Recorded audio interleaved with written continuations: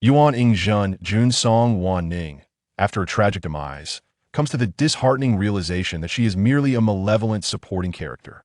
Her beloved childhood companion, who has shared a century of affection, forces her into darkness for the sake of the protagonist, a disciple who has traversed time.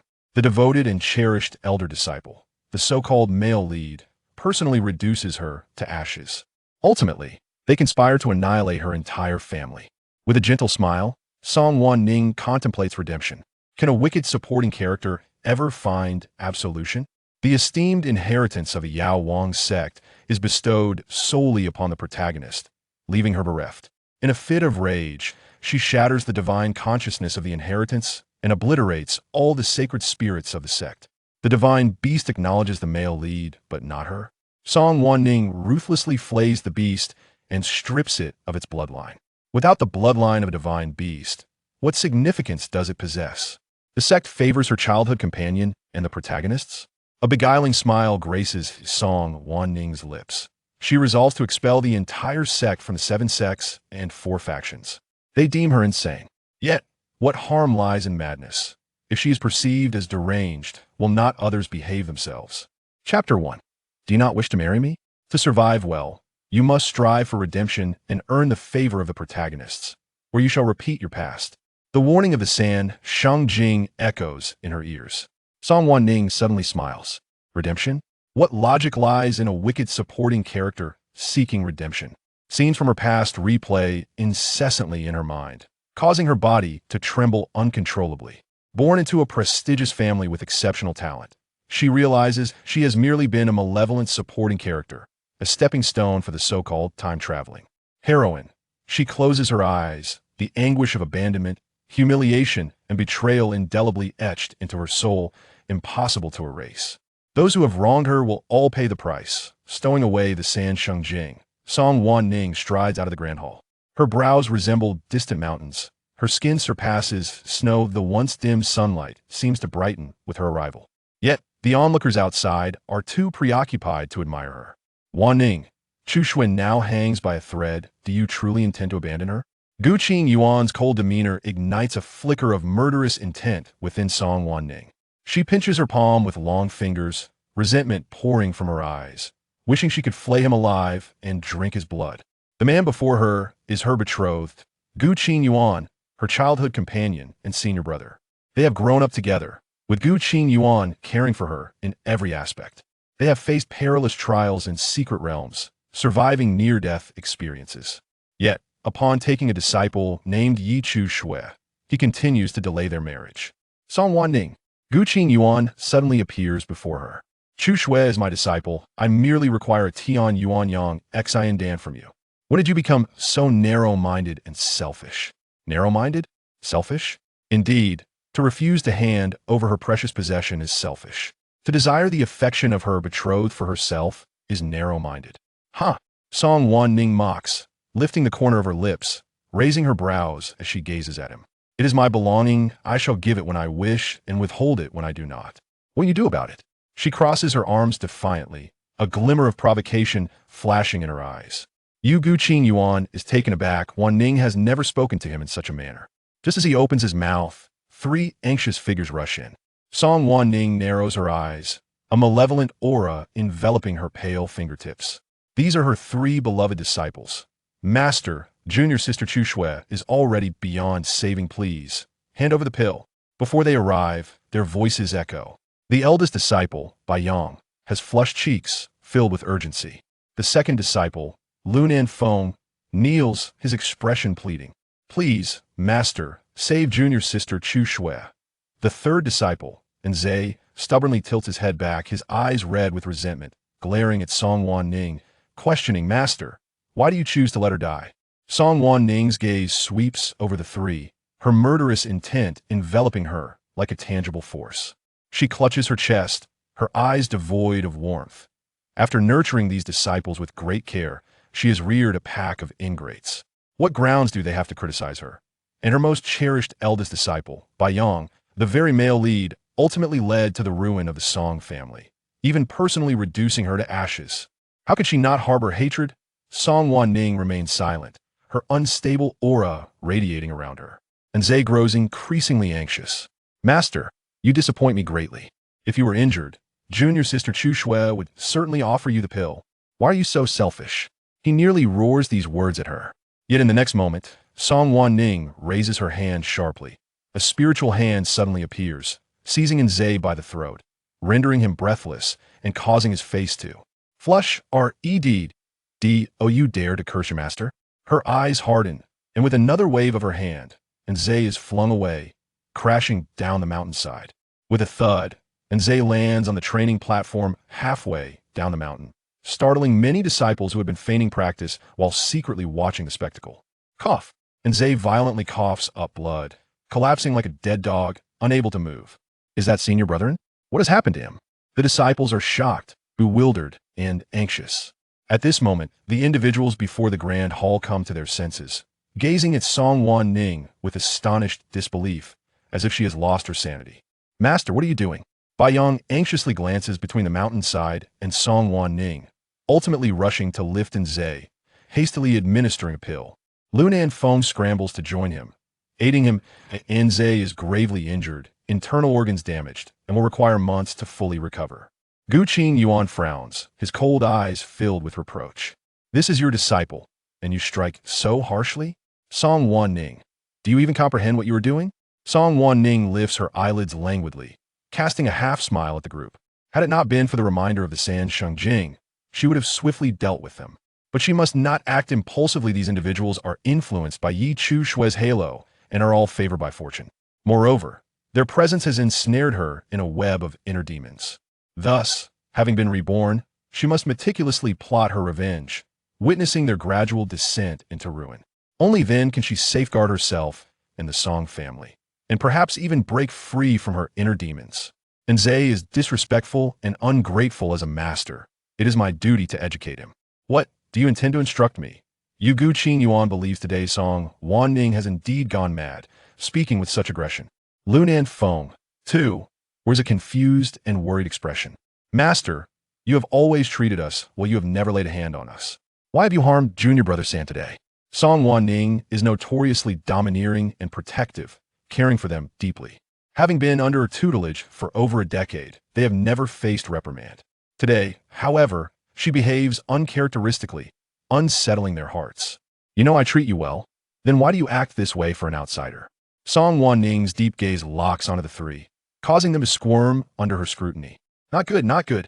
Gu Shu, Yi Shimi is in dire condition. She needs the pill immediately. A disciple rushes in, frantic with urgency. Gu Shu, we cannot delay for Yi Shimi. The image of Chu Shui lying unconscious flashes in Gu Qing Yuan's mind, causing him to sway. Chu Shui is still waiting for her salvation. A glimmer of resolve crosses his eyes. He closes them.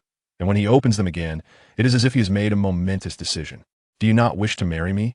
As long as you produce the elixir, I shall consent. Chapter 2, Madman. To save another, he must sacrifice himself and wed one he does not love. Yet, even in marriage, he would never lay a finger on SNG-WNNG. His heart, his body belongs solely to one person. Ch Su. SNG-WNNG stood imperiously at the Grand Hall's entrance, gazing coldly at Jean Jian. In her previous life, she had used the elixir as leverage to compel Jean Jian into agreeing to marry her. It seemed as though she was the villain forcing a man into a corner. Yet, that betrothal was one Jean Jian had willingly initiated. Those vows still echoed in her ears. But he had long since changed his heart. The object of his affection was none other than her own disciple. How utterly absurd. The once ethereal Jean Jian was merely a hypocritical charlatan. Stripped of the filter of love, the man before her appeared quite ordinary. SNG's gaze deepened as she remained silent, while a nearby disciple, Bai Ying, could no longer contain his fury. Master, how can you use Wai Shmi's life to coerce Uncle Ji? Such actions are truly despicable.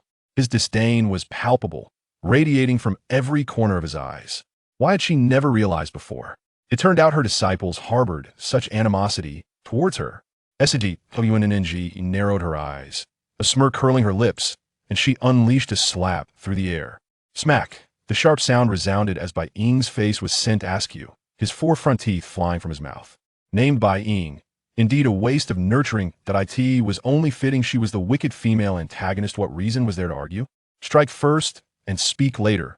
Bai Ying covered his face, a mixture of shock and humiliation coursing through him. How could Master strike him? How dared she?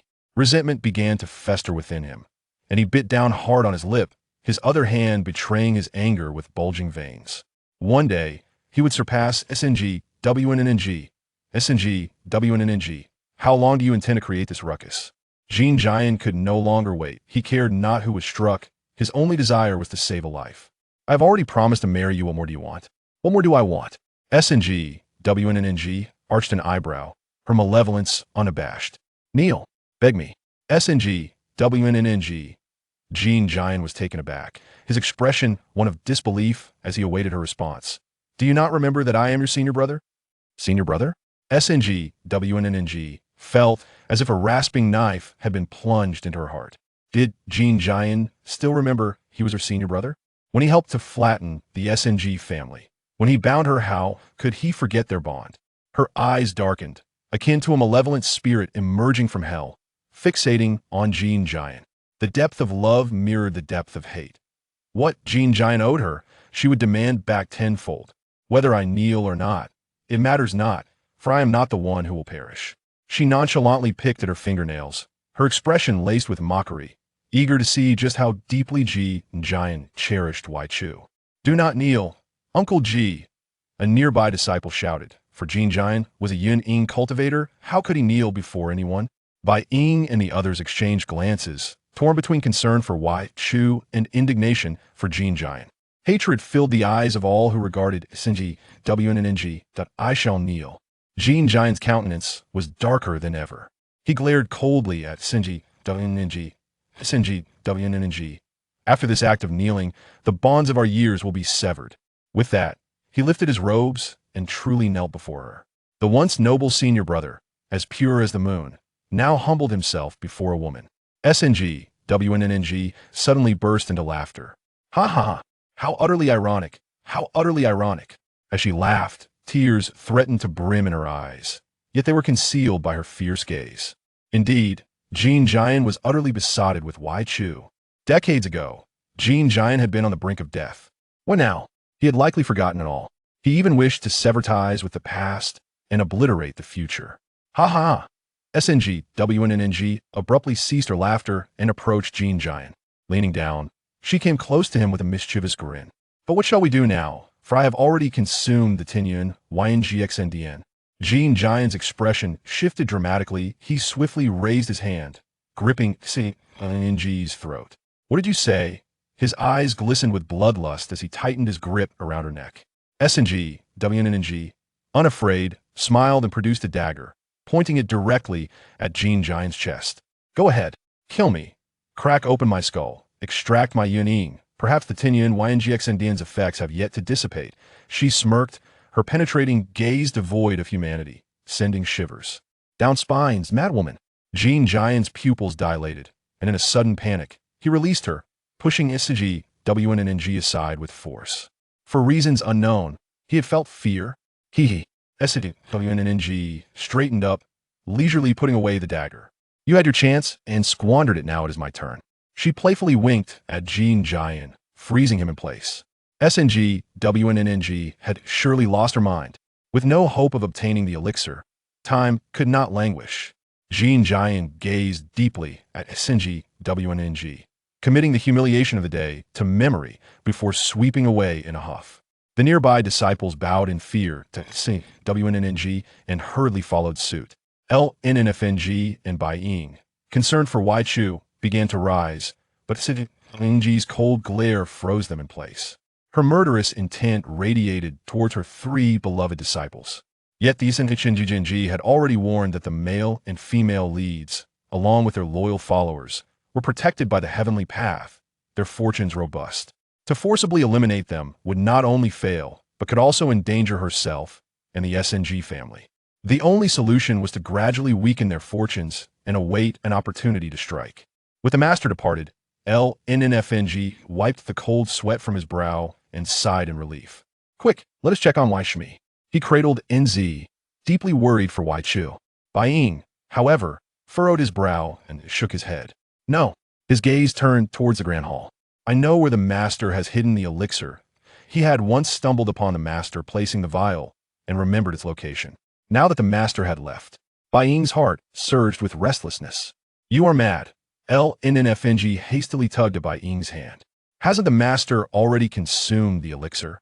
It had only taken a few words for the third disciple to be knocked unconscious. What if they were to steal something?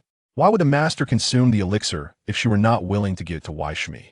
Bai Ying scoffed, a cruel smirk gracing his lips. She has always been envious of Wai Shimi. How could she possibly wish to save her? Chapter 3. Stealing the Dan to save a life, since she is unwilling to offer assistance. We shall devise our own means of rescue. With that declaration, he strode purposefully towards the Grand Hall. Eldest senior brother, you must not. Lu Nanfeng exclaimed in alarm, attempting to intervene. If our master were to find out, our lives would be forfeit. This is, after all, theft. Sister Yi is in dire peril, and I have no other recourse. Remain here, should we be discovered. I shall bear the consequences alone. A glimmer of determination shone in his eyes. Moreover, Master is merely agitated today. She would not dare impose any punishment on me.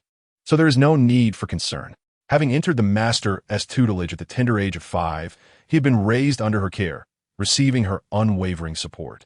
Even if she were to discover his actions, her anger would not translate into punishment. With resolute conviction, Bai Yang turned and stepped into the hall. Lu Nanfeng, his lips pressed tightly together in anxiety, understood that lives were at stake. Even if Master were to punish them, the priority was Sister Yi's survival. Upon entering the Grand Hall, Bai Yang expertly navigated to the Song Dan Pavilion. As a renowned alchemist, Song Wanning had an abundance of elixirs within. Rare herbs that were nearly impossible to find in the outside world lay carelessly upon the shelves. Over the years, their supply of elixirs had never faltered, and they were well aware of Master's formidable abilities. Bai Yang's gaze swiftly scanned the high shelves until it landed on a jade vial. With exhilaration, he snatched the vial into his hands and, upon removing the cap, beheld a lustrous, metallic-hued elixir, the Tianyuan Yangxin Dan. Master is indeed selfish to the extreme. His head bowed. A cold glint flickered in his eyes. The Tianyuan Yangxin Dan, an 8th-grade elixir, was reputed to mend bones and revive the dead, aiding cultivators in restoring their physical forms and revitalizing their dantians. Given that Sister Yi was gravely injured, with her dantian nearly shattered, only the Tianyuan Yangxin Dan could save her. Yet Master would rather hoard it than share. She is truly a demon. Swiftly, Bai Yang concealed the elixir within his storage ring and hurriedly exited. At that moment, the room was filled with numerous individuals, predominantly elders of the sect, including the sect leader himself. Yi Chuxue and Bai Yang were the most distinguished disciples of the current generation of Wentian sect, renowned for their prodigious talents. Now that Yi Chuxue was in peril, everyone awaited Gu Qingyuan to procure the elixir for her salvation. Disappointment and shock crossed Yi Chuxue's face as she realized that even Master had intervened, yet Uncle Song had refused to comply. The sect leader furrowed his brow, a flicker of concern crossing his features. Indeed, Junior Brother Gu, please hasten to present the elixir, others urged. Gu Qingyuan clenched his fists. How he longed to present it. There is no need to fret, Master. It is I who have caused you trouble. If Uncle Song is unwilling to provide it, then it cannot be helped. A fin smile griste y chuxu es wiri visage. After all, the Tianyuan Yangxin Dan was exceedingly precious. It was only natural for Uncle Song to hesitate. Master, do not be angry with her. Chuxue, it is Master's inadequacy. Gu Qingyuan felt a deep ache in his heart. Chuxue always prioritized others, never considering her own welfare. Now, with her life hanging by a thread, she still worried for Song Wanning. Yet that venomous woman stood by in indifference. The sect leader's brow knitted with concern. Could it be that, even with your intervention, Sister Song remains unwilling to assist? They had previously sought out Sister Song, but had been met with resolute refusal. Hence Gu Qingyuan's current plea for the elixir. How could that be? Sister Song has always heeded Junior Brother Gu's words. She would never refuse. Is there some unforeseen circumstance? Elder San inquired suspiciously. For over a century, everyone had witnessed Song Wanning's affinity for Gu Qingyuan. She would willingly sacrifice her life for him. How could she possibly refuse a mere elixir? Gu Qingyuan's expression darkened. The elixir had already been consumed by Song Wanning. At this moment, he could not even bring himself to address her as sister. What? This is disastrous. The Tianyuan Yangxin Dan is exceedingly difficult to refine and requires rare spiritual herbs. Where can we procure them on such short notice? Sister Song is uninjured. How could she have consumed the elixir? Panic ensued as everyone realized the gravity of the situation. Without the elixir, they faced a dire predicament. Yi Chushua's complexion turned ashen. Without the elixir, she just then, at the entrance, Bai Yang and Lu Nanfeng reappeared, accompanied by the recently awakened Zhe. The elixir is in my possession. Bai Yang rushed in, holding the vial aloft. Master did not consume it. She merely stood by while others suffered. Indeed, how has Sister Song become this way? It is truly excessive to possess the elixir and yet refuse to save a life, murmured the elders in dissatisfaction. Is this true? Quickly, let us see the elixir. The sect leader seized the vial, examining the elixir with keen interest. It is indeed the Tianyuan Yangxin Dan. Hurry, give it to Chushue. He handed the vial to Gu Qingyuan. Master, this cannot be. Since Uncle Song is unwilling to provide it to me, it cannot be used. Lest Yi Chushue shook her head in refusal. Whatever the consequences, I shall bear them alone. You need not concern yourself. Gu Qingyuan's expression hardened as he seized the elixir and forced it into Yi Chushue's mouth. The elixir swiftly coursed through her body, her complexion visibly regaining its vitality. The crowd erupted in joy, and Bai Yang's eyes sparkled with hope. As long as Sister Yi consumed the elixir, she would be safe. However, as everyone basked in their elation, Yi Chushue suddenly expelled a mouthful of blood. Her complexion turned ashen, resembling a wilting flower, rapidly darkening and shriveling. The once vibrant skin withered away, akin to the bark of a dying tree. It was as though something had seized her throat, making it difficult for her to breathe. In mere moments, she succumbed to unconsciousness. Chushue! The onlookers gasped in horror. Gu Qingyuan immediately penetrated Yi Chushue's dantian with his spiritual consciousness, discovering it filled with a black poisonous liquid, toxins coursing through her meridians. Her already serious injuries had worsened, and there were signs of life ebbing away. How could this happen? I clearly witnessed Master placing the elixir. How could it lead to this? Bai Yang, having inadvertently caused harm, stood frozen in shock.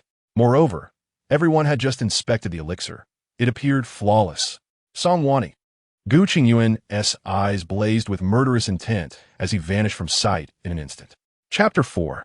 Truly testing your patience. This is bad.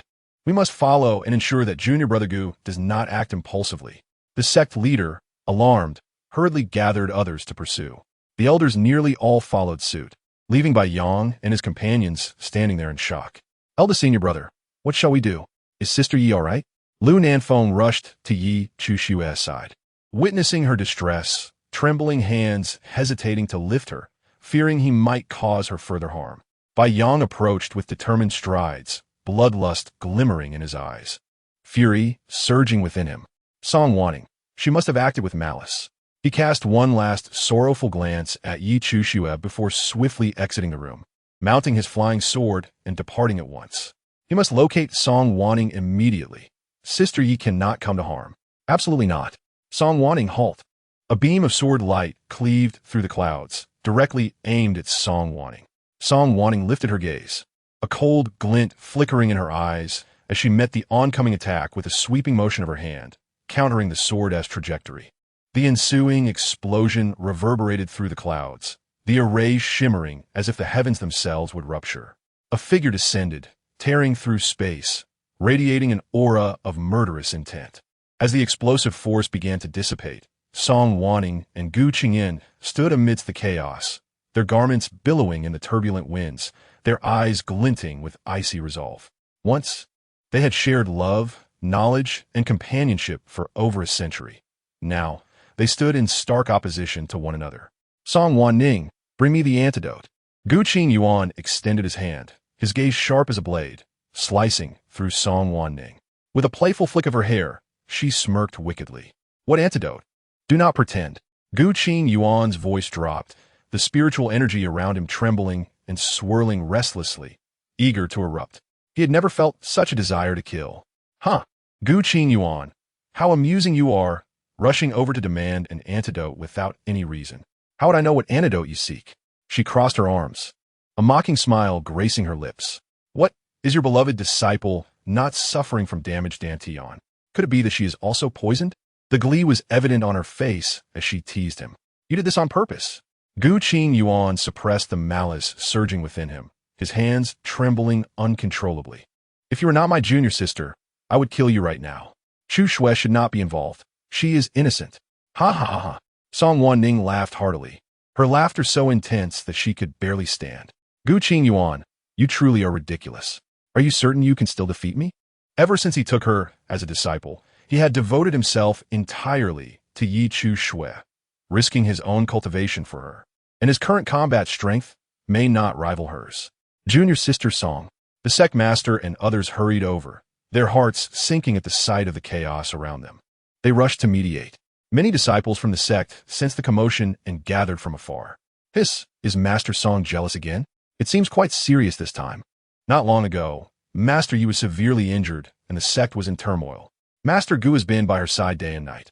How could Master Song tolerate this? Hiss, Master Song's temperament seems rather small. After all, Master Yi is Master Gu's disciple. How can she be jealous of that? This uproar is so loud that perhaps Master Song is about to turn against him? Impossible. When has Master Song ever not made a fuss? Only to be soothed by Master Gu? She is quite obedient. Shall we make a wager on how many words Master Gu will need to placate Master Song this time? I bet 2 words.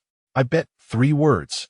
From the sect master and elders to the outer disciples, everyone knew of Song Wanning's infatuation with Gu Qing Yuan. Gu Qing Yuan's word was law, and Song Wanning had always been the submissive party. This time, it would surely be no different. Everyone awaited the moment when Song Wanning would yield. Junior sister Song, you are confused. Hurry and bring forth the antidote. Save Chu Shui first.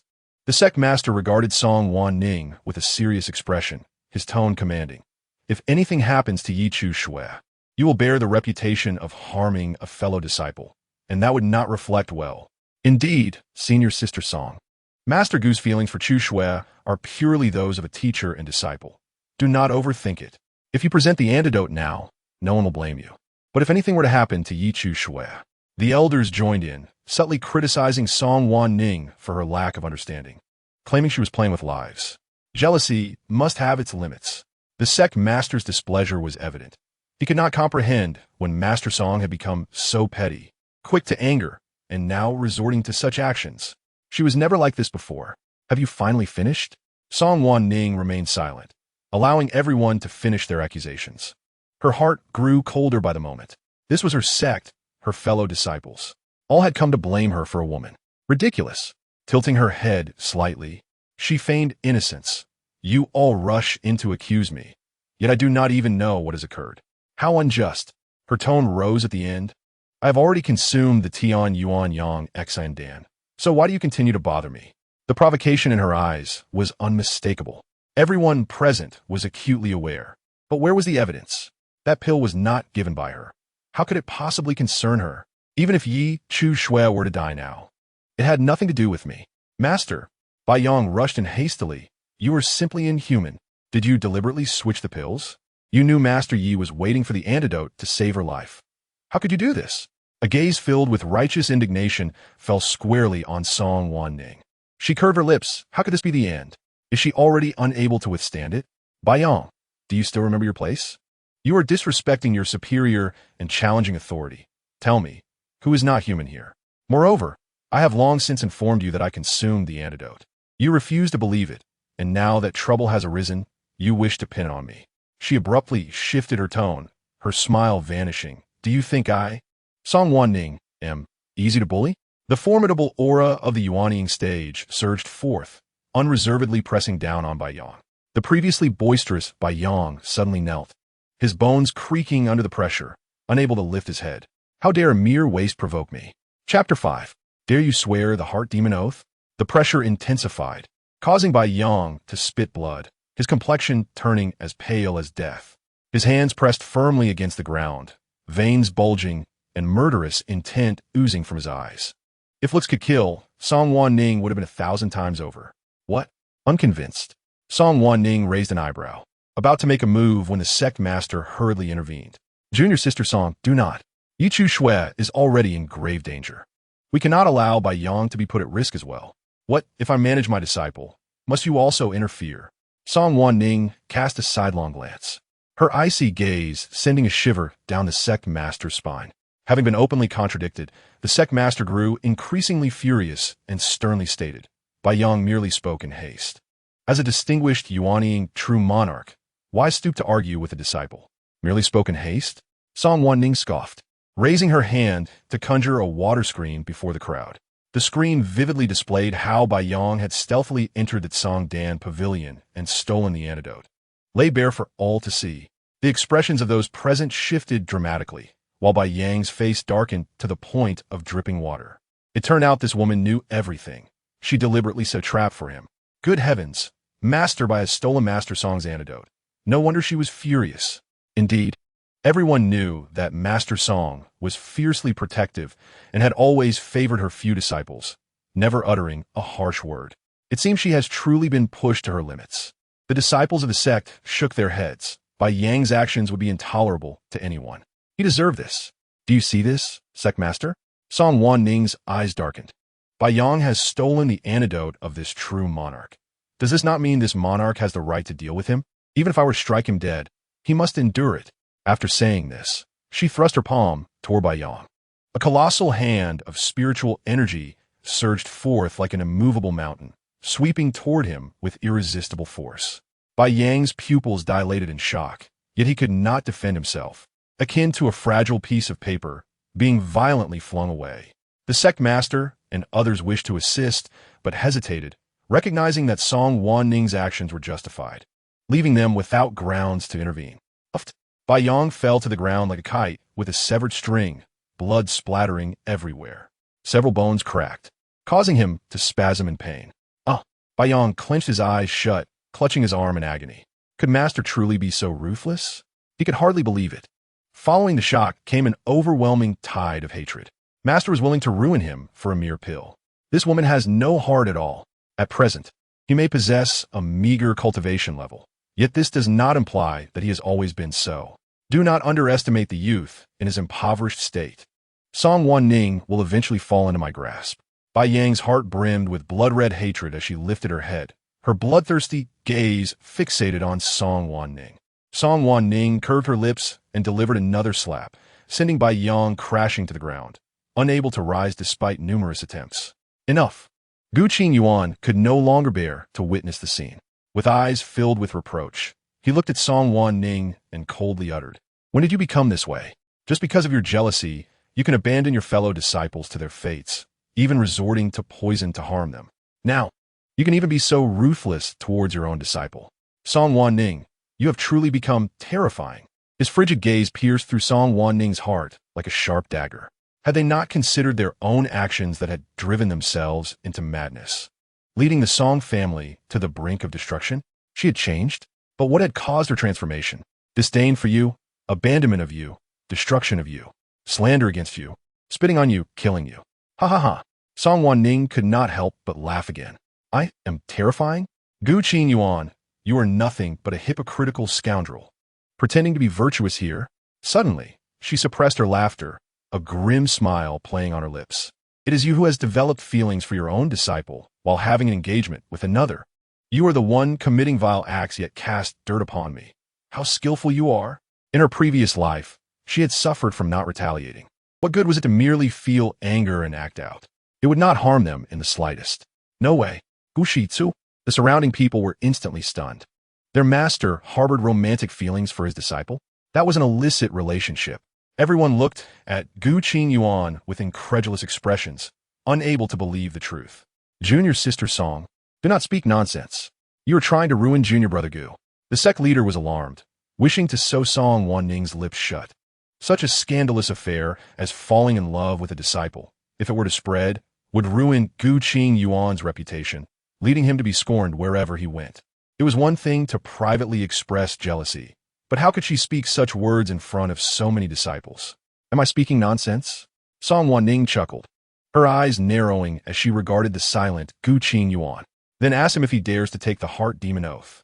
If he dares to lie, the price will be that Yi Chu Shui will never awaken again. Let's see if he dares to speak. Her aggressive demeanor caused Gu Qingyuan to grip his sword tightly, murderous intent surging like wild grass. Yet, he ultimately dared not take the oath. The atmosphere around them fell silent. The sound of a pin dropping could be heard, while Bai Yong raised her head in astonishment, unable to fathom Gu Qingyuan's thoughts towards Yi Shimei. How could this be? The sect leader and the elders turned pale, shaken to their core.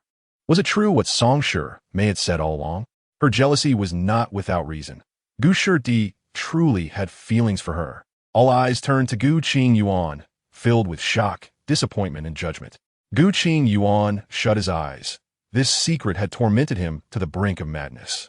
Sooner or later, it would be exposed, and he had envisioned this scenario multiple times. Yet he never anticipated it would unfold at a moment when Chu Shui was in peril. He had endured time and again, suppressing the murderous intent towards Song Wanning. He still needed her help to save someone and could not act against her. Song Wanning was amused by his shamelessness. Gu Qingyuan, who gave you the audacity to expect me to save someone who intruded into my affections? Is it my kindness over the past century, or my numerous life-threatening rescues for you? Her eyes were filled with indifference. On what grounds do you demand that I save a wretched person who has meddled in my feelings? Chapter 6. Shaving off hair, severing affection. I truly wish to ask, what wrong has Song Wanning ever committed against Gu Qingyuan? He no longer loved her. Though it pained her, she could accept it with time. Yet, what she could not fathom was how Gu Qingyuan ultimately allied with the male and female leads to obliterate the entire Song family. Gu Qingyuan had risen from a village to enter the One Tian sect due to his exceptional aptitude, yet he had no background or connections and had suffered greatly. It was her parents who, out of pity for his youth and separation from his family, always provided him with an extra share of resources. Upon realizing her feelings for him, they treated him as their own son. What had the Song family done to deserve such treatment from him in the end? Song Wanning was filled with hatred, wishing to tear Gu Qingyuan apart. Yet, she understood that death was merely the simplest form of escape. What she desired was for these individuals to experience her pain, only to descend into madness and die. Silence. Gu Qingyuan raised his sword, his trembling hands betraying his struggle for restraint. Chu Shui is the most beautiful and pure-hearted woman in the world. She is not selfish, malicious, or envious like you. She would never harm her fellow disciples. She has never intruded upon our affections. If you insult her again, do not blame me for being impolite. His voice echoed with fury, every strand of his hair expressing his wrath. Song Wanning's lips curled into a smirk. The former self had been blind to the truth. Gu Qingyuan had never defended her in such a manner. Perhaps it was not that he had changed his heart, but rather that he had never held any feelings for her at all. Never? So, had you approached me solely for the sake of the Song family's background? Song Wanning's eyes glinted with mockery as she stepped forward, fixing her sharp gaze upon Gu Qingyuan, compelling him to avert his eyes. You painstakingly cultivated affection, even proactively proposing a marriage contract, all to exploit the Song family behind me, correct? I never expected the illustrious Gu Jinjun could stoop to such vile acts. I did not. Gu Qingyuan furrowed his brow, unable to refrain from defending himself.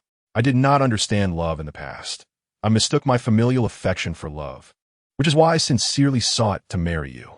I have never coveted anything from the Song family. Oh, so, upon meeting Yi Chu Shui, you suddenly understood love? Song Wanning found it all the more laughable. Yi Chu Shui had been but 5 years old when she first entered the sect. To Gu Qingyuan, she was merely a daughter he had watched grow up. That he could develop romantic feelings for his own disciple was both terrifying and revolting. Sect leader, elders, have you all heard? I, Song Wanning, have never wronged Gu Qingyuan in the slightest. It is he who has turned his affections elsewhere. Today, you shall witness my declaration. I, Song Wanning, officially annul my engagement with Gu Qingyuan. From now on, he shall walk his solitary path, while I shall tread my own bright road. With that, she drew her sword and severed the ends of her hair. A lock fell slowly, landing in the dust. Just like the past, it shall not rise again. Song Wanning had shaved her head and severed her ties, actively dissolving her engagement with Gu Qingyuan. Junior sister Song, do not act impulsively. The sect leader exclaimed in shock, hastily attempting to dissuade her.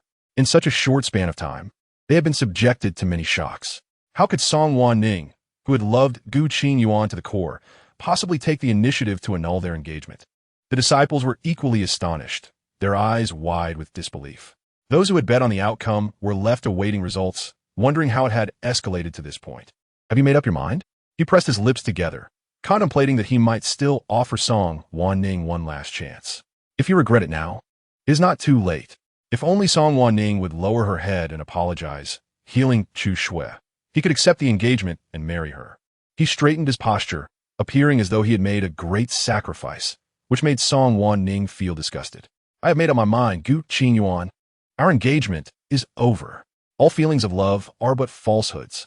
I no longer cherish them. You, Gu Qingyuan, was taken aback. Song Wanning truly intended to annul their engagement? Onlookers were equally astonished, realizing that Song Wanning was genuinely enraged this time. Ah, Sister Song, we can discuss this matter at length. After all, you two have known each other for many years. There is no need to escalate it to this point. The sect master attempted to mediate, unwilling to witness a rift between the two over a single disciple. Indeed, it was junior brother Gu who misunderstood the situation, and he could never be with Yi Chu Shui, so you need not worry. Song Wanning chuckled, a mocking smile gracing her lips. Very well, then I wish for your descendants over 18 generations to encounter such unnecessary matters. Sister Song, we are only looking out for you. How can you fail to appreciate our goodwill? How could you curse us? The elders were extremely agitated, feeling that Song Wanning was unjustly venting her fury upon them. With a sidelong glance, Song Wanning commanded, "Then be quiet. My affairs are not for others to meddle in." The elders, though furious, refrained from further commentary. This matter was beyond their jurisdiction. Song Wanning, do not come to regret your actions. Gu Qingyuan silently vowed as he witnessed the unfolding drama.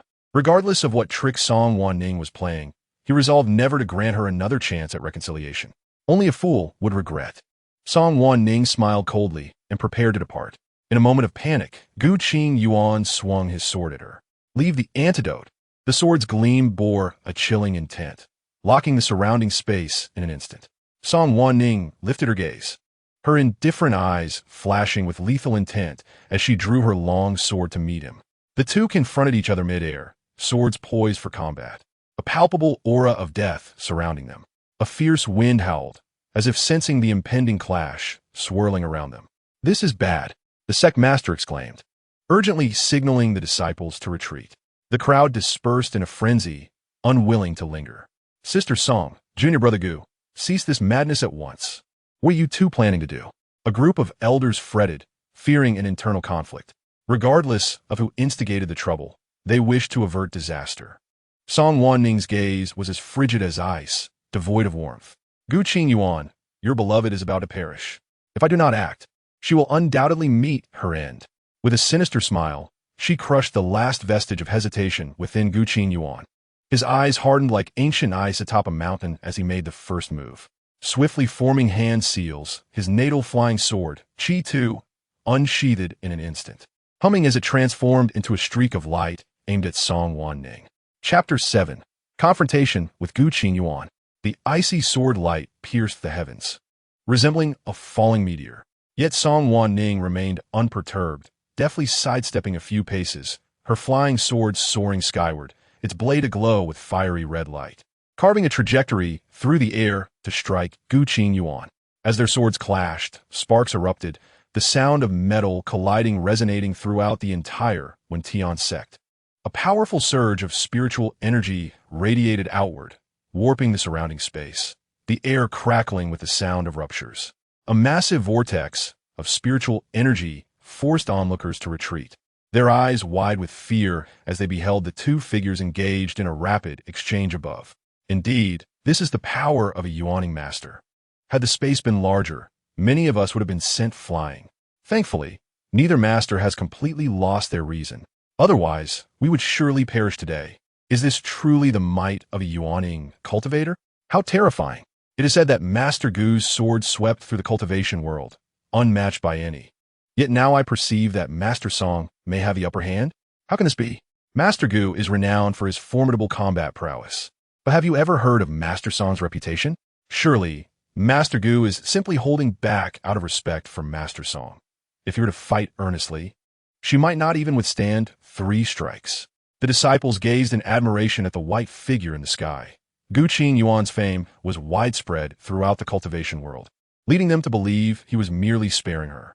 Yet, Gu Qingyuan was inwardly astonished. Today he realized that his junior sister's combat strength was astonishingly formidable, not yielding to his own in the slightest. His expression hardened as he swiftly maneuvered his hands, conjuring a shield of spiritual energy to deflect multiple sword projections. At that moment, Song Wanning altered her hand seals, her longsword disassembling mid-air into countless slender sword threads, winding towards Gu Qingyuan like serpents. The sect master, witnessing their fierce intent, was at his wit's end. Had Sister Song truly lost her mind? How could she dare to strike at Gu Qingyuan? He was utterly perplexed, even questioning whether she had been possessed. Beside him, the second elder scoffed. If she can still endure after being pushed so far, she would be a 1,000-year-old turtle. Junior brother Gu has long been indecisive. It is high time he faced consequences. While others might hesitate to voice such thoughts, she felt no such restraint. It is truly absurd that Gu Qingyuan would develop romantic feelings for his own disciple. The sect master shot her a glare. Is this truly the moment for such discussions? We need to stop them immediately.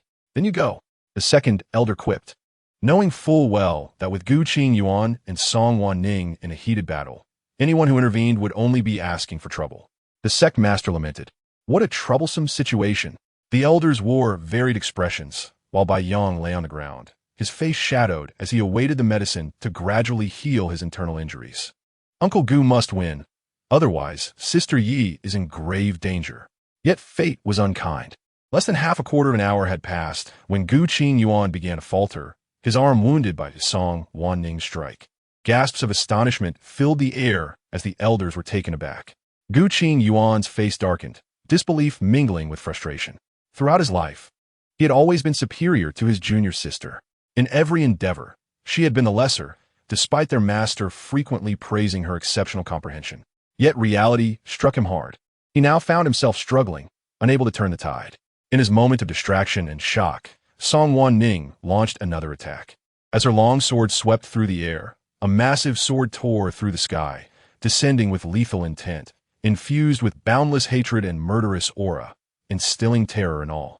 Song Wanning's swordsmanship, originally centered on killing intent, had been restrained over the years due to Gu Qingyuan's repeated admiration for Yi Chu Shui's innocence and kindness. Now, her pent-up malice and boundless killing intent surged forth, amalgamating into a singular, unreserved strike. The past was but a fleeting memory, akin to yesterday's demise. The future, a rebirth akin to today's existence. With a sword that shattered the heavens, a tempestuous gale swept through, causing garments to flutter wildly and rendering all unstable. The overwhelming force compelled everyone to bow their heads, as though something colossal weighed heavily upon them. The space warped and tore, the sound of destruction echoing, sending shivers down spines. Brilliant light flashed, momentarily obscuring vision, and when they could see again, Gu Qingyuan plummeted from the sky. Thud! His figure crashed heavily to the ground, his white robes billowing, stained with glaring blood. With a gasp, he found himself pierced in the chest, blood gushing forth. The wound deep enough to expose bone, a mere breath away from his heart's core. Song Wanning descended gracefully, her exquisite boots pressing firmly against Gu Qingyuan's face, shattering his dignity in that instant, reducing it to dust. The surroundings fell into a hushed silence, as if even the wind sensed the shift in atmosphere and came to a standstill. Gu Qingyuan coughed up blood once more, his cold gaze now filled with animosity. He could not accept it. He could not bear being trampled beneath her feet. Yet, gravely wounded and overwhelmed by her imposing presence, he found himself utterly immobilized. Gu Qingyuan, consumed by anger, fell into a fit of coughing. He could accept defeat at the hands of anyone, but he absolutely could not endure being bested by Song Wanning. What? Are you unwilling to accept this? Song Wanning understood Gu Qingyuan all too well. He was a man of exceptional pride, blessed with remarkable talents since childhood. Though he had faced adversities along the way, his journey had largely been smooth. Now, however, he found himself beneath her heel, a reality he could scarcely bear. With gritted teeth, Gu Qingyuan raised his gaze, filled with animosity. The person who had once chased after him, seeking to please him, was utterly absent. The current Song Wanning felt foreign to him, evoking a sense of hatred. Huh. As she pressed down with her foot, Gu Qingyuan's face contorted grotesquely. Unwilling to accept this, he had no choice but to swallow his pride. Had it not been for their shared status as disciples, he would have had no opportunity to speak at all. As she spoke, she kicked forcefully at Gu Qingyuan's face, sending him sprawling several meters away. Silence. An eerie silence enveloped the scene, only to be shattered by a sudden uproar. Am I blind, or has my mind faltered? Did I truly witness Song Shizu kicking Gu Shizu across the yard? My heavens! Song Shizu is simply dazzling. Chapter 8. Kneeling to save a life in the realm of cultivation, strength is revered above all, in the face of absolute power. All notions of justice become meaningless. The disciples of Medicine Sect gazed at Song Wanning with astonished eyes. Today's confrontation had shattered their perceptions. They had assumed Song Shizu to be merely a lovesick maiden, yet she had revealed herself to be an undeniably formidable warrior. Absolutely magnificent. Glancing at Gu Qingyuan, many observers wore expressions of disbelief. The sect master and the elders were equally taken aback, realizing today for the first time the depth of Song Wanning's strength. In the past, she had always seemed to remain quietly in Gu Qingyuan's shadow. They exchanged glances, and no one dared to intervene further. The matter was clearly Gu Qingyuan's fault, and there was no need to offend Song Wanning on his behalf. A hush fell over the crowd, broken only by murmurs of astonishment. Gu Qingyuan, enduring the pain, slowly rose to his feet, his fists clenched tightly, humiliation etched in his expression. He had intended to capture Song Wanning and compel her to heal Yi Chushiwa, but now, all his plans lay in ruins. Yet, Yi Chushiwa's life must be saved. Song Wanning stood motionless, her gaze heavy yet tinged with a hint of amusement. She awaited his next move. Thud! Gu Qingyuan's knees buckled, and he knelt before Song Wanning. The once unyielding spine of Gu Shizu had once again bent in deference, this time for Yi Chushiwa. Please, save Chushiwa. I beg you. Tears glistened in his eyes, mingling with the dread of losing Yi Chushiwa. The exalted Gu Shizu, kneeling before his junior sister for the sake of a disciple. This act stunned all present. Song Wanning's heart was struck anew, but this time, the pain was replaced by irony. Had Gu Qingyuan expressed his true feelings from the beginning, she might not have developed such a jealous facade. Perhaps she would have relinquished her feelings long ago. She too possessed her own pride. Yet, he had repeatedly concealed, justified, and led her to doubt, harbor jealousy, and deceive herself. Before her stood the same cold visage, but it no longer bore the rebellious aloofness she had once admired. So it was that her years of infatuation amounted to naught. As she gazed into his beseeching eyes, Song Wanning gradually lowered her head, extending her hand to caress Gu Qingyuan's face. In that moment, she longed to mar his features. Her sharp nails grazed his skin, leaving crimson lines upon his pale visage. Striking, captivating, and intoxicating. Her delicate fingers traced the elongated scar, tender as a lover's whisper. Gu Qingyuan lifted his gaze, only to meet eyes that seemed to have returned from the depths of hell.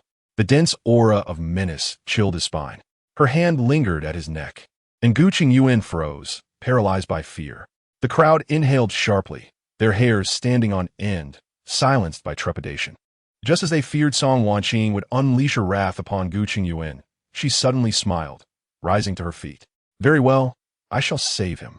Did they think she would simply acquiesce? Dream on. Really? Gu Qingyuan was momentarily dazed, but joy surged within him as he stood, though the intense pain left him pallid. Yet, he could not mask his elation. Of course, I can only do my utmost. The outcome is not my responsibility. Save him? Huh. Very well. Gu Qingyuan set aside all reservations. If it meant she would agree to save him, then everything was worth it. Song Wanning nodded, swiftly moving past the crowd, her graceful figure fading into the distance. Gu Qingyuan, suppressing his pain, followed closely behind, while the elders exchanged glances and hastened to keep pace. The onlooking disciples chattered excitedly about the recent events, gradually dispersing. No one paid heed to Bai Yong, who lay on the ground, as if he were invisible. Bai Yong stared blankly in the direction where Song Wanning had vanished, feeling an inexplicable heaviness in his chest.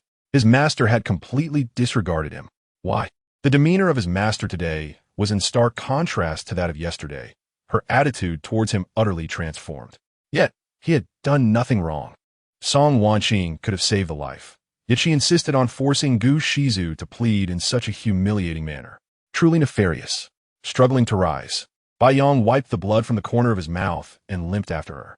Song Wanning conducted a brief examination of Yi Chushue's poison, her eyes gleaming with cold light. The person on the bed had skin as rough as tree bark, wrinkled and lifeless, like a withered old tree losing its vitality. She had indeed been afflicted by the poison she had concocted. She retrieved a pill. Consuming this pill would neutralize the toxins within her body, but due to her prior severe injuries, the poison had already seeped into her meridians, leaving her with lingering ailments. Whether she could fully recover depended on her future fortune. Neutralizing the poison, she had embedded a powerful ingredient in the pill to help pinpoint Yi Chushue's location. Gu Qingyuan furrowed his brow upon hearing this. Was there truly no method to completely eradicate the poison? Song Wanning was renowned for her medical prowess and was a master alchemist. Could she truly not resolve even this minor affliction? He refused to believe it. If you possess such a remedy, then seek someone more capable. As she spoke, she tossed the pill to Gu Qingyuan and turned to leave. Cough, cough, cough. Gu Shidi first neutralized the poison, and we can consider the lingering ailments later. The sect master stepped forward to obstruct Gu Qingyuan, preventing him from pursuing Song Wanning any further. If he pressed her too hard, no one would benefit from it. Indeed, as long as life is preserved. The second elder's sarcastic voice interjected, casting a disdainful glance at Gu Qingyuan. How brazen he was. Silence. The sect master shot her a glare before turning to offer counsel. Today, it is clear that Song Shimi was angered. Do not push her further. Allow some time for her ire to dissipate, and then you may respectfully request her assistance. Right now, the priority is the life of Yi Shidi. He suppressed all other thoughts and ultimately administered the pill to Yi Chushue. The once withered visage quickly regained its luster, and Yi Chushu slowly stirred, expelling several mouthfuls of black blood. Her injuries were rapidly healing, a stark contrast to her previous state. Indeed, Song Wanching's pill was extraordinary. All is well now. Chushue's injuries are no longer serious. We shall not disturb her recovery. The sect master and the others wished to leave without further incident. Yet they could not simply overlook the matter. He first dismissed the elders before beckoning Gu Qingyuan to step outside. At that moment, Bai Yong finally arrived on his flying crane, disheveled and unsteady. Yet, driven by urgency, he dashed into the room. Lu Nanfeng, concerned for Yi Chushue, was taken aback to see Bai Yong, bloodied and battered, enter. An's expression darkened, and he demanded angrily, "Senior brother, who harmed you?" Chapter 9. Let us destroy them. In the realm of Yinshao Peak, it seems that those who dare to provoke us are simply courting disaster. Coughing, An's winced as he inadvertently tugged at his wound, harboring resentment towards Song Wanning's callousness. Yi Shimi, are you feeling better? Yi Chushue gazed at him with gratitude, responding, "Much better, thank you," by Shi Xiao. Unbeknownst to her, after her fainting spell, she remained oblivious to the events that transpired, believing that the elixir stolen by Bai Yong had restored her health, her eyes glistening with warmth. "Because of my predicament, have I caused you to incur the displeasure of Master Song? What shall we do?" She expressed concern that Master Song might blame Bai Yong. Bai Yang's expression stiffened, feeling somewhat awkward and distressed. Unsure of how to elucidate the matter to Yi Chushue, he could only offer a few brief words of concern before taking his leave. Lu Nanfeng and An's followed suit, while Yi Chushue watched Bai Yang's retreating figure, feeling a twinge of disappointment mingled with sweetness. Bai Yong had even defied his master's orders to procure the elixir for her. At that moment, Gu Qingyuan strode into the room, his face shadowed by a deep gloom. The sect leader had once again warned him against making decisions he might later regret. Yi Chushue was his disciple. They could never be together. Clenching his fists, he felt an unwillingness to accept this truth. Their identities should not serve as barriers. Yet, morality dictated that he must exercise restraint. The conflicting thoughts spiraled within him, driving him to the brink of madness. On Yinshao Peak, Bai Yong was punished to kneel at the entrance of the Grand Hall. His theft of the elixir had been discovered, and passing disciples couldn't help but cast furtive glances in his direction. Song Wanning emerged from the hall, her gaze locking with Bai Yang's, filled with resentment. She turned away indifferently, uttering not a single word. Bai Yong, biting his lip in frustration, lowered his head once more. Upon seeing Song Wanning depart, Lu Nanfeng stealthily approached, anxiously saying, "Shi Xiang, weren't you supposed to apologize to Master? If you do, she'll surely soften. Why must you persist? I have done nothing wrong. I will not apologize." Bai Yang retorted, his eyes flashing with cold defiance. "Why should I admit fault?" "Chill." Lu Nanfeng quickly urged him to be silent, fearing that if Master heard, matters would worsen. Bai Yang scoffed, stubbornly refusing to bow. Lu Nanfeng, exasperated, resigned himself to the situation, saying, "Fine, fine. Master will surely calm down in 3 days. Just kneel for a couple more days." Song Wanning hastened into the courtyard, her heart suddenly swelling with emotion upon seeing 2 familiar figures. Thankfully, nothing had yet transpired. Her parents were still alive. The joy of Song Qingyun was palpable as he rushed out, taking his partner Mu Yuan's hand. She smiled, approaching her parents and embracing them, speechless for a long while. However, the smiles faded from Mu Yuan and Song Qingyun's faces as they exchanged glances, sensing something amiss. When Song Wanning disclosed that her engagement to Gu Qingyuan had been annulled, their expressions turned grave. How can this be? Wanning has cherished Gu Qingyuan for over a century. How could she suddenly call off the engagement? Song Wanning shook her head, producing the Sansheng mirror to reveal the tribulations she had endured. This is outrageous. This is outrageous. Song Qingyun's vision blurred with rage, trembling all over. His most beloved daughter had been wronged by Bai Yang. The entire Song family, 1,000 strong, had been mercilessly slaughtered by Bai Yang and his associates. How dare they? I shall go and slay them this very moment. Mu Yuan's eyes burned with fury, enveloped in a murderous aura, wishing nothing more than to tear those responsible apart. She embraced Song Wanning tightly, exclaiming, "Wanning, my dear daughter, how could they treat you so cruelly?" They had witnessed how kind she had been to those individuals. How could they possess such a heartless disposition? "Father, mother, I'm no longer sorrowful." Song Wanning reassured her parents, guiding them inside, raising her hand to set up a barrier, a fierce determination flickering in her gaze. "Father, mother, though those people are favored by the heavens, I know their future trajectory and possess means to outmaneuver them. They shall become my treasure trove." The malicious rivals had learned of the future's trajectory, akin to wolves infiltrating a flock of sheep. Those individuals had extraordinary fortunes, and she was poised to seize them.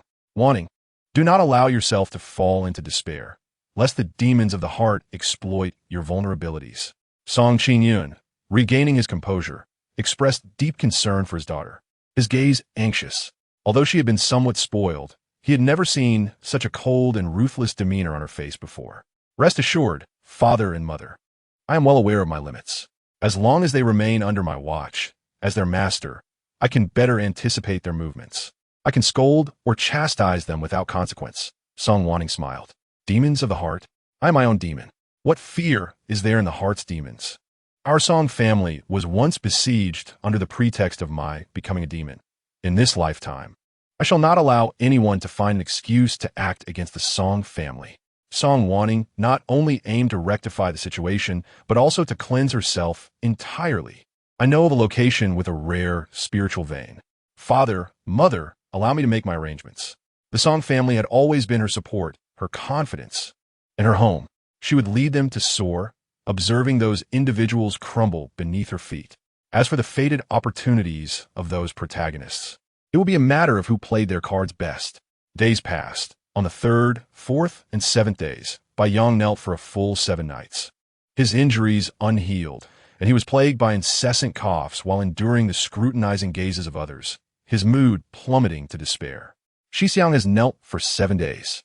She is intentionally punishing him. An's anger grew with each passing moment. "Shi Xiang, you should not be so compliant. If she commands you to kneel, you could rise secretly. She would never know." Bai Yang lowered his head, ignoring him. Ans continued to vent his frustrations, seeking to defend Bai Yang while also releasing his pent-up rage from earlier, only to suddenly notice a timid little girl by Song Wanning's side, appearing to be around 7 or 8 years old. The 3 of them were momentarily taken aback. Lu Nanfeng was filled with joy, yet he saw Song Wanning gently nudge the little girl. "Allow me to introduce her. This is my closed-door disciple, Li Ruo." Chapter 10. Closed-door disciple what? A closed-door disciple? Lu Nanfeng was instantly stunned, while Ans and Bai Yang widened their eyes in astonishment.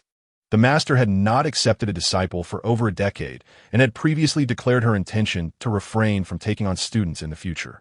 For years, she had concentrated her efforts on the three of them. Now, a little apprentice had suddenly appeared, unsettling their hearts. Master, did you not state that you no longer wish to take on disciples? Ins approached the two, scrutinizing Li Ruo with clear discontent. A mere trifling with 3 spiritual roots is worthy of being a true disciple of Yin Shao Peak? What will others think if word gets out? Master, should you reconsider? The decision to accept disciples is not to be taken lightly. Lu Nanfeng chimed in the cultivation world, accepting a disciple is a significant matter.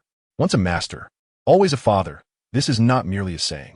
To accept a disciple entails answering their questions, imparting techniques, and providing support, becoming their pillar of strength. Therefore, such a reciprocal choice must be made with caution. The 3 of them had entered Song Wanning's tutelage due to their exceptional qualifications. But what merit did this little girl possess? Bai Yang's expression soured further, a sense of resentment brewing within him. Do I require your approval to take on disciples? Song Wanning scoffed lightly, grasping Li Ruo's small hand. From this day forth, she is your junior sister. Her qualifications matter not, as long as I favor her. With that, she led Li Ruo into the grand hall, never once glancing at Bai Yang. What does it mean for Shizuan? Why does she disregard herself? Senior brother, what is wrong with Shizuan? Why has she suddenly decided to take on a disciple? Lu Nanfeng felt a pang of anxiety, inexplicably reluctant to see Shizuan accept the new arrival as her apprentice. What else could it be? And snorted coldly, expressing his dissatisfaction. It must be because we've recently angered her. She is deliberately taking on a disciple to vex us, isn't she? Just wait and see how long she can take pride in such a mediocre apprentice. She will surely regret it. Ans harbored significant malice towards Song Wanning, often voicing his complaints behind her back, though he dared not confront her directly. In his eyes, Shizuan had completely devolved into a jealous woman of the inner sanctum. No matter how profound her cultivation or formidable her combat prowess, he held little regard for Song Wanning. Upon hearing this, Bai Yang's brows furrowed, slowly releasing his grip. It must be so. Shizuan is indeed upset with herself, which is why she intentionally took on a disciple, to irritate him. He glanced at his knees. Having knelt for so long, yet Shizuan had yet to summon him to rise. It appeared she was genuinely angered. Nevertheless, he still believed he had done nothing wrong. If Shizuan ignored him, he would reciprocate the indifference and see who could endure longer. Bai Yang, relying on the affection shown to him by Song Wanning over the years, did not take the situation to heart. Meanwhile, in the grand hall, Song Wanning was observing the young girl before her. When she found the girl, she was being beaten mercilessly, yet her eyes sparkled with an extraordinary light. In her previous life, Song Wanning had encountered this girl, who had been driven to madness and was being hunted down. During a siege, she was injured and fell into a valley. In the valley, she met Li Ruo, who at that time was already a foundational cultivator training in seclusion and recognized Song Wanning at first sight. However, she did not harm Song Wanning nor inform her sect. Instead, she quietly hid her in the valley, giving her all the pills she possessed, at a time when she was abandoned by her loved ones. It was a stranger who saved her. Song Wanning was perplexed, but Li Ruo explained that she had once received a favor from her in the sect. Although it was merely a single sentence that spared her from being beaten by the other disciples, Li Ruo held it in her heart, unwilling to forget. Originally, she had planned to send the girl to the Song family, but given the uncertain future of the Song family, she did not wish her act of kindness to turn into revenge. Leaving her in the outer sect would also leave her vulnerable to being targeted in her absence. After much contemplation, she decided that taking her as a disciple would be the most suitable choice. Li Ruo nervously fidgeted with the hem of her clothes, her eyes reflecting a hint of inferiority. She was merely a 3-spirit root, and her spiritual root's concentration was not high, making her an easy target for bullying in the outer sect. With her qualifications, she was unworthy of being a disciple of Song Shizu. The young girl appeared somewhat dejected. Song Wanning, with a smile in her eyes, gently ruffled the girl's hair. I accept you as my disciple for a reason. There is no need for you to belittle yourself. Some individuals, despite their excellent qualifications, may not remember the grace of heaven, and their fates may not end well.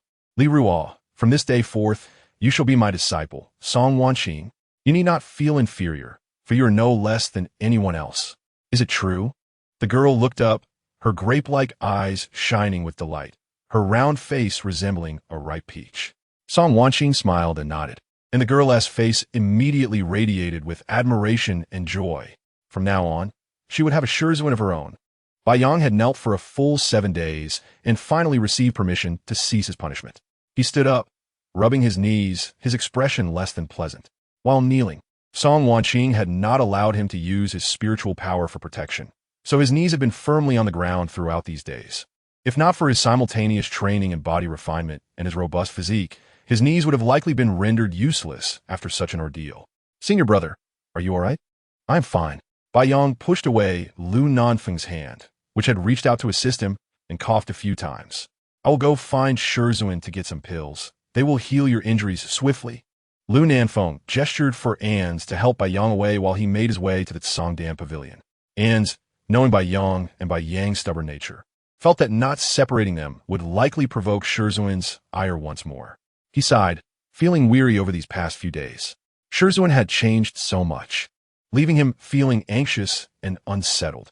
Upon entering the hall, Song Wanning was instructing Li Ruo on something. Lu Nanfeng paused for a moment, hesitating before continuing forward. Shirzuen, I'm going to the Songdan Pavilion to fetch some pills for senior brother. Every month, Shirzuen allocates a certain quantity of pills to them. Unlike the pills found in the outside world, those provided by Shirzuen are of superior or even extraordinary quality, with little risk of pill toxicity. Consuming them does not jeopardize their foundational roots. Thus, over the years, they had never purchased pills. The pills distributed by the sect were beneath their consideration, as most were casually given away. Now that senior brother was injured and the third junior brother had yet to recover, Lu Nanfeng's first thought was to obtain Shirzuen's pills. Song Wanning, who had been conversing with Li Ruo, paused and cast a cursory glance at him. Chapter 11.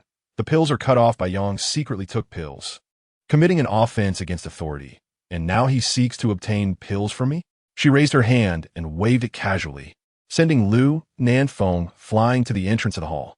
Subsequently, Song Waning's cold voice echoed through the hall, reaching the ears of the three outside. From this day forth, I shall no longer provide you with a single pill.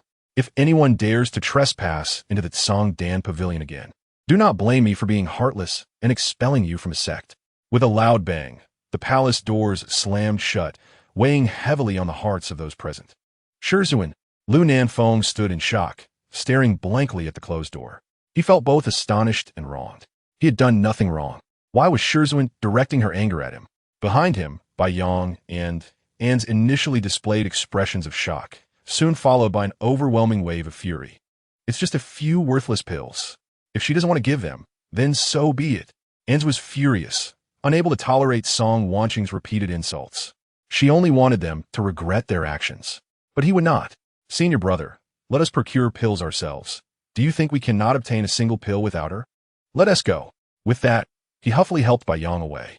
Throughout, Bai Yang had not uttered a word, yet the gloomy aura surrounding him made him appear quite fearsome. Song Wanning would surely regret this. She would. Oh, isn't this Bai Yang, our sex prodigy? When Mingyu, holding a bottle of pills, had just exited the alchemy room. Upon seeing Bai Yang still injured, he smirked maliciously. What brings our sex genius here to the refining void peak today? When Mingyu, how can you speak like that? An's temper flared instantly, as he admired senior brother most, and could not stand to see him suffer in any way. We are here to buy pills. Listen to see Uncle Lon. He attempted to enter the alchemy room, not treating himself as an outsider. They had already made a trip to the market at the foot of the mountain, where the shop sold only inferior pills, with the best being of average quality. Given the severe toxicity of average pills and the unpalatability of inferior ones, they naturally looked down upon them. Were it not for this, they would never have come to the refining void peak. After all, Uncle Lon had always been at odds with Shirzuen, and their relationship with Wenmingyu was also poor, which would surely lead to difficulties. Oh, didn't your pills come from Song Shirzuen? Why are they no longer available? Wenmingyu exclaimed, feigning surprise. Oh, I almost forgot. It was a certain treacherous individual who secretly stole pills, nearly causing harm to others. If I were Song Shirzuen, I wouldn't give a single pill to such an ungrateful wretch. He wore a stern expression, casting a look of disdain at Bai Yang. For the sake of a woman, stealing from one's own master, such treachery is truly disgusting. Wenmingyu, Ans was instantly enraged, exclaiming, "You know nothing. Dare to speak recklessly again? I will tear your mouth apart." With that, he charged towards Wen Mingyu. Humph, does he think everyone is afraid of him? Third junior brother, stop immediately. You must cease. Lu Nanfeng anxiously stomped his foot, desperately trying to grasp Bai Yang's arm. Eldest brother, you need to get third junior brother to halt. If this continues, it will escalate. Bai Yang's brows furrowed as he swiftly flew over, blocking Ans. Lu Nanfeng breathed a sigh of relief, grateful for his eldest brother's reason. However, in the next moment, Bai Yang pushed Ans aside and advanced. What kind of hero is it to bully someone weaker than yourself? With a swift motion, he drew his sword, attacking Wen Maiju mercilessly, exuding a mur de roue aura. If Song Wanning couldn't defeat him, could Wen Mingyu really be a match? With this thought, Bai Yang's strikes became increasingly ferocious. Wen Mingyu's expression turned grim, yet he stood his ground, retaliating with full force. The sudden turn of events left Lu Nanfeng pale. What was happening to eldest brother? Why was both the master and eldest brother acting strangely? Eldest brother had always been calm and rational. Previously, any conflict with Wen Mingyu had merely been verbal disputes, often disregarding him entirely. Now, he was behaving unusually. Bah, it's time to properly deal with that scoundrel. Ens cheered from the side. Shut your mouth. Lu Nanfeng was infuriated, pacing anxiously. Third junior brother, with a single fire spirit root and the cultivation method he practiced, had a volatile temperament. He often stirred up trouble, always relying on eldest brother to clean up after him. In the past, they had the master to protect them, but with the master behaving so abnormally lately, he felt entirely unsettled. He wished desperately for the two to reconcile at once, but contrary to his hopes, they fought fiercely, drawing the attention of passing disciples who craned their necks to watch.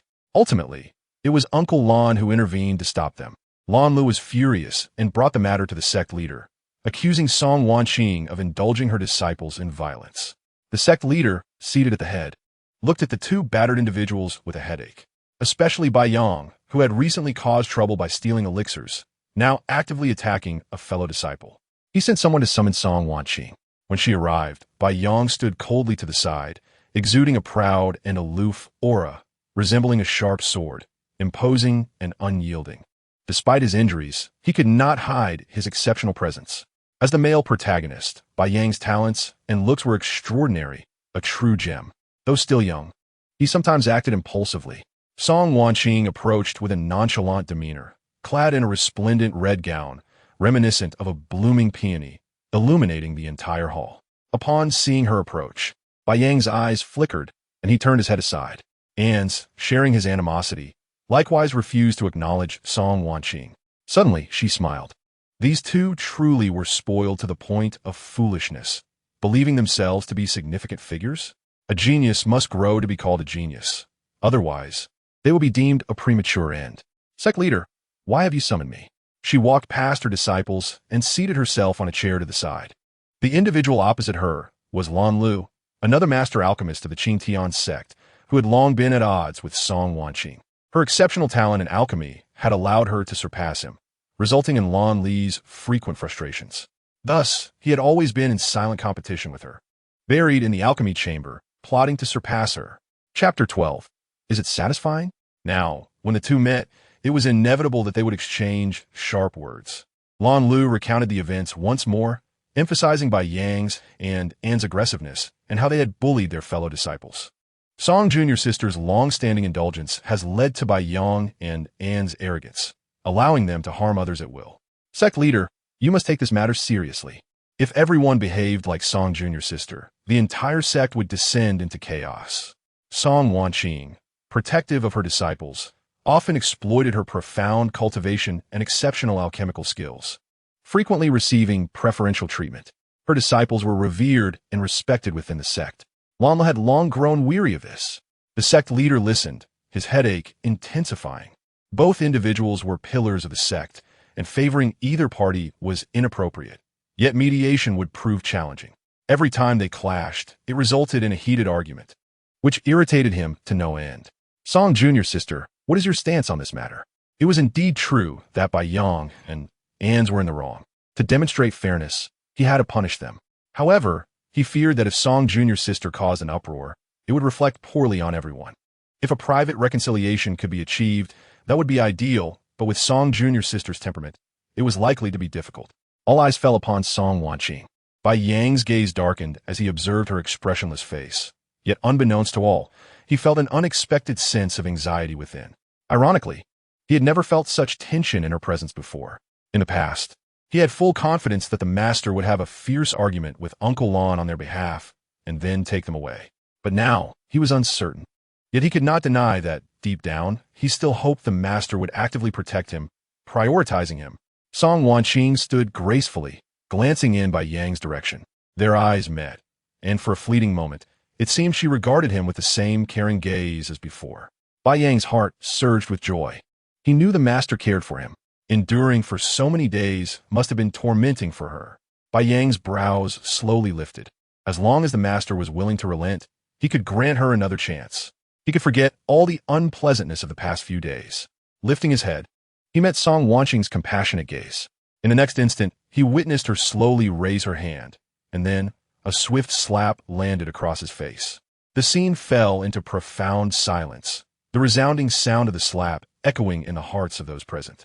Song Waning's slap, imbued with spiritual energy, though executed with less than 1% of her strength, was still unbearable for the injured Bai Yang. Several of his remaining teeth flew out, and one side of his face rapidly swelled, leaving him unable to rise. Lan Lu was astonished, while when Mingyu's eyes widened in disbelief. He rubbed his eyes vigorously, convinced that what he had just witnessed was an illusion. This was not the first time the sect leader had seen such a scene. He closed his eyes and sighed deeply. It seemed Song Jr.'s sister was still upset with Bai Yang. "Brother Lan, are you satisfied now?" At that moment, Song Wanning tilted her head, a smirk playing on her lips, and raised her hand again to strike. As if fearing Lan Lu was not appeased, she delivered 4 consecutive slaps. Bai Yang was tossed about like a rag doll. Thud! He fell heavily to the ground. Along with his heart, he plummeted into despair. Lying on the ground, the pain in his body felt distant. He was engulfed in confusion. Was it because he had stolen an elixir that the master had turned into this? Why? A sense of panic, unlike anything he had ever experienced, spread rapidly within Bai Yang's heart. He finally realized that he was no longer the master's most cherished disciple.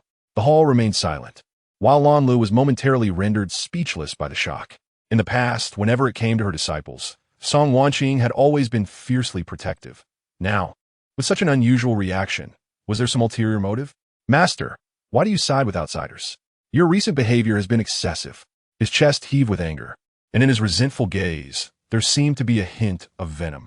What awaited him was not an explanation from Swning, but a slap that struck him harder than Bai Ying, sending him flying backward, his head hitting the ground with a heavy thud. "It is all your fault. You useless wretch." Swning's cold gaze swept over the scene as she delivered another slap. With a muffled sound, NZ, still recovering from previous injuries, fell into unconsciousness after just 2 slaps. The grand hall was enveloped in silence. L stared at Swning as if he had seen a ghost, feeling that she had gone mad today. Yet, Swning smiled sweetly and innocently, asking him, "Brother LN, are you satisfied now? If not, I can't continue." L quickly intervened, for he sought an explanation, not the destruction of Bai Ying and NZ. "Are you truly satisfied?" Swning felt some disappointment. She had wished to continue her onslaught, but what did a vicious female antagonist care for propriety? If she wished to act, she would do so. Swning smiled again, raising her hand to deliver a few more slaps before the eyes of the onlookers. Having already lost consciousness, NZ received 2 more slaps, while Bai Ying was sent flying once again. Even the stunned Ing received a slap. L, astonished, quickly rose to his feet. "Madwoman!" He shot Swning a furious glare, his anger propelling him to leave in haste. Venom Ngi stumbled, his gaze towards Swning now filled with terror. The way Swning had struck NZ resembled a gruesome display of cruelty. He hurriedly followed his master to flee the scene. Thus, the farce concluded, leaving the sect leader with an even greater headache.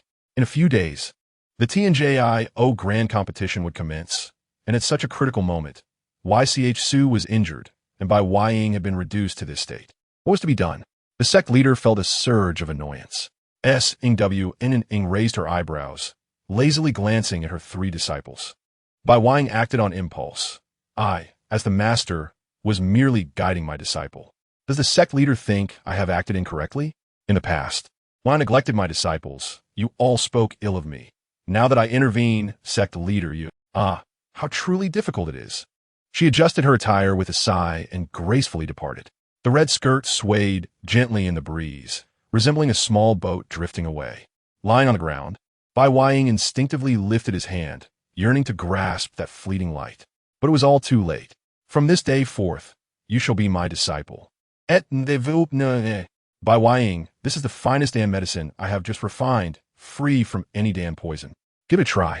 From now on, I shall refine Dan medicine solely for you. Chapter 13 Gu Qunjuin. You will regret this. He is my disciple. Nothingness. If anyone dares to harm him, they must step over my dead body. Bai Ying, remember, your master and the Sing family behind me are your support. You may act boldly, and if trouble arises, I shall protect you. Memories of past moments flooded Bai Ying's mind, and he could vividly recall the concern and pride in his master's expression as she spoke these words. Yet now, everything had changed. Bai Ying felt a surge of anxiety, clutching his chest tightly, glaring at the distant figure of Ing as she receded. The sect leader approached, observing the 3 disciples lying on the ground, increasingly helpless. What could have provoked May to this extent, neglecting even her disciples? He looked down at Bai Ying, sighed deeply. Setting aside May's character, Bai Ying's actions as a disciple were indeed inappropriate. Observing Bai Ying's lingering expression of indignation, the sect leader's expression hardened. Should any disciple of mine dare to betray me for an outsider, their fate would surely be worse than yours. May has already shown great forbearance. Z has treated them so well. Yet they dare to steal Dan medicine. Serves them right. This news naturally reached Su Li Peak. At this moment, Gu Qunjin was expelling toxins from Su's body when his friend Ing rushed over, recounting the incident. While sharing the amusing tale, his gaze occasionally fell upon the two, revealing a complex mix of emotions.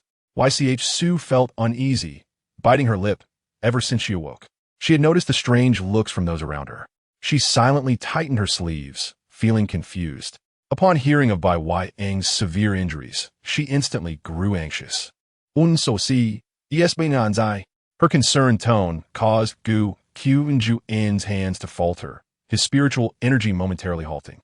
Cough, cough, cough. Gu Qunjuin suddenly broke into a fit of coughs.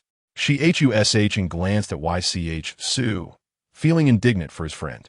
Gu Qunjuin had yet to fully recover from his previous injuries inflicted by Ing, yet he rushed to detoxify Su. However, her heart was solely focused on Bai Ying. He'll be fine. He's not going to die.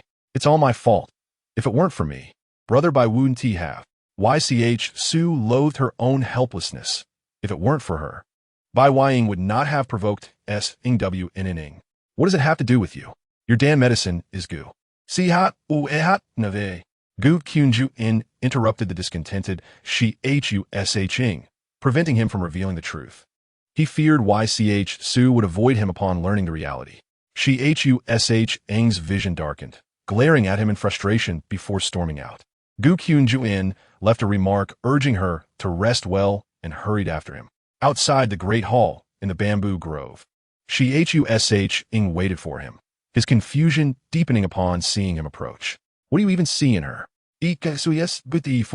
But Ing surpasses her in every aspect.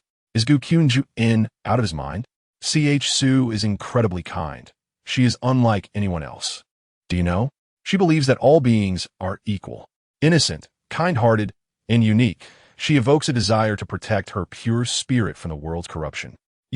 As Ing listened to this reasoning, he increasingly felt that Gu Qunjuin had lost his senses. In the cultivation world, equality is a mere fantasy. If it were true, why wouldn't Su stay in the outer sect, claiming the resources meant for true disciples? And what of Ing? Are you truly going to break off your engagement with her? Upon et no vidup no de. Gu Kyun-ju In's expression darkened. I have already ended my engagement with her. There is no possibility of reconciliation. His demeanor was resolute, his gaze cold, as though referring to a stranger when speaking of a beloved he had cherished for over a century. Gu Kyun-ju In, you will surely regret missing out on S-ing-W-N-N-ing. She-H-U-S-H Ng's eyes were solemn, and the emotions he had suppressed for years surged forth once more. He understood better than anyone the kindness S-ing-to-W-N-ing had shown Gu Kyun-ju In. He felt envy, jealousy, and a desire to protect. The very things he yearned for. Gu Kyun-ju In had so easily cast aside, a bitter irony. Gu Kyun-ju In, since your engagement has been dissolved, if I were to pursue S-ing-W-N-ing, you wouldn't object, would you? She-H-U-S-H-ing fixed his gaze upon Gu Kyun-ju In. Gu Kyun-ju In froze, turning sharply to face She-H-U-S-H-ing. What did you just say? Gu Kyun-ju In clenched his fists, feeling as if a stone had lodged in his chest. After a long pause, he managed to utter a single sentence. S-ing-W-N-N-ing matters are no longer of my concern. Is that so? She-H-U-S-H-ing smirked, observing Gu Kyun-ju In's evident unease. Then don't regret it in the future. He turned away, harboring a hint of satisfaction. It was perhaps for the best that Gu Kyun-ju In's relationship with S-ing-W-N-N-ing had ended. For years, he had watched S-ing-W-N-N-ing vie for Gu Kyun-ju In's affection, as if transformed into a different person. She had once radiated like the sun in the sky, brilliant and unattainable. As his friend walked further away, Gu Kyun-ju North stood in place for a long moment, feeling a sense of discomfort within. Yet he quickly composed himself. S-ing-W-N-N-ing's heart belonged only to him. And what did it matter if she H-U-S-H-ing pursued her? S-ing-W-N-N-ing would only ever love him. Etap-ing siopik.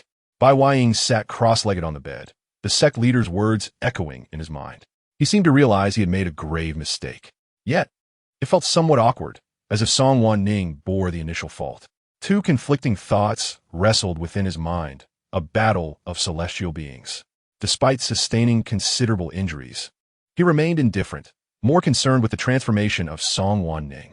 After much hesitation, Bai Yong laboriously rose from the bed and retrieved a pill to consume. As he gazed at the pill, his determination solidified. This time, he would be the one to yield, to take the first step back. With clarity in his mind, Bai Yong felt a weight lift as he pushed open the door, heading toward Song Wanning's grand hall.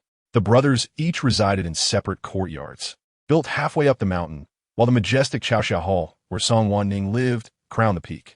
His steps quickened, imbued with a sense of anticipation.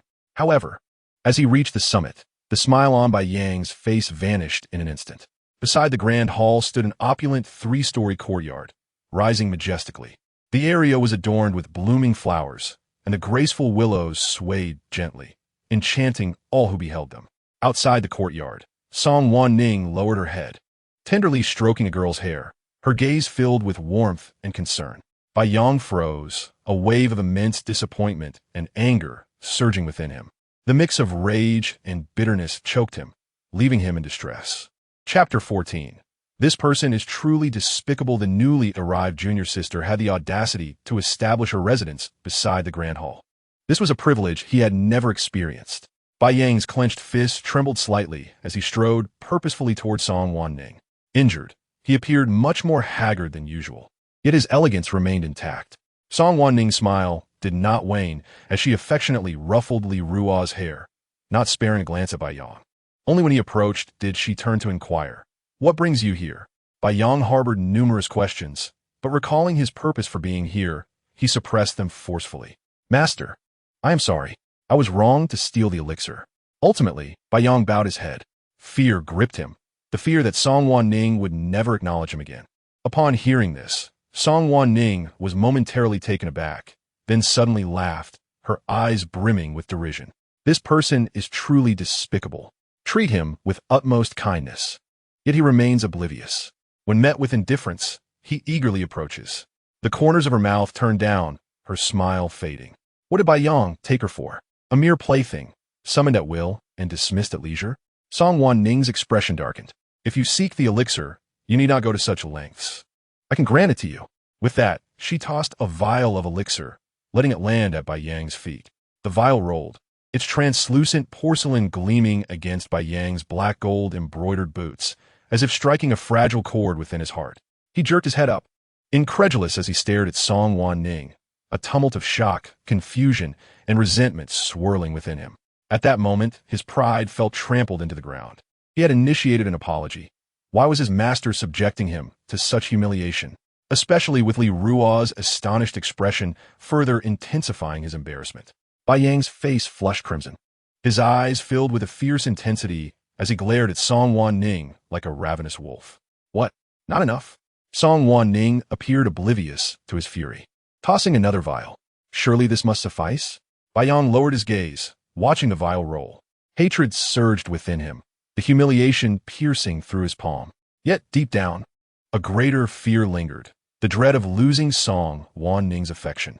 This complex turmoil tinged the corners of his eyes with a hint of crimson, an ominous aura radiating from him. Bai Yang looked up, casting a deep glance at Song Wanning before turning on his heel, stumbling slightly yet resolutely as he swiftly vanished from the mountaintop. Master, senior brother. Li Ruo was bewildered, unable to fathom why such a benevolent master would treat the senior brother so harshly. Does she perceive the master as malevolent? Song Wanning lowered her head, asking casually, "Do you think master is wicked?" Li Ruo shook her head. "No, master is the kindest person in the world. Is that so? But I have harmed him and humiliated him. Do you still believe I am not wicked?" Song Wanning inquired further. Li Ruo tilted her chubby little face, shaking her head emphatically. "Master is good to me. So to me, master is the kindest person in the world." Her innocent words fell like a gentle rain upon Song Wanning's heart, gradually softening her demeanor as she reached out to stroke Li Ruo's hair. The wisdom that children grasp is often lost on those who have lived a lifetime. The Tianjiao competition was imminent, taking place this year at Wenyangong. This grand competition, held once every decade, would see participants from the 7 sects and 4 factions. As the host, Wenyangong had begun preparations early to welcome external cultivators. At Inca Peak, pavilion stood tall amidst a serene environment filled with the sweet melodies of birds and fragrant flowers, creating an inviting atmosphere. The disciples of Wenyangong were diligently preparing for the competition. Recently, both Yi Chuxue and Bai Yang had sustained injuries, raising concerns about their ability to secure the championship, thereby increasing the burden on their shoulders. On Yinshao Peak, Yi Chuxue encountered Song Wanning, who was about to leave. "Master Song," Yi Chuxue called, sprinting towards her. "Wait." With the wind at her feet, she quickly reached Song Wanning. The latter cast a cold glance her way, suppressing her inner hostility, the corners of her mouth curving slightly. "What is it?" "Master Song, I am sorry. It is all my fault regarding Bai Shixiao. Could you please refrain from being angry with him?" Yi Chuxue was not surprised by Song Wanning's hostility. She had never been one to mask her temper. Save for Master Gu Qingyuan, who could manage her emotions, a sense of annoyance brewed within her. Song Wanning was no different from the wealthy second-generation heirs of the future, lacking compassion, were it not for the formidable status of the Song family. Where would Song Wanning derive her confidence?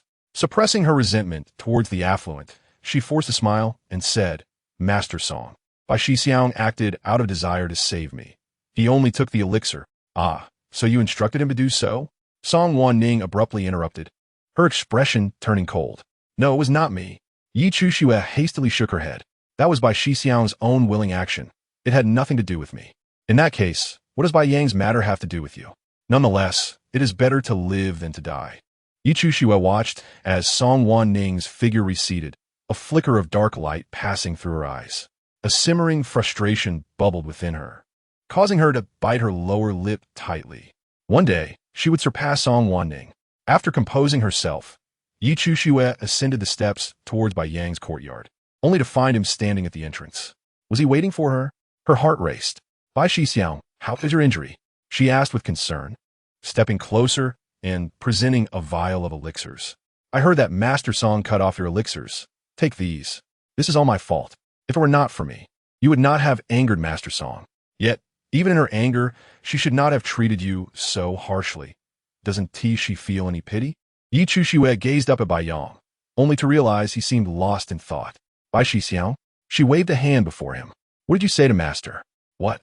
She pursed her lips, stating, I apologized to Master Song, asking her not to hold you accountable, but she appeared quite enraged.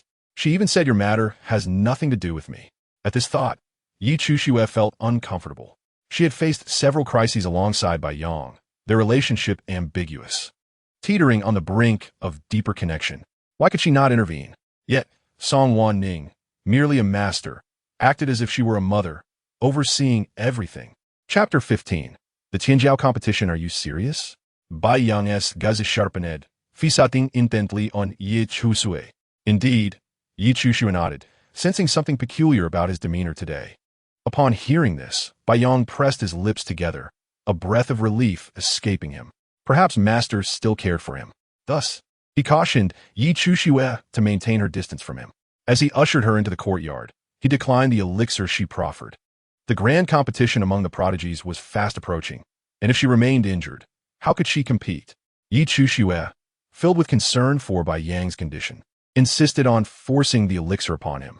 However, Bai Yang merely shook his head coldly. With injuries sustained, perhaps his master would feel pity for him? Even if he were wounded, he would still not be outdone by others. He would demonstrate to his master just how exceptional he truly was. Only he could become his master's pride. Li Ruo was nothing in comparison. On the day of the grand competition, disciples from various sects gathered at the One Tian sect. Song Wanning and other Yuanying Jinjuan, all present within the sect, came to demonstrate their seriousness regarding the contest. Upon their meeting, the two appeared as strangers, worlds apart.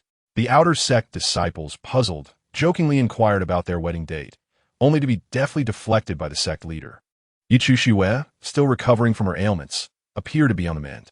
Standing behind Gu Qingyan, she reveled in the envious glances cast upon her by the disciples below. Once merely a waste with 5 spiritual roots, through relentless effort, she had transformed into a prodigious cultivator with chaotic spiritual roots and had become a disciple of Gu Qingyuan. Their envy and jealousy were futile. Her achievements were hard-earned. With renewed confidence, Yi Chushue was determined to make a remarkable impression in the competition, proving to all that Gu Qingyuan had not erred in accepting her. Her spirit soared, ready to take flight, oblivious to the murmurs of the disciples below. Look at Yi Chushue, so smug, how shameless. Truly, Gu Shizu's taste is rather questionable. How could he choose Yi Chushue? In my eyes, Song Shizu is far superior. What do you know? One has never tasted the finer things, longing for a change of palate. Disgusting, this is pure debauchery, ignoring the laws of the world, simply revolting. Not long ago, the renowned revered Mo Yu had fallen for his own disciple, forsaking his sect to be with her, shattering societal norms in a passionate affair. Yet, they could not escape the scrutiny of the world. Their union brought not joy, but immense pressure. Revered Mo Yu succumbed to inner demons, failing to survive the heavenly tribulation, perishing under the thunderous wrath. His disciple, too, descended into madness and soon met her end amidst a beast tide. Under the weight of myriad gazes, Gu Qingyuan unconsciously furrowed his brow, anxious that Yi Chushue would distance herself upon learning the truth. Yet, he could not silence the voices of the crowd, hoping only that she would remain oblivious for a while longer. Seated nearby, Song Wanning displayed no discernible emotion, her 3 disciples standing silently behind her. Even the usually loquacious Nzai kept to himself, wary of provoking her ire. Having been injured by his Song Wanning twice, he finally recognized her formidable strength as a Yuanying Jinjuan, a level he could not hope to reach. Previously, she had shown him some leniency, but now, it was clear she no longer wished to spare him any kindness. Nzai clenched his fists, feeling a mix of resentment and trepidation, compounded by the absence of his master's elixirs to heal his wounds, which still ached fiercely. He glanced upwards at his elder brother, whose demeanor was dark. His gaze fixed on Li Ruo standing beside their master, obscured emotions swirling within. Overall, the atmosphere when Tian's sect felt peculiar. The other sect leaders began to notice, their expressions shifting slightly, and the laughter dwindled. Once all participating disciples had assembled, the One Tian sect leader, as the chief overseer of the competition, took to the high platform. The grand competition among the prodigies aimed for the 7 sects and 4 factions to engage in mutual exchange and growth. All disciples were urged to exert their utmost, yet they must refrain from causing fatal injuries or damaging others' foundations. After laying out the rules and offering a few admonitions, he entrusted the hosting duties to the elders of Wen Sect. In this grand competition, each sect could send forth 10 combatants, all being foundational stage disciples. Regardless of their cultivation level, only those who emerged victorious from the fray would advance to the next round. Yi Chu Xue, Bai Yang, and Lu Nanfeng were among them, with Nzai missing out due to his late arrival. Master, I shall accompany my elder brother. Lu Nanfeng bowed respectfully to Song Wanning, his previous camaraderie replaced by formality. He no longer dared to overstep, fearing another slap from her displeasure. Song Wanning offered no response, and Lu Nanfeng, not surprised, descended from the viewing platform, disappointed. Bai Yang cast a heavy gaze at the back of Song Wanqing's head before leaping down. Yi Chu Xue followed closely, while Gu Qingyuan's worried eyes remained fixed upon her, his expression troubled. Were it not for Song Wanqing's interference, Chu Xue's injuries would have long since healed. The veins on his hands throbbed, casting a reproachful glance at Song Wanqing, who merely smiled at him, her expression laden with meaning. Gu Qingyuan's heart tightened, sensing something amiss, and his agitation deepened. He quickly diverted his gaze to regain his composure. Observing this, Song Wanqing's smile widened, a hint of mischief flashing in her eyes. Even before the competition commenced, he was already pained. How would he feel witnessing Yi Chu Xue suffer later? She reclined lazily, savoring a grape offered by Li Ruo. Song Daoyu seems utterly unconcerned. Surely, she has great confidence in her disciples' abilities? The sect leader of Wang Shan sect jested, attempting to alleviate the surrounding tension. The assembly turned their attention towards her. Indifferently, Song Wanqing spat out the grape seed, her actions languid and content, her slowly rising gaze causing hearts to flutter. Victory or defeat mattered little. As long as no one perished, all was well. She had long ceased to care whether Bai Yang and Lu Nanfeng triumphed. Her overarching plans remained her priority. The Wangshan sect leader faltered, his smile strained.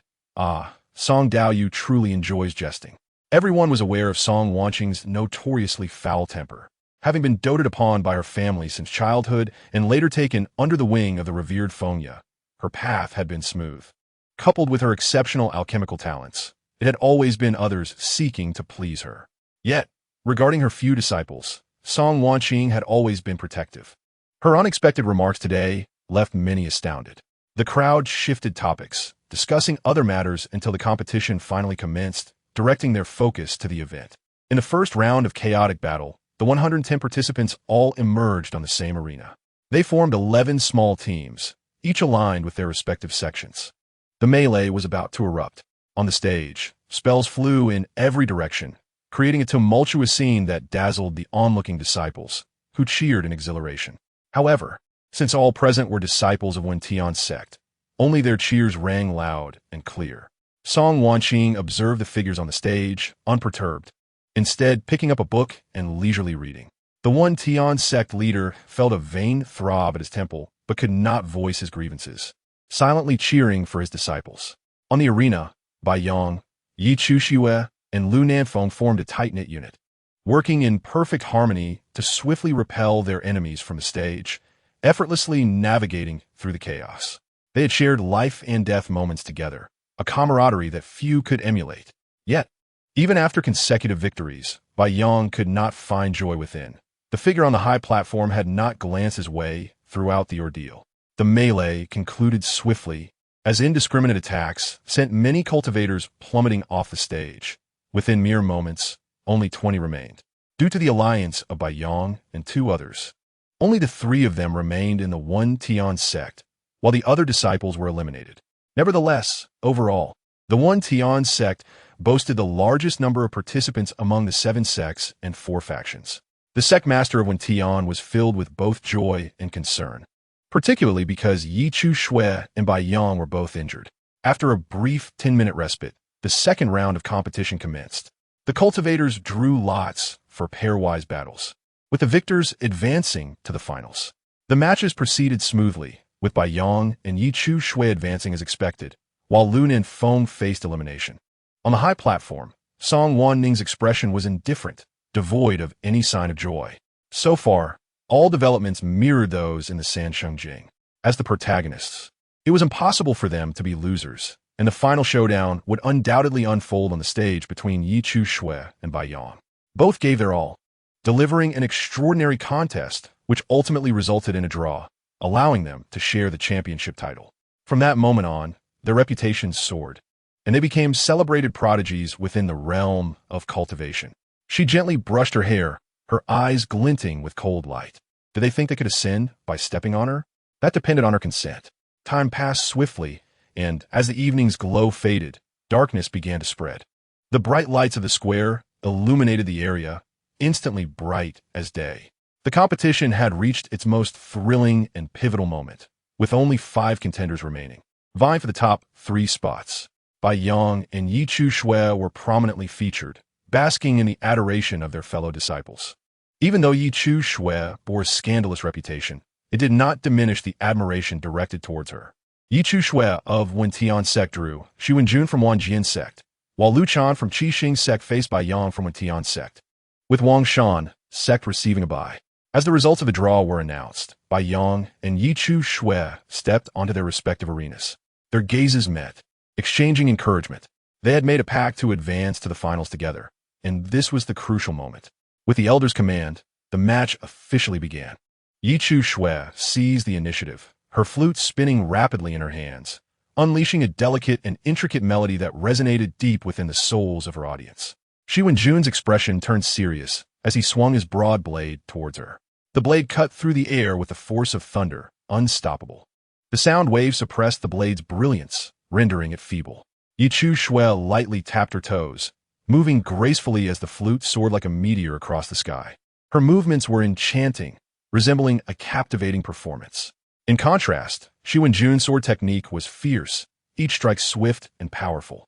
Their techniques intertwined, their agility almost imperceptible to the spectators below. Oh, Yi Chu Shui has actually mastered sound attacks.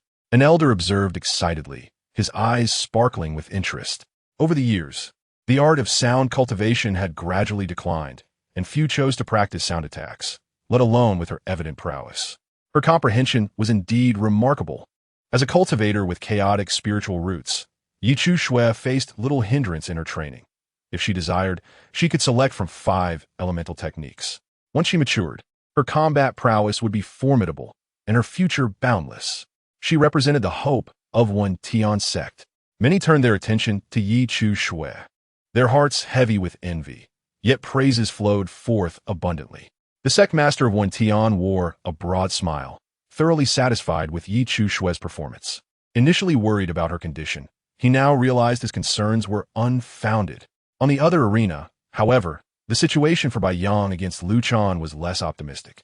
Bai Yang had been injured several times by Song Wanning and, with his wounds unhealed, appeared to be in a passive state.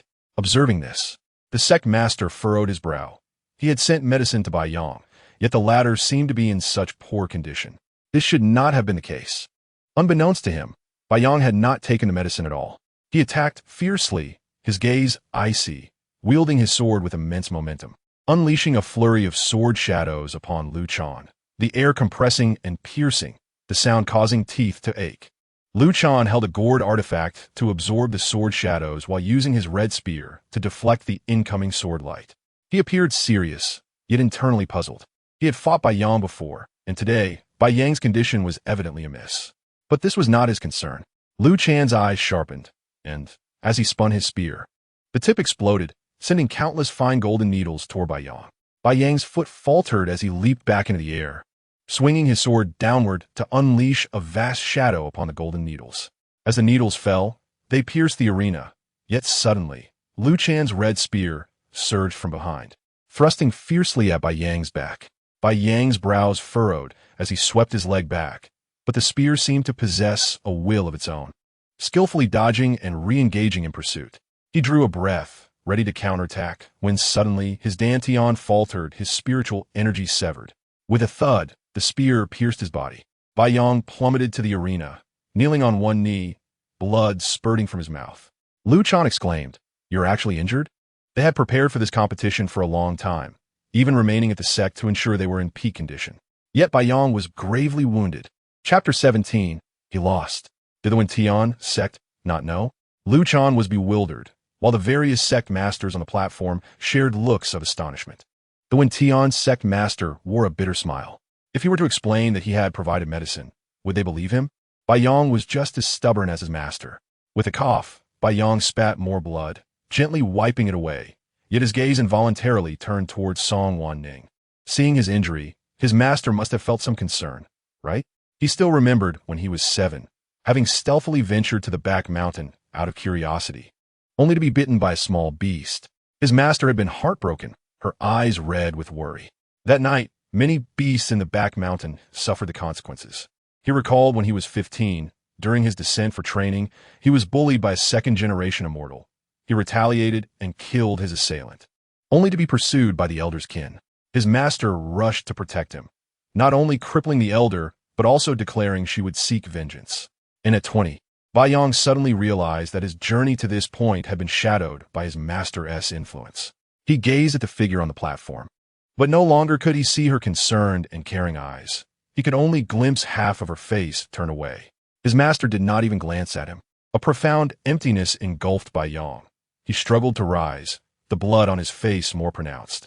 He raised his sword once more and charged at Lu Chan. His master would surely be saddened for him. His master was merely putting on a brave front. He must be the one his master cared for the most. Bai Yong attacked Lu Chan with reckless abandon, forcing Lu Chan to retaliate fiercely. In mere moments, Bai Yong sustained further injuries, yet he remained oblivious, as if possessed. What was Bai Yong doing? Was he courting death? It seemed he was intentionally provoking his opponent. Bai Shirshu appeared increasingly erratic today, his aura unstable. The onlooking disciples stifled their laughter, their expressions turning grave. Even the elders of Wen sect showed signs of concern, glancing towards Song Wanning. Yet what was Song Wanning doing at that moment? She pulled out a book from somewhere, engrossed in its contents, a smile playing on her lips. Devoid of any worry, the elders felt a weight in their hearts. For some reason, they felt that Song Shimmy's current demeanor was utterly unsettling. They longed for her to return to her former competitive and protective self rather than exhibit this enigmatic disposition. On the arena, Bai Yong bore over 10 wounds. Song Wanning, could you truly be so heartless? Bai Yong is gravely injured, yet you refuse even a glance? Gu Qingyuan could no longer suppress the indignation in his heart, directly chastising Song Wanqing in front of the crowd. Your disciple is in dire straits. Yet you remain here engrossed in your reading. What kind of mentor are you? His words echoed the sentiments of many present, who felt that Song Wanqing's behavior was excessive. Yet none dared to voice their thoughts. Only Gu Qingyuan had the audacity to confront her so openly. Song Wanqing paused in her reading, elegantly lifting her head. You mentioned that he is my disciple. Why should you, an outsider, be concerned? Her brows arched slightly, exuding an air of superiority as she continued. Furthermore, should he be wishing for Bai Yang's demise? Once he is gone, there will be no one to contest your precious disciple. With that, a mocking smile crept across her face, laced with disdain. The hall fell silent. The leaders of various sects sensed the tantalizing aroma of gossip and became instantly alert. Song Wanqing, Gu Qingyuan's expression darkened, struggling to contain his anger. He is your disciple, but also my nephew. How could I wish for his death? Do not slander. Bai Yong is a child I have watched grow. I'm not so cruel. Yet Song Wanqing erupted into laughter. Ha ha! She gazed into Gu Qingyuan's eyes. Her laughter filled with profound meaning. I hope you will always think this way. At her words, Gu Qingyuan felt a jolt in his heart, vexed as he turned away, resolving not to engage with Song Wanqing any further. It was a pursuit of futility. Meanwhile, the battle on the stage intensified. Bai Yang's robe was shredded, revealing numerous gruesome wounds. Bloodied and raw, Lu Chan relentlessly pressed him to concede, yet he refused. He fought with a self-destructive fervor, leaving himself battered and bruised. Lu Chan grew increasingly alarmed, his strikes becoming erratic. They held no enmity between them, and he had no desire to cripple Bai Yong. Yet Bai Yong clung to the fight, pressing him to resort to harsher measures. With a thrust, the spear pierced Bai Yang's thigh, the tip emerging through the other side. Thud! Bai Yong collapsed, his vision blurred by blood, his internal energy nearly spent. He struggled to lift his gaze to the high stage, where lingered the figure he had long cherished in his heart. Fear gripped him. Was his master worried for him? As long as his master cared, he could forget all past grievances. But on the high stage, that figure in red soon blurred from his sight. Song Wanning was smiling, gently stroking Li Ruo's head, her expression full of mirth as she whispered something. She had yet to cast a single glance in this direction, not even once. Bai Yong was stunned, clutching his chest tightly. Jealousy, resentment, and pain surged over him like a tide. He had lost utterly. On the second combat stage, Lu Chan emerged victorious. The elder of the Winiangong stepped forward to regretfully announce the outcome. Bai Yong, once the most promising candidate for victory, and he even made it to the top 3. The elder looked at Bai Yong, who lay motionless on the ground, wishing to assist him, but was met with rejection. He stubbornly remained there, fixated on the high stage, unaware of what he was hoping for. Lu Chan felt at a loss. Though he had won, there was no joy in his heart. The senior brother has lost, and clenched his fists tightly, his eyes reddening with distress. Yet he no longer dared to shout at Song Wanning, nor did he have the courage to rush down and help Bai Yong. Only then did Song Wanning finally cast a detached glance at Bai Yong on the stage.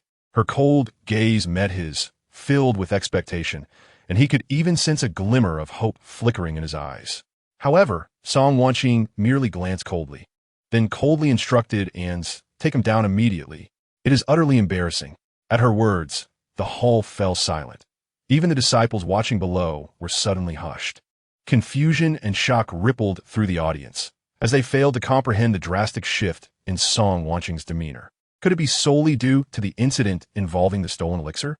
Song's sister, the sect leader of Winiangong, wore a solemn expression, casting her an admonishing glare, signaling her to tread carefully. Regardless of Bai Yong's victory or defeat, she should not utter such words. Upon hearing this, Song Wanning fell silent, turning her head away. In that moment, Bai Yong felt as if his heart had shattered. Chapter 18. Yi Chushue's poison strikes again. The senior brother is merely gravely injured. If not, he would surely claim the top position. An's fists tightened even further, unable to restrain his indignation on behalf of Bai Yong. In his eyes, the senior brother would always be the most exceptional. Moreover, the reason for his defeat is something the master should understand better than anyone. Yet she openly scorned and insulted the senior brother. At that moment, Ans could only resent his own lack of strength for not being able to defend Bai Yong.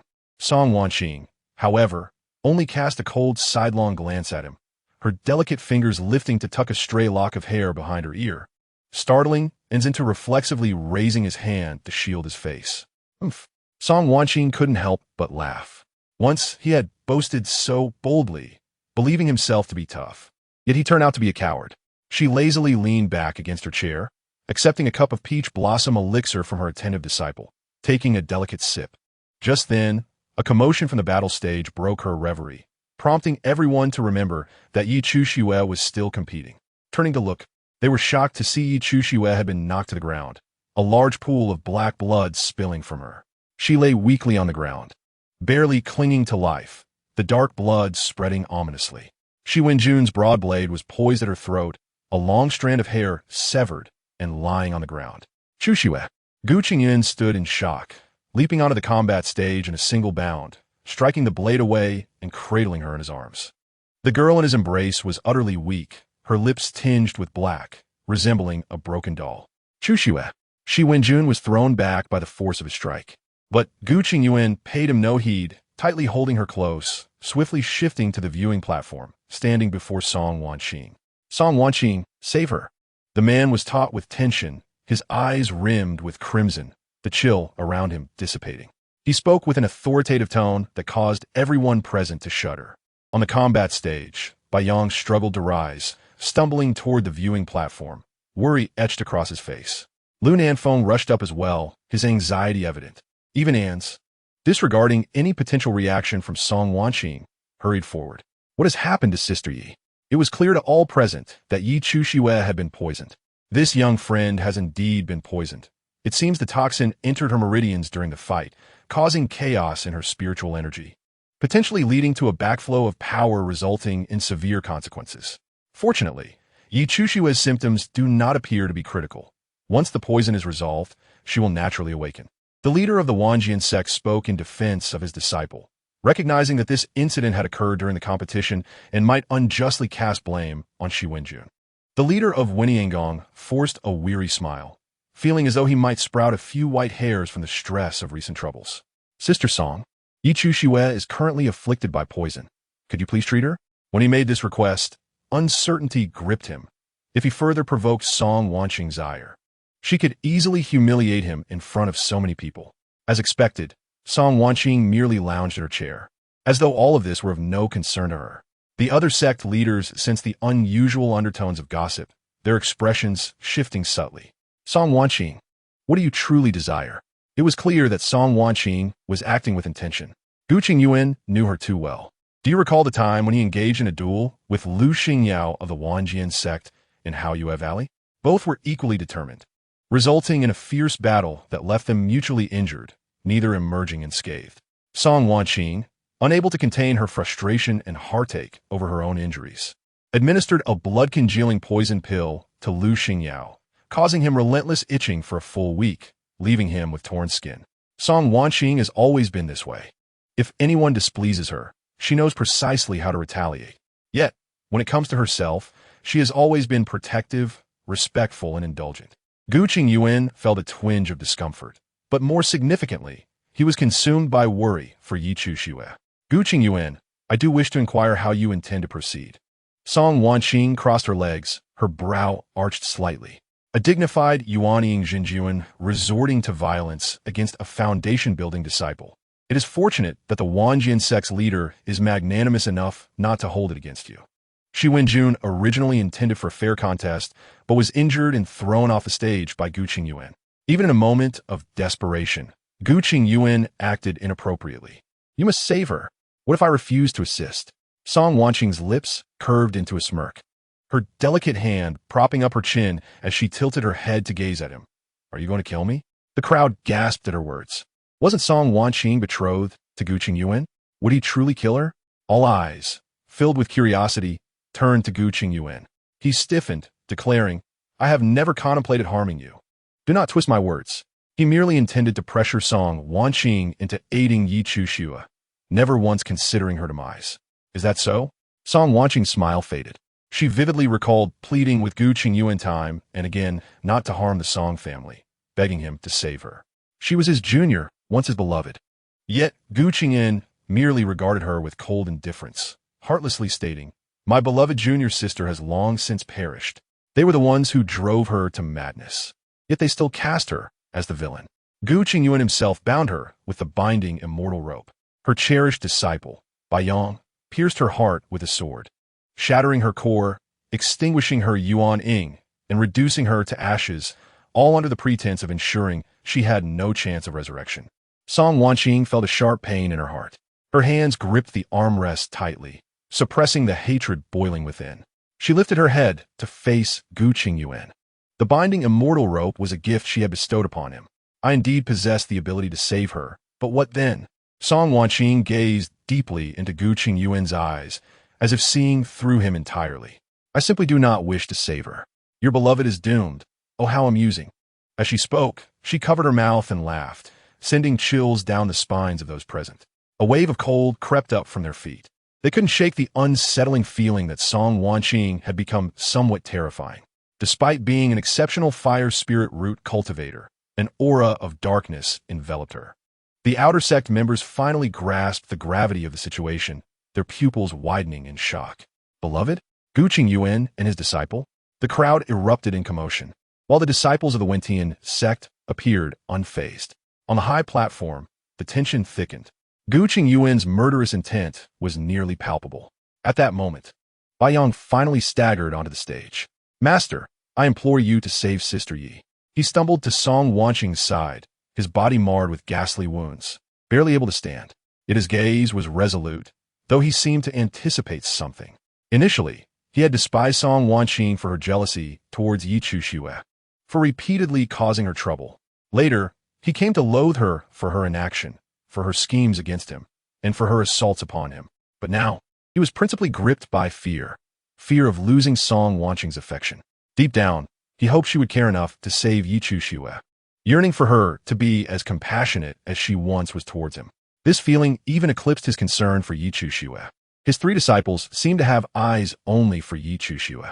Look, even in dire straits, they only cared for her.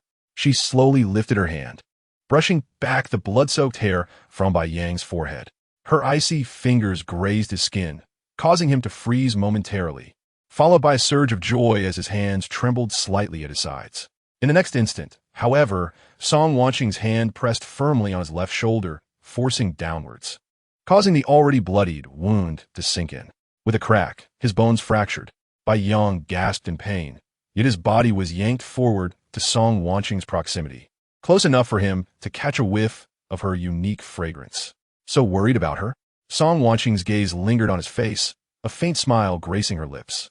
Then why not become Gu Qingyuan's disciple? With that, she shoved him away, sending Bai Yang tumbling. Senior brother, and Zhe and Lu Nanfeng gasped, rushing to help Bai Yang up, their faces flushed with anxiety and anger. Senior brother, are you all right? Even in this state, the master shows him no mercy. The master is truly heartless.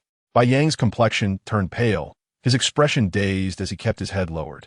His feet shifted, but ultimately he chose to concede, no longer daring to voice any demands to Song Wanqing. At this moment, he finally understood. He had long since lost the right to act willfully.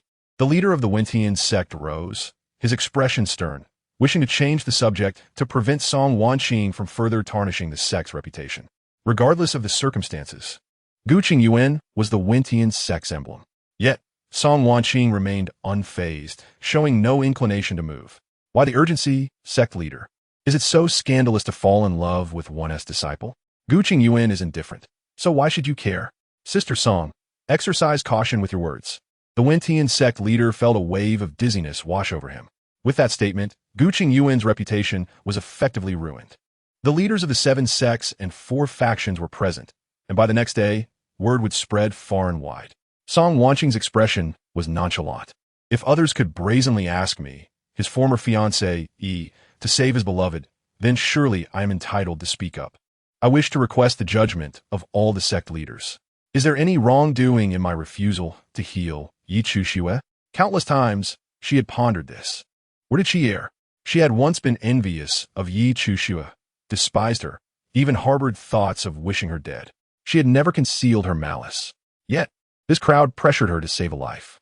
When she was unwilling, she was labeled a villain beyond redemption.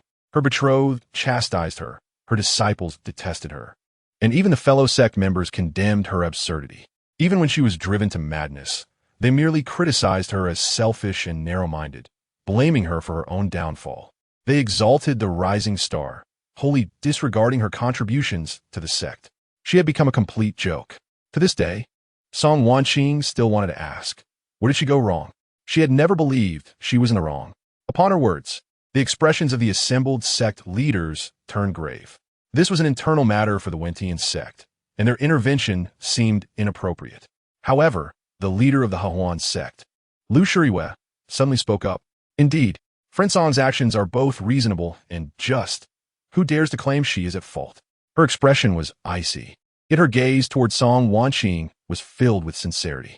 It is Gu Qingyuan who has wronged her first, yet still demands that Friend Song come to the rescue.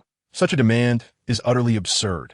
The leader of the Qixing sect tugged at her sleeve, signaling her to refrain from involving herself. Yet Lu Shuriwe merely shot Gu Qingyuan a cold glance, asserting that men often fall in love with one woman after another. Yet they always like to shift the blame onto women. She had seen many such men, but one as thick-skinned as Gu Qingyuan was a first for her. The sect leaders exchanged glances, their eyes reflecting helplessness. They had completely fallen into Lu Shuriwe's trap. Gu Qingyuan's countenance darkened upon hearing those words, his grip around Yi Chuxue tightening gradually. This matter had nothing to do with Master Lu. He urged caution in his speech. The poison was originally instigated by Song Wanning. It was only right for her to provide the antidote. The person in his embrace lay unconscious, as light as a feather, intensifying his anguish. He had to compel Song Wanning to completely neutralize the poison. Otherwise, Chuxue's future cultivation would be adversely affected. Suddenly, Song Wanning erupted in laughter, her mirthful sound akin to hearing the most absurd joke. Once her laughter subsided, she raised her gaze. Gu Qingyuan, you are truly laughable. Did I poison her? Clearly, it was your obedient disciple who incited Bai Yang, that foolish person, to steal my elixir. In the end, she not only failed to procure it, but instead took the poison. Had anyone present possessed a sense of righteousness, Yi Chushue would not have succumbed to this poison. Song Wanning reproached all present. The master of Winiangong felt his face flush with embarrassment, his anger swelling within.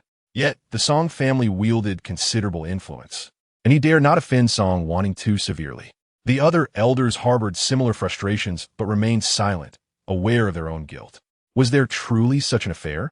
Several sect leaders had their perceptions reshaped, their gazes towards Gu Qingyuan turning peculiar. If Song Wanning's claims held any truth, then Gu Qingyuan had indeed overstepped. It was remarkable that Song Wanning still spoke to him calmly. It demonstrated her magnanimity. Chushue has never incited by Yang. Do not cast aspersions upon her. Gu Qingyuan's expression turned icy, and he retorted harshly, not everyone possesses the same insidious cunning and malevolence as you. Chushue was akin to a pristine snowflake atop a lofty mountain, while what remained in Song Wanning's hands, aside from blood, was what? TSK. Unperturbed by his words, Song Wanning stood and brushed off her sleeves, taking hold of Li Ruo's hand. Since I am indeed insidious and malevolent, it is even less likely that I will provide the antidote. Do not kneel and plead with me again. Chapter 20. The visit from Xia Hoshang. With that, she disregarded Gu Qingyuan's expression and strode away with Li Ruo. Gu Qingyuan clenched his fists, his aura fluctuating with unrest. Nevertheless, he refrained from taking action to stop her, for there were outsiders present, and he wished to shield Yi Chushue from any further criticism. As Song Wanning departed, Bai Yang hesitated, shifting his feet several times but ultimately did not pursue her. Yi Chushue lay in a deep unconsciousness, and their concern was palpable. Yet, they were acutely aware that no matter how fervently they beseeched their master, she would never come to their aid. Uncle Lan, if master refuses to help, you can at least give a try, right? And suddenly directed his inquiry towards Lan Lu, who was seated nearby. Previously, when Yi Chushue had encountered troubles, Lan Lu had assisted her, but he lacked the Tianyuan Yangxin Dan, which was why Gu Qingyuan had sought out Song Wanning. Now that Song Wanning was unwilling to save her, the remaining hope rested upon him. Lan Lu furrowed his brow, approaching and scanning Yi Chushue with his spiritual sense.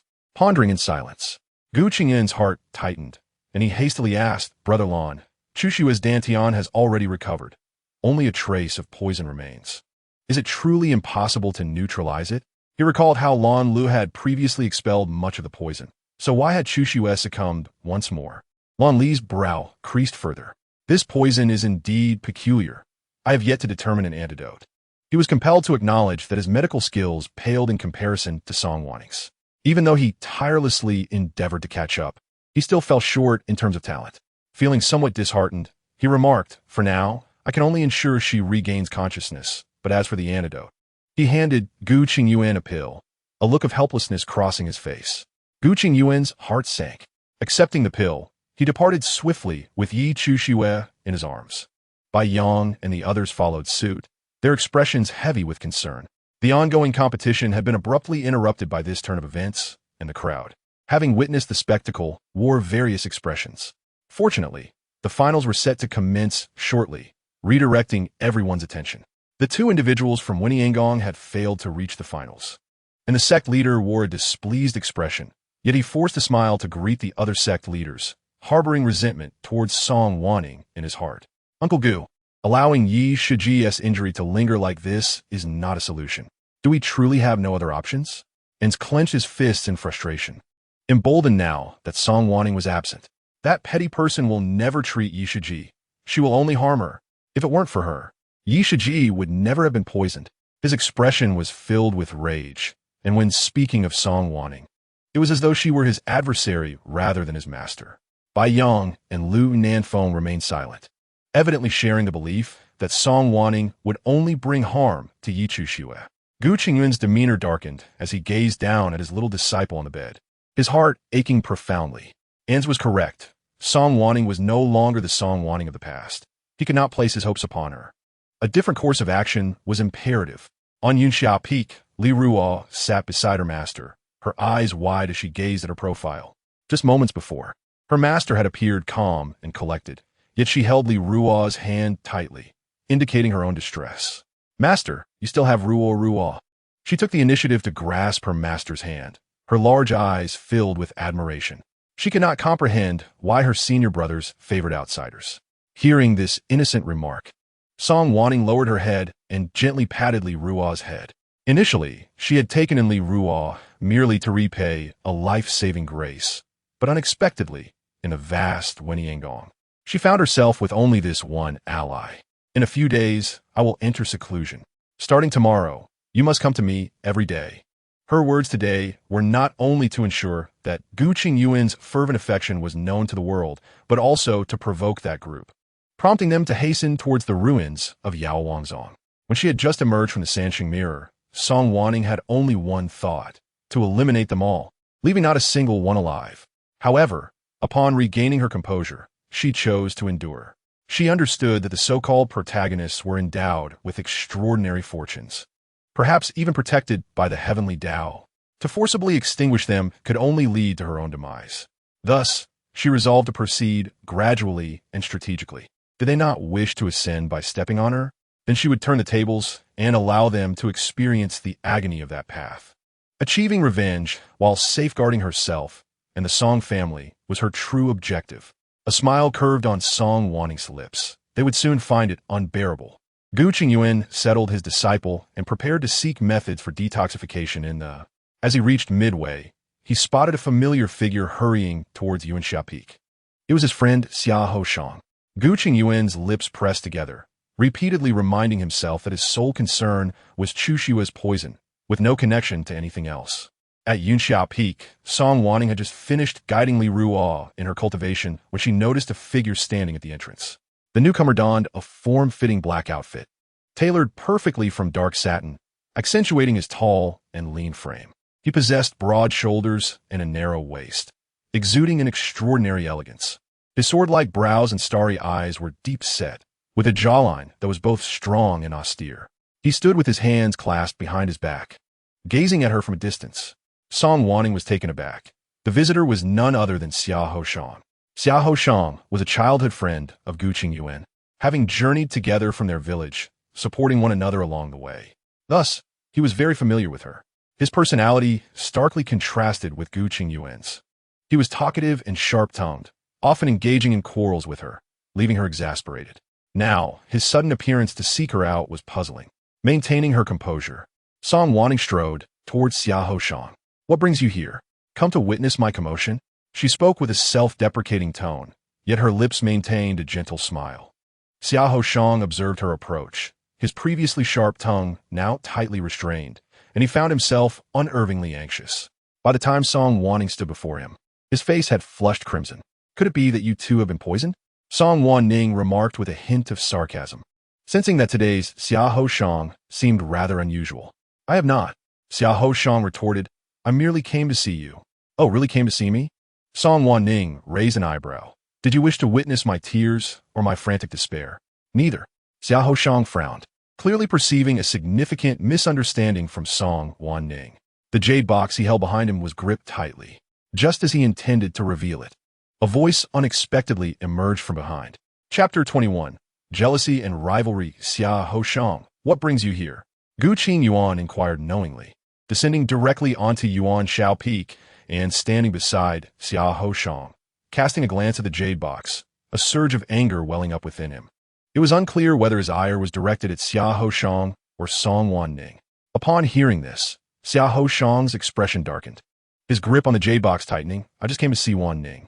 The mention of Wanning startled both Song Wanning and Gu Qingyuan. When had their relationship grown so intimate that he could refer to her as Wanning? Song Wanning recalled that Xia Hoshang had never called her Song Shimi, always addressing her formally as Song Wanning, which irked her. A look of suspicion crossed her face. Could it be that Xia Hoshang had truly taken a wrong turn today? Gu Qingyuan's face darkened, an ominous shadow looming over him. How had he not realized that Xia Hoshang had feelings for Song Wanning? "What are you doing here? Aren't you supposed to be with your little disciple?" Xia Hoshang shot back, not letting Gu Qingyuan off the hook. His gaze hardened, deeply displeased with his friend's actions. They both had their beloveds, and he had already severed his engagement with Song Wanning. Why meddle further? Did Gu Qingyuan wish to monopolize all good fortune? The former camaraderie between friends now felt strained, a palpable tension beginning to brew. "I came to ask Song Wanning for an antidote." Gu Qingyuan declared, presenting the excuse he had prepared earlier, his face cold as he glanced at Song Wanning. Huh. Song Wanning laughed in anger. How could he still have the audacity to seek an antidote from her after everything? She had grossly underestimated Gu Qingyuan's affection for Yichu Shui. Clearly, being too accommodating was not an option. Get lost. The antidote? Only if I am dead. In an instant, her figure flickered, and she appeared at the entrance of the Grand Hall. With a resounding bang, the door was forcefully shut. Both Gu Qingyuan and Xiahou Shang found themselves locked outside. You did this on purpose. Xiahou Shang, knowing Gu Qingyuan all too well, instantly discerned his intentions. He tightened his grip on the jade box, glancing multiple times towards the Grand Hall, ultimately resigning to put it away. At this moment, Song Wanning was clearly incensed. Anything he said would be inappropriate. Gu Qingyuan, however, maintained his usual frosty demeanor, seemingly oblivious to the situation at hand. He cast a sidelong glance at the firmly shut door before turning to leave. Xiahou Shang, unable to contain his frustration, pursued him, blocking his path at the foot of the mountain. Gu Qingyuan, you truly are despicable. Is it merely your pathetic possessiveness that compels you to prevent me from approaching Song Wanning? He had long seen through Gu Qingyuan's thoughts. Gu Qingyuan's expression shifted slightly at the accusation. The fact that Song Wanning loved him had woven itself throughout his entire existence. He could choose not to love Song Wanning, but she could not be allowed to love another. He remained silent, yet Xiahou Shang suddenly delivered a punch. Gu Qingyuan, I never realized you were such a petty individual. Gu Qingyuan did not retaliate, merely fixing Xiahou Shang with a cold gaze. She will never like you, so don't waste your efforts. Xiahou Shang swung another punch. A glimmer of confidence flickered in Gu Qingyuan's eyes. Song Wanning would never fall for anyone else. In a bid to resolve Yichu Shui's poisoning, the group decided to journey to the ruins of the Yao Wang Zone, seeking the legacy of the sect. Baiyang hesitated but ultimately decided to inform Song Wanning. However, upon arriving outside the Grand Hall, he was met with the words "Do not disturb" prominently displayed on the door. Is the master in seclusion? Baiyang was taken aback. For these past few days, he was uncertain whether he was sulking or in a quarrel with his master, having refrained from seeking her out. Now, he discovered she had long been in seclusion. A sense of disappointment welled within him. As he turned to leave, he spotted Li Ruo emerging with a small basket. Senior brother, Li Ruo exclaimed joyfully upon seeing Baiyang. You arrived just in time. I just gathered some flower nectar. The master said it would be beneficial for cultivation. She raised the small basket, offering it to Baiyang, her face alight with anticipation. However, Baiyang recalled how, during his injuries, the master had only had eyes for this little junior sister. In a moment of inexplicable impulse, he swatted the basket away. Several jars of nectar tumbled to the ground. Li Ruo froze. Baiyang also stood in shock, staring at his own hand. When had he transformed into the very person he despised? Flustered, Baiyang muttered an apology before fleeing in haste. Li Ruo bit her lip, suppressing her own disappointment as she gathered the jars. If they do not want them, I shall consume them myself. Perhaps I will save some for the master. With this thought, her spirits quickly lifted. Yet, glancing at the tightly shut door of the Grand Hall, she pouted. She wondered how long her master would remain in seclusion. She missed her dearly. Gu Shu, let us depart, and Zhe urged, a hint of impatience creeping into his voice as they prepared to set out for the Yao Wang Zone ruins. Gu Qingyuan glanced at the entrance of the One Tian Zone, a twinge of concern gnawing at him that Xiahou Shang might seek out Song Wanning during his absence. He pressed his lips tightly together, opting for silence. Meanwhile, the weak Yichu Shui observed him, a flicker of worry crossing her eyes. In recent days, she had often noticed her master lost in thought, appearing perpetually distracted. Yet, whenever she inquired, her master simply replied that all was well. At this moment, Lunan Feng, appearing somewhat conflicted, inquired, Senior brother, do we truly not need to inform the master? She will surely be upset. Whether we say something or not bears little significance. Very well then, Lunan Feng replied, somewhat dejected that their master had not even mentioned her seclusion. She is in seclusion? Gu Qingyuan suddenly grasped the crux of the matter. Seeing Baiyang nod, he felt a sense of relief wash over him. Let us depart immediately. He promptly summoned a spirit vessel, ushering everyone aboard as they hastily made their way toward the Yao Wang Zone ruins. On the spirit vessel, Yichu Shui, wrapped in a thick cloak, revealed only her small, delicate face, accentuating her frail appearance. The pain within her was excruciating, but her greater concern lay with the attitudes of Gu Qingyuan and Bai Yang. In recent days, their treatment of Song Wanning had undergone a noticeable shift. They had once loathed her presence, even refraining from mentioning her name. Yet now, they seemed acutely sensitive to the mention of Song Wanning. She suppressed her disdain, biting her lip. Such a wicked person as Song Wanning deserved nothing less than 1,000 cuts and divine retribution. Just as the spirit vessel departed, a shadowy figure suddenly flickered at the entrance before vanishing without a trace. Chapter 22. The Ruins of Yao Wang Zong. Due to the urgency of the situation, the spirit vessel sped directly toward the Yao Wang Zong. Although there were occasional obstacles along the way, with the cooperation of Gu Qingyuan and his companions, they navigated through successfully. Half a month later, the spirit vessel came to a halt before the ruins of Yao Wang Zong. Since the site had emerged over 20 years ago, treasure seekers had flocked there in droves, each hoping to test their luck and discover if they were the chosen ones destined to inherit the legacy of Yao Wang Zong. As they disembarked from the spirit vessel, they encountered an individual emerging from the ruins, their face etched with disappointment and resignation, indicating a fruitless venture. Yichu Shui pursed her lips, anxiety thrumming within her. Song Wanning, witnessing the impending demise, yet choosing inaction, found herself devoid of options. It was rumored that the Yao Wang Zong held within its legacy a formula to counteract all poisons, unrivaled in its potency. This time, they had come solely for that elixir. The group swiftly traversed the entrance and stepped into the Forbidden Realm. After a brief interval, a shadow clad in black emerged at the entrance of the Yao Wang Zong ruins, draped in a long robe that concealed her aura. Her face was adorned with a golden mask revealing only her piercing eyes, standing tall and graceful. It was none other than Song Wanning, who was supposed to be in seclusion. In truth, her early retreat into solitude was but a ruse, a ploy to follow and seize the legacy of the Yao Wang Zong. In her past life, Yichu Shui had obtained the Yao Wang Zong's inheritance within these very ruins, transforming from an ignorant novice in alchemy to a master alchemist revered throughout the realm. Those who once sought her for potions swiftly altered their demeanor, casting cold jests in her direction. Unable to tolerate such mockery, Song Wanning challenged Yichu Shui to a contest of alchemy, yearning to prove her own prowess. However, she faced defeat, becoming a subject of ridicule. Yichu Shui ascended to the esteemed position of master alchemist, her fame echoing throughout the realms of cultivation, garnering admiration from countless practitioners. Each time accolades were bestowed upon Yichu Shui, the masses would also seize the opportunity to denigrate Song Wanning further. Under the weight of relentless pressure, her disdain for Yichu Shui peaked, leading her down a path of no return.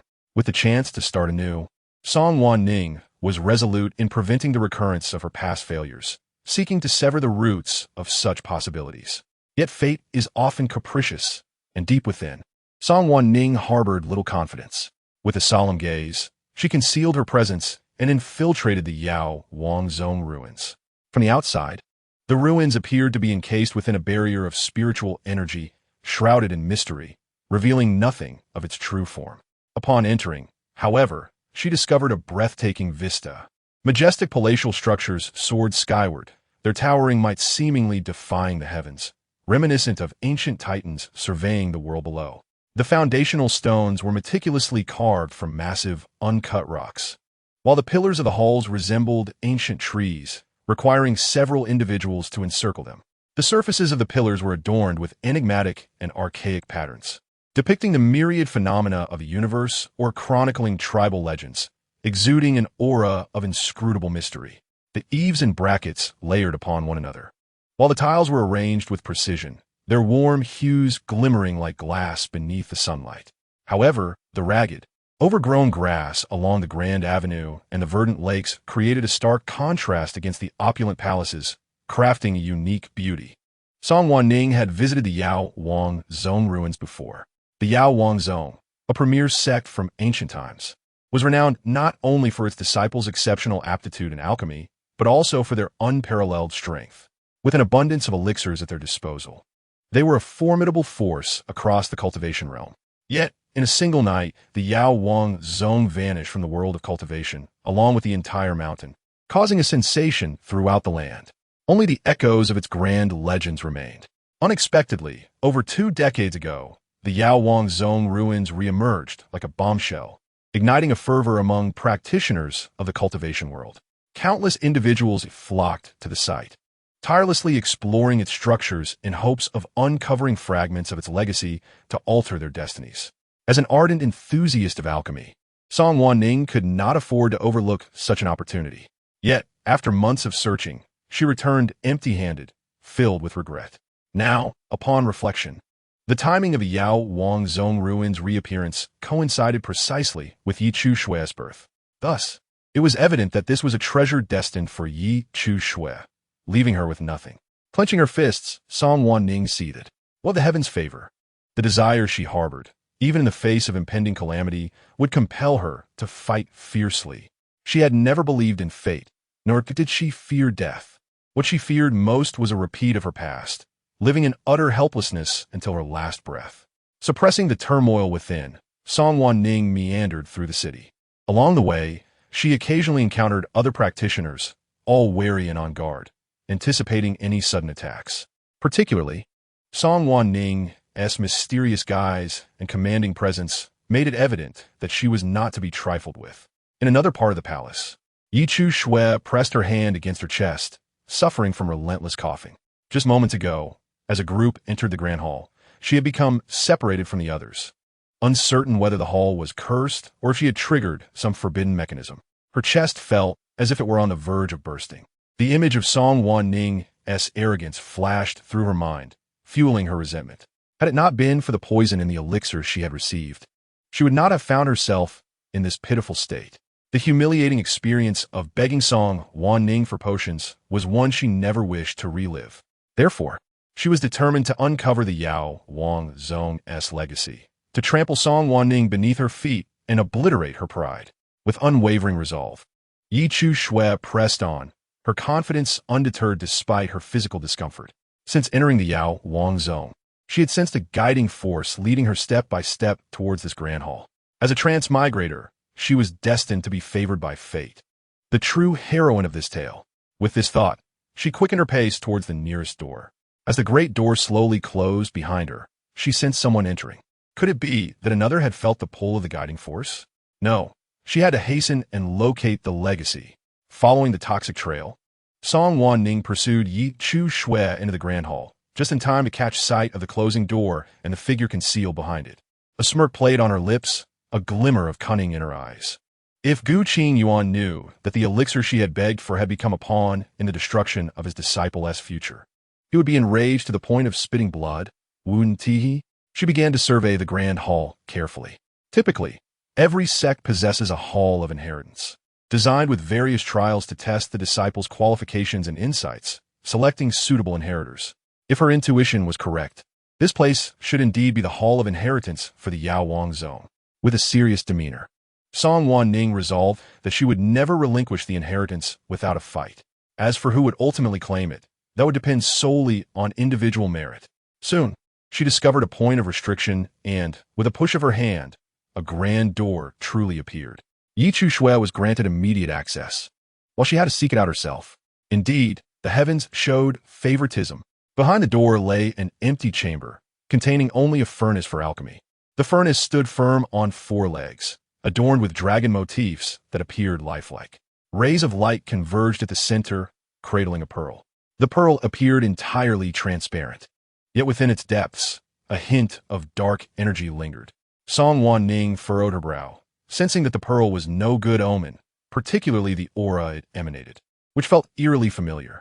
Was this a demonic artifact? A jolt of realization struck her, and her expression shifted drastically as her aura began to fluctuate uncontrollably. Even her eyes turned a shade of crimson. Memories of past madness surged forth, overwhelming her mind with a tidal wave of oppressive force. Her spirit trembled, and her blood surged. With a sudden gasp, Song Wanning expelled a mouthful of dark blood, her body swaying against the rough wall beside her. Her delicate fingers dug into the coarse surface, leaving trails of crimson as they gradually soaked into the wall. Unaware of the pain from her torn fingertips, she desperately fought to suppress the malevolent urges rising within her. In her previous life, she had been driven to madness by those people succumbing to her inner demons, becoming a creature neither human nor demon, abhorred by all. They had forced her into hiding, yet they spread rumors, claiming that the Song family had colluded with the demon clan, inciting thousands to besiege her family. Knowing it was a trap, Song Wanning had no choice but to plunge into the fray. They accused her of countless murders, berating her for targeting Yichu Shui and coercing Gu Qingyuan into marriage. She was left speechless, unwilling to defend herself. She had never been a virtuous person, nor did she ever disguise her malice. All she ever wanted was for Yichu Shui to perish. In the end, she could only blame herself for being outmatched. Yet those individuals wantonly insulted and slaughtered the members of the Song family. Her parents, the elders, the younger generation, and even innocent children, none escaped unscathed. Song Wanning finally broke down, weeping and pleading with Gu Qingyuan to stop them. Gu Qingyuan remained indifferent, and she turned her desperate entreaties to Bai Yang. He was her most cherished disciple, a child she had raised with her own hands, akin to her own son. Yet, under her hopeful gaze, Bai Yang thrust a sword into her chest. To this day, she remembers his cold, indifferent eyes. From the moment you targeted Chu Shui, you ceased to be my master. Her little disciple, Nze, stood by, clapping in approval, referring to her as a demon. Even Lunan Feng, the most timid and indecisive among them, merely twisted the hem of his garment and said, "Master, junior sister Chu Shui is truly kind. You should not harm her." The long sword was once again plunged deeper in her body. In that instant, Song Wanning was utterly engulfed by a frenzied hatred. She coughed up blood once more. The demonic energy hidden deep within her soul surged back, enveloping her completely and burrowing fiercely within her. In this rebirth, the heavenly Tao also sought to lead her down the path of demonic cultivation. Why should she be controlled by the heavenly Tao? Why should she be the wretched one? While Yichu Shui stood as the pristine snow atop the highest peak. Her eyes widened. Her lip was bitten until it bled, yet she remained unyielding. Her life, Song Wanning's life, could only be in her own hands. With a fierce glint in her eyes, Song Wanning reached out, pulling the orb hovering above the cauldron into her palm. The dense demonic energy swirled around her, rushing towards her in a frenzied manner. Instead of retreating, she advanced, a flash of madness crossing her eyes, and directly placed the orb into her mouth. In an instant, the orb erupted with a blinding light, rapidly burrowing towards her dantian. Boundless demonic energy was released, completely submerging her. In the immortal realm's Wuji sect, Musu Zi was engaged in a game of chess with his friend Wang Yang when he suddenly halted, raising his hand with a white piece. Someone had entered the inheritance hall of his Yao Wang sect. With a wave of his hand, a water mirror appeared in midair, projecting the figures of Song Wanning and Yichu Shui. When they initially discovered the channel leading to the spirit realm, the Yao Wang sect moved there overnight, leaving only a few palaces in the lower realm. After hundreds of thousands of years, they finally awaited a fateful encounter. Musu Zi's eyes brightened as he stroked his beard, feeling quite gratified. During the ancient times, the remote Su realm was shattered due to war, splitting the vast world into two and giving rise to the spirit realm rich in spiritual energy. I have heard the Yao Wang sect relocated entirely. Wang Yang placed a piece on the board, smiling faintly. It is indeed interesting that after so many years, a successor could still be found in the lower realm. The relocation of the Yao Wang sect was fraught with peril, encountering spatial storms that claimed the lives of many disciples, resulting in a heavy toll. This was a matter that his friend Musu Zi often lamented, feeling a constant sense of regret. Even after ascending to immortality, he still harbored concerns, feeling guilty towards the disciples of the sect. At this moment, Musu Zi seemed to recall this matter, letting out a faint sigh. Yes, finding a successor in the lower realm signifies that the Yao Wang sect is destined not to vanish from this realm. He set down the chess piece in his hand, seriously observing the two figures in the water mirror. The relocation of the Yao Wang sect not only resulted in the loss of its inheritance in the lower realm, but also caused the deaths and injuries of many disciples. A lasting pain in his heart. Now that fate has brought a connection, he must select the most outstanding successor to revitalize the Yao Wang sect. However, why does that person appear to be possessed by demonic energy? Wang Yang furrowed his brow, his expression shifting slightly. Those troubled by inner demons are destined to be estranged from the path of immortality. Mu Suzi also raised an eyebrow, a flicker of discontent in his eyes. How could such a person enter the inheritance hall? If one cannot even control their inner demons, how can they aspire to inherit the legacy of my Yao Wang sect? A fool dream. His words dripped with disdain, then turned his gaze to the other figure, Yi Chu Shui. At that moment, Yi Chu Shui stood before a long table filled with various spiritual herbs. On the other side lay a prescription detailing the processing methods for each herb. The methods for preparing different herbs varied. Some required peeling, while others demanded the preservation of roots. Moreover, the boiling times differed as well, let alone the fact that some spiritual herbs were mutually exclusive, yet needed to be forcibly fused into a single elixir. This greatly tested the cultivator's control abilities. Thus, those capable of concocting high-tier elixirs were few and far between, and the status of an alchemist was exceedingly lofty. Yi Chu Shui diligently studied the elixir before her. Although she occasionally coughed, it did not affect her concentration in the slightest. Mu Suzi, satisfied, stroked his beard. This girl is remarkable, despite her affliction. She remains devoted to the path of alchemy, and I perceive a certain spirit about her. If she were to become the successor of my Yao Wang sect, it would be splendid. For some reason, simply looking at Yi Chu Shui made him feel a sense of familiarity. In contrast, the person surrounded by demonic energy was immediately unlikable. Whether it be the attachment of inner demons or the burden of past killings, she would be unfit for great responsibility.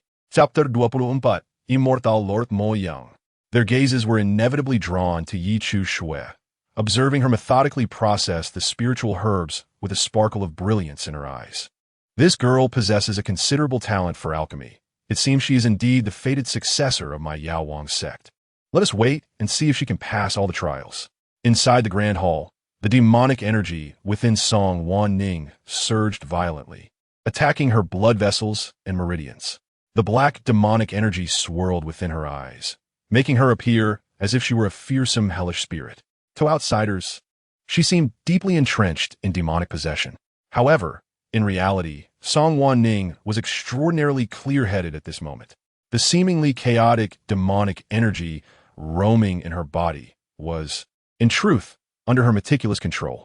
She did not reject the idea of becoming demonic, but the manner in which she did so and the consequences that followed must be dictated by her own will. Thus, under the heavenly Tao's oppression, she chose to take a contrary path, attempting to control both the demonic energy and the spiritual energy within her, fusing them together to forge her own way. Within her dantian, the demonic energy and spiritual energy were fiercely compressing against each other, vying for dominance. Song Wanning's gaze was sharp as she gradually opened her meridians, beginning to soothe the two types of energy. Yet, the two forces behaved like willful children, colliding recklessly within her dantian. Cough, cough, cough. Song Wanning began to cough violently, blood trickling from the corner of her mouth, her entire being leaning against the wall, resembling a delicate flower swaying precariously. Yet, beneath her mask, her eyes shone with a terrifying brightness, even hinting at a semblance of madness. She dares to attempt merging demonic energy with spiritual energy. This girl is truly reckless. Mu Suzi discerned Song Wanning's intentions, a mocking smile curling at the corner of his lips. Throughout history, no cultivator has ever managed to cultivate both demonic and righteous paths simultaneously, let alone merge the two. She is indeed audacious. Moreover, her swordsmanship is rooted in the path of killing, now overrun by inner demons. No matter how much she strives, it will all be in vain. Why must she struggle so? The demonic path is universally reviled in the lower realm, standing in stark opposition to the cultivation world. This is because demonic cultivators resort to all means for the sake of their cultivation. Absorbing essence, drinking human blood, such practices are commonplace, resulting in astonishingly rapid progress. Yet, due to their countless misdeeds and burdens of sin, they find it exceedingly difficult to transcend the heavenly tribulation, and among the immortals, there are virtually no demonic immortals. No one wishes to become a demonic cultivator, but one's karma is already set, leaving others blameless. The mission of their Yao Wang sect is to save the world, fundamentally at odds with Song Wanning's path of killing, which naturally led Mu Suzi to look down upon her further. The inheritance hall must have chosen her for some exceptional quality. Wang Yang interjected, seemingly noticing his friend's deep bias against the young girl, his words carrying a hint of pointedness. Yet, to be able to persist in the face of adversity and strive against fate, he found her commendable. Her resolve to pursue the path is indeed unwavering. Exceptional quality? Muzi Su let out a cold snort once more. I have already investigated. The young girl in white is afflicted with a toxin, and within that toxin, there is a tracking device. Do you think she managed to enter my inheritance hall by mere chance? Such cunning at such a young age. It is no wonder she is besieged by inner demons.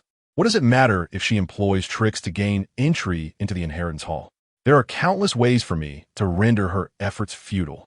To dare scheme against the heir of Yaowang Zong is akin to courting death. This girl has not yet become your Yaowang Zong successor, and you have already begun to protect her? Wang Yang raised an eyebrow, not offering a rebuttal. I have always detested those who are adept at scheming. Muzi Su did not argue. At this moment, he had already ascertained Yi Chushua's identity as a successor. Wang Yang smiled, his gaze inadvertently catching sight of a figure passing by. He quickly stood, bowing in greeting. Moyang Xianjun. Muzi Su's expression also shifted slightly, hastily rising to pay his respects. The newcomer was clad in black, resembling an ink shadow, his stature as upright as a bamboo, his robes billowing in the breeze. His sword-like brows slanted into his temples, and his eyes were as deep as a chasm, his cold gaze seemingly capable of perceiving the world's myriad illusions. The sword at his waist, with its ancient hilt, radiated a chilling light. Around him, the essence of the sword flowed invisibly, as if forming a barrier, causing even the air to tremble. This man was none other than the renowned Moyang Xianjun, the foremost figure of Wuzhizong. Two figures entered his line of sight. He focused on the black-clad figure, and his sword subtly shifted before returning to calm. His brow furrowed slightly, prompting him to halt. Wang Yang and the others straightened up, noticing Moyang gazing intently at the water mirror. Muzi Su explained, "This is the image of the inheritance hall of my sect, Yaowang Zong. These two are competing for the inheritance. However, that individual is beset by inner demons, and her path to immortality has been severed, rendering her efforts futile." Expecting that this explanation would prompt Moyang Xianjun to depart, Muzi Su was surprised when he instead walked towards the tree. Muzi Su and Wang Yang exchanged glances, quickly retrieving a chair and placing it beneath the tree, inviting Moyang Xianjun to take a seat. Moyang Xianjun accepted without ceremony, settling into the honored position, his gaze still fixated on the water mirror. His expression was impassive, revealing no hint of his thoughts. Muzi Su felt a sense of frustration. He could not comprehend why this esteemed figure would choose to linger with him today. In the past, Moyang Xianjun would have gracefully departed. Could it be that the Xianjun has taken an interest in his successor? His eyes brightened. If the successor were to be favored by Moyang Xianjun, her future would undoubtedly be limitless. Contemplating this, Muzi Su intended to praise Yi Chushue. This girl in white is indeed remarkable. Displaying patience and high comprehension, she is a good seedling. Yet before he could finish, Moyang Xianjun shot him a cold glance. The words he intended to utter lodged in his throat, swallowed down with difficulty. Moyang Xianjun was notoriously difficult to read in terms of emotion. Muzi Su bit his lip, suppressing all feelings, and obediently turned his attention to the water mirror. At this moment, Yi Chushue had successfully passed the first trial and had arrived at the second room, which contained an alchemical furnace. Beside the furnace were several jade bowls, filled with the prepared spiritual liquid. Yi Chushue felt a surge of joy, confidently approaching to study the fundamentals of alchemy. Meanwhile, Song Wanning remained stuck at the first trial, her body caught in a fierce struggle between demonic and spiritual energies, rendering her appearance fragmented. She exerted all her effort to control the two forces within her. The demonic and spiritual energies occupied half of her face each, her stunning visage illuminated with an eerie glow. As time passed, Yi Chushue smoothly navigated each trial, while Song Wanning remained stagnant at the first. Her unstable aura fluctuated, her dual-faced appearance both comical and terrifying. Muzi Su could not help but scoff. What does it matter if a morally corrupt person enters my inheritance hall? They will forever be trapped at the first trial. No matter how he viewed Song Wanning, he found her displeasing. It was as if a natural magnetic field was at play. Certain individuals were simply not meant to be connected. Wang Yang sighed beside him, acknowledging that her persistence to this point indicated a steadfast nature, though regrettably, it was misapplied. If only she devoted herself to diligent cultivation, she might achieve great fortune. Alas! He shook his head in deep regret. Just as he finished speaking, a change occurred with Song Wanning. The previously coexisting demonic and spiritual energies suddenly turned hostile, launching a frenzied assault on one another. They rampaged, shrieking, as if seeking to shatter Song Wanning's sanity.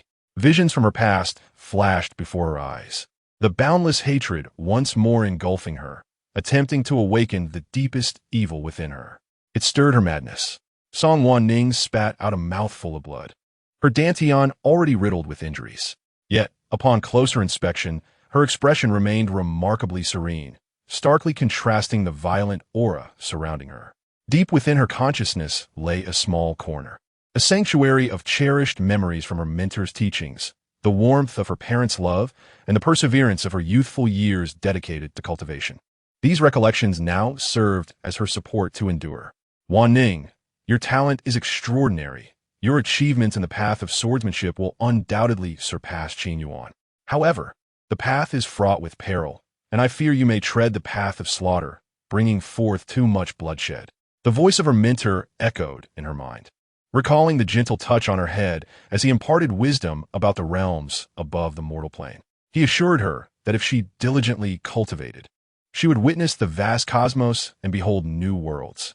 Her mentor worried that she might succumb to the path of slaughter, losing control, which is why he urged her to study alchemy. In that regard, her talent was not particularly outstanding. However, Song Wanning was never one to concede defeat. Having embarked on the path of alchemy, she resolved to excel. While others indulged in merriment, she immersed herself in alchemy. While others roamed freely, she dedicated herself to her craft. Beyond alchemy, her life was solely devoted to practicing swordsmanship and nurturing her bond with Gu Qin Yuan. During her moments of despair, it was Gu Qin Yuan who sat with her in the desolate snow for 3 days and nights. Yet when she finally crafted the Tian Yuan Yang Xian Dan and excitedly shared it with him, he coldly demanded she hand over the elixir. Song Wanning never doubted his sincerity, but sincerity is fleeting, elusive, and difficult to grasp. It might be best to cast it aside, living as a mere jest.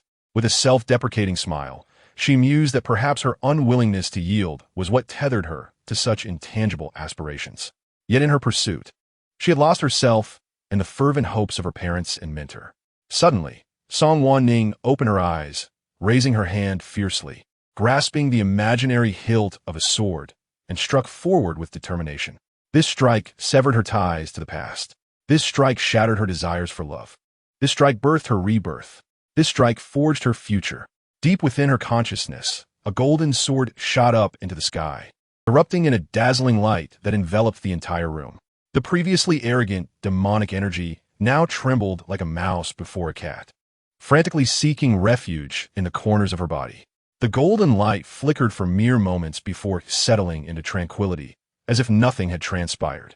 Song Wanning slowly opened her eyes, her aura calming, as she suppressed the demonic energy within her. She tilted her head, a smile gracing her lips as she looked upwards. Wild and unrestrained, her gaze seemed to proclaim, "Look, I'm still alive and thriving."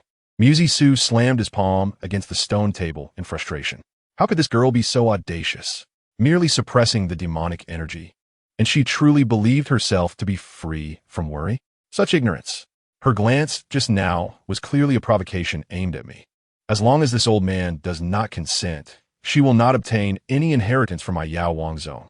When has Muzi Su ever been so openly challenged as a master alchemist? How dare she act so arrogantly before him? This young one is indeed tenacious. Yet one need not harbor such malevolence towards her. Wang Yang observed Muzi Su's flustered demeanor and frowned slightly. The ability to suppress her inner demonic energy and break through using swordsmanship indicates that this girl is far from ordinary. It seems that the emergence of her inner demons was not her intention. I find her quite unfortunate. A hint of regret flickered in Wang Yang's eyes. How wonderful it would have been if that young girl could have completely eradicated her inner demons earlier. Who knows what she has endured to cultivate such formidable inner turmoil? You are indeed biased. Mu Su did not anticipate that his friend would support the young girl, a flicker of displeasure crossing his face. Nevertheless, he chose to remain silent. Regardless, as long as he did not relent, the other party would not obtain the inheritance. He could not believe that he could not handle a mere young girl. Immortal Mu Yang listened impassively to their quarrel, his gaze fixed on Song Wanning. The sword at her side vibrated intermittently, expressing its excitement.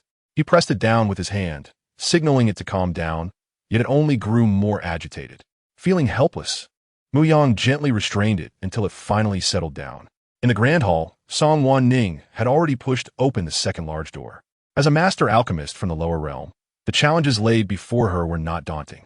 Even though the alchemical system of Yao Wang Zong differed from the present world, she swiftly grasped its secrets, successfully passing through in just a quarter of an hour and advancing to the next stage. Oh, this young girl possesses such remarkable insight in the art of alchemy. Zisu, look. Wang Yang's eyes brightened, a look of surprise crossing his face. This girl, originally a sword cultivator, can also refine elixirs. It is exceedingly rare to find a sword cultivator with such skills. Mu Zisu's expression darkened, clearly noting Song Wanning's exceptional performance. She merely knows how to refine elixirs. She is taking shortcuts. If we speak of talent, this girl in white is undoubtedly superior. Wang Yang thought. Mu Zisu is simply prejudiced against her. He could not be bothered to engage with Mu Zisu, secretly harboring a sense of anticipation for Song Wanning. It was at this moment that he realized everyone's attention seemed to be focused on that girl in black, while the girl in white had become merely a backdrop. Originally lagging behind, Song Wanning steadily caught up, surpassing Yi Chu Shui to reach the 10th stage in less than an hour. At first, Mu Zisu would mutter a few words, but eventually, he could only stare in disbelief, his beard bristling with frustration.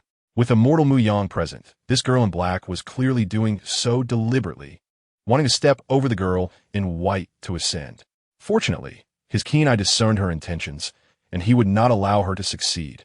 Soon, Song Wanning smoothly passed the 10th stage and arrived at the final inheritance hall. Her speed was astonishing, so much so that Wang Yang could not help but feel regret for her. Mu Zisu openly disliked her, and even though she arrived first, it did nothing to alter his opinion. She did arrive quite quickly. Mu Zisu glanced at the girl in white, noting that she was also about to challenge the 10th stage and would soon enter the inheritance hall. He snorted softly. Let me meet this girl.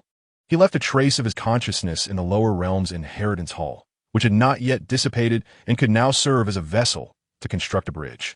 Inside the inheritance hall, rows of shelves were filled with spirit tablets, countless in number. Song Wanning was taken aback, somewhat surprised. She had expected the inheritance hall to be filled with classic texts or magical treasures, yet it was entirely comprised of spirit tablets, arranged in layers, exuding a solemn aura. How many lives have been lost? Song Wanning raised an eyebrow, surveying the inheritance hall. The topmost row of spirit tablets was entirely occupied by Yao Wang Zong's Yuan Ing period cultivators, surrounding a central figure of a transformation stage expert. Following the Great War in ancient times, the realm of Yao Su was divided into two, and in their lower realm, the highest cultivation level was restricted to the transformation stage. The upper realm, known as the spirit realm, was rich in spiritual energy, a place that lower realm cultivators deeply yearned for. A complete cultivation system should encompass refining qi, building foundations, golden elixir, yuan ing, transformation, refining void, merging, the great ascension stage, and ultimately ascending to the celestial realm. Her master had ascended to the spirit realm over 50 years ago. She wondered how he was faring now. Song Wanning's expression turned contemplative, further solidifying her resolve. Not only must she ascend to the upper realm to see it for herself, but she must also bring her family, the Song clan, along with her. This was a debt she owed them in her past life. Bai Yang and Yi Chu Shui were merely stepping stones for their ascension. Just as this thought settled, a fleeting figure appeared in the grand hall. It was Mu Zisu. Who goes there? State your name.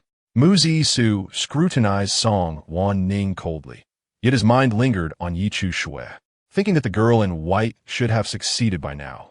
The excitement that had once illuminated his face froze upon seeing Song Wanning standing there. Someone had beaten her to the inheritance hall. Did that mean she had already claimed the inheritance? A heaviness settled in her heart. But upon seeing Mu Zisu to the side, she quickly forced out a smile and greeted Senior. Mu Zisu felt immediately gratified, nodding in satisfaction. His judgment of character had always been astute, and this time proved no different. Song Wanning focused intently on Mu Zisu's eyes, naturally noticing the shift in his demeanor. It seemed that his heart still belonged to Yi Chu Shui. Even though she had arrived first, it changed nothing. She cast a casual glance at Yi Chu Shui, the corners of her lips curling slightly beneath her mask. This time, she was eager to witness how Yi Chu Shui would obtain her inheritance. This is the inheritance hall of my Yao Wang zone. Congratulations on successfully navigating the trials to arrive here. Mu Zisu adopted a lofty demeanor, suspended high above, looking down upon the two. His presence exuded an air of superiority that instilled awe. Is this truly the inheritance hall? Yi Chu Shui's eyes sparkled, her fists clenched tightly. The illustrious name of Yao Wangzong had reached her ears long ago. Seeing it today, it was indeed deserving of its reputation. To meet a senior is truly a stroke of fortune for me. To stand out, one must strive diligently. She could only be a bit more charming, attempting to compensate for her disadvantage of arriving late. Regardless of who it was, everyone enjoys hearing compliments, and the seniors were no exception. Yi Chu Shui's eyes shone brightly, her spirit soaring. She must obtain the inheritance, for how else could she compete with Song Wanning? At this moment, she even envisioned the shocked and disheveled expression of Song Wanning as she fled in disgrace. This little girl is quite clever. Mu Zisu felt much more at ease. The sweet-tongued girl possessed high comprehension, and he found her increasingly likable. In contrast, the girl in black exuded a menacing aura, her demeanor rebellious. She hardly resembled someone seeking an inheritance, but rather one intent on causing chaos. His displeasure only deepened. And you? Do you have nothing to say? He turned his gaze toward Song Wanning and inquired. Upon hearing this, Song Wanning tilted her body slightly, looked up at him, and spoke in a voice that had been altered. I originally came here for the inheritance of Yao Wangzong, yet I did not expect that Yao Wangzong has already suffered significant losses, with most of its talents perished.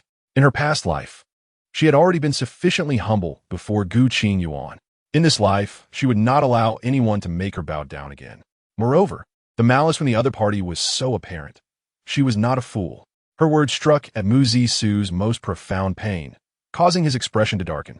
And he growled angrily, do not speak recklessly. My Yao Wangzong's inheritance is eternal, and it stands firm in the spirit realm. How could someone as ignorant as you presume to comment? I see you are intentionally seeking trouble.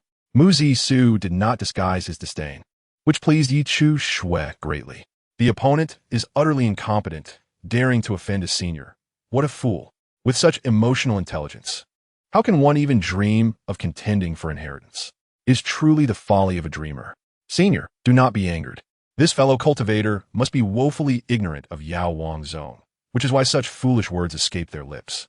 Once they witness the former glory of Yao Wangzong, they will immediately realize the extent of their error. Before her crossing, she was a director in a large corporation, managing over 100 subordinates. Without a modicum of emotional intelligence and capability, how could she have achieved such heights? Now, in this otherworldly realm, she can similarly sweep aside all obstacles. The hypocritical and smug demeanor of Yi Chu Shui causes Song Wanning to squint her eyes. She has always been this way, loathing herself internally, yet projecting an image of righteousness, flaunting her magnanimity and tolerance. Such pretentiousness is revolting. You mentioned that was a bygone glory. However, times have changed. Yao Wangzong has long been disqualified in the lower realms, an irrefutable fact. This fellow cultivator's knowledge of Yao Wangzong seems quite lacking. Surely they cannot be unaware of such matters. It appears the one with scant understanding of Yao Wangzong is indeed you. Chapter 27. Yao Wangzong is doomed. Song Wanning's aggressive words cause Yi Chu Shui's expression to darken. You are arguing illogically. Yao Wangzong is a time-honored sect. Its lineage has only been severed due to unforeseen calamities. Otherwise, how could other sects have the opportunity to ascend to the pinnacle? While refuting Song Wanning, she discreetly observes Mu Zishu's expression. Noting his face darkening like ink, Yi Chu Shui realizes she has prevailed. The opponent will never obtain the inheritance of Yao Wangzong. You excel at flattery, I wonder if you possess any other talents. Just a moment ago, I saw you arrive even later than I. Song Wanning sneers, unfazed by Mu Zixu's menacing expression. If you are the chosen heir of Yao Wangzong, then the sect is destined for ruin, never to rise again. Nonsense. Before Yi Chuxue could react, Mu Zixu could no longer contain his fury and raised his hand towards Song Wanning. How dare you curse my Yao Wangzong? You seek death. Initially filled with disdain, Song Wanning's provocations ignite a murderous intent in Mu Zixu. Generations of effort by Yao Wangzong have led to its modest renown. The tragic loss of many disciples due to a spatial storm was already heartbreaking. This woman openly insults their spirits, deserving of death. A chilling palm of spiritual energy lunges towards Song Wanning, but she swiftly evades, appearing behind Yi Chuxue, and places a long sword against her pristine neck. The icy touch sends shivers down Yi Chuxue's spine, prompting a violent cough. Already weakened, she realizes that even a single finger from Song Wanning could crush her.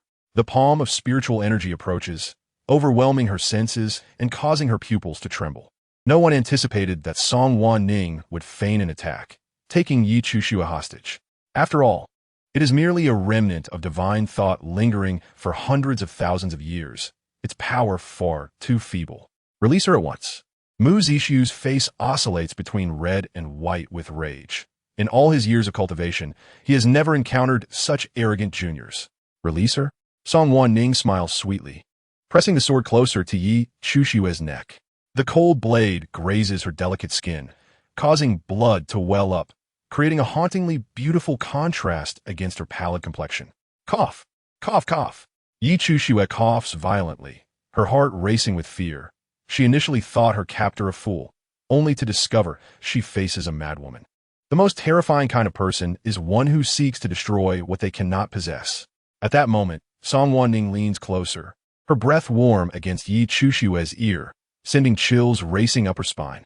You must be careful. If you accidentally cut your throat, I will not take responsibility. Ha ha ha. Laughter echoes behind her, sending tingles of dread through Yi Chuxue, who casts a desperate glance at Mu Zixu. She struggles even to summon spiritual energy, facing a Yuanian cultivator with no chance of victory. Mu Zixu's countenance darkens. Do you think that by killing her, you can obtain the inheritance of Yao Wangzong? How absurd. He gazes disdainfully at Song Wanning and continues. As long as I do not consent, even if you kill everyone, you will never obtain even a fraction of Yao Wangzong. An overwhelming aura of authority looms over Song Wanning. I warn you, release her immediately, or I assure you, you will not leave this door alive. The dignified immortal is now in a rage, losing his composure to a junior. Wang Yang furrows his brows deeper, feeling helpless. He shakes his head, suggesting that if he dislikes the situation, he should simply expel them. Clearly, Mu Zixu is deliberately targeting that girl. All this talk serves as a pretext to unleash his frustrations. The indifferent Mu Yang Xianjun remains as still as a statue, appearing like an icy sculpture. If not for the slight tremor in his sword-holding hand, Wang Yang might well believe he stood beside a mere statue. Inheritance of Yao Wangzong? Song Wanning's anger flares, her smile fading. Do you truly think I came for the inheritance of your Yao Wangzong? Is that not the case? You have painstakingly invested in her. Before Mu Zixu could finish his sentence, Song Wanning exerts herself, knocking Yi Chuxue unconscious onto the ground. Yi Chuxue still has her uses. She must not deduce my identity, lest it affect future opportunities for contention. Therefore, I directly sealed her senses and cast her aside. Thud! Yi Chuxue falls heavily, completely losing consciousness. Song Wanning wipes her hands in disdain, tilting her head provocatively at Mu Zixu, maintaining her earlier taunting demeanor. This woman's repeated provocations leave Mu Zixu both astonished and enraged. What do you mean by you? Song Wanning smirks. Do you truly believe that the inheritance of Yao Wangzong is a peerless treasure that everyone covets? In my eyes, it is nothing but a pile of worthless refuse. She chuckles lightly, her gaze sweeping over the rows of spiritual tablets. Yao Wangzong is doomed. Ha ha ha. What inheritance? I have no interest in it. Since they refuse to offer it, then let it all be destroyed. No one shall tread upon my head to ascend. Brat. Mu Zixu, incensed by Song Wanning's arrogance, strikes at her once more. The overwhelming intent to kill flows through the air, his palm transforming into a golden fire lotus. Flames blazing fiercely as if to pierce through flesh and reach the Dantian. Song Wanning's expression sharpens. With a flick of her wrist, her personal sword appears in her grasp. She steps lightly, moving like a wraith, advancing towards the golden fire lotus with her sword drawn. The intent of her blade is formidable, compressing the air into sharp cries. It crashes into the flames. Boom! The flames erupt, blinding as daylight. The tremendous shockwave distorts the surrounding space. Yi Chushua, lying nearby, is caught in the blast and is thrown aside. Mu Zishu is startled, quickly reaching out to catch her, wanting to place her behind for safety. After all, it took great effort for Yao Wangzong to finally welcome an heir. They cannot afford to lose her. The air is thick with murderous intent, filling the hall of inheritance, and the personal sword thrums with excitement, resonating with its master. Excited, frenzied, Mujiksu snorts coldly, extending a hand to strike again. He intends for Song Wanning to die. She shall not live. Chapter 28, Dealing with Mu Zishu. The flow of spiritual energy within a massive palm surges as Mu Zishu's aura rises and falls, with the surrounding spiritual energy seemingly solidifying at that moment. Song Wanning's expression grows icy, the intent to kill her sword surging forth like a battering ram, directly striking the palm. However, at the moment of first encountering the colossal palm, the intent of the sword split into 10, swiftly swirling and scattering towards Yi Chushua behind it. She boldly advanced to meet the great hand head-on. How audacious! He gathered his spiritual energy to deflect the sword intent. Yet this also allowed that massive hand to be effortlessly shattered by Song Wanning. Like a flash of fireworks, it vanished into thin air. You despicable creature! You dare to use her to restrain me. If you have the ability, confront me in a fair fight. Mu Zishu firmly shielded Yi Chushua behind him, his eyes filled with disdain as they glared at Song Wanning. Song Wanning could not hold back her laughter, surveying him with a peculiar gaze. I am despicable? You, a fully realized being, dare to strike at a younger generation? How is that not despicable? In your world of legendary powers, your words are the law, and you cannot tolerate any defiance. A smirk curled at her lips. Essentially, you are too indulged. Do you truly believe that a mere strand of divine thought makes you exceptional? I was merely toying with you. You took it seriously. But I can understand. Having been trapped here for so long, it is only natural for your mind to be dulled. Song Wanning's words pierced through Mu Zishu's heart like poisoned daggers, inciting a flush of anger that reddened his face and neck, his finger trembling as he pointed at her. No one had ever dared to insult him so. This woman is utterly arrogant. Even as a mere strand of divine thought, I could bring you to your end. He ground his teeth. Never had he desired to kill someone as intensely as he did in that moment. Is that so? The smile at Song Wanning's lips deepened, a hint of wickedness glimmering in her eyes. Then let the horses run. Today, I shall demonstrate who truly dictates the rules in our realm. Her black pupils rapidly swirled into a vortex as she raised her long sword, swinging it forth. At the pinnacle of the mountain, a star in the sky gleamed dazzlingly. The long sword was unleashed, silent and stealthy. In the next instant, the brilliance of the star intensified, only to struggle, as if bound by some unseen force.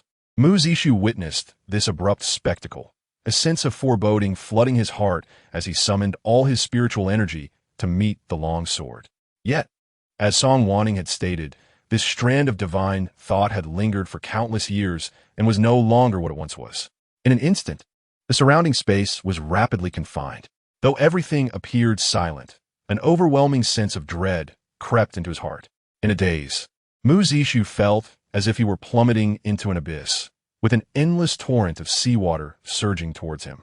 He roared in fury, striking out to disperse it. Yet more merciless waves cascaded down upon him. Roaring and churning, they sought to engulf him. No matter how fiercely he struggled, he could not break free from the depths. She has actually cultivated the realm of sword intent. Inside Wuji's sect, Wang Yang's expression was painted with astonishment as he gazed at Song Wanning, a mix of surprise and delight illuminating his face. Such comprehension is boundless in potential. What on earth is Mu Zishu doing? He stood up abruptly, filled with urgency. Typically, A swordsman who comprehends sword intent is already a formidable contender, invincible in battle. However, to attain the realm of sword intent is an arduous endeavor. This realm, a manifestation of spiritual power combined with swordsmanship, can entrap individuals within one's mental constructs. Within this realm, illusions become reality, effortlessly claiming lives. In the realm of spirits, those who can cultivate the realm of sword intent are rare. How could this girl, merely at the Yuanying stage, possess such formidable spiritual power? Her soul, how remarkably powerful! Mu Zixu, you are on the verge of extinguishing a true genius. Wang Yang nearly rushed down to slap Mu Zixu awake, desperate for him to realize the gravity of the situation. Mu Zixu may not favor Song Wanning, but I do. I would gladly impart all my teachings to her. In this moment, he could only lament that he had not left a strand of divine thought in the lower realms. Now he could only fret in vain. The sword of Xianjun Moyang surged with fervor, emitting a fierce clashing sound as it eagerly sought to escape its sheath. Xianjun Moyang pressed his lips together in resignation. He ceased to restrain it, allowing it to soar into the air. The sword flew upward, excitedly spinning a few times, before suddenly exclaiming, "Moyang, Moyang, I smell the essence of your kin." It flew to the water mirror, gazing eagerly at the dark figure, even more animated than Wang Yang. Kill intent. Kill intent. She is practically a natural-born killer. Capture her. Capture her. The sword was nearly bursting with eagerness to dive into the lower realms. Wang Yang Baoset, glancing at Xianjun Moyang, an understanding dawning upon him. No wonder the usually solitary Xianjun Moyang had stopped. It was because he had taken a liking to that girl. Mu Zixu, that foolish man, mistook a mere pebble for a gem. He will surely regret it in the future. You shameless brat, let me out. The long-imprisoned Mu Zixu finally became frantic. The remaining strands of his spiritual power were nearly exhausted, and his figure had become nearly transparent. He had never imagined that he, a true immortal, would be so thoroughly controlled by a mere girl. Now, Mu Zixu was not only concerned about Song Wanning posing a threat to the heir, but also worried about losing face before Wang Yang and Xianjun Moyang. His heart seethed with rage. He wished to tear Song Wanning apart. The moment his words fell, the surrounding waters suddenly stilled, and in an instant, all illusions vanished. The Grand Hall of Inheritance remained tranquil, as if nothing had transpired. Mu Zixu stood on the ground, his figure flickering, on the verge of dissipating. Should another sword strike occur, he would vanish without a trace, leaving not a word behind. You child, you will regret this. His eyes glinted with murderous intent as he fixed his gaze on Song Wanning. Do you know what my current status is? This strand of divine thought has persisted to this day, its energy nearly depleted, which is why you managed to seize the opportunity. But my true self remains in the celestial realm. Do you truly believe you have triumphed? As long as I exist, you will never be able to navigate the spirit and celestial realms. This is the outcome of your attempt to thwart me. Given the current situation, this girl will undoubtedly prevent me from leaving my legacy to that white-clad youth. This signifies that in the lower realms, our Yaowang sect's heritage will truly be severed. Absolutely not, Mu Zixu shouted. If you can awaken in time, I can still offer you a chance. Chapter 29. Mu Zixu's collapse even though his heart burned with hatred. He had no choice but to negotiate terms with Song Wanning. He had made one erroneous decision. He must not allow the inheritance to be severed in the lower realms again. With threats and temptations, this girl would surely waver. His gaze burned with intensity as he continued to dangle the bait. As long as you allow me to leave a legacy for that youth, I can also bestow upon you an additional gift. Since there is no choice, let us leave everything. As long as that white-clad youth can acquire the inheritance, that is sufficient. As for this girl, she is ensnared by her inner demons, with no hope of ascending. She will inevitably perish in the lower realms. But you must promise me, do not use medicinal pills to harm others, and do not walk the world under the guise of being the Yaowang sect's heir. Her intention to poison the white-clad youth demonstrates her malicious intent. She is unworthy of being the Yaowang sect's heir. If you agree to these conditions, I shall entrust the inheritance to you. Mu Zixu restored his lofty demeanor, the condescending expression evoking laughter from Song Wanning. Who gave you the audacity to still negotiate with me? Her lips curled downward, her shadowy gaze sweeping over Mu Zixu before breaking into a smile once more. Mocking and unrestrained. You threaten me? Are you so certain I will lose? I believe it is you who should be concerned about the forces in the spirit and celestial realms. Do not wait until the Yaowang sect truly vanishes and then lament your regrets. Blustering threats, who cannot do that? The future will be determined in due time. Do not even think about threatening her to make a decision. Mu Zishu never anticipated that Song Wanning would exhibit such assertiveness. Utterly unyielding. You must consider this carefully. This is the inheritance of the Yaowang sect. They were once a top-tier sect in the lower realms. He cannot believe that Song Wanning is truly unmoved. What the Yaowang sect? Song Waning's gaze sharpened. She detests this condescending tone. Without your Yaowang sect, I'm still a master alchemist. What do you think you are? Ah, Muziksu laughed Inanja. Today he has witnessed what true arrogance looks like. How absurd for a mere Yuanian cultivator to be so presumptuous. You will regret this. His eyes darkened. The thought of being forced into such a predicament by a mere child filled him with rage. Yet, the situation was urgent. A glance at the unconscious Yi Chushue behind him solidified his resolve. He had no choice but to risk injuring his own spirit and pour the inheritance into the white-clad girl before safely transporting her away. With this thought, Mu Zishu immediately set his plan into motion. Time was of the essence, offering only a slim chance. However, Song Wanning had already seen through all his intentions and suddenly broke into a smile. Her smile was even more radiant than blooming flowers. She gazed quietly at Mu Zishu, instilling within him an unprecedented fear. You. He widened his eyes in terror, only to see Song Wanning swing her sword, charging straight for the neatly arranged spirit tablets. The formidable sword intent manifested into countless sword shadows, surging with murderous intent. No! Mu Zishu shouted desperately as he flew toward her. When they encountered the spatial storm, many disciples were swept away, and the elders and ancestors sacrificed their lives to protect them, ultimately meeting their demise without leaving a trace. These spirit tablets were all he could do for them in his obsession. Boom! A tremendous explosion resonated, sending waves of energy rippling outward, stirring the surrounding barriers into chaos. The corners of Song Waning's mouth curled upward as her sinister gaze flickered, striking repeatedly with her sword. Mu Zishu could no longer care about the inheritance, fighting desperately to maintain the barriers. His eyes reddened with rage. He wished to drink their blood and consume their flesh. How dare you? Upon hearing this, Song Wanning turned her head to look at him, tilting it as she had before. Then let me show you whether I dare or not. She playfully winked at Mu Zishu and mercilessly swung her sword again. In that moment, boundless malice engulfed the entire inheritance hall, ensnaring all space. Within the depths of the soul, endless malevolence was awakened.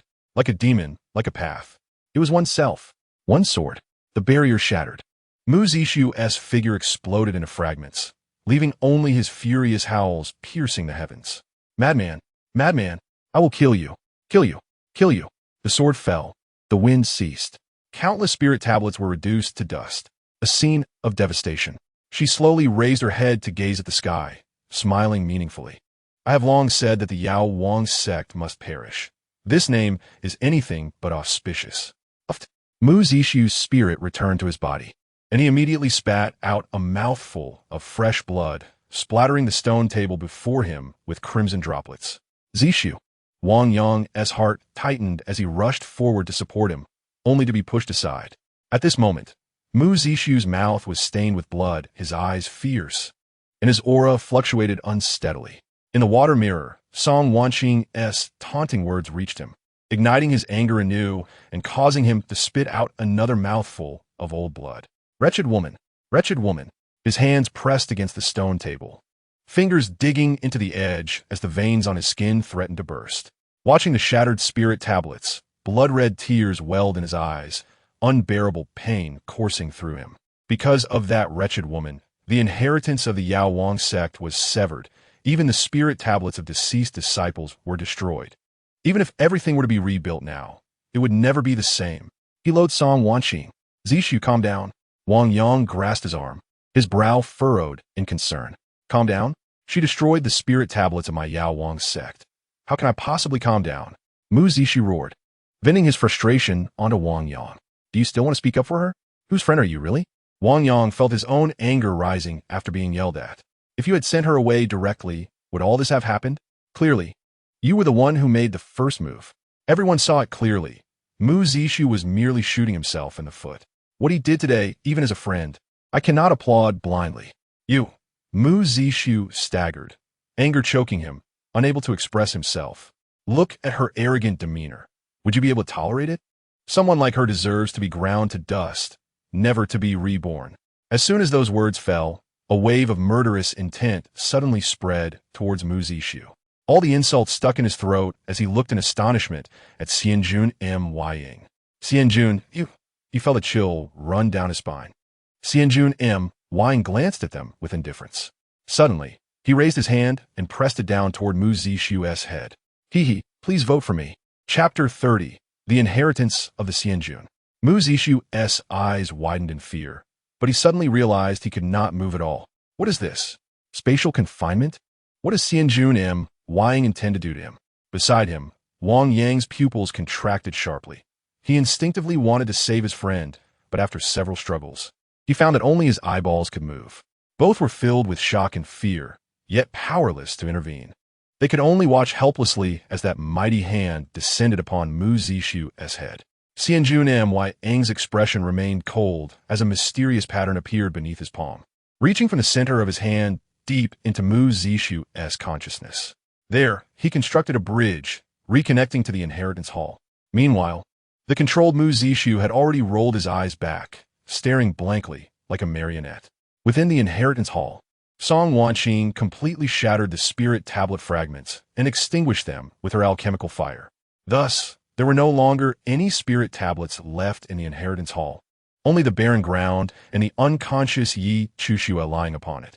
The force of the earlier explosion had not spared her. Her face and body were covered in blood, and her clothes were tattered, making her appear even more pitiful. Song Wanning slowly approached her, a cold glint flashing in her eyes.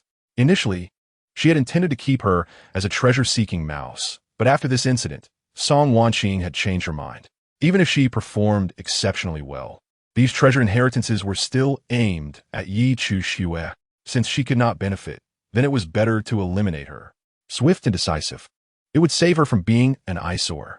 She looked down at Yi Chushua.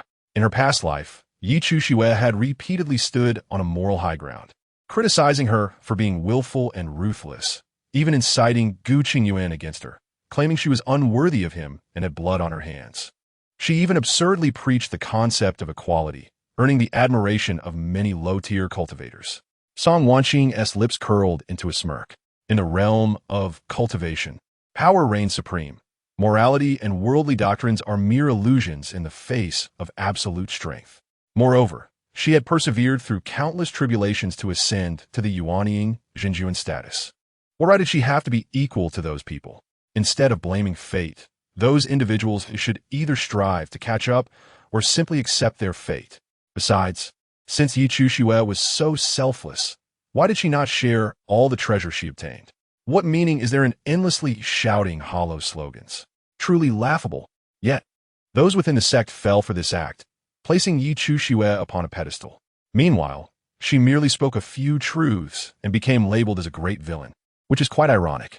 Now it is time to resolve this matter. She intended to eliminate Yi Chushua first, before dealing with Gu Qingyuan and his 3 disciples. The mastermind who had harmed the Song family in her past life would not be spared. With a flick of her wrist, her sword was drawn. The blade split into 2 beams of light, aimed directly at Yi Chushua's neck and heart, leaving no chance for survival. Yet in the next moment, a flash of sword light appeared, extinguishing Song Wanning's lethal strike without a ripple. Song Wanning's expression hardened, and she quickly retreated. She soon discerned a shadowy figure, its form indistinct, yet its imposing aura was as striking as a towering pine, exuding an overwhelming pressure. The tremors from the sword at its waist indicated that this was undoubtedly another sword cultivator. Song Wanning's countenance fell, her murderous intent swirling frantically. Indeed, the favored child of destiny. Even at this moment, someone dared to intervene and rescue Yi Chushua. Heaven truly favored her. Yet, gods may be slain, and Buddhas may be slain. She would not allow destiny's wishes to prevail. With a thrust of her sword, Song Wanning charged toward the figure with unrelenting malice, akin to a ferocious beast from the primordial wilds. The immortal Lord Moyong barely curled his lips in a subtle smile, effortlessly suppressing her with a raised hand. In an instant, the light flickered, and Song Wanning found herself in an unfamiliar place, surrounded by desolation, with layers of gravel swirling in the wind. Ahead, a figure descended from the heavens like a deity, wielding a sword that shattered the firmament. A dense aura of slaughter seemed poised to annihilate all existence. Amidst the swirling yellow sands and shattered stones, the heavens were torn apart and stars exploded. As the space warped and flickered, shadows from other realms appeared as if half-formed from spatial tunnel. Song Wanning transformed into a grain of sand, bobbing with the force of impact, feeling rootless and adrift. Lost in an infinite expanse, she forgot whence she came and whither she was bound, with only the memory of that world-shattering sword remaining in her mind. When she opened her eyes again, the familiar surroundings greeted her, yet Song Wanning felt as if she had traversed through time. She could not fathom how long she had wandered or what she had endured, feeling diminutive, merely a speck in the vast ocean. Deep within her consciousness, an unnamed book floated quietly, radiating a murderous intent. Shock, confusion, and doubt filled her, yet she maintained her guard. Who knew the true intentions of the other party? Moyang's brow arched slightly as he gazed at the young girl before him, finally understanding why the sword spirit had claimed they were akin. Her stunningly beautiful face was in stark contrast to the murderous aura and hostility that enveloped her. She was ruthless toward her enemies, arrogant toward her elders, and unforgiving toward herself. The path of slaughter suited her perfectly. Moyang did not take offense at Song Wanning's aggression. Rather, admiration gleamed in his eyes. The two regarded one another, the atmosphere both peculiar and harmonious. Ultimately, it was Song Wanning who broke the silence, inquiring whether he was affiliated with the Yaowang sect. Was he there to vent frustrations for them, or to protect Yi Chushiwe? Moyang's expression remained indifferent as he spoke in a cold voice, stating that he was merely a fellow disciple, not well acquainted. Not well acquainted? Then were you here for her? Song Wanning narrowed her eyes, gesturing toward Yi Chushiwe on the ground. She began calculating her odds if she were to exert her full strength. Moyang did not even glance at Yi Chushiwe, simply stating, "No, not so. Then what was your purpose here?" A smirk played on Song Wanning's lips. She did not believe him. Destiny was biased, and she now regarded everyone with equal suspicion, especially this mysterious figure before her. Moyang gazed deeply into her eyes. "For you? For me?" Song Wanning laughed. A person abandoned by destiny had someone coming for her? You need not doubt. I am a being of the immortal realm, not controlled by the destiny of this world. Moyang recounted the events, expressing his unwillingness to let a promising disciple slip away, particularly since this young girl was naturally suspicious. Upon finishing, he fixed his intense gaze upon Song Wanning, stating, "I cultivate the path of ruthless slaughter. The inheritance within your consciousness belongs to me. Now, do you wish to enter my tutelage and practice the path of ruthless slaughter?" The path of ruthless slaughter? Song Wanning's lips curled slightly. "I refuse." The atmosphere fell silent. The sword at her waist ceased trembling, filled with astonishment. Moyang was equally taken aback. Perhaps it had been too long since anyone had so bluntly rejected him, stirring an unusual emotion within him. Why? It was not vanity on his part, but with his strength, many sought to be his disciples in the immortal realm. Yet this young girl had audaciously refused. Song Wanning raised an eyebrow, declaring, "I intend only to pursue the path of slaughter. Why would I embark on the path of ruthlessness?" The path of ruthlessness required the abandonment of joy, anger, sorrow, and happiness. It necessitated indifference to worldly matters. Why must I forsake my emotions for a few scoundrels? It is not worth it. To enter the path of ruthlessness would mean severing her own feelings, causing her self-harm. Others would remain unaffected. Who would care? Not to mention she still had her loving parents, relatives, and her master waiting for her in the spirit realm. For a few despicable individuals, why should she enter the so-called path of ruthlessness? Without hesitation, Song Wanning firmly rejected him, her eyes flashing with murderous intent. So what if she were haunted by her demons? She did not care. The path of slaughter should be pursued with unwavering resolve. In her past life, she had strayed from this path, ultimately leading her astray from her true way. But this time, she would not change for anyone or anything. Within her consciousness, demonic energy surged violently, seemingly responding to her defiance. Song Wanning's eyes sparkled.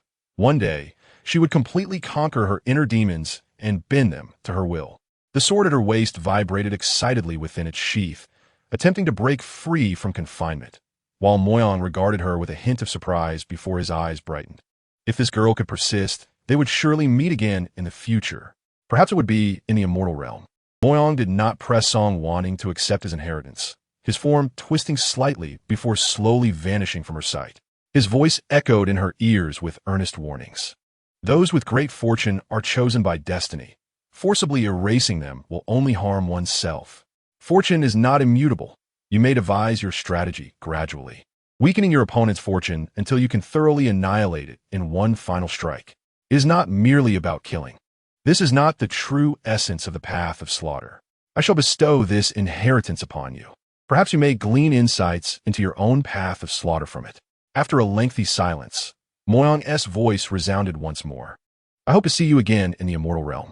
His arrival had been sudden, and his departure equally abrupt, leaving Song Wanning furrowing her brow. What was this person's true background? In the next chapter, the immortal lord's protection would come to light. Moyang calmly loosened his grip and stepped back. The spatial confinement was lifted, and Mu Zishu seemed to come back to life, gasping for air. He promptly spat out a mouthful of fresh blood, splattering it all over Wang Yang. Immediately, Mu Zishu slumped into a chair, his expression one of shock and fear as he gazed at the Xianjun and Mo Yang, his heart trembling uncontrollably. Wang Yang, equally astounded, used a cleansing spell to wipe away the bloodstains before cautiously standing beside Mu Zishu. Just moments ago, he feared that Xianjun and Mo Yang might act ruthlessly and incapacitate Mu Zishu, but fortunately, it was merely a false alarm. After a prolonged moment of stillness, Mu Zishu finally calmed the tumult within him, his voice tinged with anger and dread as he inquired, what did Xianjun and Mo Yang mean by that? Does being a Xianjun grant one the liberty to act against us at will? Though Mu Zishu was aware of his own limitations, he was nonetheless a disciple of Wu Jizong. Xianjun and Mo Yang's aggression toward the fellow sect member surely warranted an explanation. He yearned to adopt a more resolute stance and report the matter to Wu Jizong, yet doing so would undoubtedly incur Xianjun and Mo Yang's wrath. The latter was notorious for his ruthlessness. Should he decide to end Mu Zishu's life with a single stroke one day, where would he seek justice? It is often said that those with higher cultivation levels fear death more acutely, and Mu Zishu, too, feared the prospect of his years of hard work being rendered futile. He stared intently at Xianjun and Mo Yang, striving to maintain an air of composure. She is my recognized disciple, and should you seek to eradicate her, I shall not stand idly by. Xianjun and Mo Yang's cold gaze swept over him, and the words he uttered left Mu Zishu in a state of bewilderment. How could this be? What had captivated Xianjun and Mo Yang's attention towards that cloaked figure? Anxiety gnawed at Mu Zishu as he recalled how he had previously attempted to intimidate Song Wanning, even leveraging the realms of the spirit world and the celestial realm as a threat. In hindsight, such actions seemed utterly absurd and laughable. It was well known that Xianjun and Mo Yang was backed by powerful clans from the celestial realm, and in any context, he paled in comparison to Xianjun and Mo Yang, rendering him incapable of bullying his disciples. Mu Zishu's resolve began to waver, his heart a tumult of anger and regret, compounded by a sense of helplessness. He had destroyed the opportunity for Yao Wangzong's legacy in the lower realms, obliterating countless spiritual positions in the process. With such a significant grievance yet to be avenged, he turned around only to find the culprit had become a disciple of a powerful figure, inciting feelings of rage that made him want to vomit blood. Furthermore, her actions were so egregious that a lesson was certainly warranted. Mu Zishu stiffened his neck, arguing his case, cursing his own lack of strength. Throughout the encounter, Xianjun and Mo Yang remained indifferent, showing no regard for Mu Zishu's presence. Whether his actions were excessive was not for Mu Zishu to determine, especially given that it was he who had instigated the conflict. His voice resonated with authority as he unleashed his Xianjun aura, a force that bore down upon Mu Zishu like a tidal wave. Just as Mu Zishu attempted to argue further, he felt as though an unseen force had tightened around his throat, a shadow of death looming ominously overhead, draining the color from his face. Wang Yang, too, turned pale, quickly reaching out to restrain Mu Zishu, signaling him to remain still. The child, having caught Xianjun and Mo Yang's attention, must undoubtedly possess extraordinary abilities, far from the ordinary. Muzi Su had merely been blinded by rage, not intentionally targeting the child, and he implored Xianjun Mo Yang to overlook the minor transgression and not take it to heart. Wang Yang managed a faint smile, providing Muzi Su with a way out. Henceforth, Muzi Su would surely refrain from any actions against that child. Chapter 33. She is not that kind of person. It would be wiser to descend the stairs gracefully now than to risk further jeopardizing himself. Hearing his friends speak on his behalf, Muzi Su clenched his fists before slowly relaxing. Rest assured, Xianjun, I will not act against her again. Let this matter be as though it never occurred. In the end, he chose to seek peace, recognizing the compelling nature of the situation and reluctantly conceding defeat. It was all the fault of that wretched girl. How fortunate she was. Xianjun Mo Yang awaited Muzi Su's concession. For regardless of whether Song Wanning inherited his legacy, she was a promising junior in his eyes. Moreover, due to Song Wanning, he sensed a breakthrough in his own cultivation, thus he needed to clear any obstacles in his path. The atmosphere gradually returned to calm as both Muzi Su and Wang Yang exhaled deeply. Such egregious bullying was intolerable. Muzi Su seethed with anger. It could only express his grievances in hushed tones. Wang Yang exchanged a helpless glance with him before turning his attention to the water mirror. In the reflection, Song Wanning was staring coldly at the unconscious girl on the ground.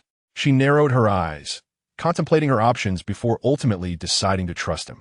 Killing Yi Chu Shui would not only be impossible, but would also result in her own detriment, a futile endeavor. She stepped towards Yi Chu Shui, suddenly raising her hand. And in the next moment, a beam of light cascaded from her fingertips, swiftly entering Yi Chu Shui's consciousness. Do you not desire the inheritance? I shall grant it to you. A gentle smile graced Song Wanning's lips, her eyes shimmering with hints of mirth. Yet to anyone who beheld her, an icy shudder would undoubtedly creep down their spine. She was indeed a person of dark intentions, strikingly similar to that individual. Muzi Su, infuriated, slammed his palm against the stone table, wishing to charge in and confront Song Wanning once more. This cunning individual was malicious, and it was no wonder Xianjun Mo Yang had taken a fancy to her. Wang Yang jistedly flee, and Muzi Su immediately felt a wave of guilt wash over him as he glanced around nervously. Wang Yang sighed once more. I find this girl rather clever. It is a shame we cannot foresee what transpires next. Muzi Su turned his head defiantly. Who desires to witness her future? If she ascends, I shall call her father. Junior sister Yi. Jusu, Wakeng. Yi Chu Shui slowly opened her eyes amidst the concern of those around her, her pallor ghastly, her body stained with blood. A sight that struck terror into the hearts of onlookers. Chu Shui, how are you? Are you all right? Gu Qing Yuan embraced his disciple, his eyes brimming with sorrow. Who could it be that inflicted such harm upon Chu Shui? Senior sister Yi, how did you end up here? What transpired? And Zhe, equally distressed, paced anxiously within the inheritance hall, yet had seen no suspicious individuals. Bai Yang and Lunan Feng remained silent, but their worried expressions could not be masked. In her consciousness, a tome titled Yao Wang Ju lay quietly, rising and falling gently. A surge of joy filled her heart as she hurriedly opened it, discovering numerous formulas within. Master, I have obtained the inheritance of Yaowang Zong. Yi Chu Shui excitedly shared the news with Gu Qing Yuan, grasping his hand fervently. Is that so? And what about the recipe for the Wandu Dan? The Wandu Dan could cure all poisons in the world. If they could successfully concoct it, they would no longer need to seek Song Wanning's assistance. Yes, they are all here. Yi Chu Shui wept tears of joy, her emotions overwhelming her as pearls of sorrow cascaded down her cheeks. With the inheritance of Yaowang Zong, she was certain of surpassing Song Wanning. At that moment, she would ensure that Song Wanning truly experienced the sensation of plummeting from the heights of the heavens to the depths of the abyss. The master and disciple reveled in their triumph, while the three senior brothers exchanged peculiar glances. Everyone was aware of Gu Qing Yuan's affections for Yi Chu Shui, particularly Bai Yang, who frowned at the sight of their intertwined hands. Gu Qing Yuan's feelings for Yi Chu Shui were evident. But what of Yi Chu Shui's feelings in return? Suddenly, Yi Chu Shui broached the subject of competing for the inheritance. When I entered the inheritance hall, I discovered that someone had arrived before me. That person attempted to kill me, coercing the elder to bestow the inheritance upon her. The mere thought of that individual ignited her fury. The elder favored her, wishing to grant the inheritance to whomever he pleased, yet who was she to seize it? Thankfully, she was ultimately dealt with by the elder, or else. A strange flush of color appeared on Yi Chu Shue's pale face, only to vanish swiftly. Moreover, I feel that person bore a striking resemblance to Master Song. It was an instinctual feeling. Yi Chu Shue furrowed her brow, convinced that, despite the other disguise, she bore a striking resemblance to Song Wanning. However, without concrete evidence, such claims were difficult to substantiate. Junior sister Yi, Master is currently in seclusion and cannot possibly be present here. Though his methods may be a bit extreme, he is always forthright. One must not speak recklessly. He instinctively defended Ng. The Master's disdain for YCH Su was overt and had never been concealed, nor was there any need for such subterfuge. Who would brazenly attempt to seize what does not belong to them? Indeed, why Shimmy? You must refrain from making such statements. Should the Master overhear, it would certainly cause you trouble. Ng's eyes held a flicker of concern, intertwined with profound affection. Yet he could only bury it deep within his heart, fearful of drawing attention. YCH Su and the senior brother were a match made in heaven, and he felt unworthy of her. Yet, she bore an uncanny resemblance to him. YCH Su bit her lip, feeling somewhat wronged. She glanced at Ying, sensing that he had grown increasingly distant, as if his thoughts were no longer centered on her. Enough. Ji Qunju furrowed his brow and released his embrace around YCH Su. Although Ing could be willful, she was not the sort to act in such a manner.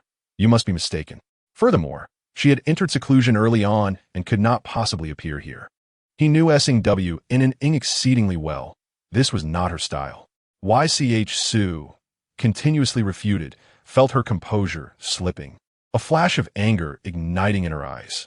She had uttered no malicious words, so why such fervent defense of Ing? Chapter 34. The secret domain of inheritance suppressing her fury, she rose, her expression increasingly grim. Relying on men was indeed futile. She would no longer offer her elixirs to them. Upon returning to her seclusion chamber, she tidied herself and rested well through the night, preparing to comprehend the inheritance that lingered in her mind the following morning. The path of ruthlessness was not her desire, yet the legacy of the great master held immense significance. It might very well be an opportunity for her strength to ascend. Ing furrowed her brow, exhaling a breath of dissatisfaction before closing her eyes.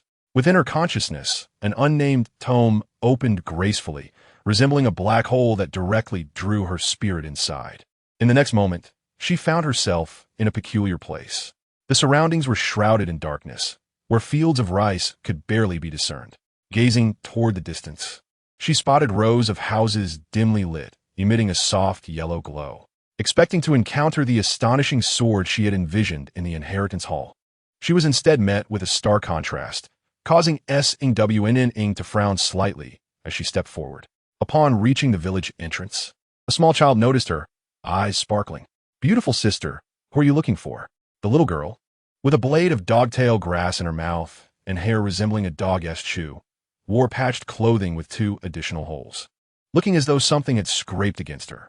Just passing through, Ing discreetly surveyed the village, eager to uncover its secrets. "Sister, are you seeking shelter? Come, let me take you in. I will inform the village elder." The innocent little girl gazed at Ing, taking her hand and leading her into the village. Ing, filled with curiosity, followed her into the village. Within, many households had settled down for the night, with only a few still sending up smoke from their kitchens, thick with the aroma of home-cooked meals. For someone who had lived in the realm of cultivation her entire life, this scene felt strangely unfamiliar, yet not entirely repulsive. Under the village elder's arrangement, Ing stayed with the family for the night. The matron was a widow, caring for her sickly mother in her 50s and 2 children, living in dire straits. The family appeared ragged, yet their expressions were relaxed, showing no signs of distress. They warmly welcomed Ing into their home. "Little girl, I apologize. Our home is humble, but please bear with us. This is the best room we have." The woman, somewhat shy, rubbed her hands together, Smiling amiably at Snang Nang. S. Ing W. N. Ing surveyed the room, noting the walls made of mud and straw, unsightly and hardly windproof. Fortunately, the weather was warm, otherwise the cold drafts would sweep in. Observing the meager furnishings, she found it painfully sparse, merely a bed and an aging dressing table, with no table even to be found in the house. Are you hungry? Would you like me to cook you some noodles? Mother, I want noodles too. A 7-year-old child sniffled, eyes gleaming with anticipation. Good boy, wait a few days until the wheat is harvested, and then I will make noodles for you. The woman gently patted the child's head. Yay, we can eat noodles in a few days. The child leaped with joy, as if the mention of noodles was a rare treasure from the heavens.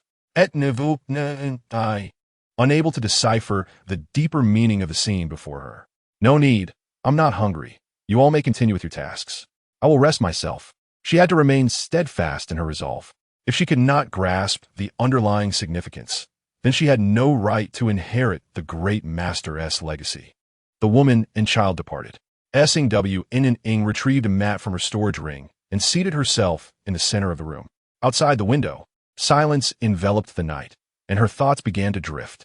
Why shimmy? You need not accompany us. LNNF Ing's lips curved upward as he conversed with YCH Sue while walking. YCH Sue, carrying a package of pastries, smiled at his words. Since my shimmy has joined Ynexio Peak, it has been my oversight not to visit her. Now that Ing SH Shu is in seclusion, I must take more care of her. She maintained a gentle demeanor, her hair flowing in the breeze, seemingly exuding a fragrant allure. LNNF Ing found himself momentarily entranced, unable to look away.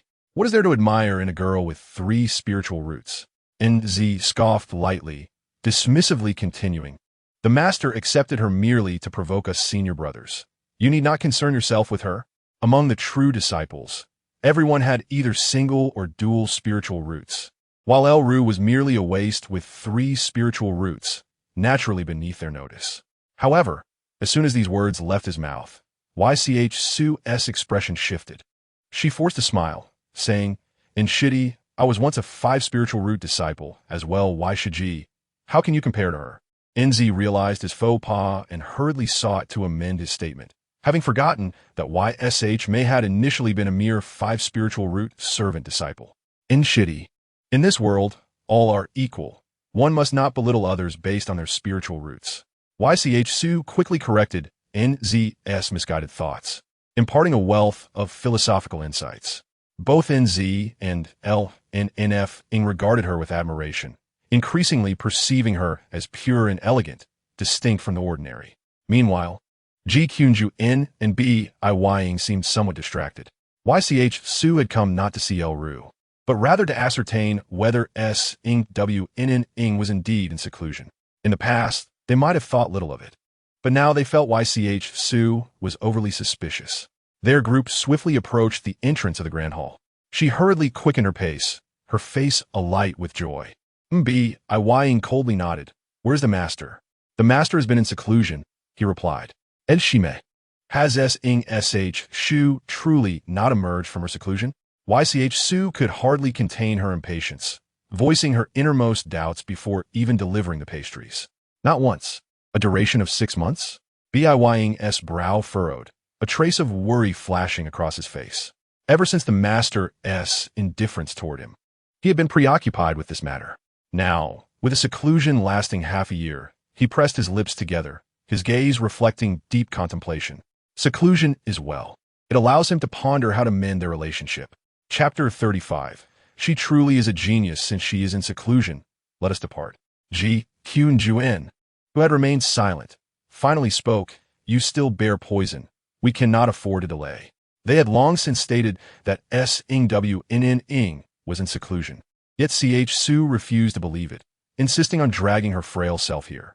Indeed, hearing is one thing. YCH Sue pressed her lips together, pondering who could guarantee that S Ing W N Ing was truly in seclusion. What were merely a fa ade? Enough. Guqing Yuan lowered his voice sharply and seized Yi Chushua's arm. She had claimed to be in seclusion, and therefore, she must be in seclusion. Song Wanning lacked the cunning to deceive. His tone was slightly heavier than usual, yet to Yi Chushua, It sent a chill through her heart. How could her master be so fierce towards her for the sake of Song Wanning? This was an unprecedented occurrence in over 20 years. Did her master truly place such unwavering trust in her? She raised her head, a stubborn hue of red flashing in her eyes. The more they defended Song Wanning, the more she felt compelled to validate her suspicions. She longed to show them that Song Wanning was nothing but a malicious schemer. I did not. It was impossible to charge in now to seek confirmation. Gu Qingyuan's brows furrowed even tighter. He was worried about Chushu's injuries. How could she not understand? Gu Shirshu, if you go to find Master, she will surely open the door for you immediately. Enz observed Yi Chushu's grievances and was quick to stand up for her. Master has always been compliant with you. It's merely a disturbance to her seclusion.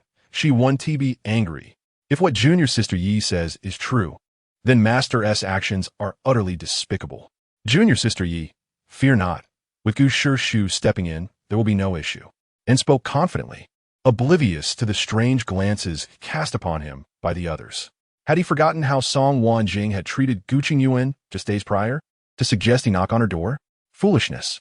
Gu Qingyuan couldn't even bear to glance at Anne's. Were it not for Chushu's amicable relationship with him, he would have dismissed the man entirely. Yet Yi Chushu's eyes brightened with hope as she looked expectantly at Gu Qingyuan. Until now, she remained unaware that Gu Qingyuan had knelt to plead for medicine on her behalf, mistakenly believing that everything remained as it once was. No, Gu Qingyuan stated bluntly, shattering the last glimmer of Chushu's fantasy. Disturbing someone in seclusion is a vile act and should not be done. He cast a detached glance at Anne's, realizing that he ought to limit Chushu's interactions with this fool lest she be led astray. Ignoring Yi Chushu's simmering resentment, Gu Qingyuan forcibly led her away. Bai Yang surveyed the great hall and then glanced at Li Ruo, a flicker of indifference passing through his eyes. No one could replace his position in Master's heart. With a sudden thrust, Song Wanning found herself impaled by a sword. She spat out a mouthful of blood and coldly withdrew the blade from her body. The figure before her gazed in shock, their eyes soon filled with malice, raising their sword to strike again. Song Wanning's gaze turned fierce as she swung her long sword to meet the attack once more. In her sight, blood was everywhere. "Oh, mother, save me. Ooh, father. I am terrified. Please do not kill him. No, I beg you, spare them. You shall not have a good death. I will haunt you even as a ghost." Various anguished cries echoed around her. The murderous intent within Song Wanning intensified as she engaged in battle with her opponent. For over a decade, she had lived among these villagers. The village was filled with playful children, honest men, diligent women, and spirited youths. Just yesterday, they had gathered together, dreaming of a bountiful harvest, and now they faced slaughter at the hands of marauders. She wished to protect everyone, yet realized her spiritual energy had long been depleted. Like these people, she had become an ordinary mortal. Song Wanning could only swing her sword, trying to save those who cried out. But one by one they fell. Blood flowed abundantly. Severed limbs lay scattered. Corpses lay everywhere. In that moment, she gazed on in despair, utterly powerless. The crimson light gradually engulfed her vision, and the murderous intent within her was unleashed. Even knowing this was merely a phantasm from the inheritance, she fully immersed herself in the scenario. With a swift strike, the long sword cleaved downwards. Song Wanning's body was split in two, crashing to the ground. An endless chill and a sea of blood enveloped her. For a brief moment, she appeared dazed, as if understanding the purpose of this first trial in the inheritance. Around her were the villagers' simple and clear voices. Their lives were hard, yet they remained filled with hope for the future, living diligently and clumsily. But heaven was unjust, unwilling to spare them. Song Wanning clenched her fists. Memories of their shared moments over the past decade replayed in her mind, and her resolve to save the villagers grew stronger. Thus, she began an endless cycle of rebirth. Killed, reborn, over and over, with no end in sight. Half a year slipped by in the blink of an eye, while Song Wanning remained in seclusion. A significant event transpired in the Medicine Sect. Have you heard? Yi Shirshu successfully refined a 5th-grade pill yesterday. Really? Is it true that she can refine a 5th-grade pill so quickly? Indeed, it's said that Yi Shiji only began her studies 6 months ago, and in such a short time, she can refine a 5th-grade pill She is truly a natural talent in alchemy. Incredible. Yi Shiji is the true genius of the alchemical path. Not to mention, she is the heir of the Yaowang sect. The disciples of Tian sect chattered excitedly, their eyes sparkling with admiration. Moreover, Yi Shiji is kind-hearted and generously distributes pills to us ordinary disciples. Though Song Shizu is a master alchemist, the pills he produces are beyond our reach. Yi Shiji is different. She has genuinely given out numerous pills. Yi Shiji is indeed magnanimous, unlike some who must kneel to beg for a pill. Reflecting on Song Wanning's earlier excessive demands rendered her more and more as a petty individual, using her alchemical prowess to bully others. Even forcing a figure like Gu Shizu, a transcendent being, to kneel was truly heartless. Indeed, I heard Yi Shiji is giving out pills again today. Let us hurry to see. Perhaps we will be fortunate enough to receive one. Let us go. Let us take a look. A throng of disciples soon gathered outside Yi Chushua's alchemy chamber, creating an impassable crowd. Soon, Yi Chushua emerged with a tray, her face beaming. I am indeed a genius. Chapter 36. Are the pills poisonous?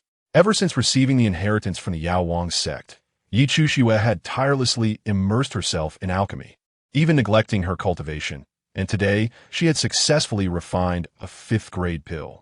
This implied she was now qualified to concoct detoxifying pills. As long as she found the remaining materials, she could completely eliminate the toxins within her body. A smile graced Yi Chushua's face as she said, I'm sorry, but I only managed to refine 3 pills this time. However, all 3 were mid-grade pills. Though she attempted to be modest, she could not conceal her inner pride. Everyone has a sense of vanity, and she was no exception. Wow, Yi Shiji, you are incredible. In just 6 months, you have progressed from a novice to being able to refine 5th-grade pills, and they're mid-grade pills at that. You are truly a genius. Yes, indeed. This is even more impressive than what Song Shizu accomplished. Yi Shiji, you are destined to become the next master alchemist. We will always support you, Yi Shiji. The disciples were filled with excitement, for 5th-grade pills held significant value in the outside world. Many had exhausted their savings to purchase even a single pill, yet now Yi Chushua was giving them away for free. This was akin to a windfall from the heavens, and everyone eagerly showered her with compliments in hopes of being chosen. Yi Chushua felt somewhat elated by the praise.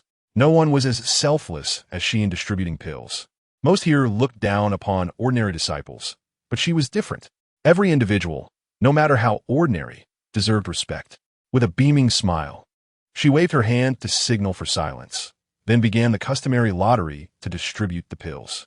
Soon, 3 fortunate individuals emerged, expressing their immense gratitude, earning the envy of all around them. It is splendid news that I have been stuck at the 9th layer of qi refining for several years.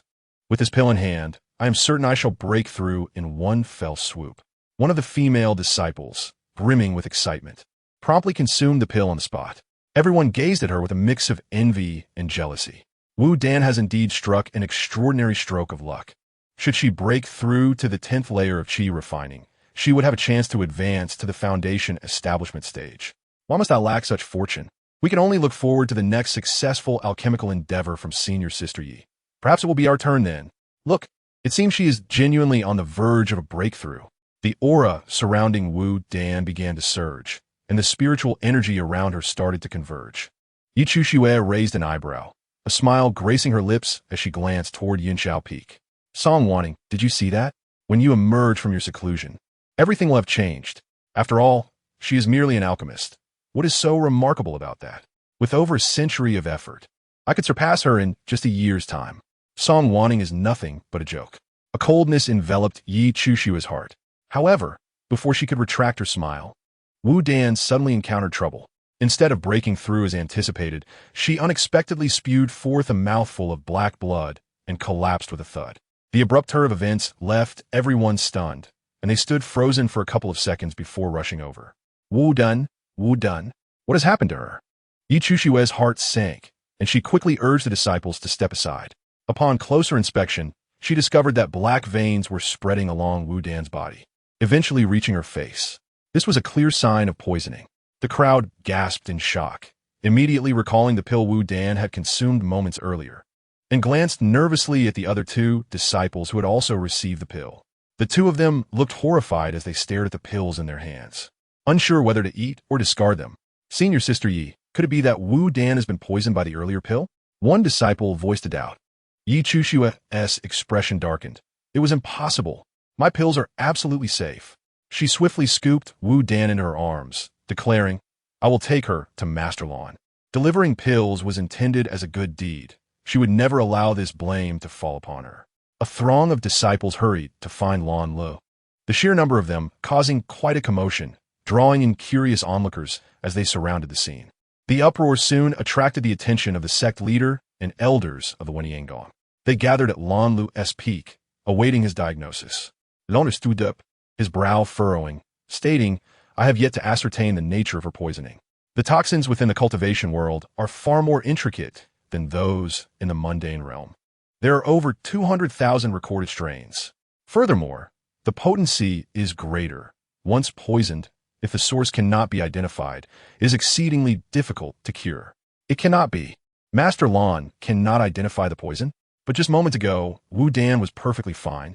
It was only after consuming Senior Sister Ye's pill that the disciples' gazes instinctively shifted toward Yi Chushue. Yi Chushue stiffened, hastily clarifying, this disciple consumed my pill. But I assure you, my pills are free from toxins. She must have been poisoned by some other means. If anyone doubts, they may inspect the other two pills. In a panic, she discreetly crushed the communication talisman given by her master to prevent the blame from being unfairly cast upon her. Bring forth the other two pills. Lan Lu gestured, summoning the pills from the hands of the two disciples. He examined them closely, crushed them for further observation, and then summoned a bird from the sky, feeding it the powdered pills. The crowd's eyes fixated on the bird. The little creature consumed the powder and took flight, soaring higher and further without any sign of distress. Yi Chushue's lips curled into a smile, her heart swelling with joy. I told you, the poisoning has nothing to do with my pills. This is indeed a 5th grade gathering spirit pill. Just as her words fell, the bird suddenly began to thrash violently, emitting a piercing sound that was almost unbearable to hear. In the next moment, it plummeted directly to the ground, landing at Yi Chushue's exquisitely crafted white spirit boots. It convulsed a few times before lying still. Her complexion turned ashen, her eyes wide with shock. How can this be? Was there truly poison in the pill? This cannot be. I followed the alchemical methods precisely as outlined in the inheritance. It is indeed true that Senior Sister Ye's pills are toxic. What about the others? The crowd's varying suspicions converged on Yi Chushue, who was inundated with murmurs and chatter. The sect leader of Wenyanggong, observing the scene, grew agitated.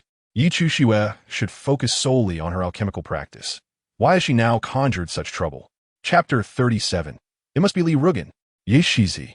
How do you intend to explain this? Yi Chushue certainly did not intend to poison her disciple. No one would commit such folly. It was likely that her lack of skill in alchemy caused the mishap. Yi Chushue remained steadfast in her belief. She had meticulously replicated the formula according to the inheritance and had even successfully produced a mid-grade pill. How could it possibly be toxic? The evidence stood before them. Yet she still claimed there was no issue? The second elder scoffed coldly. Do you only realize there's a problem when a disciple lies dead? Since the incident with Gu Qingyuan acting on Yi Chushue's behalf, both she and her actions had become increasingly irksome. She scanned Yi Chushue, fully aware of the motivations behind her diligent alchemical endeavors. Now that a problem had arisen, it was natural that she would be reluctant to admit it. I did not. Yi Chushue's face flushed with urgency as she retorted, I followed the recipe to the letter. There is no way I could have made a mistake. There must be some misunderstanding. Sect leader, my pills are absolutely beyond reproach. I implore you to investigate thoroughly. Admitting to the toxicity of her pills would jeopardize her future sales and reputation.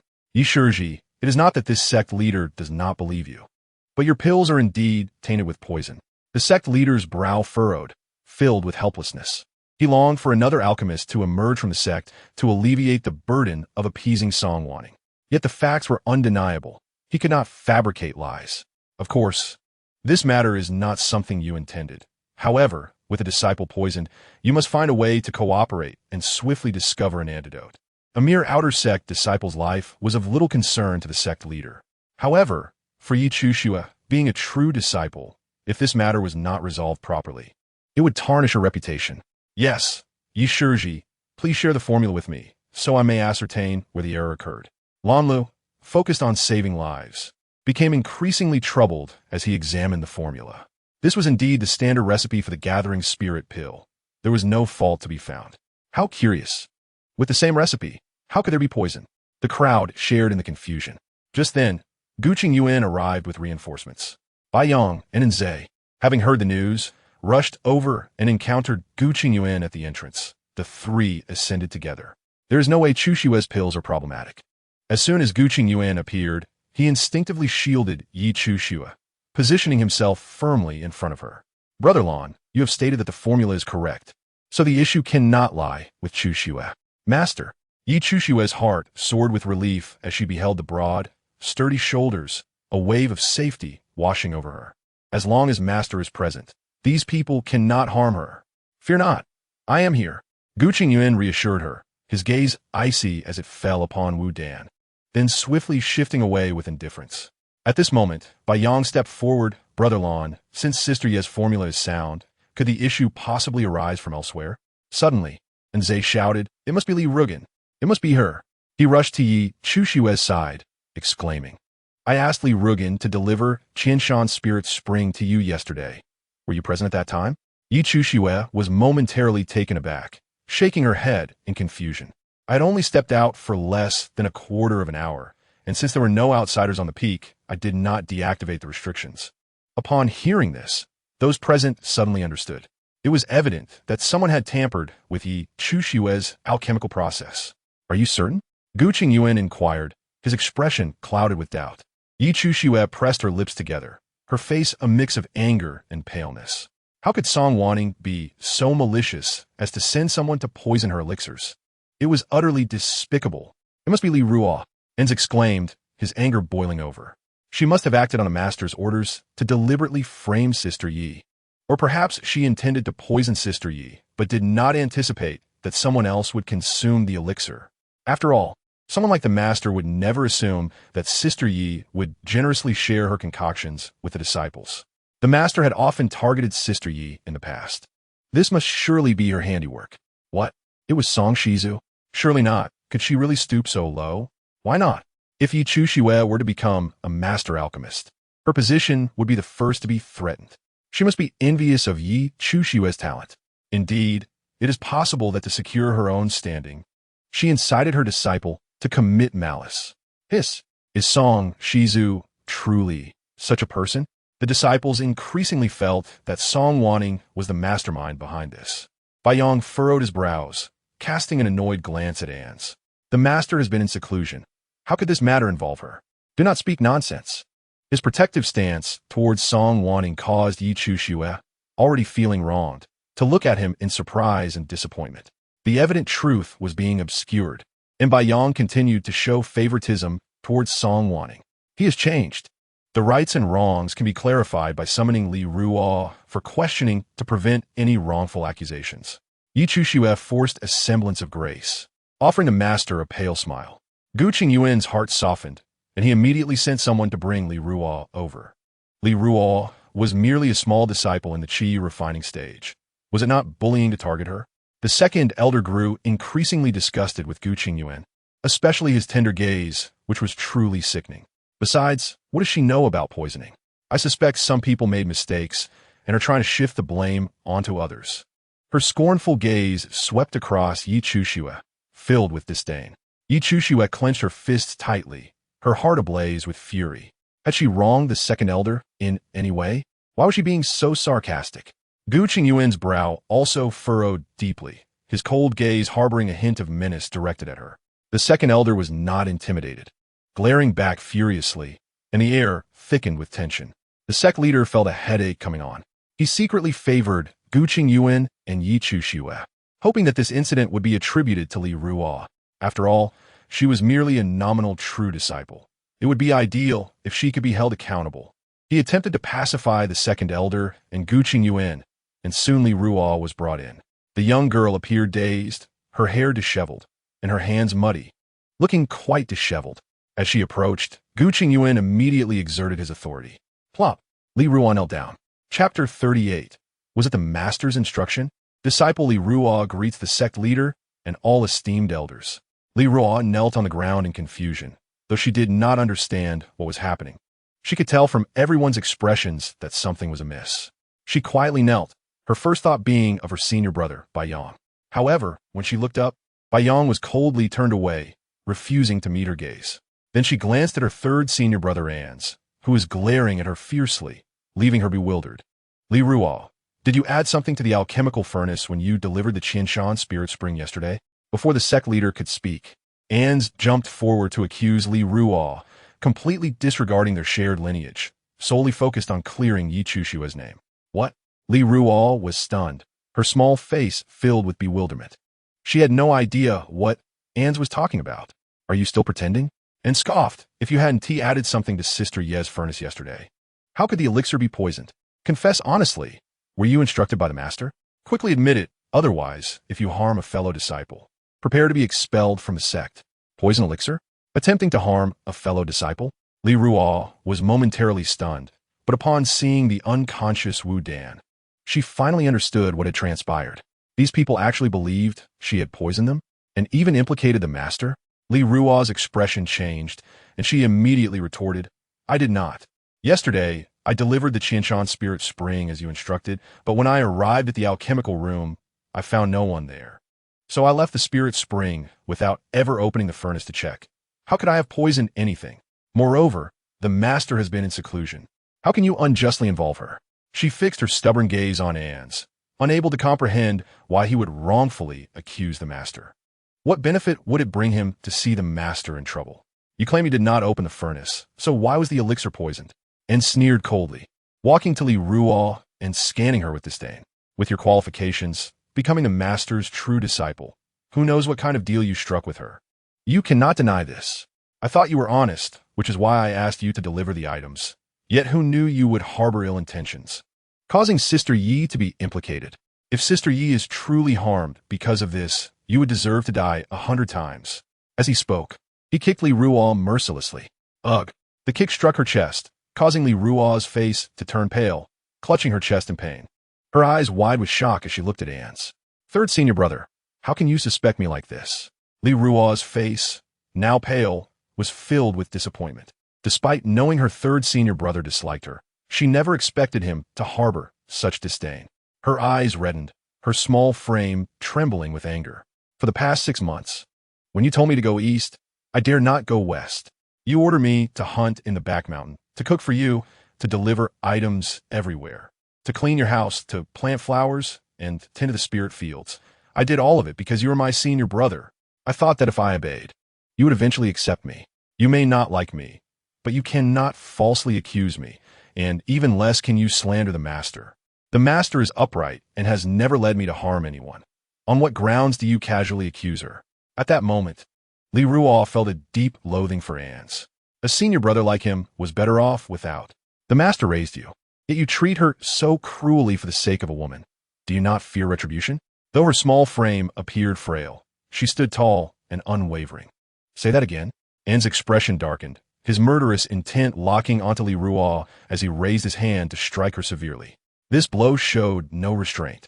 The petite Li Ruo could not defend herself, and should it land, it would surely result in either death or injury. Just as the palm was about to descend, Bai Yang finally intervened to stop Ans. Senior brother, why are you stopping me? First, we must clarify the facts. Bai Yang glanced at Li Ruo with a blank expression, devoid of any emotion. Senior brother, do you also believe I did this? Li Ruo seemed to seize a glimmer of hope, hastily shaking her head. This matter truly has nothing to do with me. I did not poison anyone. The master did not instruct me. I did nothing truly. Bai Yang looked at Li Ruo once more. The little girl, only a few years old, appeared quite pitiful. However, he felt no sympathy, only disdain. This matter is certainly unrelated to the master, yet whether you're guilty or not, we must investigate further. Bai Yang had always been resistant to the presence of Li Ruo. Even knowing he should help her, he remained indifferent. If Li Ruo were expelled from the sect, it would be for the best. De Shixiang, Li Ruo sat down heavily, the last glimmer of light in her eyes extinguished. No one believed her. Bai Yang, you are the same sect. The second elder could no longer bear to watch. She could understand Zay's foolishness, But Bai Yang should not have acted this way. It appears you have all been brainwashed by certain individuals. She had come to realize that these people were consumed by thoughts of Yi Chushua, utterly indifferent to the lives of others. Furthermore, Li Ruo had entered the alchemy room. Who could prove that she had poisoned the elixirs? I would argue that Yi Chushua might have mistakenly added something else during her own refining process. Everyone was leaning towards Yi Chushua, with no one caring about Li Ruo's fate. If she did not speak up, the young girl would be driven to despair. Master, the second elder speaks the truth. Perhaps it is my own fault, so please do not make things difficult for Li Ruo. I will take full responsibility for this matter. Whatever punishment the sect deems fit, I will accept. Realizing the situation was turning against her, Yi Chushua immediately sought to retreat strategically. Otherwise, she would be accused of pressuring a young girl. As expected, upon uttering these words, those who had been wavering immediately aligned themselves with her. Ah, Sister Yi is truly magnanimous, even willing to take the blame for Li Ruo. Li Ruo is too despicable. Sister Yi is so kind, yet she could commit such acts and implicate innocent disciples. I believe she should be expelled from the sect. Otherwise, others will follow suit, and the sect will descend into chaos. The law applies equally to the emperor and the commoner. We cannot treat her differently just because she is a disciple of Song Shizu. Absolutely, this must be dealt with sternly. The onlookers were fervent. Yi Chushua's image in their hearts was that of a towering, sacred being, untouchable. Chapter 39. Song Wanning emerges from seclusion silence. As the crowd's emotions escalated, the sect master had no choice but to intervene. His expression was inscrutable, and his gaze towards Li Ruo was far from friendly. Not only the disciples, but even he believed that Li Ruo had intentionally set her up, especially since everyone knew Yi Chushua would distribute elixirs to the disciples. It was not surprising that Song Wanning, with her calculating nature, would act in such a manner. However, the challenge now was how to make Li Ruo confess. They could not resort to coercion. If that were the case, Song Wanning would undoubtedly be relentless upon her return. After contemplating the situation, the sect master promptly handed the dilemma over to Gu Qingyuan. Regardless of Song Wanning's disposition, she would surely give Gu Qingyuan some respect. After all, it had been over half a year, and she must have calmed down. Junior brother Gu, how do you propose we handle this? Master, let the disciple take the punishment. Yi Chushua was the first to seize the conversation, tugging at Gu Qingyuan's sleeve. In the past 6 months, Gu Qingyuan's attitude towards Song Wanning had shifted slightly. She could not allow the master to show leniency or favor towards Song Wanning. Since the latter dared to act against her, there must be consequences. No. Gu Qingyuan decisively rejected her. It is not your fault. Why should you bear the responsibility? His brow furrowed, disappointment towards Song Wanning growing within him. He approached Li Ruo, his imposing aura pressing down upon her like mountains and seas. Li Ruo felt breathless, her body trembling uncontrollably. State the events as they transpired, or do not blame me for being merciless. Gu Qingyuan's cold voice echoed above her. Li Ruo could only shake her head, insisting, I did not do it. It was not me. Even in death, she would not admit to it. Since you refuse to confess, do not blame me for soul-searching. A flicker of murderous intent flashed in Gu Qingyuan's eyes as he raised his hand towards Li Ruo's head. The technique of soul-searching is exceedingly cruel. Those subjected to it are either foolish or broken, their paths to immortality severed. He intended to frighten Li Ruo into confessing, to avoid prolonging the matter. Just as Gu Qingyuan's hand was raised, the weather abruptly changed. The previously clear skies were suddenly shrouded in dark clouds, an overwhelming aura of murder cascading from above. The crowd gasped and looked up, witnessing a colossal sword descending from the heavens, aimed directly at them. Boom! The pervasive aura of death immobilized everyone in place, rendering them unable to move. In that moment, they felt as though a sword was poised against their throats, icy and inexorable, a harbinger of doom. With a resounding crash, a flash of golden light erupted, blinding the onlookers, forcing them to shut their eyes. When they opened them again, several individuals lay on the ground. Yi Chushua, Bai Yang, and Zhe, all bloodied, with a long gash across their necks. Gu Qingyuan on one side was no better off.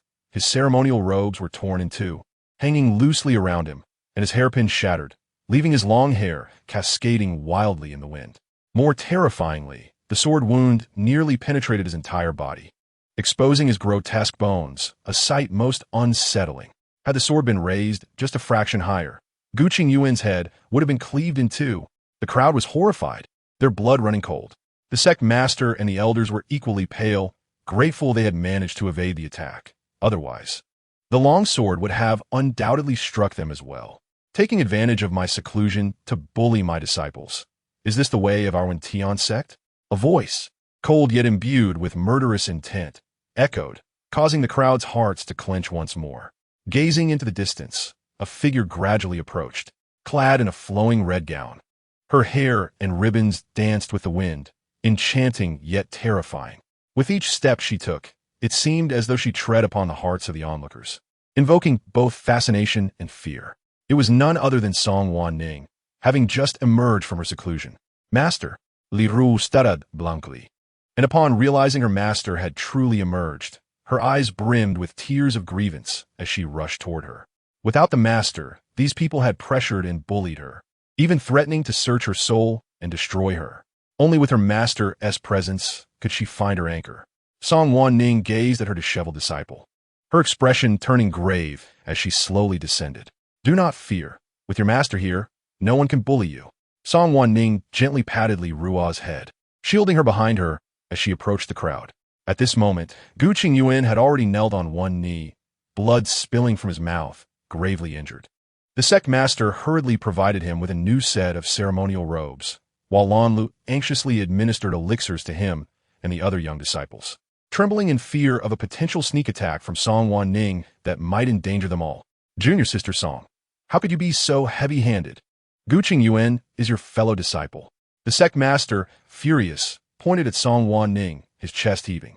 Song Wanning remained unfazed, casually brushing off the hem of her gown. If I had truly struck hard, Gu Qingyuan would have been dead by now.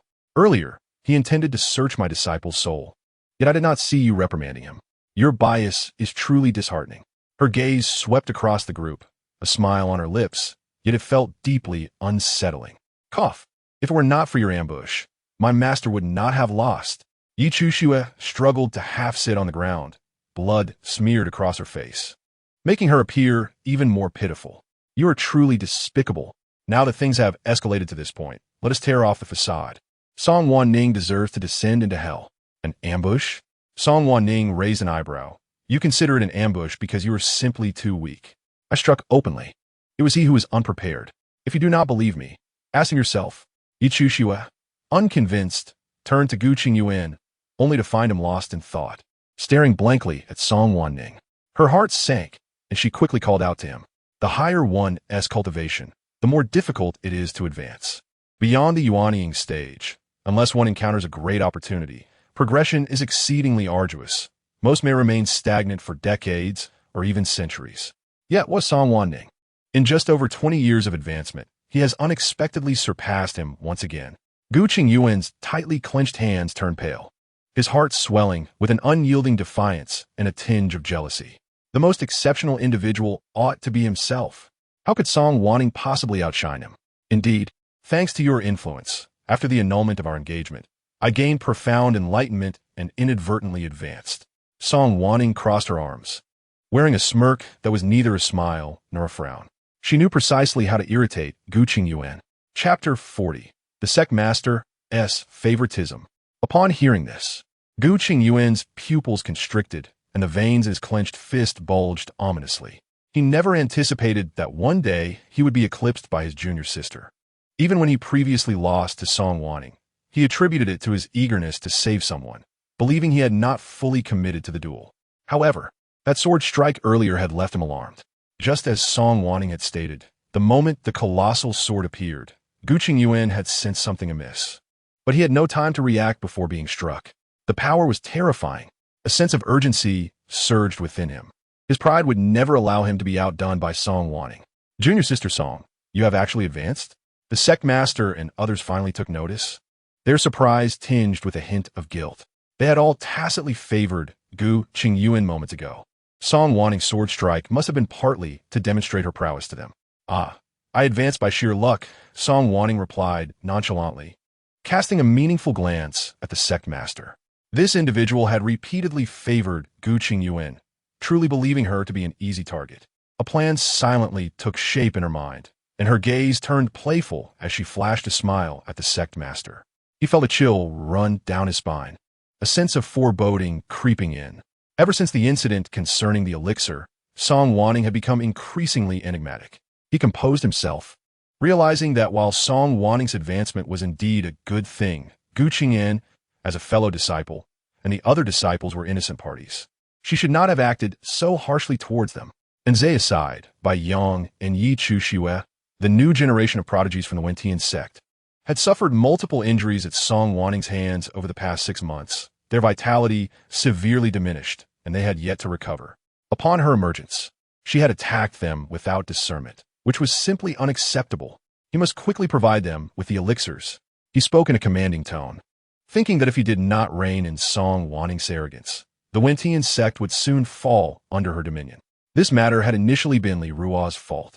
One cannot favor her simply because she is your disciple.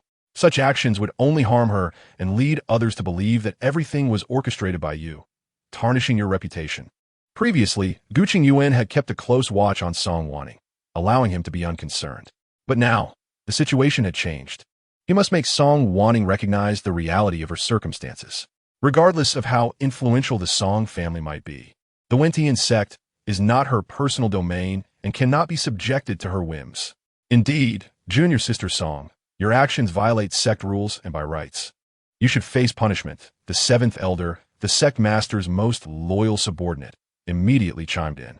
As Yuanying Jinjuan, we must set an example and never use our cultivation to bully our fellow disciples. Wouldn't you agree? Upon hearing this, the surrounding disciples displayed expressions of agreement. If being a Yuanying Jinjuan permitted one to indiscriminately harm fellow disciples, then they would be in danger in the future. Junior sister Song, we only wish what is best for you. The two united in their accusations against Song Wanning, claiming her ignorance and bullying of her peers. Song Wanning found their antics laughable. The sect master and the 7th elder were truly amusing. Was Gu Qingyuan's soul-searching not a form of bullying? Li Ruo had erred first but stubbornly refused to admit it, and Gu Qingyuan had only chosen this method out of necessity. The sect master flicked his sleeve and snorted coldly. Junior sister Song, do not attempt to twist the facts. The more she defended Li Ruo, the more the sect master suspected her of having ulterior motives, further cementing his belief that she was manipulating Li Ruo from behind the scenes. His disdain for Song Wanning grew with each passing moment. Relying on the power of the Song family and her alchemical prowess, Song Wanning had never regarded them with respect.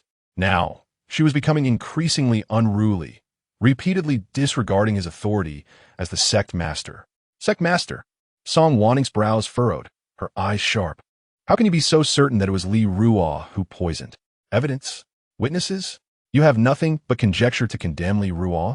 Is this how the sect master of Wentian presides over justice? Such a lack of discernment makes me question your qualifications to lead. Song Wanning. The sect master's murderous intent erupted instantaneously, his face darkening ominously. Are you questioning me? Yes, I am questioning you. Song Wanning stood her ground, flames of defiance igniting in her eyes. An individual who is both deaf and mute, yet biased, is unworthy of being a sect master. You. The sect master glared furiously, ready to confront Song Wanning, but the 7th elder restrained him, sparing them from a public brawl in front of so many disciples. How audacious of Song Wanning to confront him thus. What of it? Song Wanning scoffed. The sect master and the 7th elder consistently claimed she was partial to her disciple. Were they not guilty of the same? If fairness was the goal, then she should be allowed to search Yi Chushue's soul. How about that? Absolutely not. Several voices rose in unison. The sect master, Gu Qingyuan, Bai Yang, and Nze all protested.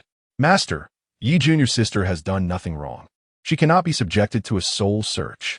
The elixirs began to take effect, and Bai Yang struggled to rise, shaking his head at Song Wanning. He stood protectively in front of Yi Chushue, casting a disdainful glance at the timid Li Ruo, his feelings of disgust intensifying. Yes, master. It was clearly Li Ruo's fault. Why should we search Yi Chushue's soul? Nze echoed. Though he trembled in fear of Song Wanning, he still raised his chin defiantly to support Yi Chushue. Truly a loyal dog. Song Wanning regarded him with a sardonic expression, then turned her gaze to Gu Qingyuan. He felt a twinge of guilt under her scrutiny and bit his lip, offering a feeble explanation. I only wanted to frighten her. With no evidence to support his claim, he could not genuinely conduct a soul search.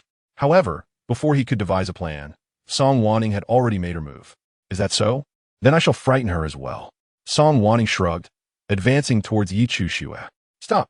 The others rushed to shield Yi Chuxue, their expressions filled with alarm as if they were confronting a predator. Song Wanning appeared like a madwoman, her unpredictable demeanor causing them to hesitate. Shielded by several bodies, though in great pain, Yi Chuxue felt a flicker of happiness within her. She cast a provocative glance at Song Wanning, feeling like a victor. No matter how insane or radical Song Wanning became, everyone was on her side. She, Song Wanning, was merely a failure. Provoked by her gaze, Song Wanning's eyes narrowed playfully, her lips curling into a slight smile. In an instant, she unleashed a wave of energy, sending the individuals before her flying. In the next moment, she stood beside Yi Chuxue, her hand descending ominously as the latter's eyes widened in terror. Do not! A collective gasp arose, and everyone lunged at her. The disciples, pale with fear, retreated and dared not approach. Chapter 41. Then I shall frighten her as well. Yi Chuxue's pupils trembled in fear, utterly unprepared for Song Wanning's audacity in attempting a soul search. Faced with the imminent threat to her life, her instinctive reaction was to retrieve all her life-saving items from her storage ring. Yet, the space around her had already been sealed, leaving her powerless to resist. In despair, she could only seek Gu Qingyuan's help, trembling with fear. As multiple attacks surged toward her, Song Wanning remained unfazed, a golden small sword suddenly soaring from her consciousness. With a slight tremor, the golden sword transformed into hundreds of long swords, encircling both Song Wanning and Yi Chuxue, erecting a golden shield. As the large hand descended, Yi Chuxue closed her eyes in hopelessness. No, Master, senior sister. Gu Qingyuan and his companions were filled with fury, disregarding everything as they charged towards Song Wanqing, preparing to unleash a formidable strike. Yet, in the next moment, Song Wanqing's hand gently descended upon Yi Chuxue's head, caressing it softly again and again with tenderness and meticulousness. Yi Chuxue's eyes widened in shock, but there was no joy. Instead, she trembled uncontrollably. She raised her gaze to Song Wanqing, who smiled gently at her. Overwhelmed, Yi Chuxue was so frightened that she nearly retched, collapsing onto the ground. What on earth did Song Wanqing intend? She was terrifying, utterly terrifying. Gu Qingyuan and the others were sent sprawling by a golden small sword. He had just sustained severe injuries from a sword strike, yet now he found himself unable to withstand a mere sword spirit, feeling utterly absurd. Seeing that Yi Chuxue was unharmed, Bai Yang and Nze sat down as if drained of strength. Just moments ago, they had genuinely feared that their master would strike with lethal intent.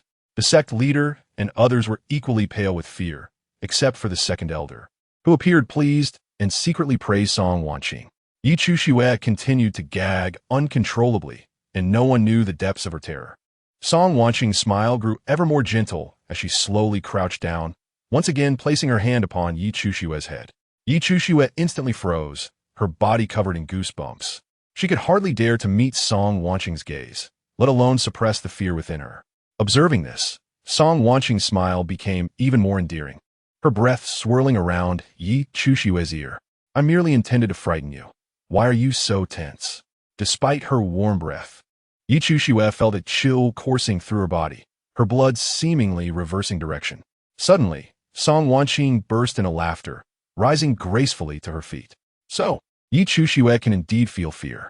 Gu Qingyuan and his companions hurriedly rushed back to Yi Chuxue, scrutinizing her from head to toe multiple times. Song Wanqing, have you had your fun? The sect leader, having witnessed this farce, felt increasingly that Song Wanqing was beyond control. If this continued, the Weniangong would surely be thrown into chaos by her antics. Why the haste, sect leader? I was merely playing a joke on Yi Chuxue.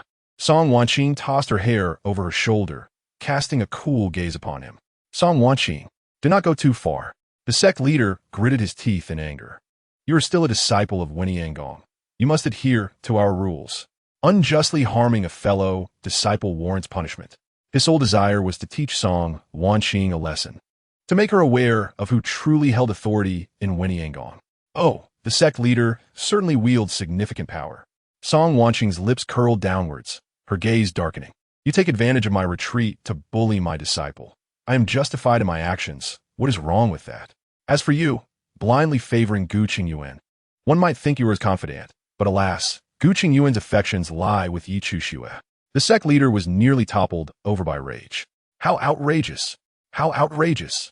Were it not for the fact that he could not overpower Song Wanning, he would have made her pay dearly. Meanwhile, Yi Chuxue, still shaken, turned pale at the words, looking up at Song Wanning in shock and anger. What absurdity is this? Gu Qingyuan is her master. He is like a father to her. Yet, inexplicably, no one displayed any surprise on their faces. Upon encountering Song Waning's teasing gaze, Yi Chuxue instinctively averted her eyes, too fearful to meet Gu Qingyuan's gaze, her heart in turmoil. Truthfully, she was not entirely oblivious, even feeling a sense of pride in her charm. However, this was not something to be displayed openly. She merely needed to accept her master's silent protection throughout her life. By the way, I have long anticipated that the sect leader would favor Gu Qingyuan and Yi Chuxue, which is why I specially invited the ancestor to emerge from seclusion. I hope that the sect leader can be just as resolute in front of the ancestor. Song Wanning nonchalantly adjusted her robe, dropping a bombshell among the crowd. What did you say? The ancestor is emerging from seclusion? Song Wanning, it is merely a trivial matter. Why summon the ancestor? The sect leader was somewhat flustered, who did not know of the close relationship between the ancestor and Song Waning's master. However, just as the saying goes, when one speaks of the devil appears. The ancestor, Lu Lanyi, gracefully approached from a distance, as if carried by the wind, landing silently in the center. Ancestor, we pay our respects to the ancestor. Everyone present bowed in unison, none daring to be negligent. Lu Lanyi, the ancestor of Wendiangong, was at the peak of the transformation realm, just a step away from ascending to the spirit realm. Currently, there were 3 transformation realm cultivators in Wendiangong, with the remaining 2 only at the mid-transformation realm and yet to advance. Thus, Lu Lanyi had to suppress her cultivation, not daring to ascend at this moment. The other 2 transformation realm ancestors could wander freely in search of opportunities, while she could only remain guarding the back mountain, sacrificing her prime years for the safety of the sect. The ancestor had given so much to Wendiangong, yet was burdened by her own constraints, ultimately leading to a tragic fate. Song Wanning felt a pang in her heart. It was somewhat ridiculous. Whether it was the peak transformation realm ancestor or the illustrious Song family that had thrived for millennia, they had all become exceedingly fragile upon encountering Yi Chuxue and her companions, easily destroyed. Anyone who opposed Yi Chuxue was destined for a tragic ending.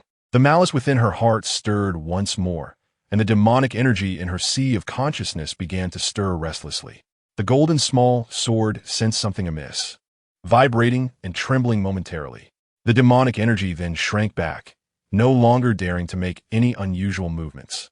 No need for formalities. Lu Lanyi raised her hand indifferently, and everyone was gently lifted up by a warm force. Since her arrival, everyone had become obedient. Child, you explain what has transpired. She unabashedly presented herself as Song Waning's supporter. Had it not been for her friend's quick actions at the time, Song Wanning would have been her treasured disciple. Naturally, she had to protect her. Chapter 42. The Ancestor's Support. Ancestor, the matter is as follows. The sect leader, worried that Song Wanning would distort the truth, stepped forward to explain. However, Lu Lanyi shot him a cold glance. With that simple gaze, the sect leader felt a chill run down his spine, swallowing his words in frustration. Only then did Song Wanning step forward, casting a brief glance at the sect leader. The disciple has just emerged from seclusion and found Gu Qingyuan attempting to search my little disciple's soul, claiming that poison had been placed in the pills of his precious disciple. Yet they had neither material evidence nor witnesses. They sought to condemn my disciple based solely on suspicion. The sect leader, failing to distinguish right from wrong and not upholding justice, even favored Gu Qingyuan's faction, which was truly difficult to accept. She did not embellish her words, but succinctly clarified the entire situation. Lu Lanyi's expression turned cold as she turned to Gu Qingyuan, questioning. Gu Qingyuan, is what Wanqing says true? Do you still remember she is your fiancée, before ascending? My friend repeatedly urged you to take good care of Wanqing and not allow her to suffer any grievances. Yet what have you done? You dare to go against that. What? Song Wanqing nodded to her. Master, Gu Qingyuan has fallen in love with his little disciple. Such a person is utterly beneath me. In the past, the disciple was mistaken, but upon realizing the truth, she promptly requested to annul the engagement. Now, I have severed all ties with him, and there is no longer any connection between us. She intended to make it known to the entire world just how deeply Gu Qingyuan felt. Scandalous. Lu Lanyi was instantly enraged. Her transformation realm might bearing down on Gu Qingyuan. With a thud, he fell to his knees before Lu Lanyi. You have committed an unforgivable act, falling in love with your own disciple. Compared to annulling the engagement, this matter is far more serious. It will invite scorn from all. Yi Chushue's face turned pale, and she hurriedly knelt down as well. Ancestor, please do not heed Song Wanqing's one-sided claims. The master-disciple relationship between my master and me is purely that, with no other intentions. It is evident that her actions are despicable, prompting the master to dissolve their engagement. She strives to articulate her perspective, yet the expressions of those around her are decidedly complex. This matter has already been publicly acknowledged by Gu Qingyuan, rendering her explanations increasingly absurd. It was undoubtedly Song Wanning who incited her disciple to commit the act of poisoning, and she has the audacity to request the ancestor to handle the situation impartially, lest the other disciples feel disheartened. She gazes defiantly at Lu Lanyi, refusing to yield. Lu Lanyi's expression darkens, and she swiftly strikes her palm across the air. The sound resounds as Yi Chushue is sent sprawling, her half-cherubic face swelling rapidly, and blood spills from her lips as she stares in disbelief, unable to fathom Lu Lanyi's blatant favoritism in public. Chushue. Gu Qingyuan gasps in shock, instinctively wanting to rise and assist her, yet his body feels as if it is nailed to the ground. No matter how he struggles, he remains immobile. Gu Qingyuan, is this the exemplary disciple you have taught? Lacking respect, she dares to address her elders by their names. Allow me to educate you on the matter. Do you have any objections? Yi Chushue is nothing but a mere pawn, daring to point fingers at them. The disciple has no objections. Gu Qingyuan suppresses a surge of indignation, his hand pressed onto the ground, curling involuntarily. Lu Shirshu has always harbored disdain for him, and it has never wavered over the years. Naturally, she would not extend her favor to his disciple. A trace of bitterness wells up in his lowered gaze.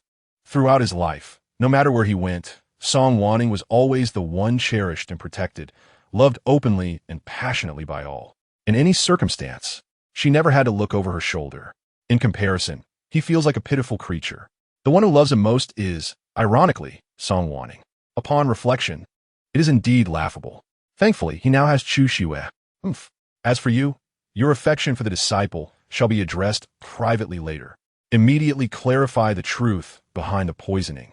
Lu Lanyi strides to the stone table, lifts her garments, and sits down, asserting that with her presence, no one shall be wronged. Indeed, the disciple shall find a way to uncover the truth. The sect master forces a smile, then abruptly turns serious, instructing that Li Ruo and Yi Chushue be brought forth together. The current predicament vexes him greatly. With no soul-searching allowed and no witnesses, how shall he mediate their conflicting claims? The ancestor's gaze feels like a thorn in his back, compelling him to muster his wits. His disdain for Song Wanning reaching new heights. Were it not for her summoning the ancestor, he would not find himself in such a passive position.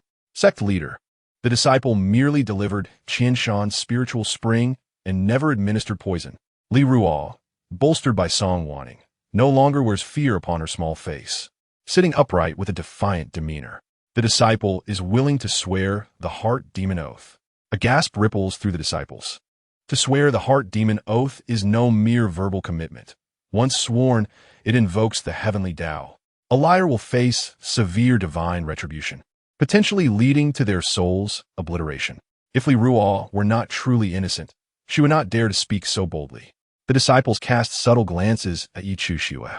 Could it be that Yi Chushue is deliberately framing Li Ruo? Yi Chushue's expression tightens, and she quickly asserts, the disciple also dares to swear the heart demon oath, affirming that I have neither poisoned nor framed anyone. Her actions are forthright, and thus she fears not the oath. What? Both are swearing the heart demon oath? The crowd is bewildered, the situation becoming increasingly convoluted. An stands by, clutching his chest in discomfort, yearning to rush forth and argue, but Bayong firmly restrains him. Senior brother is clearly Li Ruo's doing. She is merely feigning innocence. Why do you hold me back? I must reveal her true nature. Bayang's gaze is profound, his eyes scanning Song Wanning, knowing that the ancestor will handle the matter. He understands the master well. Though she wears a smile, he perceives her deep ire. If Ans were to speak out again, he would undoubtedly walk into a trap. Humph, the ancestor is clearly biased towards a master. Fair treatment? Hardly. An shoots a furious glare at Song Wanning, feeling indignant on Yi Chushue's behalf. Bayong purses his lips in silence, yet his thoughts mirror An's sentiments. Now, he can only hope to quickly ascertain the truth and expel Li Ruo from the sect. As the situation stagnates, Song Wanning steps forward, seating herself beside Lu Lanyi. Chapter 43. Alchemy on the spot. With her chin propped on her hand, she blinks her icy eyes, as if the starry sky has suddenly gained a touch of warmth. I have a question. How can we ensure that the poison did not arise during Yi Chushue's alchemical process? A fleeting, inscrutable smile graces her lips. Yi Chushue's heart skips a beat, her brows knitting together. Impossible. Every step of my alchemical process follows the teachings of the Yaowang sect. How could it possibly produce toxins? She is aware that Song Shu has visited the ruins of the Yaowang sect, only to return disappointed, and anger simmers within her. However, the Yaowang sect is an ancient and esteemed sect, and their formulas could not possibly be flawed. Since the facade has been torn away, her words have grown sharper. Song Wanning's actions are driven by jealousy over her attainment of the Yaowang sect's legacy. Is it not? Lan Lu has also asserted that the formula is indeed sound. The sect master stands by Yi Chushue, and it is evident that a harmonious coexistence with Song Wanning is no longer feasible. Thus, he shall elevate Yi Chushue. No matter how biased the ancestor may be, they cannot forcefully tarnish Yi Chushue's name. Oh, Song Wanning leans back, her glass-like eyes glimmering with mockery. I have long asserted that the sect master is blind and unfit to lead the sect. With a sigh, she shakes her head. Song Wanning, the sect master grits his teeth, unable to contain his fury any longer, and shouts, "What have I said that is incorrect?" Lan Lu only stated that the formula is sound. Did he ever claim that her alchemical process is flawless? The legacy of the Yaowang sect is infallible? Song Wanning leisurely reclines, exuding comfort and ease. I would disagree. She not only questions Yi Chushue, but also the Yaowang sect itself. What is the Yaowang sect, after all? She is determined to tarnish its reputation in the lower realms. Song Shu, Yi Chushue can no longer bear to listen. She interjects. If there is an issue with my alchemical process, I willingly accept punishment in the Shifeng cave. But if I can prove that my alchemical process is flawless, what shall you do, Shu? Her unwavering gaze fixates on Song Wanning, brimming with defiance. Chushue. Gu Qingyuan furrows his brow, wanting to say something. Yet Yi Chushue shakes her head at him. Master believes in me. I am undoubtedly fine. She is filled with confidence in herself and her legacy. There can be no flaw. Seeing this, Gu Qingyuan can only remain silent, choosing to trust her. The interaction between the master and disciple catches Song Wanning's attention, her smile deepening while her gaze grows more perilous. She retorts meaningfully, "What do you intend to do?" Song Shu must apologize to both me and the master, as well as to senior brother Bai and Ans. Yi Chushue immediately counters, aligning them all with her side. No matter how formidable Song Wanning may be, her companions still lean towards her. After all the scheming, it ultimately comes to naught. Very well. Song Wanning agrees without hesitation. I'm not one to act unreasonably. Am I? She chuckles softly, covering her mouth. Yi Chushue suddenly feels a chill run down her spine. After the earlier scare, Song Wanning's smile now fills her with trepidation. Reminding herself to remain calm, Yi Chushue retrieves her alchemical equipment from her storage ring. In the presence of a premier alchemical furnace, high-tier spiritual herbs, and elixirs, she first consumed a pill to replenish her spiritual energy, then began the alchemical process before the assembled crowd. Lan Lu, you must keep your eyes wide open. This is an opportunity for us to witness the prowess of the Yaowang Zong's legacy. Song Wanning called out with a smile to Lan Lu, who was the most credible adjudicator present. Lan Li's expression stiffened, inwardly cursing incessantly. He simply wished to refine alchemy in peace. Why had he been tasked with such a potentially contentious matter? However, a flicker of curiosity regarding the Yao Wangzong's heritage stirred within him, and the chance to broaden his horizons was indeed welcome. Ah, Sister Yi is about to refine alchemy publicly. This will certainly be an enlightening experience for us. It was said that in ancient times, the Yao Wangzong was unassailable, and if Sister Yi truly mastered the legacy, she would undoubtedly ascend to greatness. In turn, our Tianzong would also gain prestige. The disciples whispered among themselves, their admiration for Yi Chu Shui palpable. Compared to the unattainable Song Wanning, Yi Chu Shui evidently garnered more affection and adoration from the crowd. They all secretly hoped that Yi Chu Shui would deliver a resounding rebuttal to Song Wanning, showing her the true face of the current alchemical genius of Tianzong. As time passed, Yi Chu Shui's alchemical refinement entered a steady rhythm. She had long forgotten her surroundings, wholly engrossed in the process. Every motion, whether in controlling the flames or mixing the ingredients, resembled a graceful dance, pleasing to behold. Song Wanning could not help but acknowledge Yi Chu Shui's innate talent in alchemy. Even without the rigorous effort she had previously invested, Yi Chu Shui had reached heights in mere months that others took decades to attain. Yet what of it? In the face of her, even the wings of a genius could be clipped. The higher one soared, the more painful the fall. As the critical phase of consolidation approached, Yi Chu Shui first poured the liquid extracted from the Wang Chuan grass into the mixture, followed by the Qi Jian flower, Niobium powder, Tian Shan snow lotus, and Bodhi leaves. The sequence was flawless. Lan Le nodded affirmatively, yet could not help but feel envious of Yi Chu Shui's talent. With Song Wanning ahead and Yi Chu Shui behind, life had become unbearable. He sighed inwardly, but upon refocusing, he was struck with shock and disbelief. Everything had gone awry. Realizing the gravity of the situation, Lan Lu quickly intervened, startling Yi Chu Shui, who had been immersed in her alchemical work. The fusion step was incorrect. The sequence was wrong. In a fit of urgency, Lan Lu stepped forward, disregarding Yi Chu Shui's pale face, and pointed at the concoction within the furnace, declaring, "Your fusion sequence is completely incorrect. The Tian Shan, snow lotus, and Qi Jian flower are both tempered in nature. Yet they should not be mixed first. They must first be combined with the other ingredients separately before merging, which helps to mitigate elixir toxicity. Your approach will only exacerbate the toxicity. Alchemy demands an extraordinary level of precision. Even a minor error can lead to the total destruction of the elixir or, in severe cases, loss of life." Yi Chu Shui's method was evidently flawed. Impossible. The inheritance specifies this procedure. Yi Chu Shui immediately countered, asserting that the Yao Wangzong's tradition differed from conventional alchemical practices. Thus, it was entirely logical. However, she could not concede that her method was erroneous. Implicitly, she suggested that Lan Lu, an ordinary alchemist, lacked the authority to judge her. Lan Li's expression turned exceedingly grim. Song Wanning could not contain a chuckle. "Look at your good intentions. She obviously does not appreciate them," she remarked with a gleeful look at Lan Lu, incensing him further. Lan Lu had not anticipated such disrespectful words from Yi Chu Shui. Was she looking down on him? He had not seen this arrogance in her before, especially at such a tender age. With a scowl, he angrily retorted, "Your sequence is simply incorrect. What does that have to do with any inheritance? If you continue with this method, it's no wonder it's toxic. Is it true? Did Sister Yi truly err in her refining process?" The crowd murmured in disbelief. Isn't she the one who inherited the Yao Wangzong's legacy?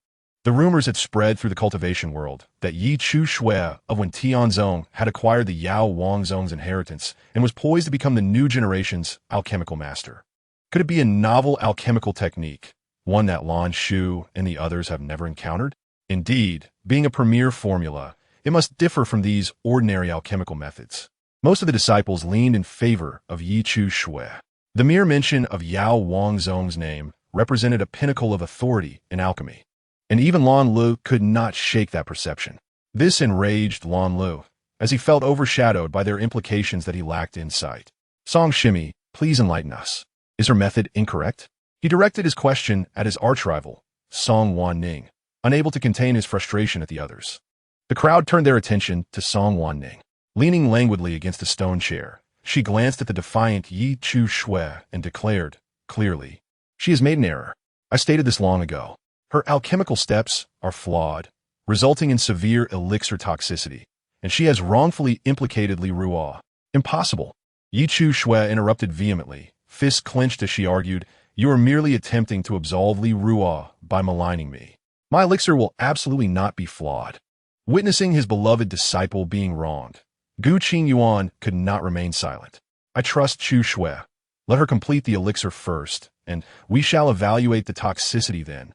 "Yes." Yi Chu Shui's eyes brightened. "They would know the truth soon enough."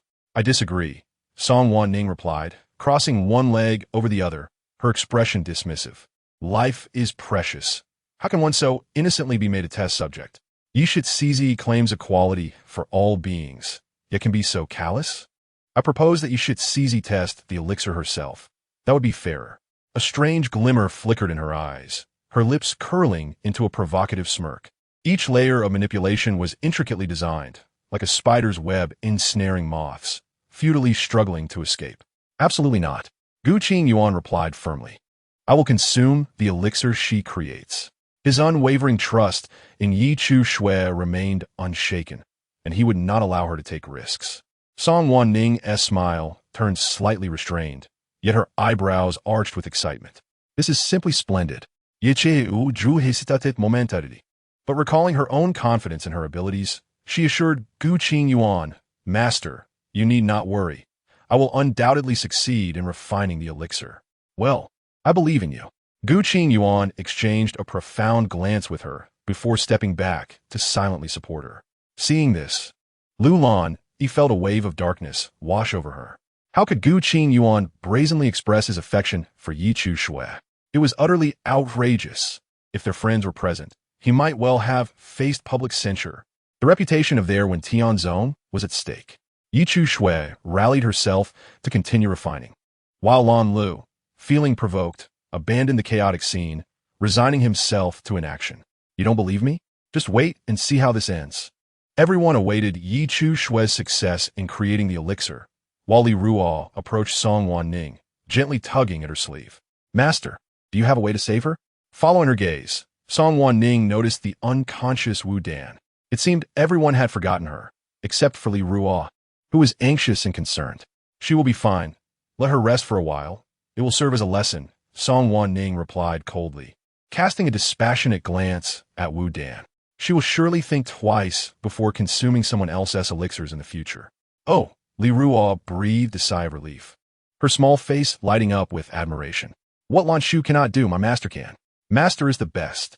Feeling the intense gaze upon her, Song Wanning turned to Li Ruo, momentarily taken aback. In the realm of cultivation, excessive kindness was never regarded as a virtue. The young apprentice still has much to learn.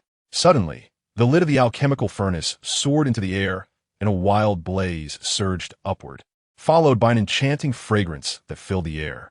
Had the elixir been successfully concocted? So swiftly? The disciples eagerly rose on their toes, vying to catch a glimpse of the finished product. Yi Chu Shui caught the lid, peered inside, and let out a sigh of relief. 4 5-rank gathering spirit pills of medium quality. The rate of successful concoction had risen once again, bringing joy to her heart. Unable to contain her delight, she smirked and summoned all 4 pills into her palm. The sect leader's gaze brightened, revealing a satisfied expression. If only Yi Chu Shui were given a little more time, she would undoubtedly surpass Song Wanning. Just wait and see how Song Wanning would react then. The other disciples gasped in astonishment, awed by Yi Chu Shui's talent, expressing their admiration. Only Lan Lu, closing his eyes, chose not to witness any further. The pills have been successfully created. Gu Qingyuan, would you dare to give it a try? Song Wanning straightened slightly, her eyes glimmering with excitement, a thrill at the prospect of her rival's misfortune. Lu Lani noticed the change in Song Wanning, and her gaze deepened with confusion.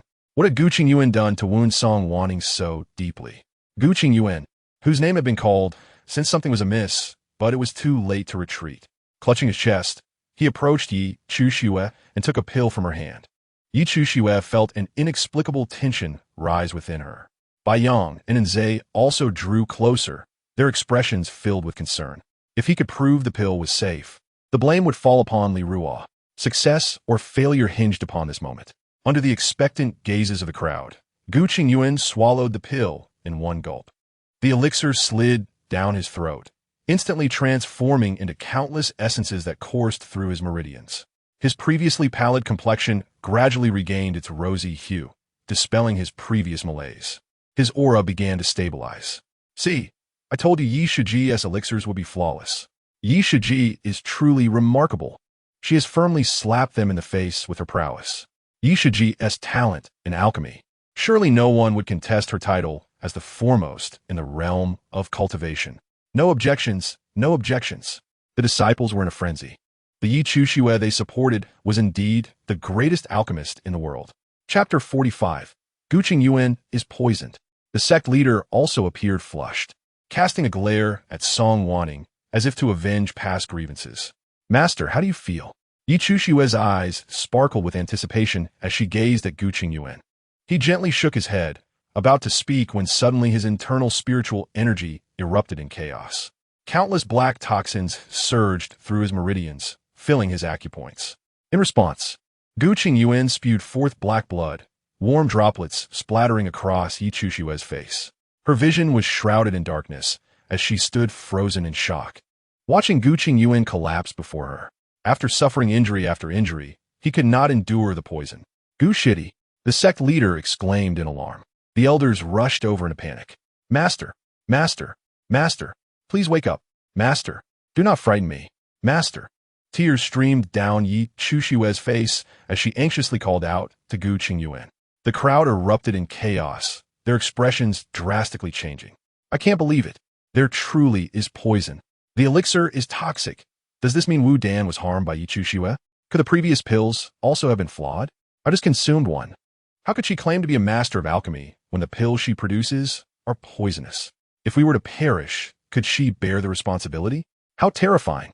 Thank goodness I didn't manage to grab one. Otherwise, I would be lying there too. Poor Wu Dan, what an undeserved calamity. The crowd's sentiment shifted rapidly, especially among those who had previously obtained the pills. The pride they once felt was now overshadowed by fear. If even a Yuaning cultivator can be poisoned, how potent must the toxin be? The consequences of consuming such a pill are unimaginable. They could not help but cast blame upon Yi Chushue, questioning why someone so ignorant would attempt alchemy and even dare to distribute it. Was she not deliberately endangering others? Lan Lu, come quickly. The sect leader, in a state of distress, saw Lan Lu standing aloof and felt a pang of frustration. Guqing Yuan was the pillar of their Asking Heaven sect. If anything were to happen, the repercussions would be immense. Lan Lu stood up, exasperated, parting the crowd to examine Guqing Yuan with a face full of resentment. I warned you the elixir was toxic, yet he insisted on consuming it. Now look what has happened. He has poisoned. Frankly, I cannot resolve this toxin, so you'll have to figure it out yourselves. A potion master's temperament was never particularly amiable, and after being insulted by Yi Chushue, Lan Lu was even less inclined to help. He had no desire to get involved, lest he attract trouble. You truly have no solution? The sect leader nearly spat blood in frustration, utterly loathing these arrogant alchemists.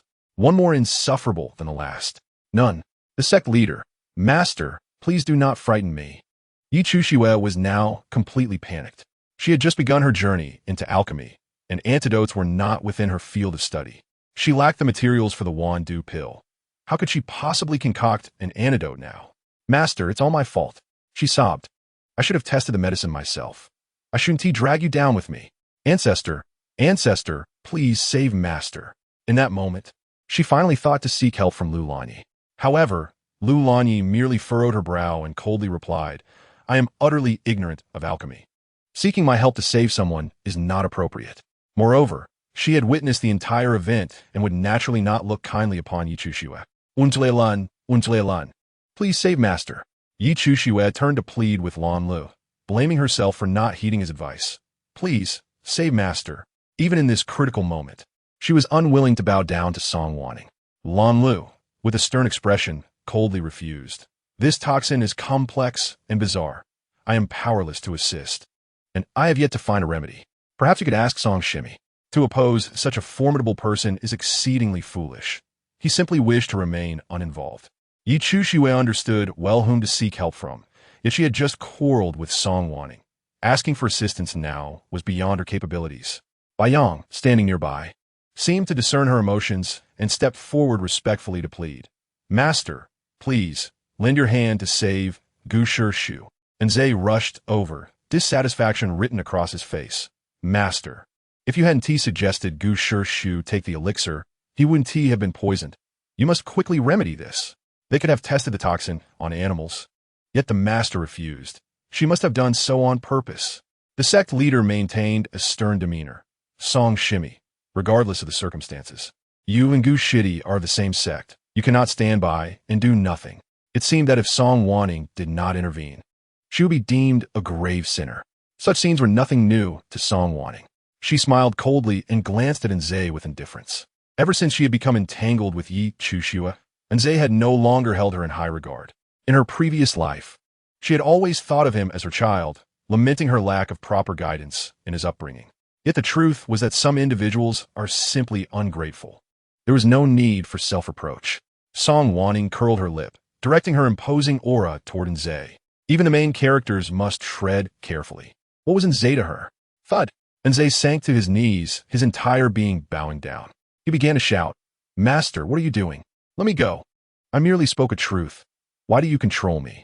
His face contorted in rage as he strained to lift his head, his eyes flashing with a hint of murderous intent. The master had repeatedly injured him, and now she was oppressing him. She was unworthy of being a teacher. Why?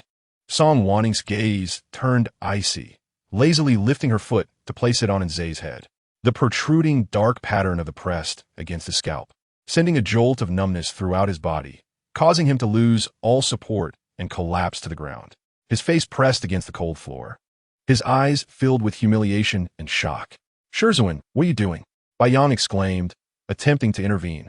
Song Wanqing lifted her gaze indifferently, and with a mere glance, she rendered him motionless. If you wish to continue as my disciple, then stand quietly aside. If you wish to follow his example, then kneel down and accept your fate. Aha! It is finally time to expel that detestable Nze from the sect. Chapter 46. Expulsion from the sect. Song Shimmy, what are you doing? He is your disciple. Just as one wave subsided, another rose. The sect leader felt that Song Wanqing was indeed meddlesome, displaying none of the decorum expected of an elder. What? Am I not allowed to discipline my disciple because you're the sect leader? Song Wanqing scoffed, raising an eyebrow. Coincidentally, he is about to be free. Perhaps I should bestow him upon you, since you seem so fond of defending him. The sect leader frowned in irritation at her words. What do you mean by that? Before he could voice his grievances against Song Wanqing, Liu Lanyi glanced over. Song Wanqing smiled, but did not respond. With a playful expression, she glanced down at Nze, who lay completely immobile beneath her foot and began to grind her heel ever so slightly. As my disciple, Nze not only failed to cherish his fellow disciples, but also led the charge in framing Shimmy, demonstrating a lack of benevolence. Despite receiving my support for many years, he repeatedly insulted and disrespected his Sherzuan, displaying a lack of righteousness. Such a heartless and unjust person is hereby officially expelled from my sect. I, Song Wanqing, from this day forth, shall no longer recognize him as my disciple. Her powerful voice reverberated, causing the surrounding silence to be palpable. Could it be that the Sherzuan is truly expelling Nze from the sect? How could this be? Since his entry, Nze had often stirred up trouble with his loose tongue. Yet, each time, the Sherzuan would intervene, resolutely protecting him, earning the envy of many. Now, with such an unexpected turn, everyone found it hard to believe. Sherzuan? Nze himself was the most astonished, as if he had heard the most absurd joke. Straining to lift his head, regardless of the foot pressing down on him, he incredulously asked, Sherzuan, what did you just say? You are expelling me from a sect? His heart raced in panic. Indeed, Song Wanqing slowly lifted her foot off him, her voice frigid and indifferent. From now on, you're no longer associated with me. Song Wanqing, or Yin Shao Peak. Take care of yourself. No. Nze instinctively reached out to grasp the hem of her skirt, but his hand grasped nothing but air. Sherzuan, you cannot. I have been your disciple for nearly 20 years. I know. Sherzuan, you must be joking. He had always received her unwavering care and compliance. How could she possibly be willing to expel him? Yes, she must be jesting. Nze desperately reassured himself, yet his heartbeat quickened with anxiety, feeling stifled. Baiyang, too, was frantic, his heart racing. I will certainly take better care of Nze in the future. Sherzuan, enough. Song Wanqing interrupted impatiently. I do not wish to hear your nonsense. If I had not intervened, Li Ruo would have already been soul-searched, his bright future obliterated, with no hope left. As the eldest disciple, how can you claim he does not deserve such punishment? She raised an eyebrow, her expression cold. If you believe my actions to be unjust, then you may leave with him. I will not retain you.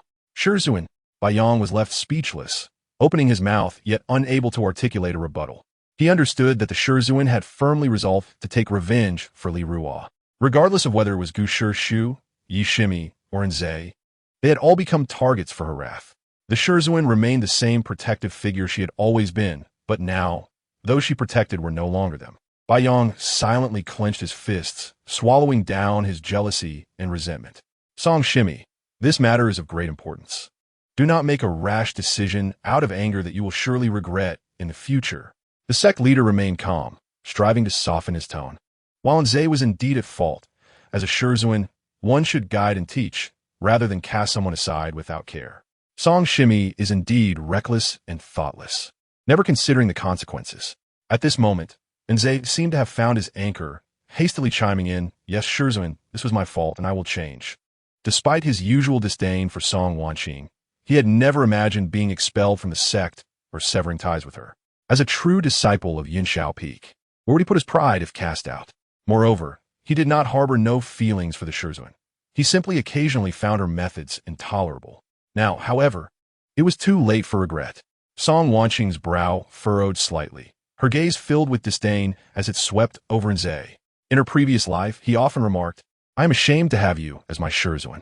At that time, she had already been cast aside by the world. Her beloved disciple not only refused to lend her a hand, but instead pushed her into the abyss. The closer they were, the deeper the wounds they inflicted. She remembered every slight. This was only the beginning. She awaited their gradual retribution. You have disappointed me greatly. I shall not have you as my disciple. With a wave of her hand, she sent Nzei flying. Her expression revealed her utter indifference. Song Shu, I know you're upset with me, but you cannot treat and shitty this way. Yi Chu Xue, unable to contain herself any longer, stepped forward defiantly. She tightly embraced Gu Qingyuan. Her gaze directed at Song Wanqing was filled with reproach and resentment. If you wish to vent your anger, direct it at me. This matter has nothing to do with Nshitty. Do not involve innocent people. In that moment, Nzei's previously panicked heart found a semblance of support.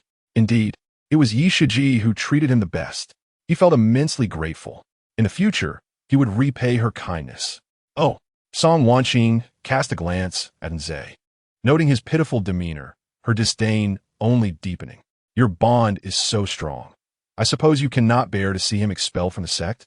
She smiled meaningfully, her captivating gaze daring anyone to meet it. Yi Chushue's expression changed, her face reddening with anger. Baiyang too furrowed his brow, feeling that the Shizuan had gone too far. Shizuan, before either could respond, Nzei suddenly stood up, shouting furiously, do not go too far. So what if I'm expelled from the sect? Do you really think I cannot survive outside of Yinshao Peak? With my talent, even without you, many would still wish to take me as their disciple. He could tolerate any insult from the Shizuan, but not from Yi Shiji. Yi Shiji was the kindest and most beautiful person in the world. So what if I'm expelled? Who is afraid of whom? I will make you regret this. Song Wanqing. Very well. This was the response Song Wanqing had been waiting for. She crossed her arms and scrutinized Nzei from head to toe. I will not charge you for the elixirs you consumed, but everything on your person must be returned. Chapter 47. Return everything. The storage ring on your finger was a gift from me upon your entrance. This heavenly silkworm robe, a mid-grade defensive spirit tool, was bestowed by me 10 years ago. The cloud-chasing boots on your feet, a top-grade flying artifact, were given by me 7 years ago.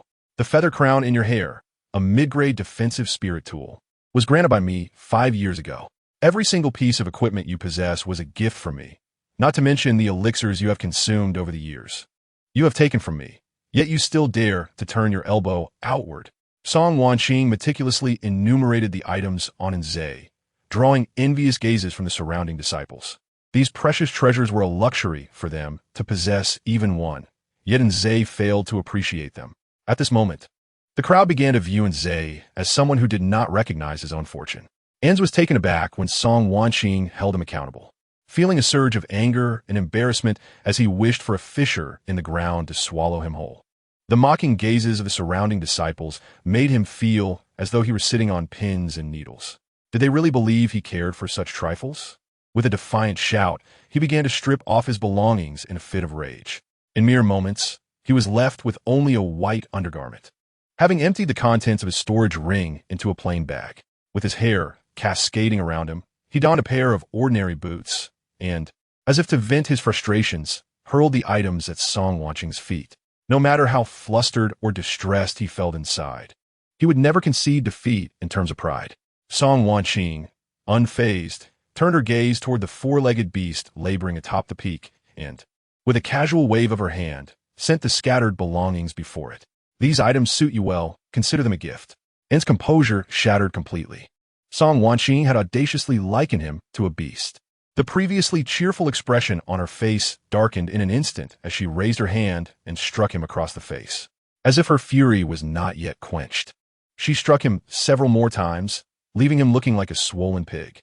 Disrespecting your elders, as a senior of the sect, is my duty to teach you a lesson. She intentionally moderated her strength, ensuring that he remained conscious to fully experience the humiliation of every moment. He felt hatred and fury, an urge to kill surging within him. Yet what could he do? Ultimately, it was merely the impotent rage of one who was powerless. Anne's eyes turned bloodshot with anger, resenting his own helplessness in that moment. He silently vowed that the humiliation he suffered today would be repaid tenfold in the future. He would make Song Wanning regret her actions and ensure her disappearance from this world. From this moment forth, their relationship as master and disciple would cease to exist. Cast aside in a corner, and found no one daring to assist him. Though Song Wanning wore a smile, she resembled a fearsome spirit, instilling a sense of trepidation in all. Even Yi Chuxue and Bai Yang chose to remain silent, unwilling to attract misfortune upon themselves at that moment. The atmosphere grew palpably tense. The sect leader, suppressing his frustration, finally spoke up. Song Jr.'s sister, we cannot meddle in your affairs, but considering our shared lineage, Gu Jr. brother's poison. He found himself increasingly perplexed by Song Wanning.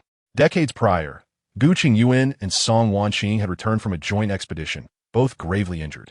Without regard for her own frail condition, Song Wanning had immersed herself in the alchemy chamber, determined to concoct a remedy for Gu Qingyuan's wounds. Yet now, she appeared indifferent to his poisoning. The depth of her previous affection contrasted starkly with her current detachment. Was she truly angry, or had her love for him faded? I do indeed possess an antidote. Song Wanning responded with a faint smile, leisurely producing a pill. This pill, known as the Bai Dan, could neutralize most known toxins. She intentionally invoked its name to irritate Yi Chuxue, for in her previous life, Yi Chuxue's Bai Dan had garnered great renown, yet was scarcely obtainable. As anticipated, Yi Chuxue stiffened at the mention of its name, her fists clenching silently, then handed over to Gu Jr. brother. The sect leader's heart leapt with joy, his brows unfurling in relief. It seemed that Song Wanning had merely been angry. When faced with peril, she could not bear to see Gu Qingyuan suffer. However, Song Wanning feigned a troubled expression, a barely perceptible smile gracing her lips as she lifted the antidote. There is but this one pill. I am uncertain whether it should be given to the innocent disciple or to Gu Qingyuan. Naturally, it should go to Gu Jr. brother. One was an outer disciple, while the other was a pillar of the sect. There was no contest. Yet, upon hearing her words, the onlookers' expressions shifted dramatically, their gazes laden with unspoken discontent. Gu Qingyuan, despite his lofty status, had brought this upon himself by betting on the antidote. It was his own folly. Wu Dan, an innocent party ensnared by Yi Chuxue's actions, lay unconscious, forgotten in a corner.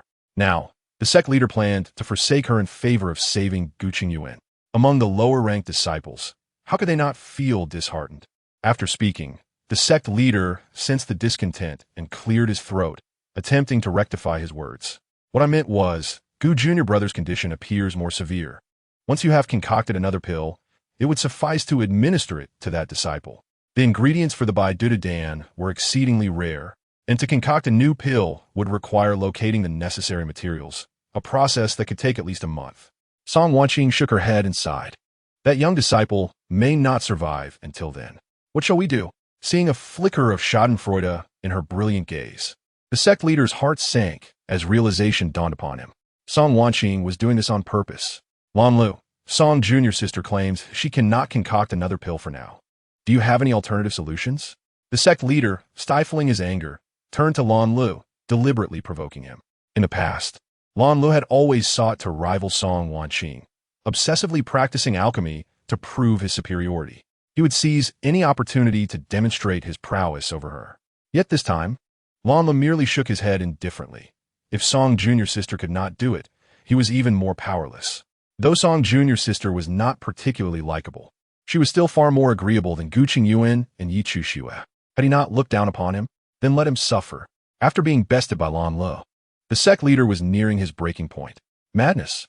Everyone has lost their minds. These alchemists showed him, the sect leader, no respect, infuriating him to the point of boiling over, leaving him utterly at a loss. At that moment, Song Wanning once again parted her crimson lips, her voice melodious yet laced with malice and mockery. Yi Chuxue, this predicament arises from your actions. Thus, you shall decide the fate of this pill. Had she not constantly preached about equality? Did she not wish to cultivate an image of benevolence and selflessness? The opportunity lay before her. It was time to see how she would choose. Chapter 48. Yi Chuxue's reputation crumbles. Song Wanting's words undeniably thrust Yi Chuxue into the spotlight. All eyes turned toward her, their expressions expectant. In the eyes of the masses, Yi Chuxue was known for her beauty and kindness, having motivated and inspired disciples while advocating for the so-called equality of character. Thus, everyone was filled with anticipation, as concerns for Gu Qingyuan's poisoning weighed heavily on her mind. Yi Chuxue felt a chill spread through her heart upon hearing Song Wanting's words. Acutely aware of the expectant gazes surrounding her, she felt as though she had been plunged into icy waters. She abruptly raised her head to meet Song Wanting's gaze, barely containing the fury and hatred boiling within her. Song Wanting was deliberately digging a pit for her. No matter her choice, it would be utterly inappropriate. Song Wanting, how cunning you are! With a sullen expression, Yi Chuxue remained silent, but Song Wanting's lips curled into a smirk. What is the matter? Is Yi Jr. niece feeling troubled? If I were you, I would unhesitatingly choose to save the innocent disciple, for she is the most blameless in this affair. Yet you seem quite conflicted.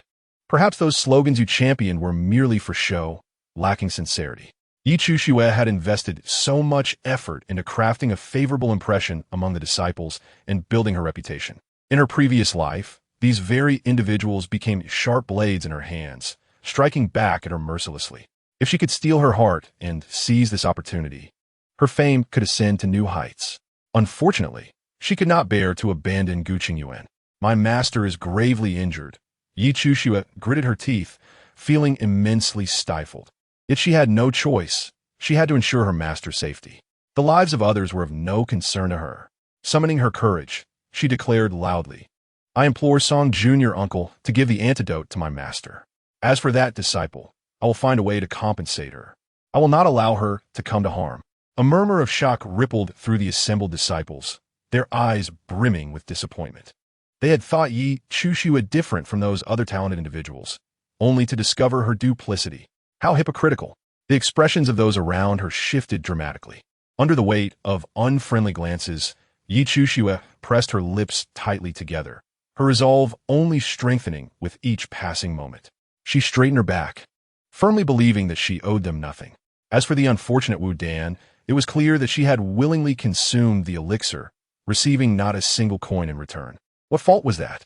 Indeed, the bond between master and disciple was profound. Suddenly, Song Wanning began to clap, her face alight with emotion. Gu Qingyuan kneels before you to plead for medicine, and you forsake your fellow disciple for him. How deeply moving. With a sarcastic tilt of her head, she glanced at the elixir in her hand. It was a pity, however, that if that disciple did not ingest the elixir soon, he would be beyond salvation. Gu Qingyuan might manage to endure for a while, but it was a burden she could only bear for him. With a swift motion, she unhesitatingly placed the elixir into the mouth of the unconscious Wu Dan. It was decisive, without a trace of hesitation. The elixir was gone. Yi Chuxue stood frozen, her face first displaying disbelief and then contorting in anguish.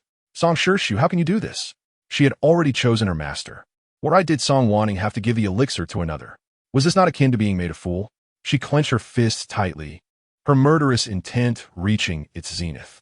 Yet, Song Wanning carelessly rose, smoothing her skirts, and gently spoke, "There is no choice. We are all disciples of the one Tiangong and should be treated equally. I cannot turn a blind eye to death, can I? By the way, in a few days, there will be an auction in Tianlai City, where the Tianyuan Yangxin Dan will be sold. You might try your luck. Perhaps Gu Qingyuan's poison will be cured." Unable to suppress her smile, she winked at Yi Chushua. It was a boomerang. One must feel the pain themselves. Today, let Yi Chushua experience the feelings she once had. How fair is Master Song? Yes, Wu Dan was on the brink of death. How could she not be given the elixir? Master Gu was a Yuan Ying ancestor and had countless means to resolve poisons, unlike ordinary people like them. Yi Shiji was truly disappointing. The poison was her doing, yet she still contemplated abandoning the person in need. How selfish. The reputation she had built up was now crumbling as fiercely as it had been established. Who could have imagined that in the end, it was the Master Song they had initially scorned who chose to stand up for Wu Dan? How ironic. Hurtful words continued to pierce her ears as Yi Chushua bit down on her lip, feeling both wronged and disheartened. Over the past 6 months, she had distributed numerous elixirs. In the past, she had often defended her fellow disciples, but what was the outcome? When it came to turning against her, no one remembered her kindness. Her heart felt utterly cold. As the ownership of the elixir was decided, the sect master was infuriated, feeling as though he had swallowed a bitter pill. Yet, if the auction indeed featured the Tianyuan Yangxin Dan, it could resolve their immediate crisis. He once again sought confirmation from Song Wanning. Can Gu Shidi's poison truly last until the auction? At this moment, he genuinely feared that Song Wanning would deliberately lead Gu Qingyuan to his demise. Of course, you underestimate Gu Qingyuan too much, Song Wanning replied, casting a significant glance at Gu Qingyuan. Had it not been for her prior injuries sustained while rescuing Yi Chushua, followed by her own wounding of him, that poison would have been nothing to him. That is good. The sect master sighed in relief upon hearing this. Yes, thank you. Sect master. Yi Chushua felt a surge of gratitude, quickly thanking the sect master as she lifted Gu Qingyuan and prepared to leave. Just as she was about to exit, Song Wanning called out to her again. Yi Shiji, have you forgotten something? The elixir you concocted was poisonous, harming innocent disciples and causing Gu Qingyuan to be poisoned as well. You have yet to be punished. With these words, the memories of the onlookers were awakened. Previously, Yi Chushua had wagered that she would accept punishment if she lost, nearly allowing her to escape accountability. Song Shimi, do not be unreasonable. Gu Shidi is currently poisoned and still requires Yi Shiji's care. The sect master furrowed his brows in irritation, his patience waning. Why was Song Wanning being so aggressive? Indeed, the sect master speaks wisely, Song Wanning agreed, nodding in concurrence. Now that Gu Qingyuan needed her, they could wait until he awoke to impose punishment. After all, escaping retribution was out of the question. The sect master would not want to be accused of favoritism, as that would dishearten everyone. Suddenly, she playfully smiled, resting her head on the leg of Lu Lanyi beside her. Master, I believe that the Shifeng cave will be quite suitable. Her bright eyes blinked playfully, and her soft frame resting on Lu Lanyi's lap softened the latter's heart, prompting her to ruffle Song Wanning's hair. This incident originated with Yi Chushua. She indeed deserves punishment. Considering it was an unintentional mistake, let her reflect in the Shifeng cave for a year. What does the sect master think? Then let this matter conclude here. Everyone disperse. Lu Lanyi nodded in satisfaction, standing up while holding Song Wanning's hand. Chapter 49. Bound to endless conflict, let us go. Do not allow these blind fools to disturb our mood. Giving Song Wanning's hand a gentle pat, Lu Lanyi led her and Li Ruo away. The sect master watched the elder depart, gazing at the mess left behind and rubbing his forehead in exasperation. Gu Qingyuan lay unconscious, and Zhe appeared dispirited, and Yi Chushua was emotionally unstable. All of this was thanks to Song Wanning. Before long, sounds of clattering echoed within the sect master's hall, causing the guarding disciples to exchange wary glances, their nerves taut. Meanwhile, atop Lanlu Peak, Wu Dan slowly regained consciousness, bouncing back to life, prompting the disciples to shower praise upon Song Wanning. Indeed, it was Master Song who intervened, and the poison was promptly resolved. Isn't that so? Unlike some who lack skill in alchemy, yet refuse to admit it, nearly causing the demise of others. Hush! Keep your voices down, the disciples murmured amongst themselves. secretly pointing at Yi Chushua.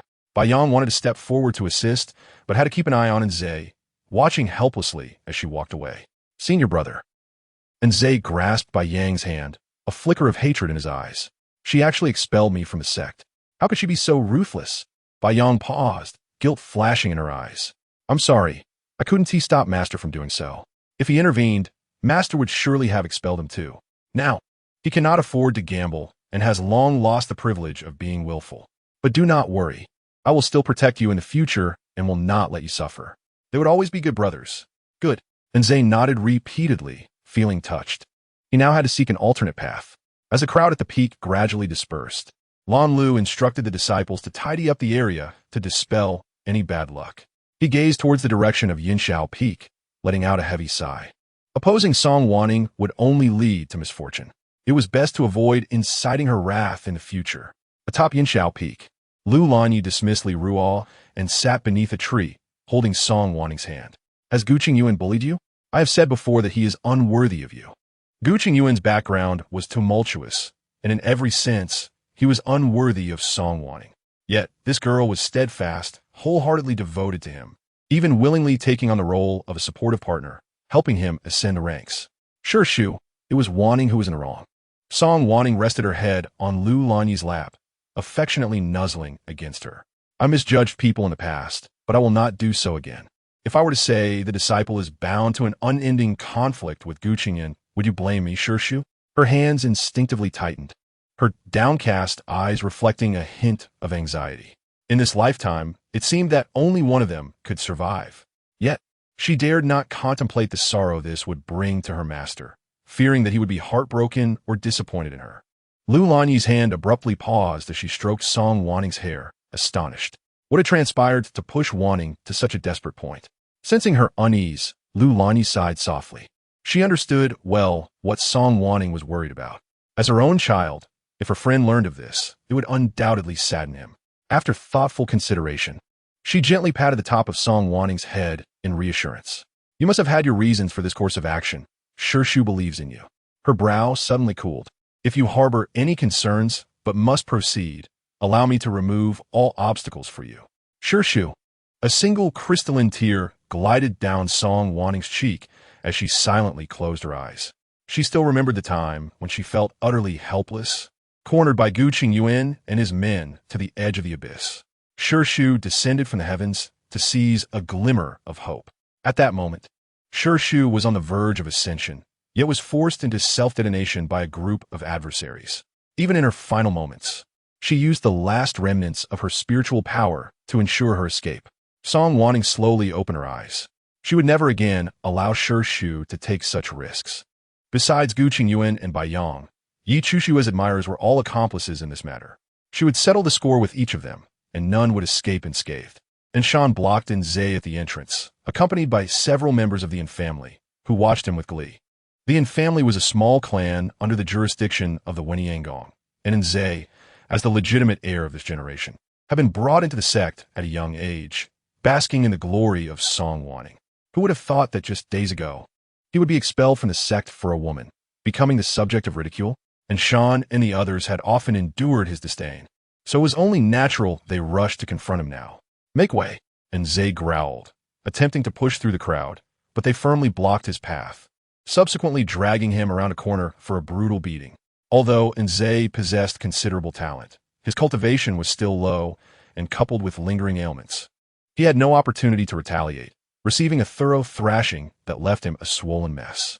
You seek death, he spat, half slumped against the wall, exuding an intense killing intent, wishing he could tear them apart with his own hands. Ah, still seeking death? And Shan scoffed, stepping forward to deliver another kick. Did you truly think yourself important? If it weren't for Song Jinjuan's protection, you would amount to nothing. Now that you have offended Song Jinjuan, you might as well contemplate how to survive, ha ha ha. Let alone the Song family. Even the status of Song Wanning alone rendered him unworthy of entry into any sect within the cultivation world. Without the protection of Jinjuan, Nze had offended numerous individuals, and his chances of survival were bleak, yet he remained defiant.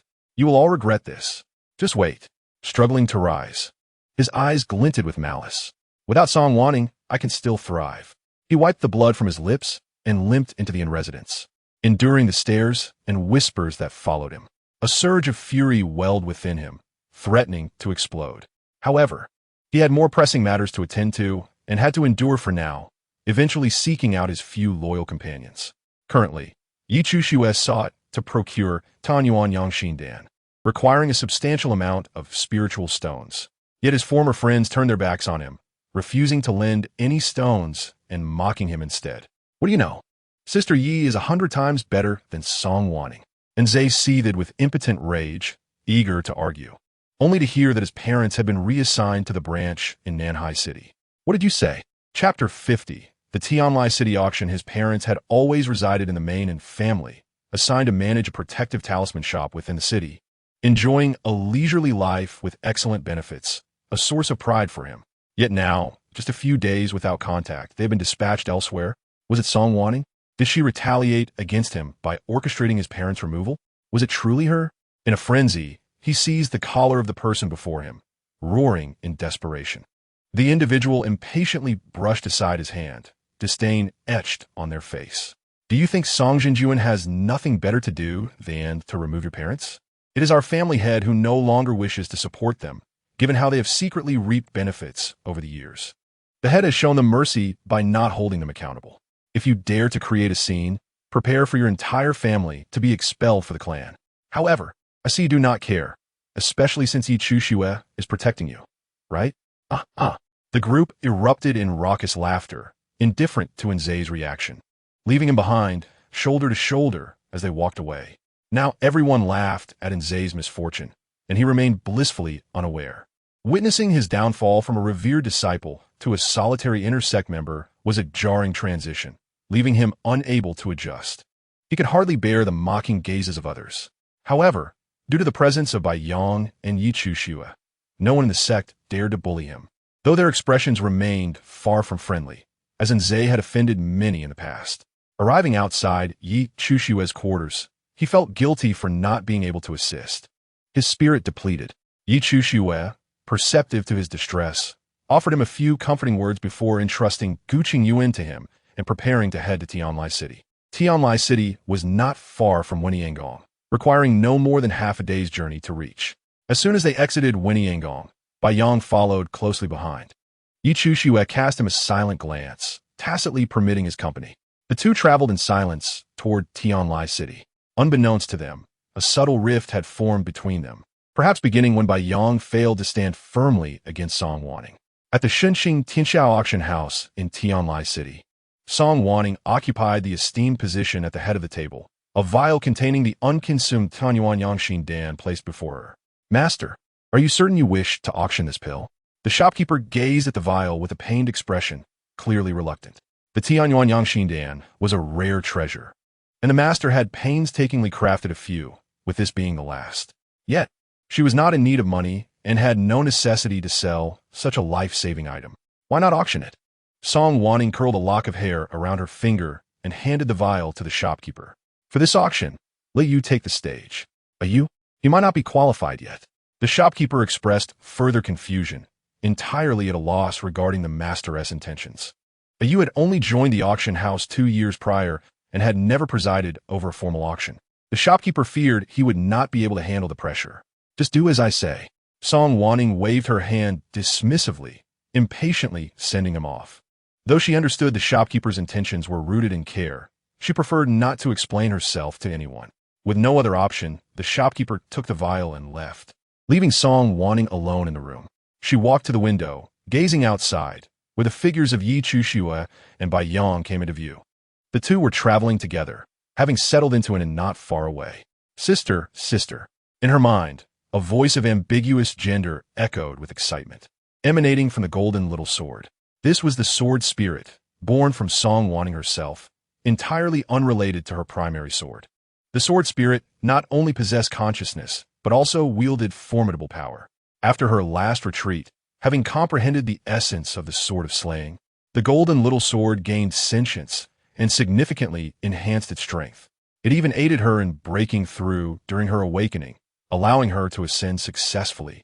The inheritance of the Moya Xianjun, even a mere glimpse, was more than sufficient. Sister, sister, is that you the demon clan's young master? Mo Yuan?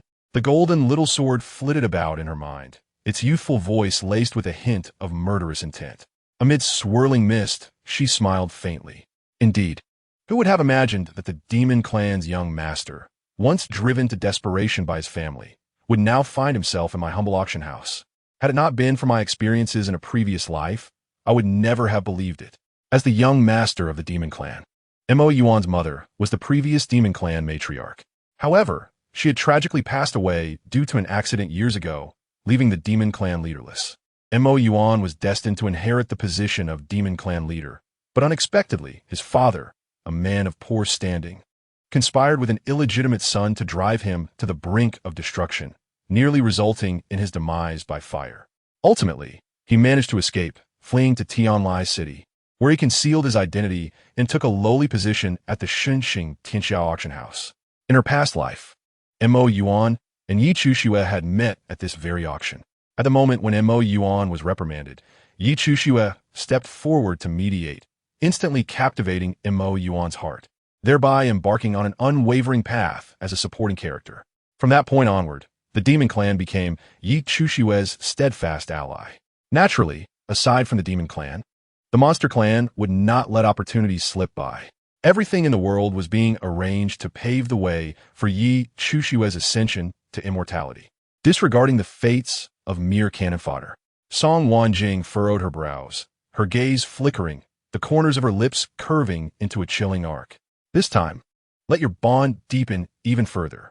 The auction arrived as scheduled, with cultivators gathering in the venue, many of whom were familiar faces from nearby cities, along with numerous outsiders filled with anticipation as they entered the auction hall. As per tradition, everyone donned cloaks that shielded their divine senses, rendering it impossible to discern their true appearances. Upon exiting, all individuals would depart through the auction hall's teleportation array, with destinations random and unpredictable, ensuring the safety of the guests as much as possible. Yi Chuxue and Bai Yang, holding the token of a true disciple of the One Tian sect, effortlessly ascended to the third-floor private room, evoking envy from many cultivators in the hall. Just as the two settled in, a commotion erupted below. It was the Yun family from Yunxiang City. Was a leading figure not the young master of Yunxiang City, Yun Jinhua? So beautiful. The people in the hall craned their necks, all gazing towards the entrance. Out of curiosity, Bai Yang and Yi Chuxue also looked down. A figure clad in a blue celestial dress caught their eye. Chapter 51. The Struggle for the Tianyuan Yangxin Dan. The woman possessed an exquisite beauty, her brows like distant mountains, resembling the morning glow reflecting on snow, captivating the heart and soul. Particularly, her amber eyes added an air of mystery. This individual was indeed Yun Jinhua, the young master of Shangyun City. Rumor had it that the city lord of Shangyun City had met with misfortune in the Valley of Evil some days prior, resulting in damage to his dantian and leaving him gravely injured and unconscious. Could it be that Yun Jinhua had come in pursuit of the Tianyuan Yangxin Dan? Undoubtedly, for the city lord awaited the elixir to save his life. The Shunheng Tianxiao auction house was no ordinary establishment, willing to auction off even the Tianyuan Yangxin Dan. Who could possibly be the mastermind behind this auction house? The cultivators in the hall whispered among themselves as they watched Yun Jinhua and her entourage ascend to the third-floor suite. This group did not even bother to conceal their identities, indicating their resolute determination to obtain the Tianyuan Yangxin Dan. Yi Chuxue's heart sank as she cast a worried glance at Bai Yang, with her master in a coma and unable to access their storage rings. Most of the spirit stones needed for the auction had been borrowed from the sect, far inferior to the resources of the city lord. If the elixir were to be acquired by Shangyun City, what would happen to her master? Yi Chuxue evidently shared this concern, her complexion paling. She tightened her grip on the chair's back, veins beginning to surface. Her master had suffered due to her own misfortune. Regardless of the cost, she must secure the elixir. Various factions gradually arrived, filling the private rooms on the upper floors. Song Wanning, seated in the topmost suite, could see every corner of the stage. The steam from the tea on the table wafted gently, and she took a delicate sip while gazing at the docile figure standing before her. No, it should be Mo Yuan. Mo Yuan was grotesquely disfigured, half of his face adorned with black markings that spread densely from behind his ear to the center of his brow, creating an intimidating visage. Song Wanning knew that this was the poison inflicted by Mo Yuan's cruel father. It was precisely because the toxin remained unresolved that Mo Yuan's demonic energy was suppressed, relegating him to the role of a mere attendant until he encountered Yichu Shue, our alchemical master. Song Wanning's gaze lifted slightly as she set her teacup down on the table. If this auction went well, she might consider promoting and rewarding him. If it did not go well, he must not disappoint the master.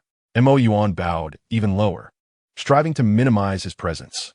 The person before him was a Yuaniing true monarch. If he inadvertently revealed his identity, where would he find refuge? All right, you may leave. Song Wanning dismissed him, leaning back in her chair to rest her eyes.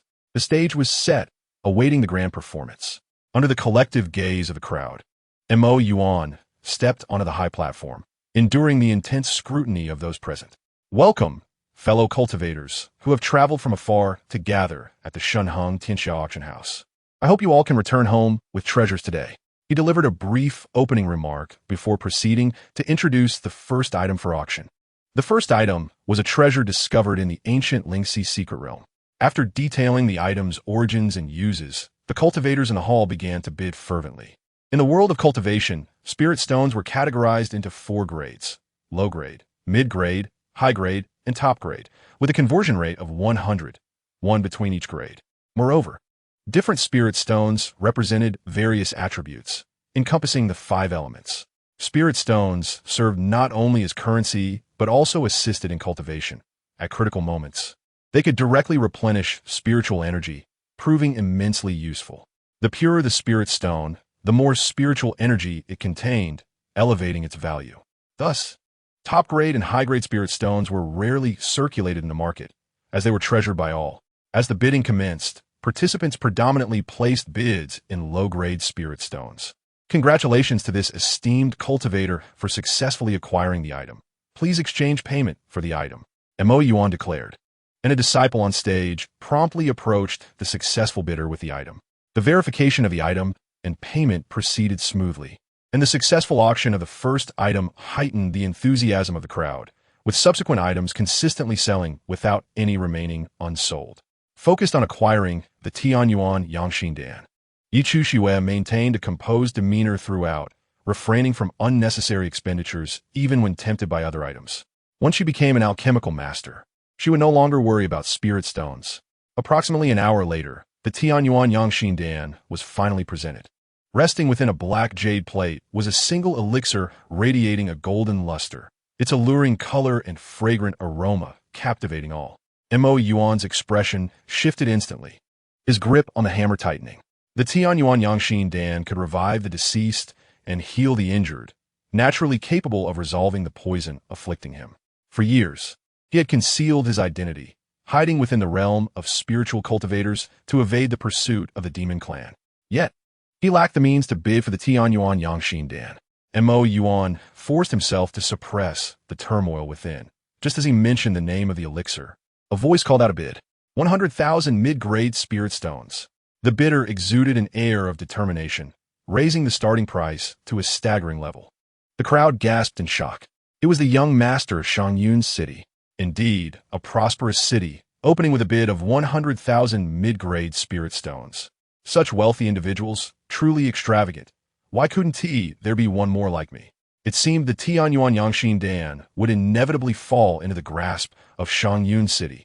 110,000. Yichu Shue pressed the button in the private room without hesitation, her heart bleeding at the thought of such an amount. This was 110,000 mid-grade spirit stones. Over the years, she had scavenged several secret realms and acquired some treasures, accumulating a modest fortune. However, such bidding was overwhelming. Had she not borrowed spirit stones from the sect, she would have already retreated in defeat. 120,000. Yin Jinwei, taken aback by the audacity of the competition, darkened her expression, a glimmer of malice flickering in her eyes.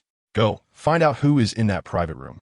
She instructed her companion in a hushed tone before returning her attention to the elixir on the stage. This elixir was essential for her. No one would dare compete with her. 130,000. Yichu Shue, unwilling to concede, bid once more. 200,000. Yin Jinwei escalated the price again, her voice growing colder. 300,000.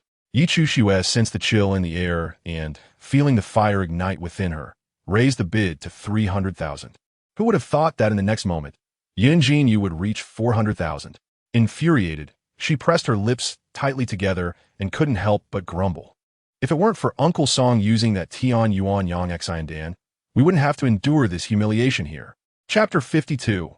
Urgently seeking a fated individual, the Tian Yuan Yang Xian Dan possesses extraordinary efficacy and is exceptionally difficult to concoct, requiring precious and rare materials. Song Wanning, uninjured and unpoisoned, consumed the elixir forcefully out of spite for her master, resulting in their current predicament of having to bid for the elixir while enduring the condescending superiority of others. How could this not be infuriating? Bai Yang's expression darkened upon hearing this, recalling the incident of his theft of the elixir. It was precisely because of the Tian Yuan Yang Xian Dan that he had become estranged from his master. He silently curled his hand into a fist, choosing not to respond. The atmosphere turned oddly tense, stifling, and oppressive. Yichu Shue hastily called out a bid, but after much restraint, she could no longer suppress her curiosity. Brother Bai, why have you changed? You clearly disapproved of Uncle Song's actions in the past. Why do you always side with her now? Having spent over 20 years in the cultivation world, her master and Bai Yang had become the most significant people in her life. She could not bear their betrayal. Yichu Shue quickly bid down, determined not to let the other party win the elixir. Soon, the prize soared to 500,000 middle-grade spirit stones, causing an uproar in the hall. That was 500,000 middle-grade spirit stones. With such wealth, one could buy anything. Yet, both of them were eyeing the Tian Yuan Yang Xian Dan, waiting for the elixir to save their lives. Comparing individuals, it was maddening. That was indeed 500,000 middle-grade spirit stones. In my lifetime, I have never seen so many spirit stones. The owner of this elixir was making a fortune, encountering two fools who refused to let go. Who do you think this treasure will ultimately fall to? It must be Yunxiang City. After all, he is the city's master with abundant financial resources. I beg to differ. The mysterious individual in that private box must also be extraordinary, perhaps a big shot from some family. To everyone's surprise, the fiercest bidding was not for those treasured artifacts, but for a single elixir. Now everyone was waiting to see whose financial power would prevail. Oh, Yin Jinyu raised an eyebrow, somewhat surprised that her subordinate could easily glean the identity of the other bidders. The attendant, sensing her thoughts, quickly explained, I initially had no way of knowing their identities, but on my way back, I happened to overhear two auction house staff discussing it secretly. It turned out that the auction house kept customer identities confidential, and when he sought the manager, he encountered a dead end. I see. Yin Jinyu smiled faintly, delaying her bid. Since they wanted it, she would let them have it. Young master, the city master is still waiting for the elixir to save his life. The attendant exclaimed, his expression turning anxious. If the city master did not awaken soon, the deputy city master would rebel, and the young master would not be able to withstand it. Continuing to bid would only waste resources. It would be better to choose a quicker route, as this sort of thing often occurs. Yes, the attendant quickly understood and exited hastily. Since those two were being ungrateful, they should not blame the consequences on others. 500,000 spirit stones once, 500,000 spirit stones twice, 500,000 spirit stones thrice. Sold. Mo Yuan's hammer struck with finality, his hand trembling slightly. As he watched the elixir being taken away, a pang of anxiety gripped his heart, and he immediately called out to the person. This elixir is precious. I shall personally deliver it. He tried his best to maintain a neutral expression, taking the jade tray from the individual and delivering it to the private box on the second floor. Although the crowd was somewhat surprised, they felt it was reasonable, given the elixir's exceptional value. Inside the box, Yichu Shue awaited the elixir with a mix of excitement and anxiety. Having drained all her spirit stones and still owing the sect 30,000 middle-grade spirit stones, she felt an indescribable pain. Yet, thinking that her master would return a portion of the spirit stones upon awakening, she felt much more at ease. As long as her master awoke, any amount of spirit stones would be worth it. Mo Yuan knocked on the door and entered, quickly glancing at the two before lowering his head again. Guests in private boxes generally shed their disguises, and so it was. He memorized their faces and respectfully presented the jade tray. Yichu Shue took the elixir without suspicion, inspecting it before placing a storage bag on the tray, which contained exactly 500,000 middle-grade spirit stones. The two swiftly completed the transaction, and Mo Yuan retreated with the jade tray. Bai Yang couldn't help but glance at him again, feeling that something about this person was peculiar. Yet he could not pinpoint what. The auction soon resumed. Mo Yuan's heart raced, and after calming himself, he began to introduce the next item up for bid. The next auction item was a pearl from the Shiqin Sea, filled with the essence of Tao, mysterious and elusive, urgently seeking a fated individual. The red silk was lifted, revealing a pearl of black and white intermingled hues.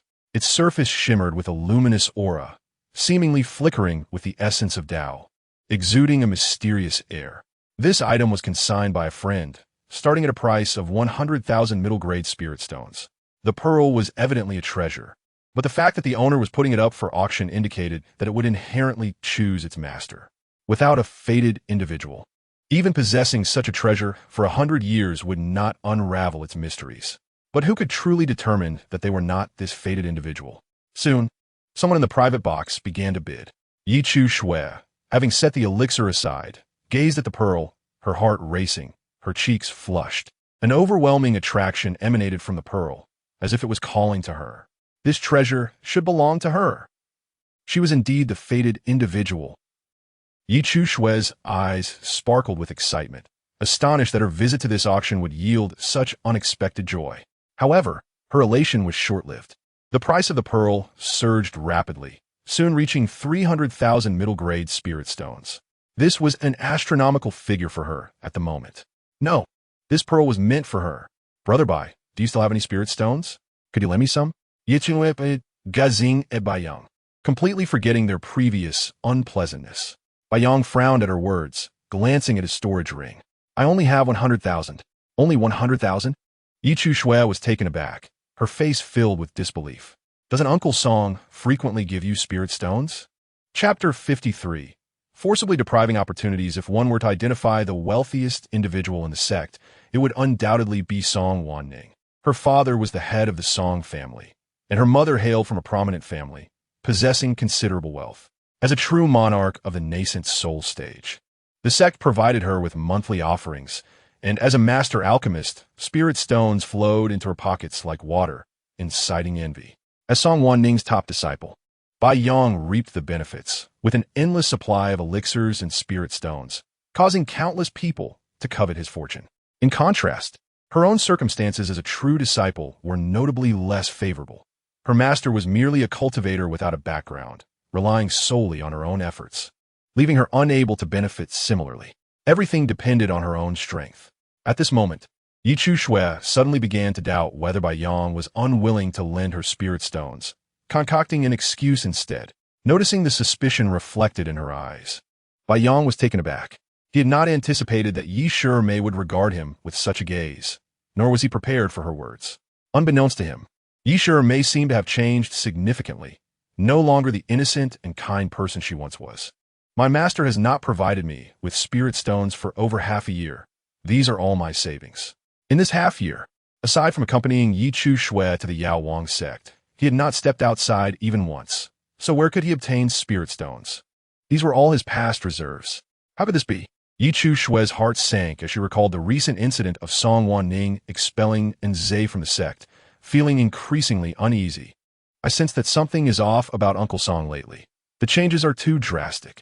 Once, whenever a conflict arose between S.W. Ing and others, she would erupt in fury, consistently disappointing everyone.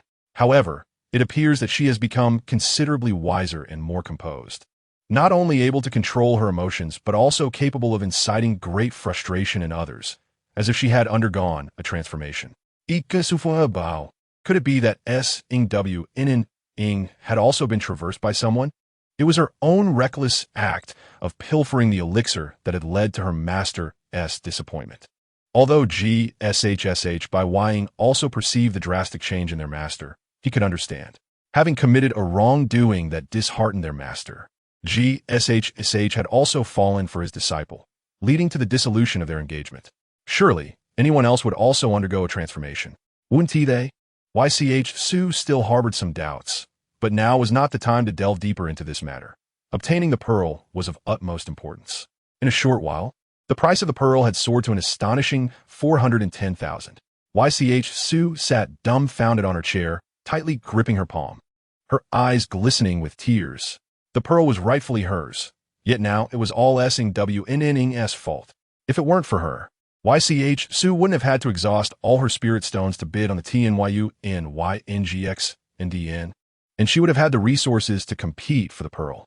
While YCH Sue felt like she was about to lose her mind, SWNN had already pressed the button in her room. 500,000. She had directly raised the price to 500,000, startling a group of potential bidders into silence. The private room gradually fell quiet as everyone began to hesitate over whether to continue bidding. Although the pearl was a treasure, its exact value remained uncertain. If it turned out to be useless, it would be a significant loss. Initially, someone had specifically sought out the pearl's owner, intending to buy it outright, only to find that the owner was quite cunning and insisted on auctioning it instead. The shopkeeper stood beside SWNN, coldly snickering as he reported. After receiving the master's orders, he had immediately gone to find the pearl's owner, but unfortunately, the latter had declined. SWNN merely smiled faintly, knowing that the auction's proceeds would be higher, even after deducting the 2% handling fee. It was still more advantageous than selling it directly to them, but that was merely a superficial excuse. Alas, they would end up spending more money unnecessarily. Naturally, the shopkeeper favored SWNN and grumbled a few words before quieting down. 500,000 going once. As no one made a bid, MUN picked up the hammer to announce the result. In a private room, YCH Sue anxiously paced, feeling utterly helpless. Senior brother, I feel that this pearl should rightfully belong to me. She bit her lip in distress, unable to hold back her tears. The sensation of being forcibly stripped away was truly heartbreaking. Bai Wang furrowed his brow even tighter, wishing to offer some comfort, yet unsure where to begin. YSHMIS luck had always been exceptional. Surely it would be the same this time. Would it? YCH Sue murmured to herself, staring blankly at the pearl. Perhaps Bai Wang was correct. Even if that person successfully bid for it, what of it? 500,000 going 3 times. Sold. With the final hammer strike, the ownership of the pearl was determined. The attendant carried the jade plate to the top floor. MUN glanced at the top floor private room. The fact that the pearl had cost the auction house master 500,000 spirit stones to acquire surely indicated its extraordinary value. Regrettably, he found himself trapped. Otherwise, he would have seized the item without hesitation. One by one, the items were auctioned off, with the exception of a spiritual weapon that failed to sell. The rest were successfully traded. The auction house reaped substantial profits, and SWNN achieved her goal, her smile deepening. The teleportation array was opened. She stowed the pearl away and instructed the shopkeeper accordingly. As the teleportation array activated, all those who participated in the auction began to disperse, entering the array. The end of the auction was merely the beginning. YCH Sue tightly clenched her fingers around the storage ring, a wave of self-reproach washing over her. Had it not been for her master sustaining injuries while saving her, he would not have been defeated by SHSH, nor would he have fallen into a poisoned slumber. Her master was 1,000 times more capable than SWNN, but only that despicable individual would take advantage of a moment of vulnerability to inflict harm. Yet, there was still something amiss. Upon exiting the teleportation array, he began to scrutinize his surroundings. The people of Nexiang City did not seem the type to let things go easily. YCH Sue's heart raced, and she immediately adopted a defensive stance. Very well. Those individuals seemed to have been waiting for a long time. Chapter 54. The Ambush in Nexiang City. The moment they appeared, a message talisman flew from their hands. Not good. YCH Sue exchanged a glance with Bai Wang, realizing that the fears they had dreaded were indeed coming to fruition. The two immediately attempted to change direction and flee, but a fierce wind surged from behind them. The powerful, gold attribute wind sliced through the air like a sharp blade, severing the sword shadows they had conjured, and the ensuing shockwave forced them to stagger back several paces, causing intense pain in their chests. The gust of wind brushed past YCH Sue, sending her clothing billowing wildly, forcing her to raise a hand to shield her face from the onslaught. In this simple exchange, the two found themselves at a disadvantage. The golden core cultivator swiftly advanced, cutting off their escape route, while several others surrounded them. YCH Su and Bai Ying felt a sinking sensation in their hearts, their backs pressed against one another as they faced their encirclement. Who are you? Are you from Nexiang City? YCH Su asked knowingly, her mind racing to devise a way out. Both she and Bai Ying were merely at the foundation establishment stage, while their opponents boasted a golden core cultivator, making it exceedingly difficult to break free. Especially since the adversaries had sent a message talisman, reinforcements would surely arrive swiftly, making escape even more challenging. YCH Su felt a surge of urgency, her consciousness repeatedly scanning her storage ring for anything that could serve as a means of escape. Bai Ying, positioned behind her, wore a grave expression. Usually, they could challenge opponents above their level, but the chasm between Foundation Establishment and Golden Core was vast, and he was merely at the mid-foundation stage, leaving them with no chance of victory. Presently, they could only hope for their sect's intervention. The Ying talisman could traverse the realms of Yin and Yang. Two talismans could serve as a medium for communication. This talisman had been gifted by Ji Qunjuan, and she hoped it would prove useful in times of peril. Despite GSHSH currently being unconscious, and Z remained to care for him. Yes, I almost forgot. YCH Su's mind was filled with magical artifacts, and she nearly overlooked the Ying talisman. She rummaged in a corner and, as luck would have it, found the inconspicuous Ying talisman. Imbuing her consciousness into the talisman, she succinctly described their current predicament, urging Z to seek help. Under normal circumstances, they could have fought back, perhaps carving out a path for themselves. But with the elixir in hand, she feared it would be seized, and the 500,000 mid-grade spirit stones would go to waste, an unbearable cost they could not afford. Therefore, it would be most advantageous if their sect could intervene. The Ying talisman quickly burned away in her storage ring, signifying that the message had been successfully transmitted. YCH Su furrowed her brow, hoping for a prompt arrival from her sect. Vente en Zengue. And Z was tending to Ji Qunjuan when he suddenly heard someone calling for him from outside. Without a second thought, he stepped out, confident that Ji Qunjuan would be safe within the palace. Moments after he departed, a Ying talisman ignited in Ji Qunjuan's vicinity, instantly turning to ashes. Immediately after, YCH Su's worried voice echoed. Yet, the unconscious Ji Qunjuan was entirely oblivious to the sounds of the outside world. Until the voice within the talisman faded, no disturbance stirred within the room. What a bunch of lowly scoundrels. You all just wait. One day, I shall settle the score with you. It was intolerable that someone had occupied his private quarters within the inner sect, discarding all his belongings. These despicable individuals, so arrogant and presumptuous, had truly gone too far. He approached the bedside, fuming, and unexpectedly caught sight of the ashes on the floor, his brow furrowing in confusion. What is this? He stared at it for a while, but could not discern its significance, thus dismissing the matter from his mind. As anticipated, a ewe had indeed stealthily followed him. The shopkeeper was livid, his face dark as a pot bottom, having been under his care for several years. He had entirely failed to notice a ewe's actions, a grave oversight. Fortunately, the master did not place the blame on him. Over the years, he had often shown interest in elixirs, but the younger ones believed it was merely a common admiration, unaware that he harbored malicious intent. As an employee of the auction house, to secretly follow a customer with the intent to harm could tarnish their reputation if not handled properly.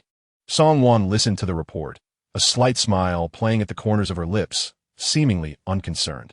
Since he wished to pursue it, let us not hinder him.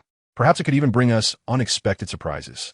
Yi Chushue and Bai Yang, as the male and female leads, were unlikely to fall into the hands of that group from Yunxiang City.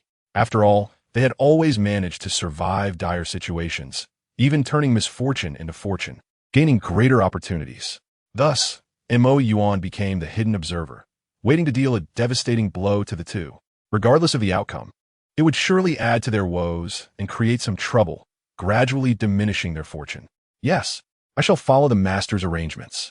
The shopkeeper now held absolute faith in the master. It seemed that nothing could escape her scrutiny. Every detail was under her control. All he needed to do was obediently execute her orders. Indeed, it is you. As she watched Yin Jinwei arrive with her entourage, Yi Chushue felt her heart sink further, a foreboding sensation washing over her. She tightened her grip on the storage ring on her hand, within which lay the Tianyuan Yangxin Dan, now a talisman of death. It seemed everyone was clever. Then let us bring forth the elixir. Yun Jinhua lazily lifted her eyelids, casually tossing a storage bag before Yi Chuxiue. Inside were 300,000 medium-grade spirit stones, in exchange for your Tianyuan Yangxin Dan. You must be joking. Yi Chuxiue's face darkened, nearly dripping with disdain. Aside from the fact that her master awaited the elixir to save his life, the value of the Tianyuan Yangxin Dan alone rendered it impossible to transfer it to Yun Jinhua at such a loss. 300,000? Truly a delusion. Huh? Yun Jinhua laughed in anger, her expression darkening. Had you not been disciples of the Wenniangong, you would not even receive these 300,000 spirit stones. After all, this was the territory of the Wenniangong. Should we truly kill the two, the Wenniangong would swiftly retaliate, and they would not be able to take the elixir. However, if they refrained from killing, they would be bound by enmity, inevitably facing retaliation from the Yuan Ingxinjuan of the Wenniangong.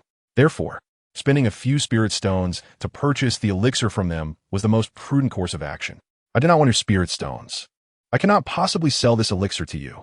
Yi Chuxiue loathed these powerful individuals who, relying on their family backgrounds, casually humiliated others. Song Wanning was like this, and so was Yun Jinhua. Chapter 55. Disappointment unfulfilled by Yang, standing to the side, had a cold expression, grasping Yi Chuxiue's hand to signal her to remain calm and to buy time while awaiting rescue. This place is the territory of our Wenniangong. Even if you obtain the elixir, you cannot carry it away. He narrowed his eyes slightly, threateningly stating, although Yunxiang City does not fall under the jurisdiction of the Wenniangong, it is not far from it, and there are mutual interests. Should you truly tear the facade, Yunxiang City may not fare well. This struck a chord with Yun Jinhua, causing her to furrow her brows.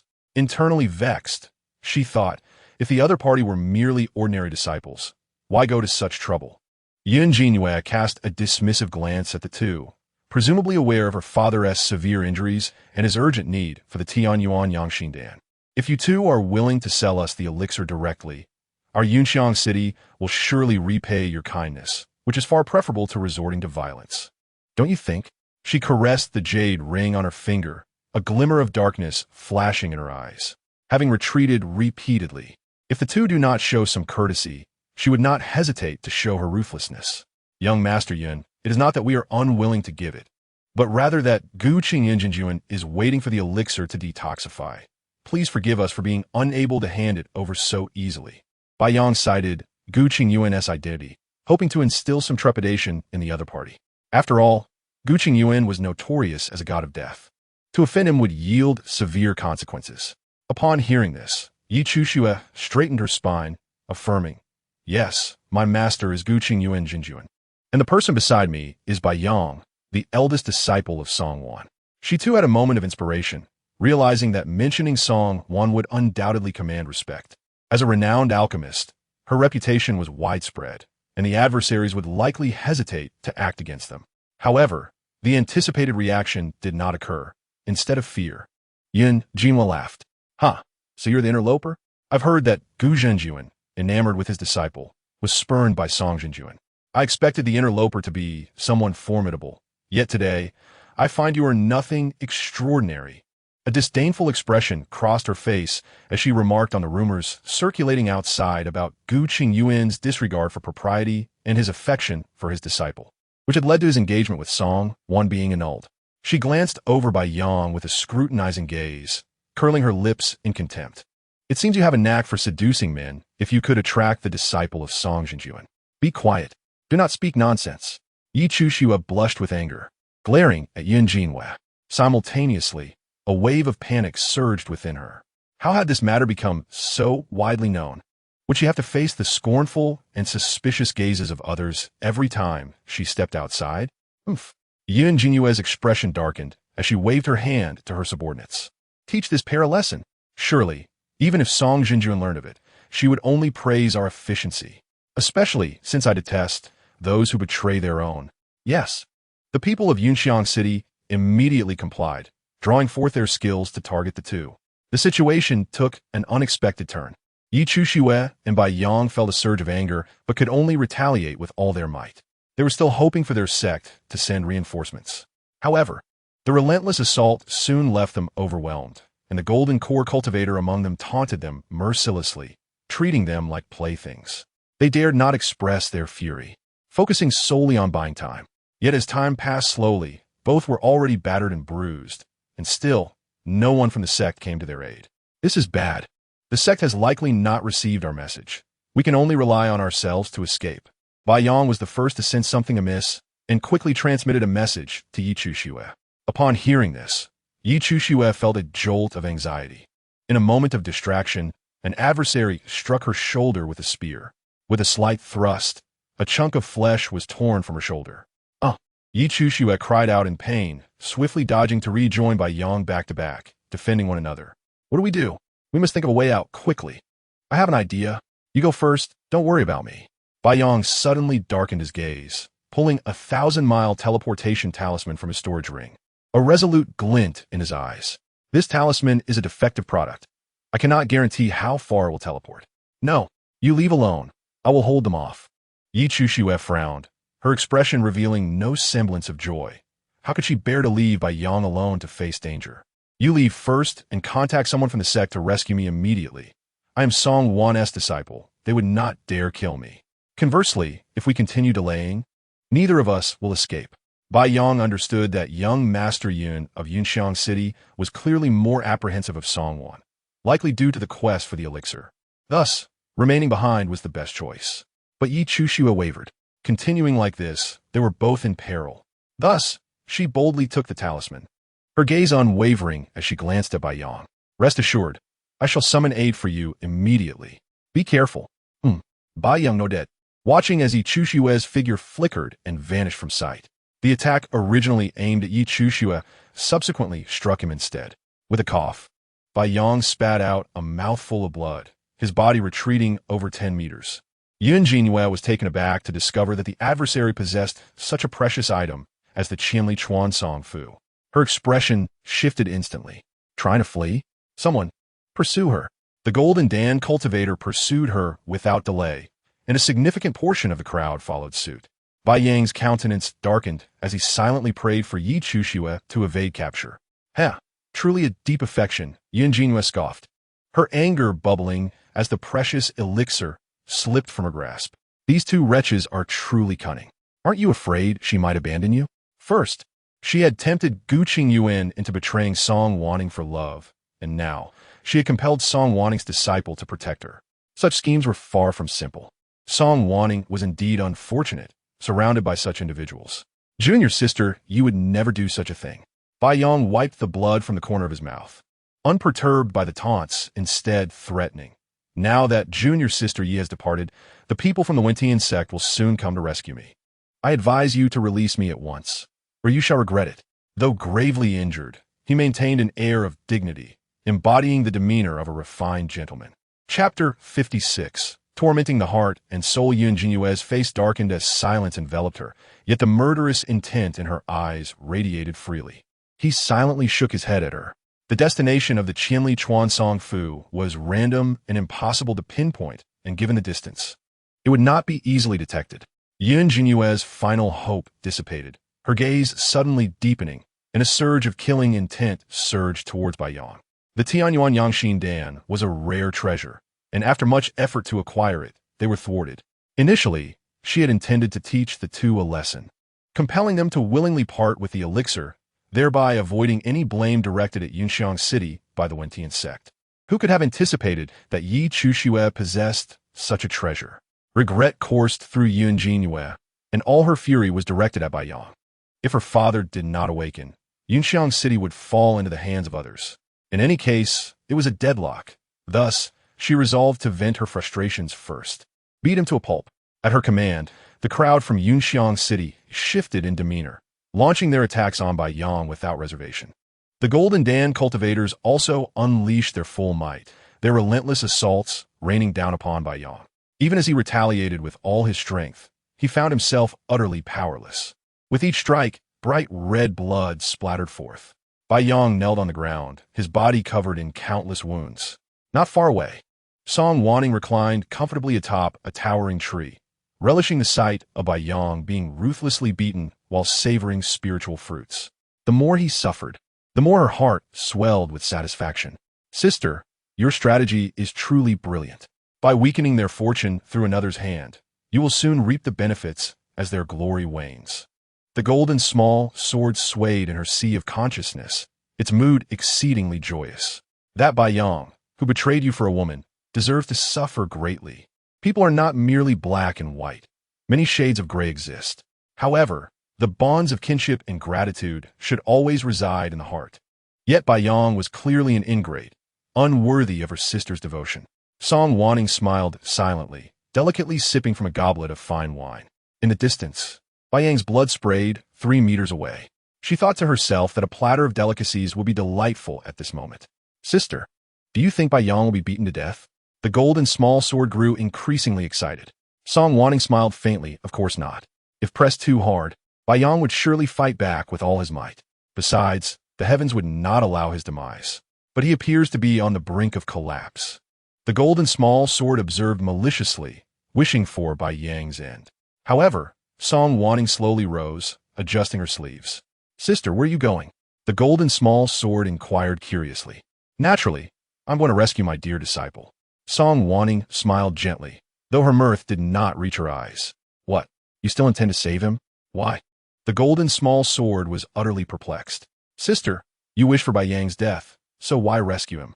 Song Wanning's expression remained calm as she cast a glance at the figure prostrate on the ground, unable to rise.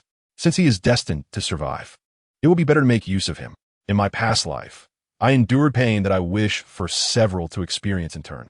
I will make Bai Yang ponder endlessly, caught in a struggle between my repeated closeness and distance.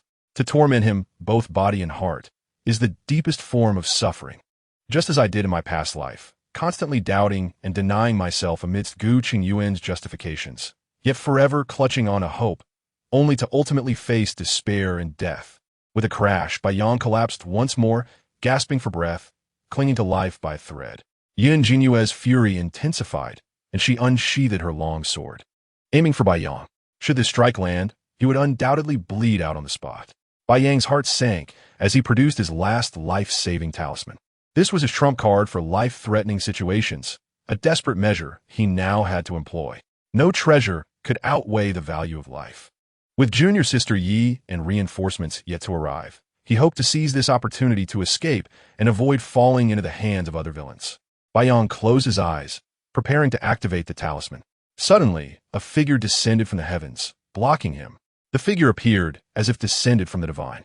Just as in the past, they were always there to shield him. All worries and fears dissipated in that moment. Master, Bai Yang's eyes brimmed with tears, warmth flooding through him. He knelt on the ground, filled with a reverence he had not even realized. He had thought that his master had forsaken him. It turned out that she still cared for him. Bai Yang succumbed to unconsciousness, a sense of peace enveloping him. The members of Yunxiang City were all bowled over by the overwhelming pressure, their expressions filled with terror, their bodies trembling uncontrollably. Yin Jinyue could hardly believe that Song Wanning had appeared so unexpectedly. It was over. This time, she would surely perish. Yin Jinyue braced herself for death, but suddenly, the pressure on her eased. She looked up in surprise, finally catching sight of the renowned alchemist. Song Jinjuan, please allow me to explain. I sought to purchase the Tianyuan Yangxin Dan, as my father is gravely injured and unconscious. The situation is urgent, and I had no choice but to take such measures. Well done. Song Wanning's lips curled into a slight smile as she waved her hand, interrupting her explanation. Yin Jinyue was taken aback, unsure of her meaning. However, Song Wanning offered no further clarification. Instead, she produced a jade vial and tossed it to Yin Jinyue. Here is a Tianyuan Yangxin Dan. Please extend my regards to the city lord of Yin. In her past life, she had heeded Gu Qingyuan's words, often looking down upon others and offending many who sought elixirs. In retrospect, it had been exceedingly foolish. She should have utilized her advantages to forge alliances, ensuring that more would stand by her side during future family conflicts. What? Yin Jinyue finally grasped the situation, expressing her gratitude profusely while respectfully presenting a storage bag. Thank you, Song Jinjuan, for not holding grudges against us and for your willingness to save Yunxiang City from disaster. We shall remember this great kindness and ensure that my father personally expresses his gratitude in the future. Tears of excitement welled in the corners of Yun Jinyue's eyes. She had thought they had reached a dead end, yet unexpectedly, a glimmer of hope had emerged. Her father was finally saved. Chapter 57. Reaping the benefits of others not at all. Song Wanning waved her hand lightly, and a storage bag filled with spirit stones flew into her grasp. A cursory glance revealed a considerable number of medium-grade spirit stones, likely exceeding 400,000. She felt a sense of satisfaction at the other party's perceptiveness and smiled slightly, promptly placing Bai Yang on a flying carpet before swiftly departing. The carpet transformed into a mere black dot, gradually vanishing from the view of the crowd. Yun Jinyu tightly clutched the vial in her hand, still moved by the situation. Despite having just injured Song Jinjuan's disciple, Song Jinjuan selflessly offered her assistance. She was certainly not the person the outside world portrayed her to be. Rumors frequently depicted Song Wanning as narrow-minded, willful, and indifferent to the well-being of her peers. Yet, it now appeared all to be falsehoods. If even those who had merely crossed paths with her could receive her aid, how could she possibly abandon her own disciples to their fates? Surely, they must have committed some unforgivable transgression. Bang! Yi Chu Shui plummeted from a ravine, her vision clouded with stars. Ouch! Every part of her body ached, and she inhaled sharply, struggling to rise. Where am I? She furrowed her brow, surveying her surroundings. The destination of the 1,000-li transmission talisman was random, and this talisman was a defective one. Currently, she had no idea where she had been sent. Without a moment's hesitation, Yi Chu Shui retrieved a communication talisman, intending to contact her sect to rescue Bai Yang. She had fled first, but she was uncertain how the people of Yinxiang City would treat Bai Yang. I will remember you, Yinxiang City. Once my master awakens, you shall pay the price. Ignoring her injuries, she sent out the communication talisman. However, mere meters from her, the talisman was suddenly struck down. Who? Yi Chu Shui gasped in shock, quickly adopting a defensive stance and retreating. In the next instant, a figure emerged from the nearby thicket. It was Mo Yuan. Mo Yuan wore a half-mask that obscured the lines of his face, revealing only half of his striking visage. She paused for a moment, instantly recognizing him as the host of the auction house. It's you. What are you doing here? She instinctively tightened her grip on her storage ring, her entire being bristling with defensiveness, forbidding anyone from approaching. He was the one who had personally delivered the elixirs. He must be here for the Tian Yuan Yang Xi and Dan. Yi Chu Shui bit her lip, never anticipating that a mere elixir could lead to such a cascade of troubles. This elixir had once been plentiful in Song Wanning's possession, easily obtainable by her master. Little did she know it was so precious in the outside world. Hand over the elixir, and I will spare your life. Mo Yuan's expression was sinister, his skin taking on a ghastly hue, appearing exceedingly unsettling. The demonic energy around him surged forth, coiling darkly at his side. You are a demon cultivator? How dare the Shanxing Tianxia auction house harbor a demon cultivator? Yi Chu Shui's eyes widened in shock, her heart sinking. A demon cultivator? They were infamous for their ruthless killings. This was perilous indeed. You speak too much. Mo Yuan flicked his eyelids, a glint of bloodlust flashing in his eyes. Since you refused to drink the wine offered, I shall not hold back. With that, he lunged at Yi Chu Shui, already injured from being besieged, and still affected by earlier poison. Yi Chu Shui was now merely a shell of herself. In just a few exchanges, she was wounded by Mo Yuan, cornered with no escape. In desperation, she could only extract the magical artifacts she had obtained in the past from her storage ring, extravagantly detonating them. The explosion unleashed tremendous power, severely injuring Mo Yuan while sending Yi Chu Shui flying. Uffed. She spat out a mouthful of blood, falling to the ground like a rag doll. Mo Yuan also spewed blood, hurled dozens of meters away, crashing heavily against the cliff before rolling down in a disheveled heap. The immense impact left him gasping, his soul in turmoil, racked with pain. Struggling to stand, he looked at Yi Chu Shui with eyes filled with murderous intent. Just a little worm, and yet she dared to harm him. Mo Yuan dragged the black cherry spear, slowly advancing toward Yi Chu Shui. The spearhead scraped against the ground, producing a sharp, piercing sound that made Yi Chu Shui's heart plummet. She raised her head, glaring at Mo Yuan with murderous intent, struggling to rise. Even in death, she would not allow this demon cultivator to benefit. If it came to it, they would die together. Yi Chu Shue's gaze hardened as she retrieved a collection of various talismans from her storage ring. Although they were all low-grade, their combination could certainly cause some trouble. Reluctantly, she also took out the remaining few magical artifacts and hurled them at Mo Yuan without hesitation. Mo Yuan's eyes widened in shock. Where did this wretched girl acquire so many magical treasures? He had assumed she was an ordinary cultivator, yet she proved to be quite troublesome. However, there was no chance to retreat now. He could only press forward. Boom! Boom! Boom! The successive explosions reverberated, leveling the entire valley. Yi Chu Shui and Mo Yuan were both severely injured, blasted away by the explosions, collapsing to the ground, unconscious. In that fleeting moment before losing consciousness, they shared the same thought. If either of them survived, they would ensure the other met a fate worse than death. After the explosions, the valley lay in shambles. Song Wanning sat leisurely on her flying carpet, scratching her ear, amused by the loud explosions that had left her ears ringing. Observing that both individuals had succumbed to unconsciousness, she descended slowly, surveying the scene with a slight smirk. Mo Yuan had employed a subtle trick with the elixirs, pinpointing Yi Chu Shue's location. Even with her use of the thousandly transmission talisman, she had not evaded his tracking. Ultimately, they were left battered and bruised. Song Wanning's expression turned mildly contemplative as she walked over to Yi Chu Shui, gazing at her slender, fair neck, tempted to apply pressure until it snapped. A surge of malevolence roiled in her eyes. She closed them briefly, suppressing her inner hatred, squatting down to forcibly remove the storage ring from Yi Chu Shui's hand. It seemed insufficient for her satisfaction. Crack! Yi Chu Shui's wrist snapped, producing a crisp sound. Standing, Song Wanning delivered a few forceful kicks to her. Regardless of her actions, she would ultimately pin the blame on Mo Yuan. After all, it was not an effort wasted. A gentle smile graced her lips as she vented her frustrations on Yi Chu Shui, feeling considerably relieved. She then approached Mo Yuan, tossing a black bag at him. The bag expanded with the wind, enveloping Mo Yuan entirely. With a gentle wave, it soared into the air, landing on the flying carpet. Reclaiming her place on the carpet, Song Wanning's eyes sparkled with vibrant light.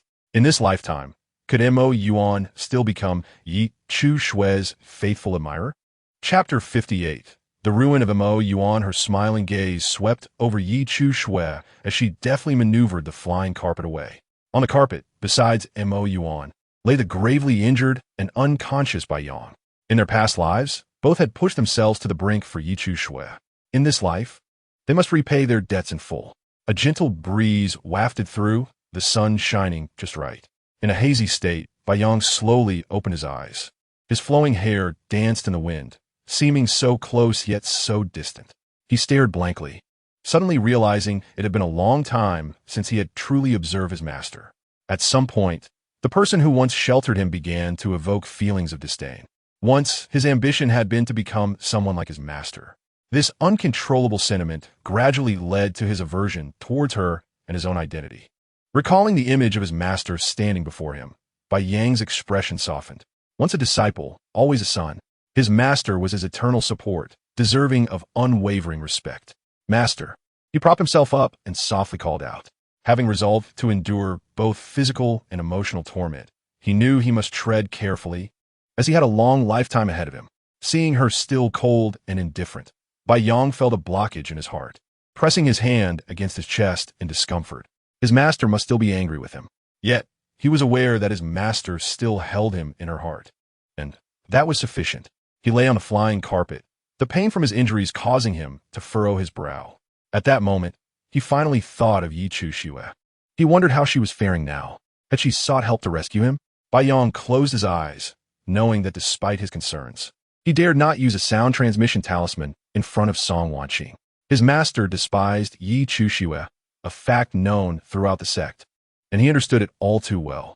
He vowed to find a way to resolve the misunderstandings between them in the future, for they were both immensely important to him. The flying carpet glided silently, soon arriving at the entrance of the Wenyangong. Get down, Song Wanning commanded coldly, and in the next instant, Bai Yang fell from the carpet. A muffled grunt escaped his lips as pain made him furrow his brow. Before he could speak, a bottle of pills fell into his embrace.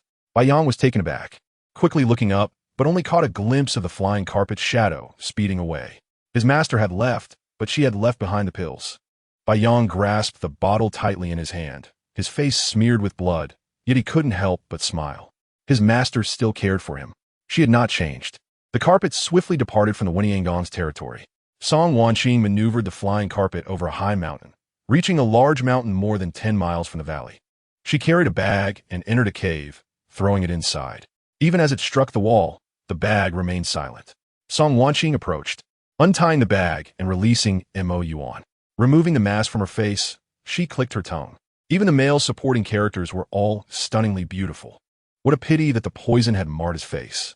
Song Wanning took out a pill and forced it into Mo Yuan's mouth. Though this pill seemed to improve his condition, it was far from an antidote.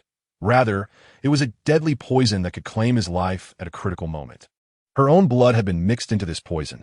No matter how far he fled, his whereabouts were entirely within her control. She lowered her brow, a glimmer of dark light flashing in her eyes. In her past life, her master forbade her from refining poisons, fearing she would lose control to its malevolence and ultimately be enslaved by desire.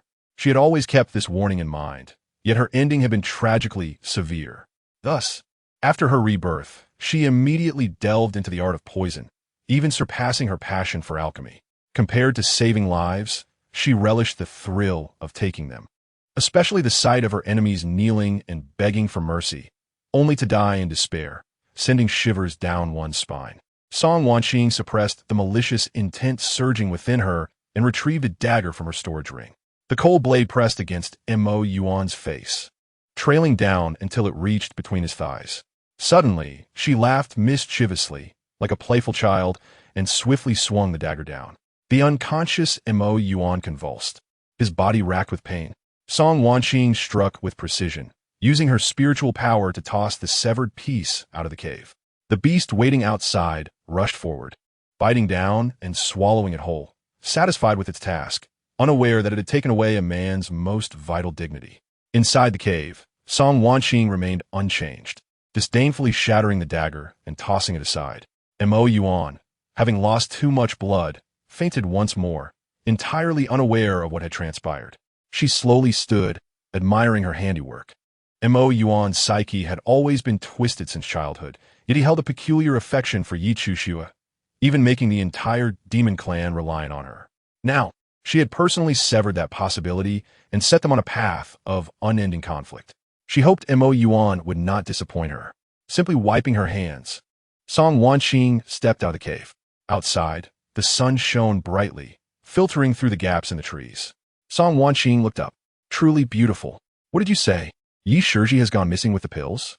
The sect master of Wenniangong turned pale upon hearing Bai Yang's words. That was the Tianyuan Yangshindan, which had been purchased for hundreds of thousands of mid-grade spirit stones.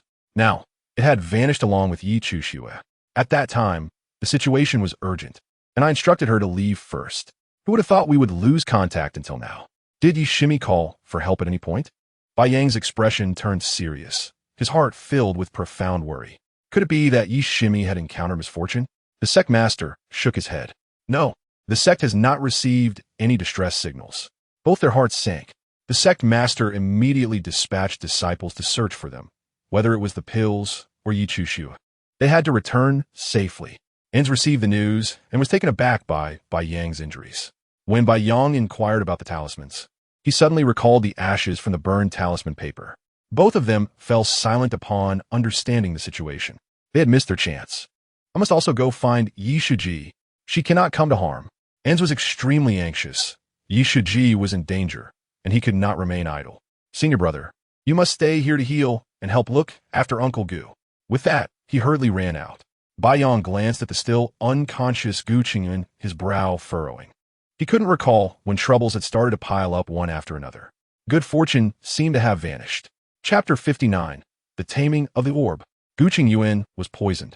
Yi Shimi had not yet recovered from her old ailment, and now he too was gravely injured. At this moment, Bai Yang truly realized the importance of his master. In the past, whenever he was injured or poisoned, his master would protect him, and with an endless supply of top-tier pills, he could recover swiftly. Now that his master had turned a blind eye, they were repeatedly falling into dire situations. Bai Yang clenched the pill bottle, his resolve to reconcile with his master growing stronger. He sat cross-legged on a small couch not far away, taking the pill to begin healing his injuries. Unlike before, the Song family had become much busier. The remaining disciples were few and hurried, lacking the lively scene of the past. Song Qingyun, as the family head, still presided over the clan, while the family matriarch, Mu Yuan, had secretly left the Song family under the pretense of seclusion. Wanqing, just as you predicted, there truly is a spiritual vein there, and it is a top-tier spiritual vein.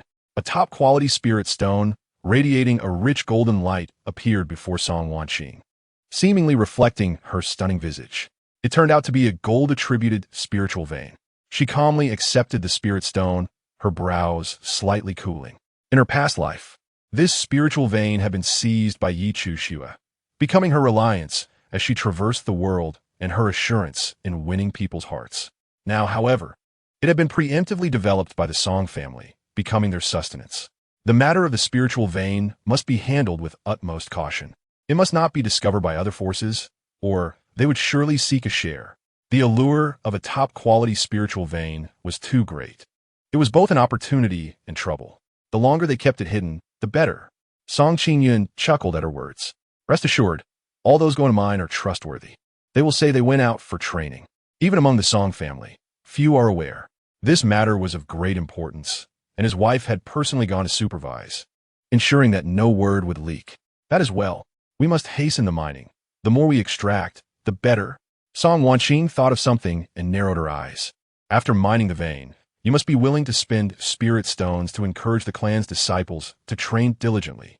The Song family is powerful, and there are already those who disapprove. A family conflict is inevitable. In the past, Gu Qingyuan and Bai Yang led various sects and families to besiege the Song family. Wasn't that also taking advantage of the situation? Those people have long set their sights on the Song family's bounty, just waiting for an opportunity to strike. Understood, father. Song Qingyun's expression was stern. The mere thought of those individuals planning to slaughter the entire Song family, thousands of lives, ignited an uncontrollable desire for vengeance within him. His father would undoubtedly devise a strategy to ensure they could withstand the impending crisis. Furthermore, he had recently re-established contact with some old acquaintances, hoping their assistance would prove invaluable, for relying solely on the Song family would be insufficient. He understood that the adversary was formidable, and their intent was to annihilate them completely. Even if the Song family mounted a counterattack, they could not match the sheer numbers of their opponents. Fortunately, they had prepared in advance and could reach out to other factions to devise a plan, thus avoiding a passive stance. Song Wanning nodded in agreement, a flicker of determination glimmering in her eyes. As the head of the clan, her father had his arrangements in place. Her responsibility was to enhance her cultivation so that when danger arose, she could step forward and protect the Song family. After bidding farewell to her father, Song Wanning entered her courtyard. Though she had not resided there for many years, the courtyard remained unchanged, pristine and filled with the fragrance of herbs and grass. She declined the servant's assistance and entered her room, disabling the courtyard's restrictions. The pearl she had acquired at the auction lay quietly within her storage ring. In her previous life, Yichu Xue had successfully bid for this item. This time, she had boldly claimed it as her own. Yet, having learned a lesson before, she understood that possessing it did not guarantee its utility. However, she was unwilling to forego the opportunity, thus resolved to take another risk and test the pearl's power.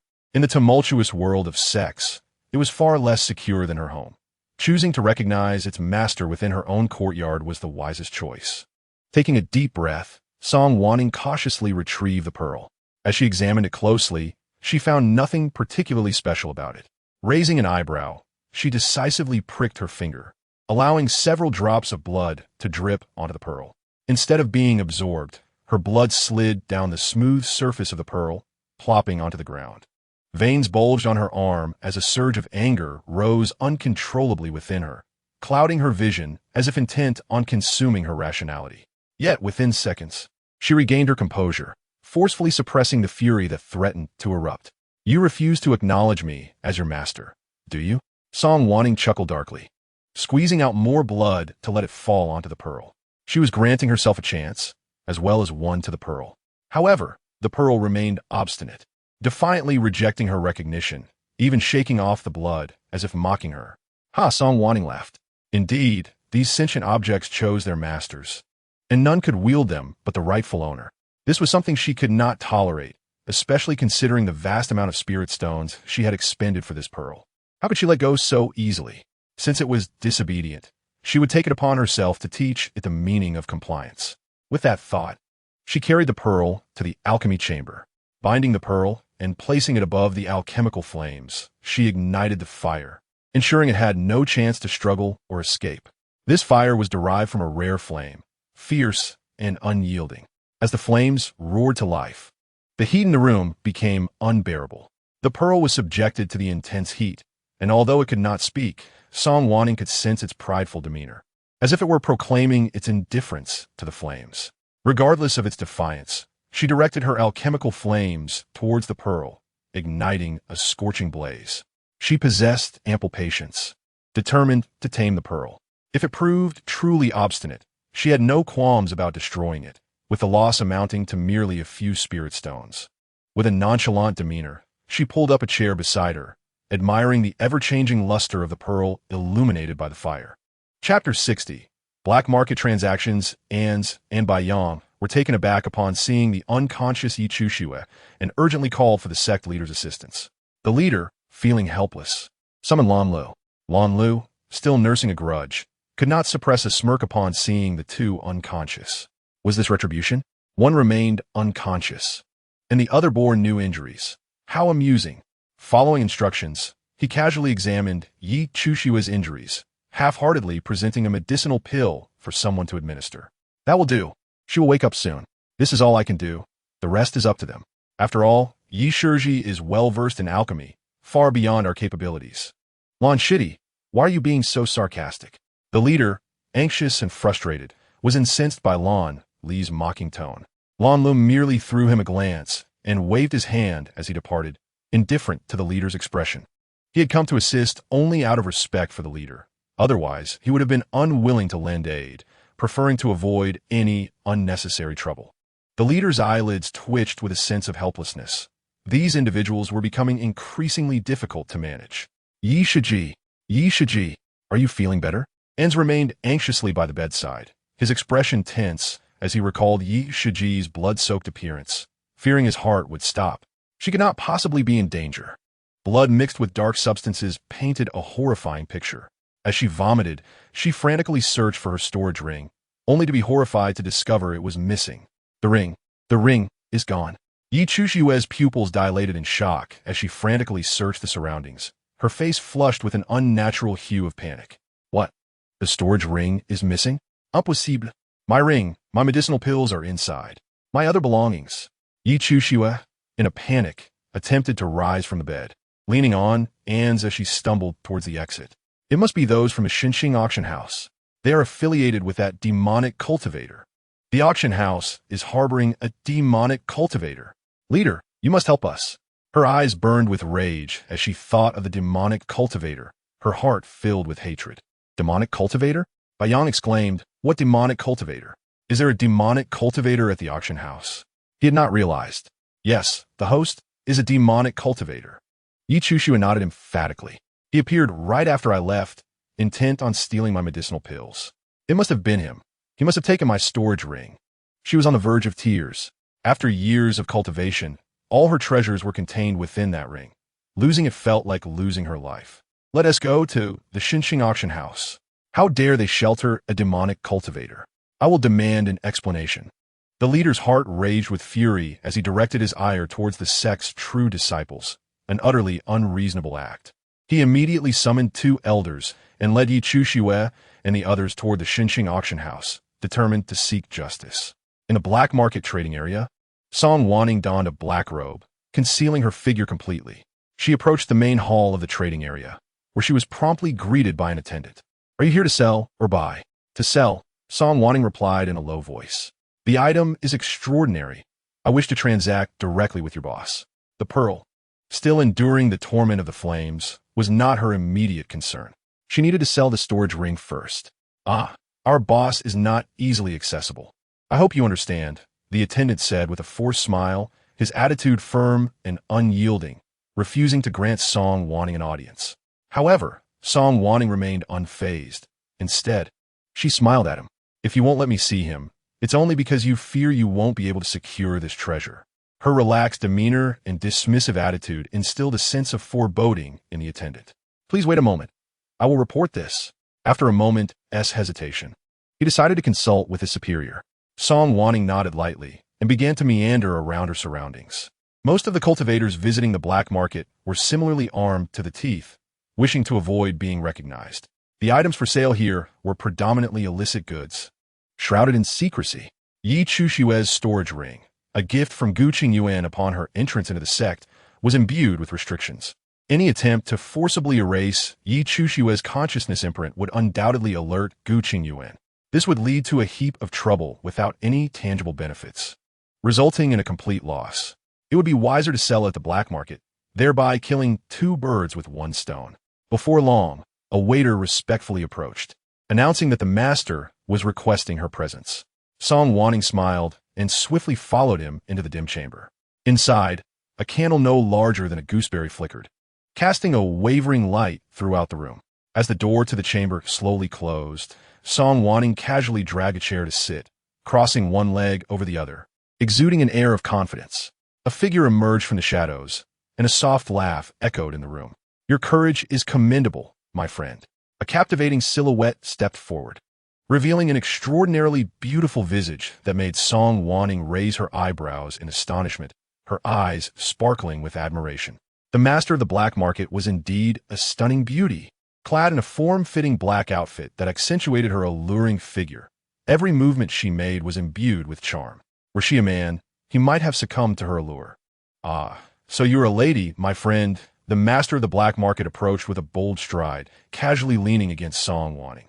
A pair of delicate hands rested on her shoulder, gradually exploring downward. Her gaze was intoxicating, and her eyes seemed to ensnare one's very soul. Song Wanning seized the wandering hand, chuckling lightly. Refrain from your soul-capturing techniques. They are of no use against me. You dare to disturb my mind with such tricks? It seems you are a true nascent soul, true monarch. I am most humbled. Speak. What transaction do you wish to propose? Chapter 61. Scheming against Yi Chushue, the master of the black market took a seat across from her, wearing an expression tinged with a semblance of grievance, as if she had been wronged by someone. Song Wanning disregarded her demeanor, producing the storage ring and placing it on the table. A storage ring? The master furrowed her brows, a flicker of curiosity igniting in her eyes. Numerous individuals came to sell items here, yet few offered rings. Typically, ordinary cultivators employed storage bags, each varying in capacity and space. However, aside from storage bags, there were rare storage rings and bracelets. Anyone capable of wielding a storage ring undoubtedly held a significant status. It was no wonder she sought to sell it in the black market. Is the owner of this ring of notable standing? The master squinted, a cunning glint flashing in her eyes as she began to contemplate the potential for haggling. The storage ring might contain valuable treasures. It's acceptable, merely a foundation establishment cultivator. Yet this one is no ordinary cultivator, but rather a favored child of the heavens, with astonishing fortune. Song Wanning toyed with the storage ring, conveying her meaning to the proprietor. As a favored child of the heavens, one can hardly expect it to be lacking in treasures. Whether one is indeed favored by the heavens cannot be simply asserted by your words. The master of the black market was naturally intrigued, though she concealed her excitement. The two engaged in a back and forth of probing until a price was finally established. Song Wanning made some concessions, but also presented her conditions. I am not in need of money, but I wish for this individual to suffer, so I would like to negotiate a condition. If you agree, I can yield an additional 20%. She had no need for trifles, but if it could cause Yi Chushue to incur losses, that would be even more delightful. Such a good deal? Truly, a true monarch speaks candidly. The master of the black market's eyes brightened instantly as she leaned forward eagerly. Song Wanning whispered in her ear, their eyes locking, both faces betraying a shared smile. Rest assured, I will handle this matter. Should any other valuable items arise, do not forget about me. The master of the black market could not resist placing her hand on Song Wanning's, accompanied by a flirtatious glance. Song Wanning graciously declined, coldly pushing her away.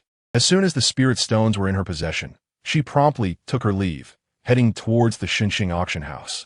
Master, should we send someone to investigate her identity? Someone approached the master of the black market, inquiring quietly. This person seems to have a significant background. No need. You cannot afford to provoke her. Do not bring me trouble. The master's expression hardened, her gaze falling upon the talisman in her hand. This item serves as a medium for action. It is surprising that woman could craft such a thing. However, she is quite willing to cooperate. She is adept at mischief. At the Xinxing auction house, a crowd gathered at the entrance, craning their necks to peer inside. What are so many people doing here? Why is it so lively? Ah, you are unaware? It is said that the auction house is harboring demonic cultivators, causing them to suffer greatly. Not only were the alchemical pills of the auctioneer stolen, but the person also nearly lost their life. What? So audacious? They dare to harbor demonic cultivators? Do they wish to perish? Indeed, we are at odds with demonic cultivators. Akin to fire and water, what are they attempting?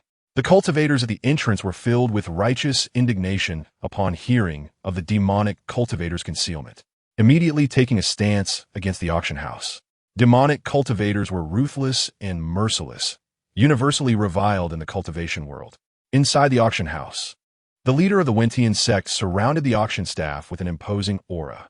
A group of individuals exuded a commanding presence, coercing the manager to hand over the culprits immediately. The manager stood in the center alongside several waiters, wearing a perplexed expression. Sect leader, while our auction house may not possess the grand stature of the Medicine Sect, we would never engage in harboring demonic cultivators. Your sect lacks evidence. You cannot casually slander us. He met the sect leader's gaze directly, even as the oppressive aura made him tremble, yet he showed no signs of fear. It is clearly your auction house that harbors demonic cultivators and leaked our customers' information, leading to my being tracked down and my storage ring and alchemical pills stolen. Yi Chuxue clutched her chest, her expression furious. And now you wish to feign ignorance? This is simply intolerable. Sect leader, they are merely quibbling. I do not lack evidence. The evidence lies with the host of the auction. Many witnessed the host, and you cannot simply deny it. If you are not guilty, swiftly hand over the person. Whether they are a demonic cultivator can be determined. No matter how a demonic cultivator conceals their aura, they will be detected when using demonic energy. This has led to Mo Yuan enduring humiliation and oppression for years without daring to retaliate, ultimately providing Yi Chuxue an opportunity to assist him in her past life. Yes, surrender the person. You are being evasive, yet you claim they are not a demonic cultivator? And Zay chimed in, pointing at the manager and vehemently accusing him of guilt. The manager, feeling the barrage of spittle, rolled his eyes in exasperation. Is this what you call a former disciple of the sect? Surely the master has not been blinded by grease? Grateful that he had been expelled, he found the sight to be disheartening. Manager, this matter is not about our Medicine Sect being overbearing.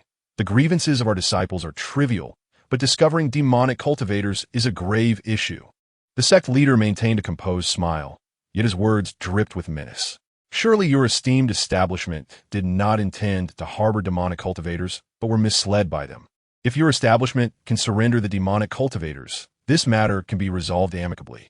However, if you fail to apprehend the demonic cultivators, your establishment's reputation will be tarnished, and it will be difficult for you to continue operating. Would you not agree? His words darkened the manager's expression as he realized he was being threatened. Song Wanning, who had been watching the commotion, observed with interest. Song Wanning moved gracefully, causing the crowd to part instinctively wherever she passed, exuding an aura that deterred anyone from approaching her. Upon her arrival, the expressions of those present shifted, and they collectively frowned, clearly displeased by her presence. Only Bai Yang displayed a fleeting look of joy on her face. Junior sister Song, what brings you here? The tone of the sect master was unwelcoming, his irritation with Song Wanning palpable. Recently, every encounter with her had been fraught with trouble. The auction house is an establishment under the Song family. I have heard alarming news of it being wrongfully accused of harboring demonic cultivators, a matter of great significance, hence my visit. Song Wanning boldly revealed the background of the auction house, leaving the attendees astonished. The Xinxing auction house is indeed a property of the Song family? Chapter 62. The Ling family's disruption, pressure from the crowd. Yi Chuxue was taken aback, quickly coming to a realization. The instigator who had sent them to the auction house was none other than her. Now the money was spent, yet the elixirs had been snatched away. This entire scenario was a trap set by Song Wanning, treating them like mere pawns. It was you. Unable to contain herself, she raised her hand, furiously pointing at Song Wanning.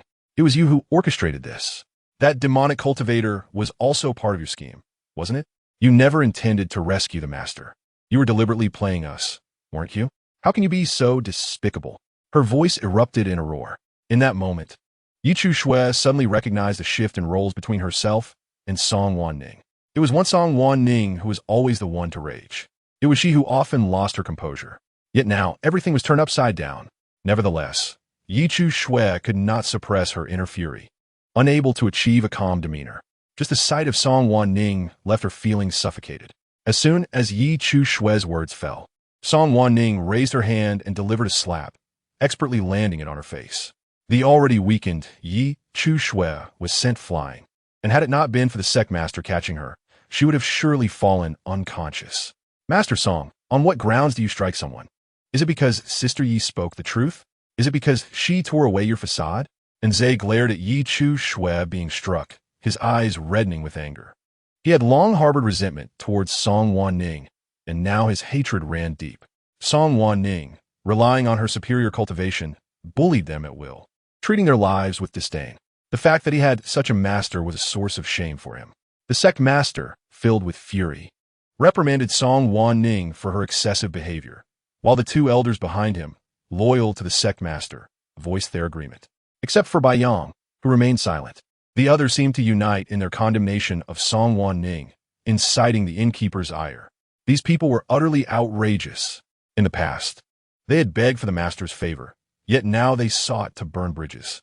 He suppressed his anger, his expression darkening, feeling immensely relieved that the master was sharp enough not to fall into their trap. You are truly laughable. Yi Chu Shui has no evidence and slanders me, even going as far as to insult me, showing disrespect to her elders. Shouldn't she be punished? Song Wanning glanced at her hand, realizing that slapping had become almost a mechanical action for her in recent days.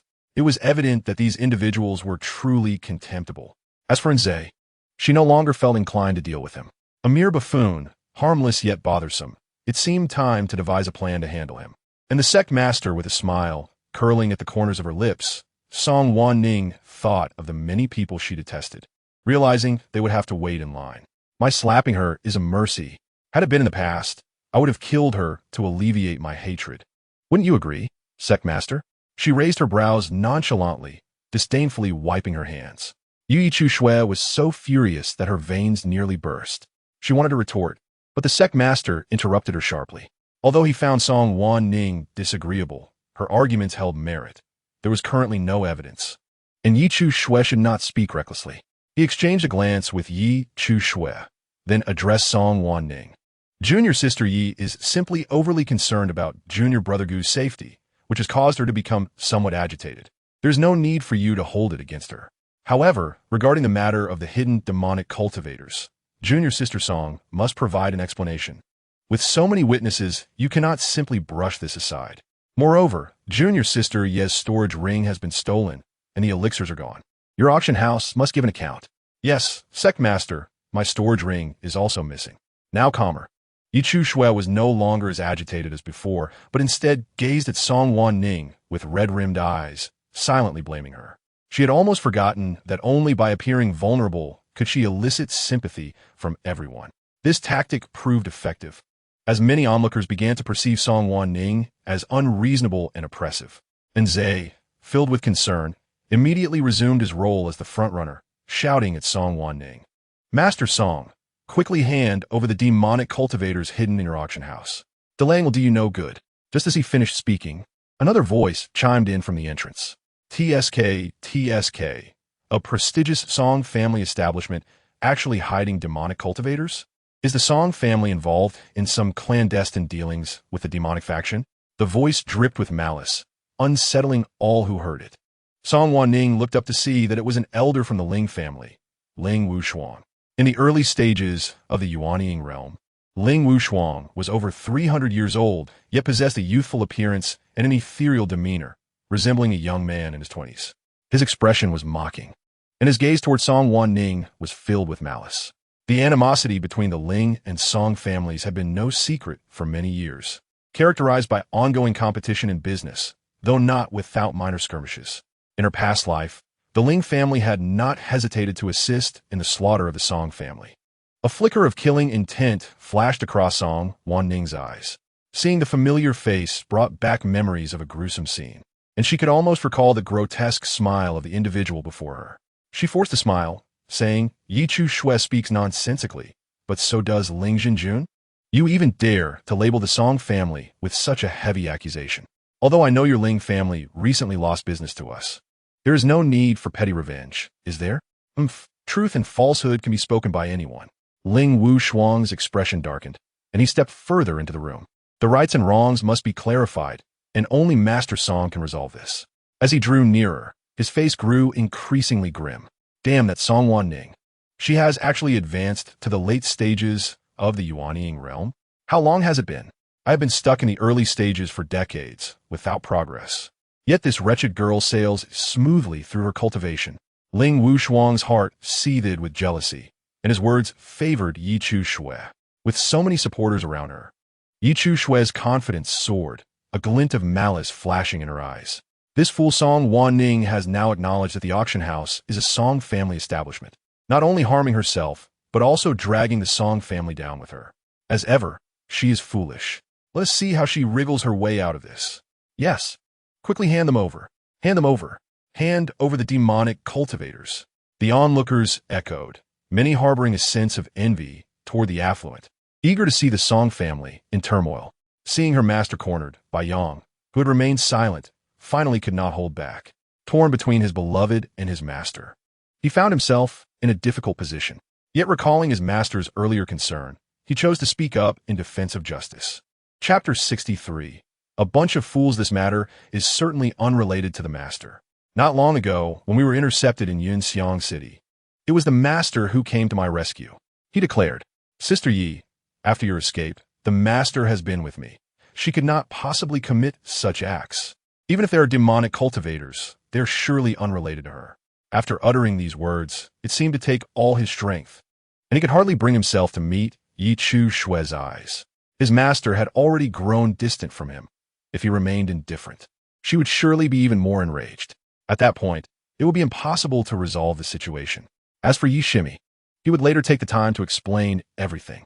Surely Yi Shimi, so understanding, would grasp his position. "Senior brother, how could you speak on her behalf?" And, with his quick temper, felt a moment of betrayal from Bai Yang. The senior brother should have stood united with them. "I am not defending our master. I am merely stating the truth. Master has indeed been with me all along and cannot possibly be the mastermind behind this." Bai Yang stood tall, his words devoid of any falsehood. He understood Yi Shimi's anxiety, but could not allow master to be wrongfully accused. Yi Chu Shui's expression froze in disbelief as she gazed at Bai Yang, her eyes filled with disappointment. Bai Yang had changed. She had sensed it before, but did not expect such open betrayal. An indescribable pain and disappointment surged within her, and her eyes welled with tears that she forcefully suppressed. She would never reveal her vulnerable side in front of Song Wanqing. She would not allow Song Wanqing to triumph. With Bai Yang's support, Song Wanqing raised an eyebrow slightly, a hint of mockery flickering in her eyes. Those without a stance truly were despicable. Yet this also indicated that her plan was gradually unfolding. In her past life, they were united, but now they would be slowly dismantled, falling apart. Ideally, they would turn against each other, a sight she yearned to witness. "Well, you are indeed Song Wanqing's disciple, naturally speaking for her." Ling Wushuang snorted coldly, demanding they hand over the person, or they would go to the Song family to retrieve them. "Yes, hurry and bring them out." The crowd echoed, their aggressive demeanor weighing heavily on Bai Yang's heart. He wished to speak again, but Song Wanqing suddenly laughed. "You all are truly amusing, showing such interest in a mere attendant of our auction house. Since you wish to see, let it be so. Bring them out, lest these individuals act like rabid dogs." "Yes." The shopkeeper immediately retreated, his demeanor betraying no sign of panic. Meanwhile, the other attendees, labeled as rabid dogs, wore expressions as if they had consumed something foul. Soon, the individual was brought forth. Yi Chu Shui's heart leaped with joy as she rushed to the front of the crowd, pointing at the figure and declaring, "It was him. He stole my storage ring. He is a demon cultivator. Is that so? The sect leader finally seized the opportunity to act, extending his consciousness toward the individual. Ling Wushuang eagerly followed suit, scrutinizing the person thoroughly. Yi Chuxue, filled with delight, cast a triumphant glance at Song Wanning. With both witness and evidence present, she awaited Song Wanning's defense. She wanted Bai Yang, that fool, to see precisely who was orchestrating the chaos behind the scenes. However, in the next moment, the sect leader shot her a disapproving glare, quietly inquiring, "Are you certain this person is a demon cultivator?" "Yes, I am certain. He was indeed using demonic energy." Ye Chuyu nodded repeatedly, her keen intelligence picking up on the sect leader's disquiet, causing her heart to sink. She quickly looked back at the individual. The figure, identical in stature, attire, and even a mark on their face, wore a mask that was indistinguishable. It was indeed this person.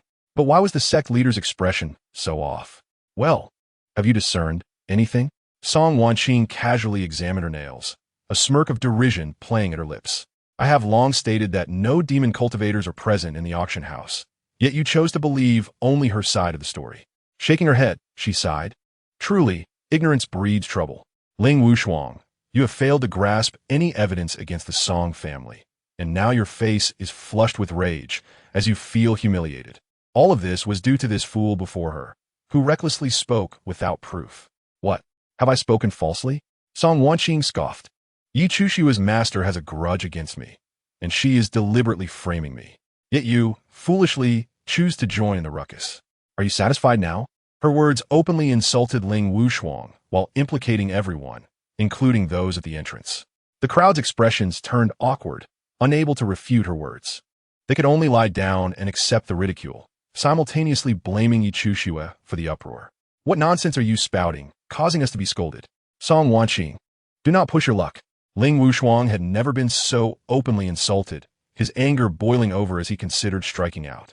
Fortunately, he retained some rationality, knowing he could not overpower Song Wanning, and ultimately stormed off in frustration, leaving behind a trail of ridicule. Arriving with fervor, he departed in disgrace. Song Wanning maintained a calm demeanor, casting a glance at the sect leader, who appeared constipated, yet spared him some face by redirecting her ire towards Yi Chuxue.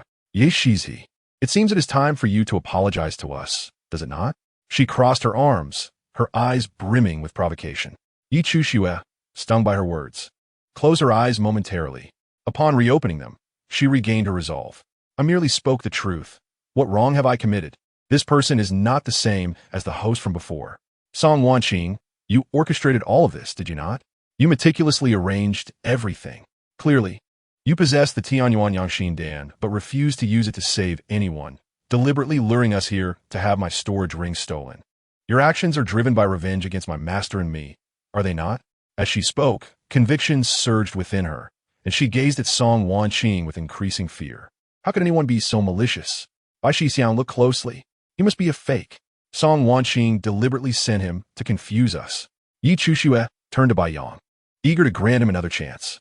Bai Yang, in terms of talent, character, and other aspects, was a dragon among men, and she found herself increasingly drawn to him with every encounter. To abandon him now would be unsatisfactory. Is that so, Bai Yang? You must observe carefully.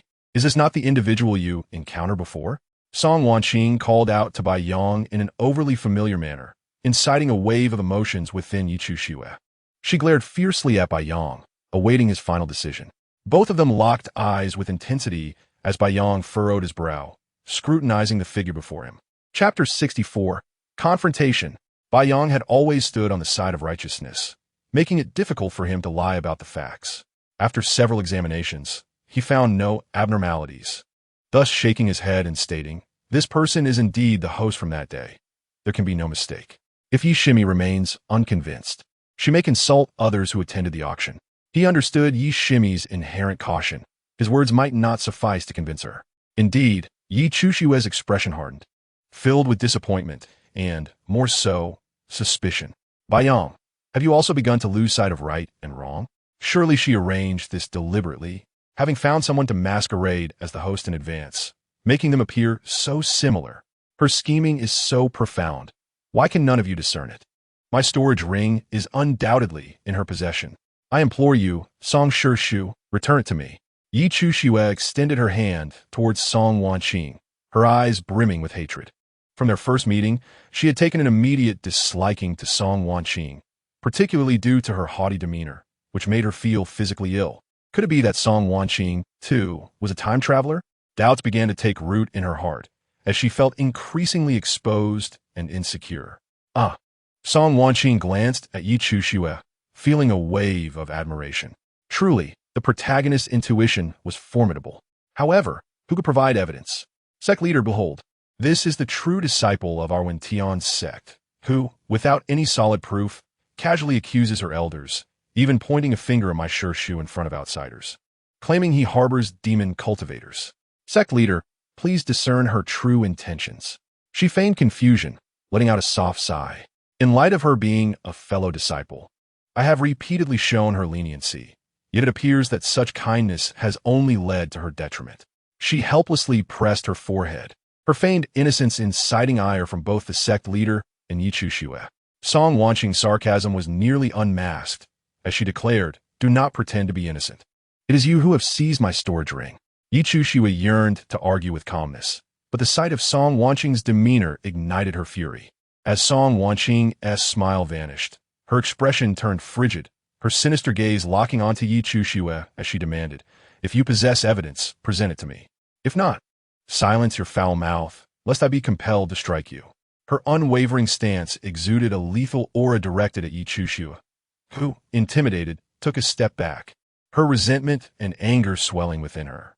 The sect leader, observing the escalating situation, felt a wave of frustration. The assertive entrance had morphed into an awkward standoff.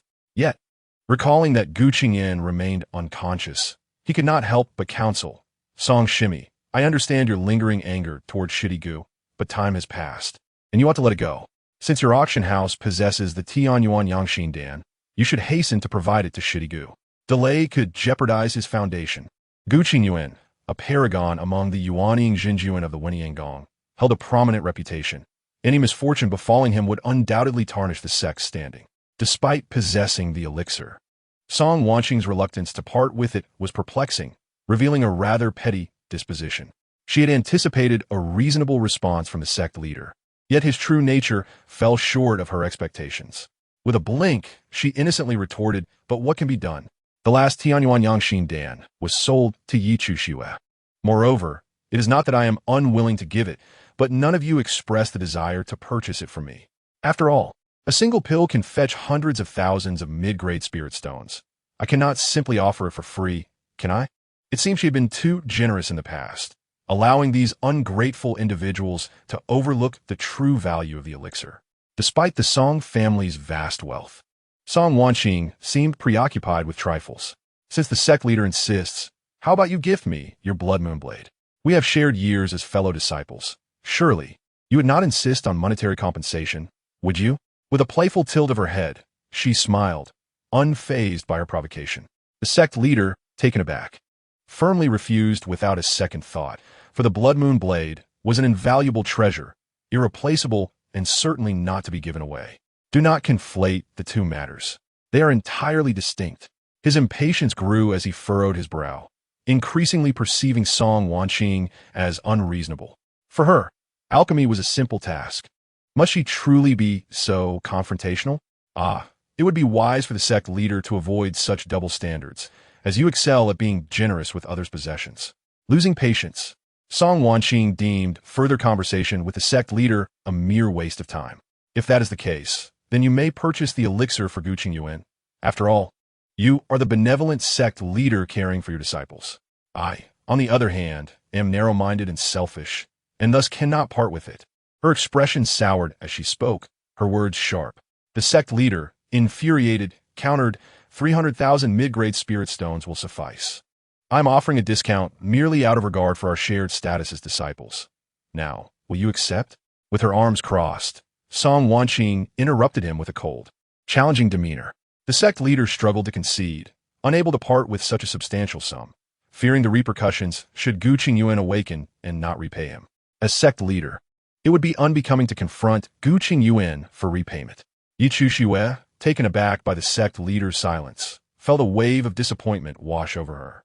She had believed the sect leader to be an ally, only to discover a selfish nature beneath. Trusting outsiders was futile. Biting her lip, she resolved to remember this humiliation. Suddenly, her demeanor shifted, and with reddened eyes, she implored, Song Shu, I know you have my storage ring. Could you please return it to me? I should not have angered you, but that ring contains not only all my possessions, but also the elixir that can save our master. I beseech you, return it to me. A glimmer of cunning flashed in Yi Chushua's eyes as she added, I have placed a sensing item on the storage ring. I can feel its presence on you. Chapter 65. Erasing the soul mark, I implore you, please return the storage ring. Yi Chushua, appearing pitiful as she rubbed her hands together, evoked sympathy from the onlookers. Even a Jinjuan should not seize a disciple's storage ring. Such behavior was egregious. How shameful. Everyone believed Yi Chushua's claims, as she had provided a means of location. How could a foundational cultivator challenge a Yuanying Jinjuan? The scales of judgment tipped decidedly in favor of Yi Chushua. Not only the crowd, but even the sect leader and 2 elders found themselves swayed.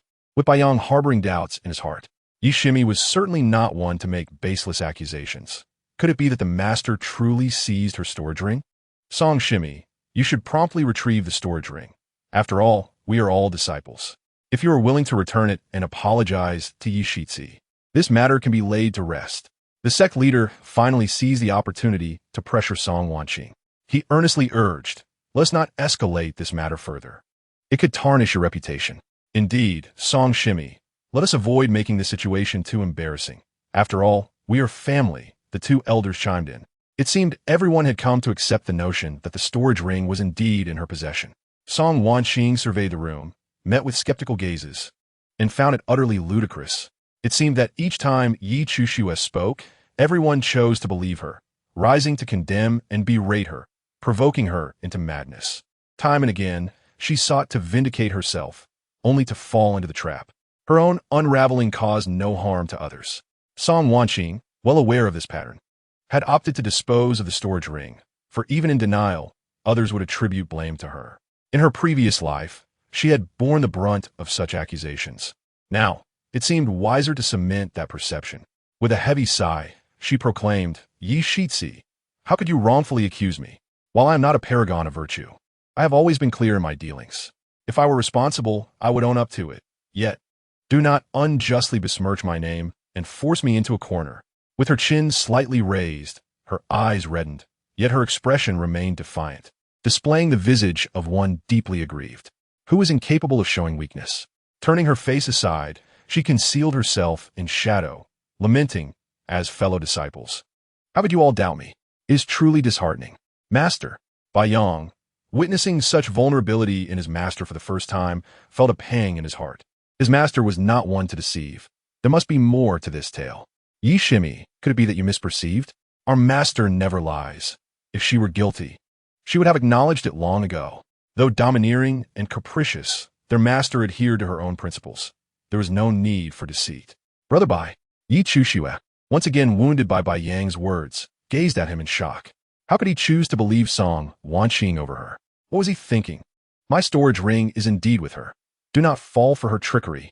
Yi Chushua's voice rose in desperation, her heart breaking at yet another betrayal from the one she cherished. However, as soon as her words fell, Song Wanning tightened the corner of her garment, concealing the talisman. The master of the black market received the signal, a slight smirk gracing his lips as he deftly waved his hand to erase the spiritual imprint left on the storage ring. For one who was a Yuanying cultivator and another who had only recently established their foundation, erasing the spiritual imprint was exceedingly effortless. Upon opening the storage ring, she raised an eyebrow, realizing that the individual had indeed spoken the truth. This was, without a doubt, the storage ring of a favored child of the heavenly Tao. However, it would soon belong to her. Just as the spiritual imprint was wiped away, Yi Chushua suddenly spewed a mouthful of blood, her complexion turning as pale as paper. Her spirit waning, she cried out, my storage ring, and promptly fainted. And Zay hurriedly caught her, calling out in alarm, Senior Sister Yi, what is wrong? Please do not frighten me. The sect leader and Baiyang were equally startled, rushing over to inspect her only to find that Yi Chushua's soul had suffered severe damage. This was dire. Her soul had been gravely injured. likely due to the erasure of the spiritual imprint on the storage ring. The sect leader's face turned ashen, filled with helplessness. Yi Chu Shui's previous ailments had yet to heal, and now her soul had sustained a heavy blow. Troubles seemed to pile upon her. One could only wonder how this would affect her future.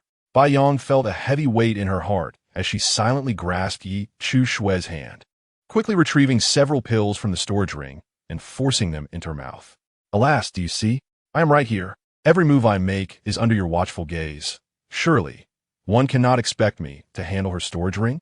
Song Wanning sighed once more, expressing her disappointment at your willingness to trust Yi Chu Shui's one-sided words over mine. It is truly disheartening. And you, sect leader, I have long asserted that your blindness renders you unfit to lead a sect. Under your guidance, our Wentian sect shall only continue to decline. She appeared sorrowful, yet her words were sharper than daggers, and the disdain in her gaze was infuriating, pushing the onlookers to the brink.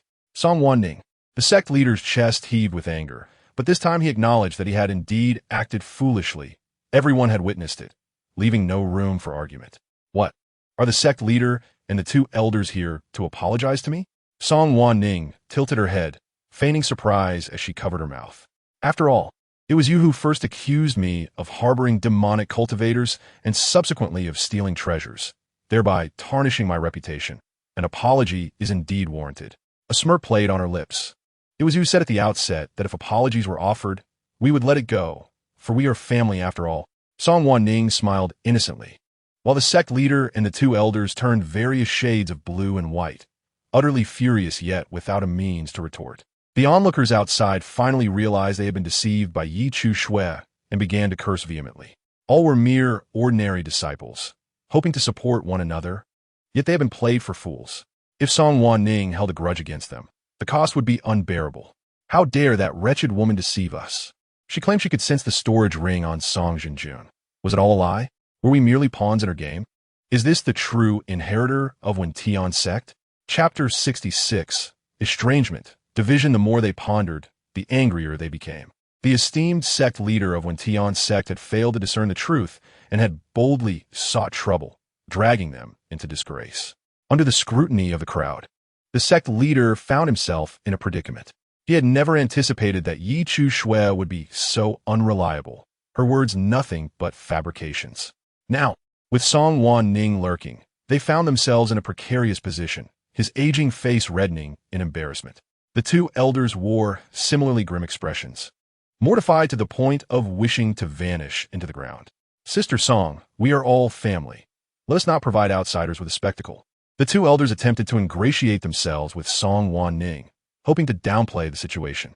The sect leader's expression remained tense, yet he shared the same sentiment. They were all fellow disciples, and there was no need for such public disgrace. The three of them, shameless as they were, prompted Song Wanning to curl her lip in disdain. I remember how you were relentless in your accusations. Now that it is your turn, do you find apologies to be beneath you? Should I be the one to feel shame? She was not so easily deceived. Adopting a demeanor of understanding, Song Wanning gazed at the three of them with an unwavering resolve, showing no sign of retreat. If they sought to confront her, they must be prepared to pay the price. An apology was merely the opening act. The three felt the weight of her threat, their expressions growing increasingly grim, yet they could hardly retaliate. Song Wanning acted without principles, prone to fits of rage, and they could not ignore the fact that they all cared for their reputations. The two elders could do nothing but look to the sect leader, waiting for him to make a decision. The onlookers continued to gossip, their sharp tongues inciting anger. The sect leader's expression darkened. The very individuals he had summoned had become his shackles. With no other option, he had to apologize. Otherwise, the story would surely be twisted beyond recognition. He hastily said, I apologize. We were also deceived and misunderstood you. The two elders, seeing no alternative, quickly followed suit, albeit begrudgingly. The sect was a melting pot, teeming with diverse factions and a complex situation. Song Wanning was resented for her familial background, yet few truly admired her. Jealousy and slander prevailed. Nevertheless, there remained neutral cultivators who refrained from allowing external chaos to disrupt their practice. The three before her were consumed by ambition, having benefited greatly from Wentian's sect. Song Wanning's expression remained unchanged, her smile deepening. Since apologies were offered, let it be. However, next time, the sect leader must discern right from wrong and not fall prey to the machinations of others. She subtly glanced at the unconscious Yi Chu Shui, her mood finally lifting. The sect leader, confronted with her words, left with a grim countenance, his demeanor quite comical. The crowd, having seen enough excitement, dispersed rapidly, all wary of incurring Song Wanning's wrath, fleeing with haste.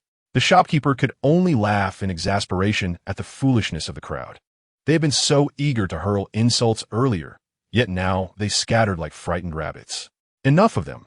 They are merely a gaggle of clowns. Song Wanning languidly stretched her neck, glancing at Yu. From the very beginning, she had plotted meticulously, deliberately seeking an individual strikingly similar to Mo Yuan. And it had indeed proven advantageous. How clever Yi Chu Shui thought herself to be. Without evidence, all was in vain. The pearls awaited her. With the aid of Bai Yang's pills, Yi Chu Shui finally awoke, feeble and pallid, devoid of color. She lay motionless in Nzei's arms. Even the slightest blink sent waves of dizziness coursing through her, pain overwhelming her senses.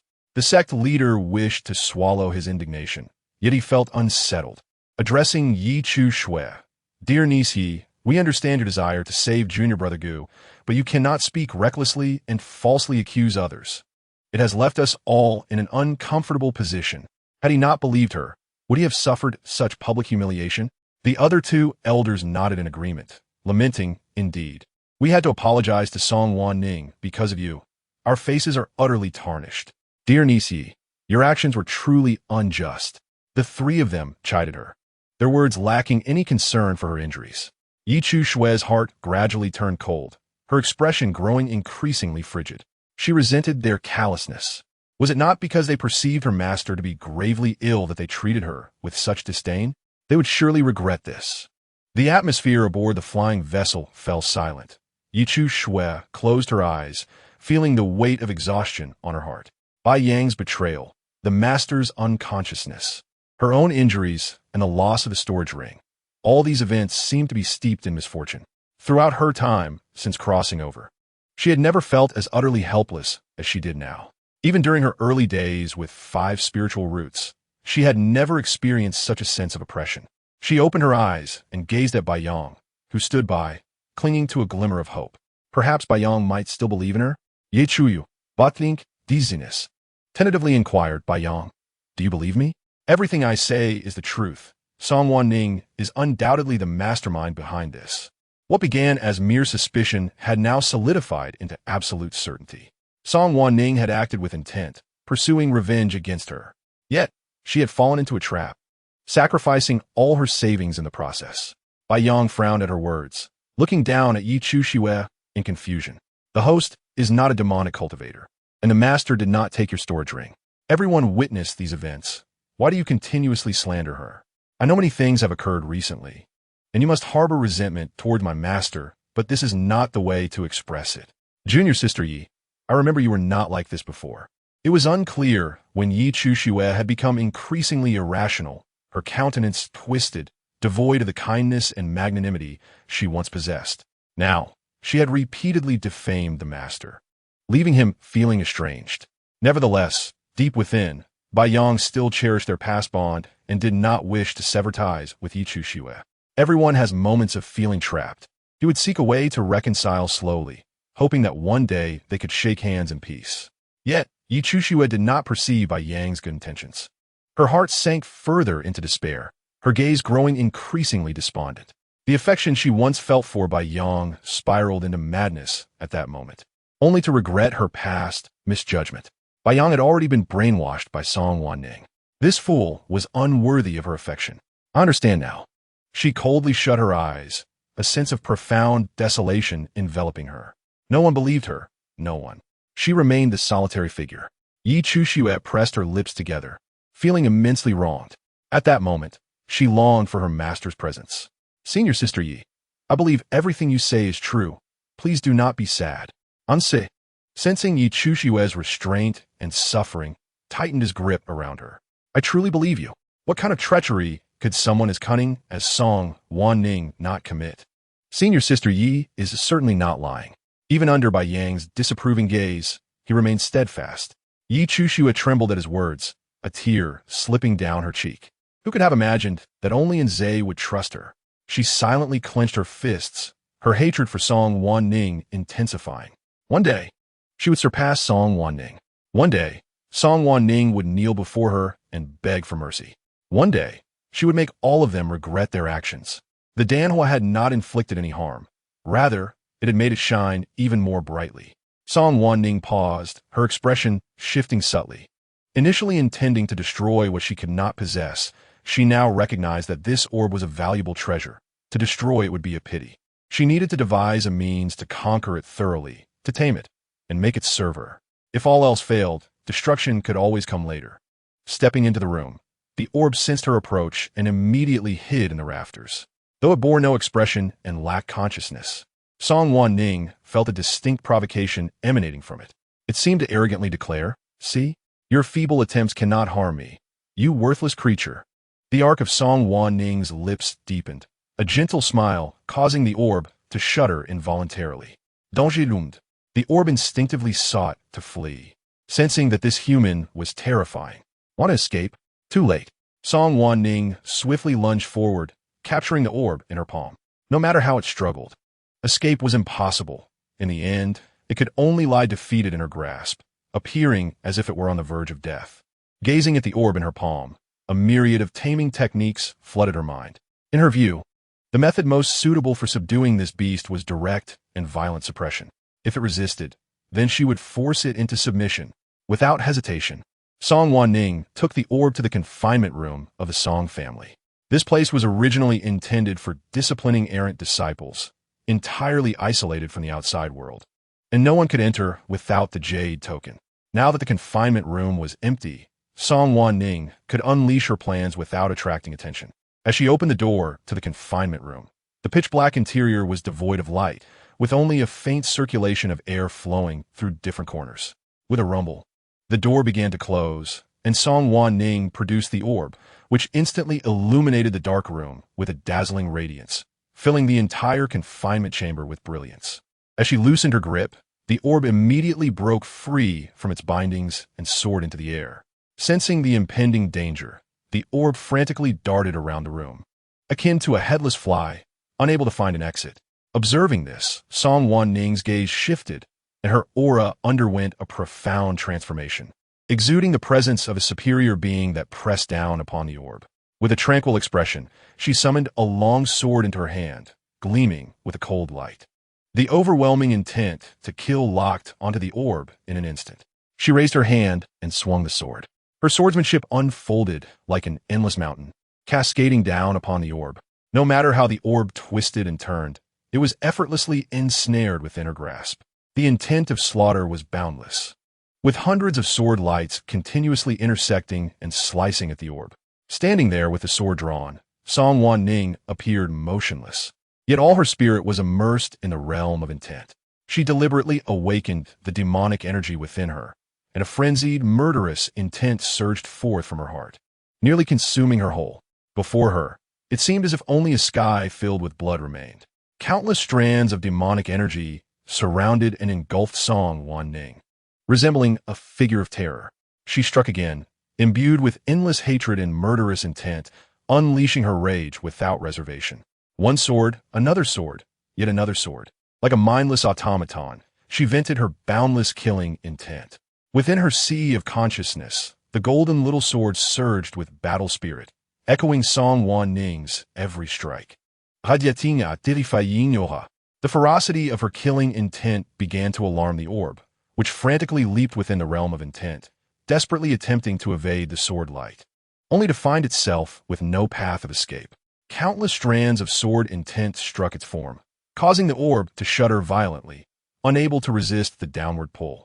It hurriedly steadied itself, but was met with a new wave of assaults. The terrifying sword light rained down upon it, rendering it unable to maintain its stability.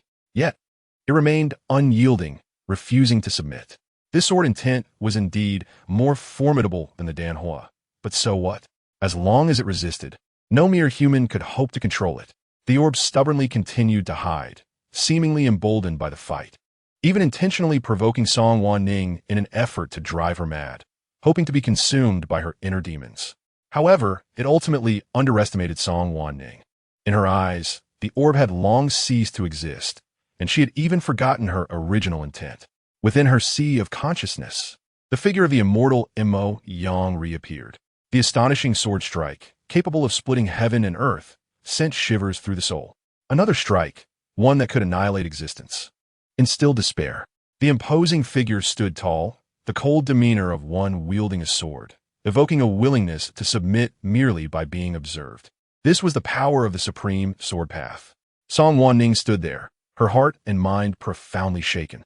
In her heart, an unexpected feeling of submission arose. A sentiment she had never entertained even in her past life when she had knelt and pleaded for mercy on behalf of her family. That singular sword strike was truly terrifying. Chapter 68. Awakening the true realm of Sword Dao, a surge of excitement emanating from the depths of her soul caused Song Wanning's body to tremble slightly. She developed a yearning for that sword, a longing that also ignited a fierce defiance within her. With a swift motion, she raised her long sword high and struck forward with force. The first strike was devoid of splendor. The second strike lacked vigor. The third strike showed a hint of improvement. After countless strikes, Song Wanning's gaze remained fixated on that earlier sword. Her spirit had long since been entranced, unable to extricate itself, even her actions beyond her control. The once arrogant orb suddenly sensed something amiss. As she wielded her sword with increasing ferocity, an ominous aura surrounded her, instilling an involuntary sense of fear within it. This was not right. Just moments ago, this human sword intent was not so formidable. What was she doing? The orb finally felt a pang of dread. It attempted to provoke Song Wanning by rushing toward her to disrupt her state of concentration, but found it could not draw near. The closer it came, the more terror gripped its heart. The aura emanating from her compelled it to submit. No, absolutely not. This human was not the master it desired. It could not yield so easily. The orb began to resist stubbornly, retreating into a corner. The arrogance it had previously displayed was now replaced by confusion. In the sea of consciousness, the golden little sword began to change. It was astonished to find patterns emerging on its surface, even developing scales.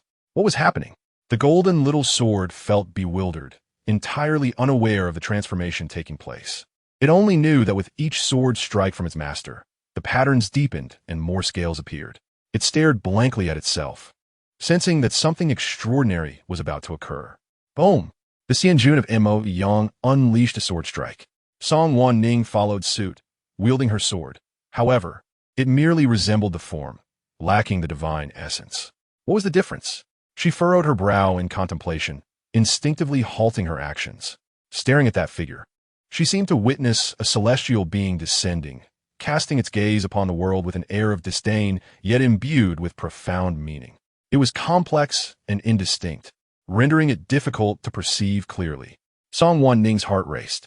Yes, the Xianjun of Mo Yang was indeed a true celestial being, forever bearing the demeanor of one who looks down upon the world. He genuinely harbored disdain for all beneath him, yet also felt compassion for all earthly beings. Although he practiced the path of ruthlessness, he would come to her aid in critical moments. He proclaimed indifference, yet was more sincere than those who feigned virtue. He simply stood quietly between heaven and earth, embracing and safeguarding all. With a resounding boom, a tremendous change occurred in Song Wanning's sea of consciousness, transforming into a chaotic realm that enveloped the golden little sword, rendering everything intricate and unclear. Within the realm of sword intent, a domineering killing intent instantly blossomed into countless exquisite flowers, vibrant and full of life. Wild grasses thrived, trees surged upward, and small creatures frolicked joyously. It was a scene of peace and prosperity. Yet the orb trembled, exclaiming internally, "This is disastrous." This human had awakened the true realm of Sword Dao. It was doomed. Beyond sword intent lies the realm of Sword Dao, a phantasm constructed from sword intent, capable of killing invisibly. Above the realm of Sword Dao is the true realm of Sword Dao. And why is it called true? Because everything is genuine within this realm, a new world crafted by its master. This world was unequivocally hers to command. How could Song Wanning, merely at the Yuanying stage, achieve such a feat? The orb felt a deep-rooted fear. Her talent in the realm of Sword Dao was indeed terrifying. Strangely, her true realm of Sword Dao did not embody killing intent. How peculiar. The orb was bewildered, yet it knew it had nowhere to flee, cowering in the corner. Once Song Wanning regained her composure, she would undoubtedly drag it into the true realm of Sword Dao for torment, a fate it knew it could not withstand, compelled to submit. Boom! The sea of consciousness continued to reverberate with thunderous sounds, striking at Song Wanning. In that moment, she stood above the starry sky, coldly gazing down at all beneath her. Those past events, those individuals, appeared insignificant, like a drop in the ocean, utterly trivial in the grand scheme of the world. Before her lay a veil of chaos, obscuring everything. With a mere lift of her hand, she casually swung her sword. The chaos dissipated. Warm sunlight pierced through the heavens, cascading down upon her. At that moment, she resembled a deity, surveying all of creation. Under her gaze, everything bowed in submission. Simultaneously, a radiant circle suddenly emanated from the confinement chamber, breaking through the barriers and surging outward with fervor. The circle, centered around the Song family, first radiated throughout the entire clan, then spread at the speed of light, rapidly enveloping the entire city. Yet, the circle did not halt. It aggressively advanced toward the continuous mountain ranges. At the moment the circle encircled, all beings and objects experienced an overwhelming, soul-deep fear, followed by an uncontrollable urge to kneel. Knees fell to the ground. No one beneath the Yuanying stage remained unscathed. Those above Yuanying struggled to maintain their composure, cold sweat trickling down as they barely held their forms. Yet their expressions were filled with terror and dread. The entire city was thrown into turmoil.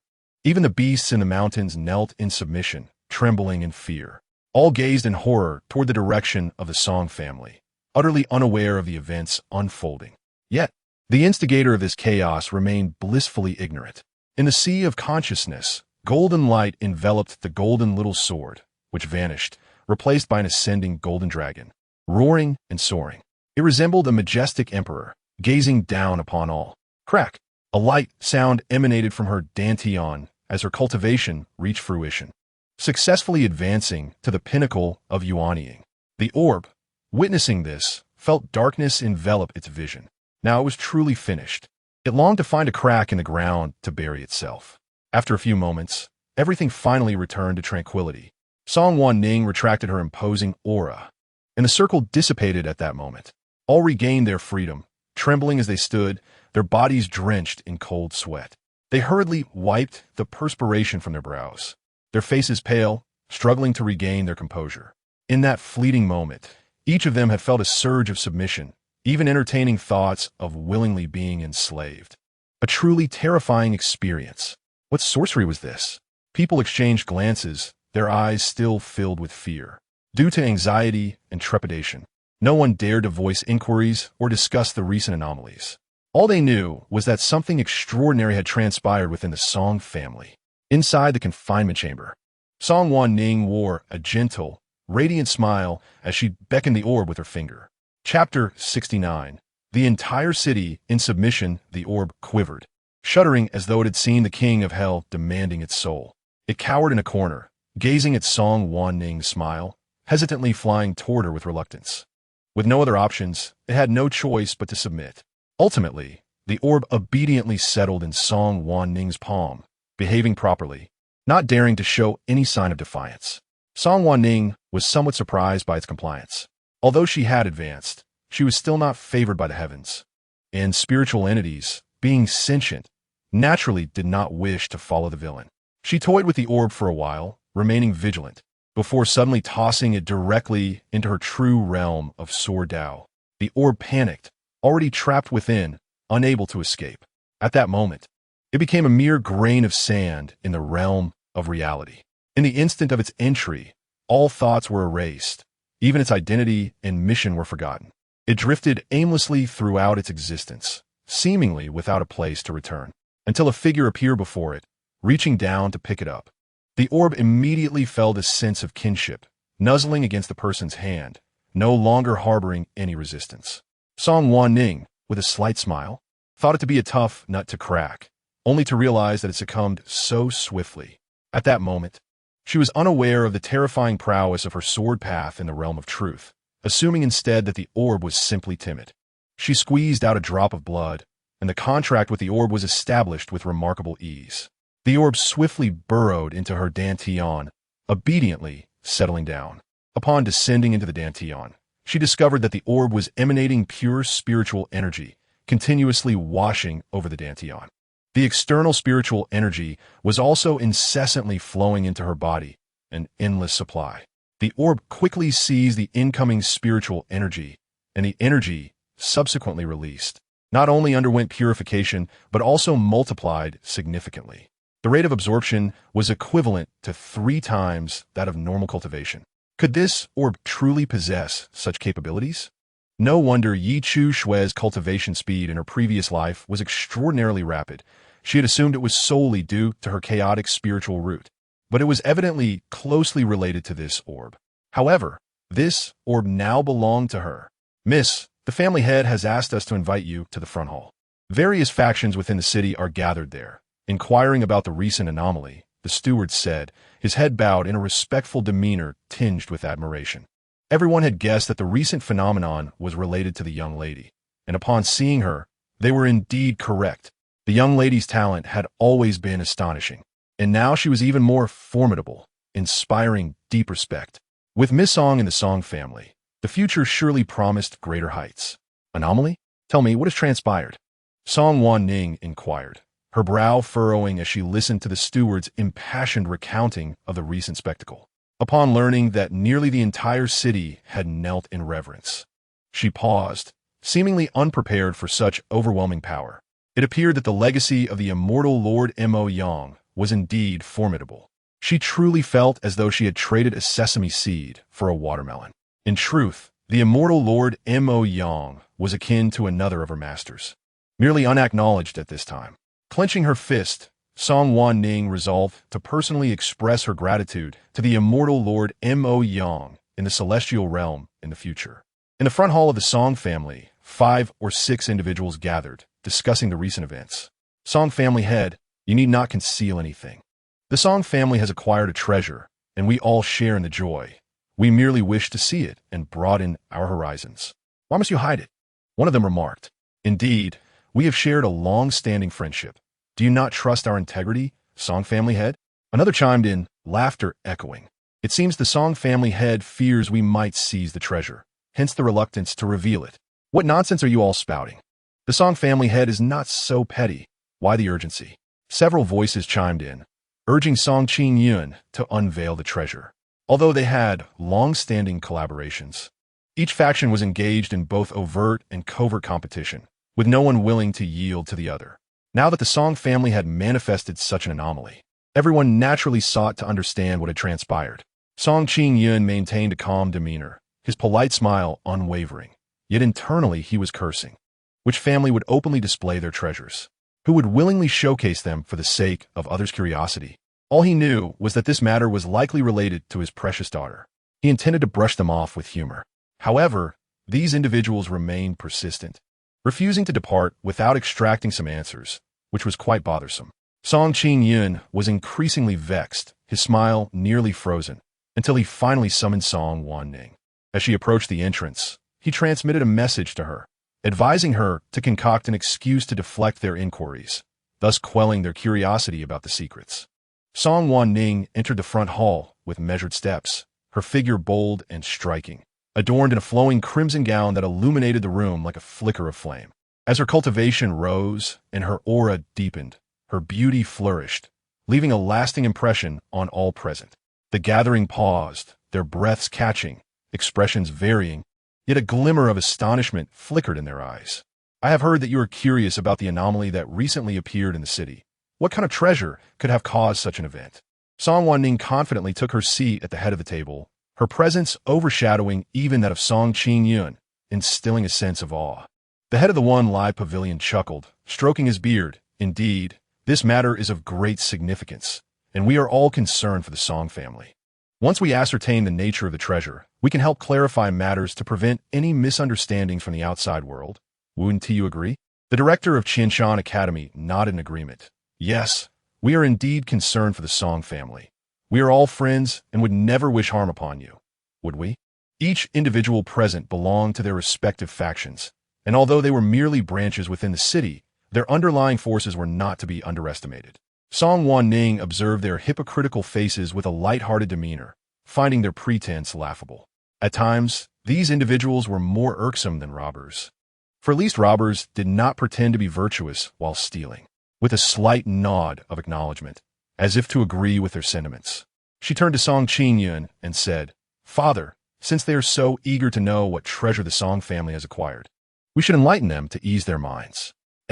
Song Qingyun was taken aback, his expression shifting dramatically as he exclaimed, "Absolutely not. Father, you cannot hide it any longer. It is better to tell them everything," Song Wanning urged, adopting a tone of earnest persuasion. Others nodded in agreement. Yes, yes. It is truly wise of Song Zhenjun to be so reasonable. Chapter 70. The treasure is me. The eyes of the crowd brightened in unison, exchanging knowing glances. It seemed this fledgling was easily deceived, for even at over 100 years old, in their eyes, she was still but a youth. Song family head, you need not conceal anything. Quickly bring forth the treasure for all to see. Everyone eagerly anticipated, wanting to discover what kind of treasure could produce such a terrifying spectacle. Would the Song family be able to effortlessly control the minds of others, bending them to their will? All of this was shrouded in mystery. Song Qingyun watched the unabashed desire in their eyes, feeling increasingly troubled. If not for the need to maintain a facade of harmony, he would have sent them away long ago.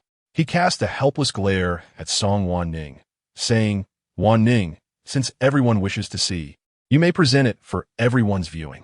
Oh, so the treasure is with Song Zhenjun? Several pairs of eyes shifted, their gazes scanning Song Wanning with various probing expressions. It is a well-known consensus in the cultivation world that one should not pry into another's fortunes, as everyone harbors their own secrets. These individuals, being astute, certainly understood this. Song Wanning smiled slightly, adjusting her hair, observing them as if they were spectacle. "Very well, I shall show you all. The treasure is far in the sky, yet close at hand." She beamed radiantly, then raised her finger to point at her own face.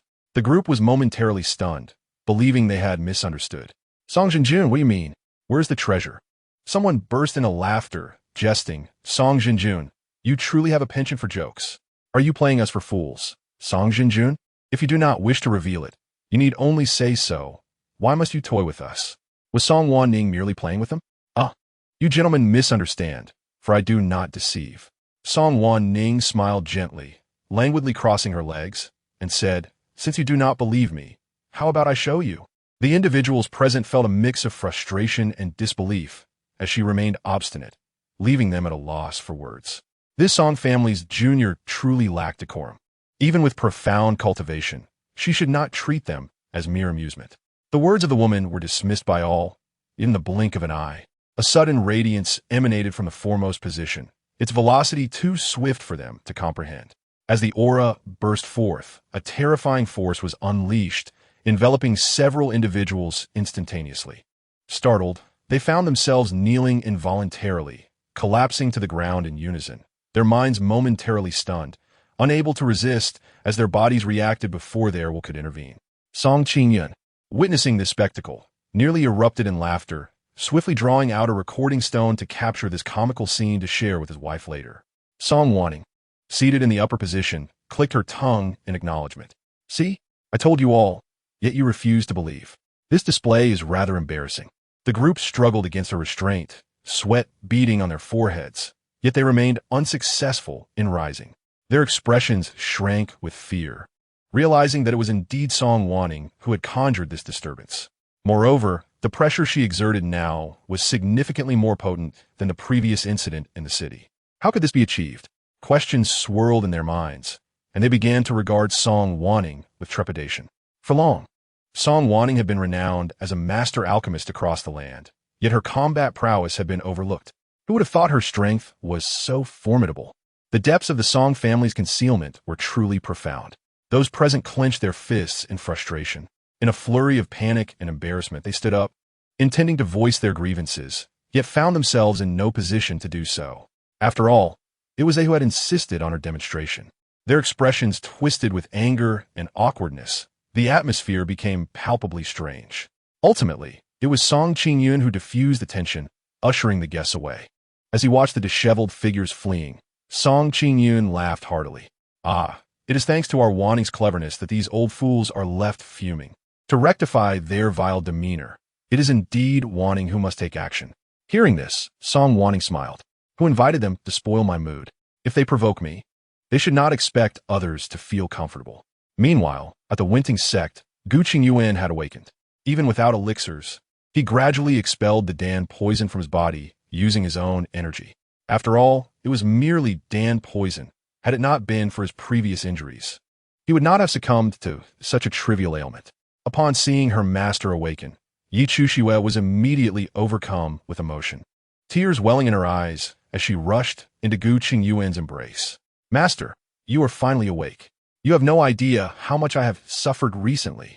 She clung to him, recounting her tribulations. Yet, Gu Qingyuan absorbed none of it, his body stiffening, heart racing. This was the first time Yi Chuxiue had taken the initiative to embrace him. Master, your awakening is truly a blessing. Yi Chuxiue's heart finally settled, and in this moment, she realized just how significant he was to her. As long as her master was present, her heart felt infinitely at ease. By the way, master, how did you recover on your own? Is there still poison within you? She released Gu Qingyuan, gazing up at him with concern. The thought of having poisoned her master filled her with guilt. His demeanor was calm, yet Yi Chuxiue suddenly felt a surge of agitation. What? It was so simple to dispel the poison. Why did Master Lan not mention it? Furthermore, Song Wanning claimed that only the Tianyuan Yangxin Dan could detoxify, leading me to spend several 100,000 mid-grade spirit stones to procure one, only for it to be snatched away. Yi Chuxiue was so incensed that her vision blurred, a metallic taste filling her mouth as she coughed up blood. These vile people, how dare they? Chuxiue, what did you say? Gu Qingyuan furrowed his brow, immediately inquiring about the events that transpired. Yi Chuxiue, suppressing her fury, recounted everything, embellishing the tale of how Song Wanning had seized her storage ring. Chapter 71. Yi Chuxiue. Heart like ashes, Gu Qingyuan's aura grew increasingly perilous. Upon hearing her account, a murderous intent enveloped him. While he lay unconscious, Lan Lo had conspired with Song Wanning to ensnare Chuxiue. The pain deepened in his heart upon learning that her years of savings were gone. Yi Chuxiue felt her heart bleed.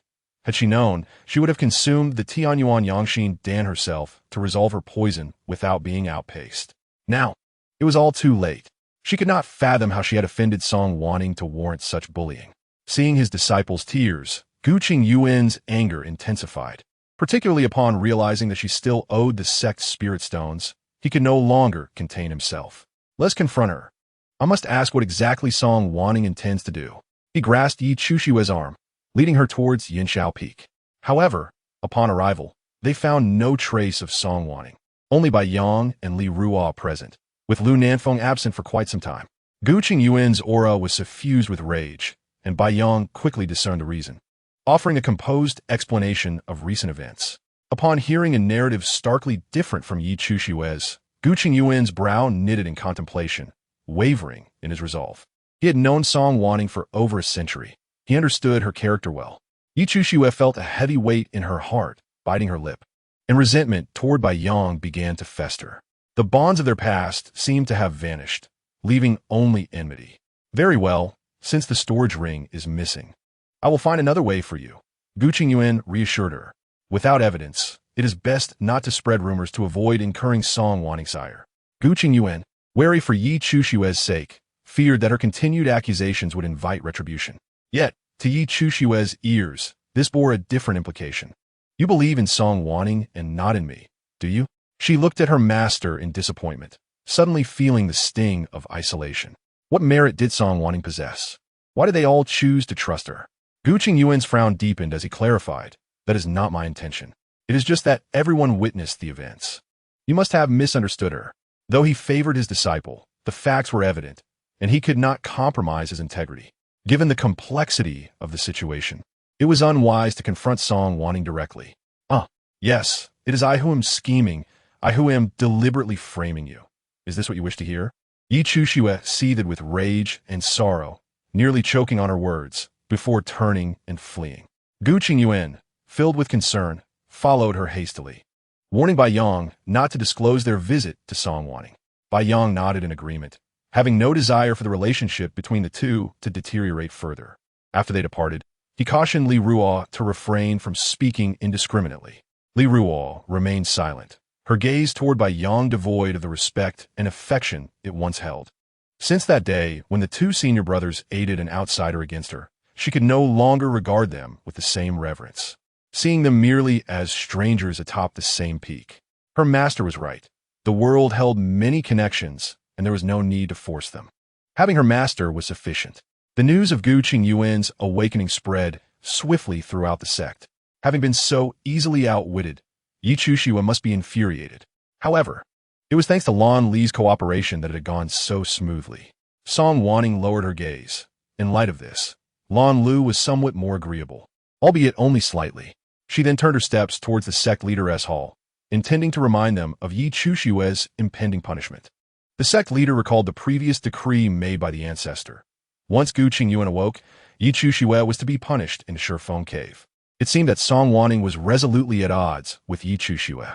Yet, considering that Yi Chuxue had taken her betrothed, it would be strange for her to endure in silence. Rest assured, junior sister Song, I will not cover for her, the sect leader promptly assured. It is imperative to respond. After all, in a remarkably short span of time, S.W.N.N. has ascended once more. Who can rival such terrifying speed? Even Ji Qingyuan cannot. The sect leader presently finds himself at a loss for words. Had he known this would transpire, he would have refrained from offending S.W.N.N. in the first place. No sooner had S.W.N.N. departed than he sought out Ji Qingyuan to inform him of the punishment. Ji Qingyuan's countenance darkened with discontent, stating, Sect leader, YCH Su is still burdened by the remnants of the initial poison and has endured considerable hardship for my sake recently. It is inappropriate to impose further punishment upon her. Moreover, I have awakened and will not pursue her transgressions. This punishment should be rescinded. The perilous nature of SHFNGD looms ominously. To send YCH Su into such a place would be akin to pushing her into a pit of fire. He cannot acquiesce to such a fate. You may choose to overlook it, but there is still a victim in this matter, the sect leader muttered. His lips pressed tightly in vexation. Had it not been for S.W.N.N.'s intervention, that disciple would have perished, and his expectations of her have diminished considerably. Yet upon hearing this, Ji Qingyuan's expression softened, his eyes reflecting indifference. She was merely an ordinary disciple. After all, as long as she did not venture into SHFNGD, he was willing to make amends. However, the sect leader shook his head. No, this is a punishment decreed by the ancestor, and I am powerless to alter it. With a heavy sigh, he placed a reassuring hand on Ji Qingyuan's shoulder. It is but a year of punishment. Time will swiftly pass. Should the ancestor be displeased, her future within the sect will be fraught with difficulties. You cannot guarantee that you will always be by her side, can you? They all understood that the ancestor held no fondness for Ji Qingyuan, and he was acutely aware of this fact. He fell into silence, and after a lengthy pause, finally nodded in agreement. Understood. YCH Su was dispatched into SHFNGD, laden with despair and resentment, directing her ire even at Ji Qingyuan. She had expected her master to intercede on her behalf. Yet what was the outcome? Her genuine feelings had been cast aside. Ji Qingyuan bestowed upon her his storage ring, filled with treasures intended to ensure her safety. She cast a cold glance at it, declining to refuse, for it was the compensation she rightfully deserved. The white figure soon vanished into the entrance, and Ji Qingyuan lingered in a daze for quite some time before departing. Little did he know that as soon as he left, Chapter 72. Seizing Opportunities Again. You brought me here merely to witness their fond farewell? Liel New York raised an eyebrow, glancing at S.W.N.N.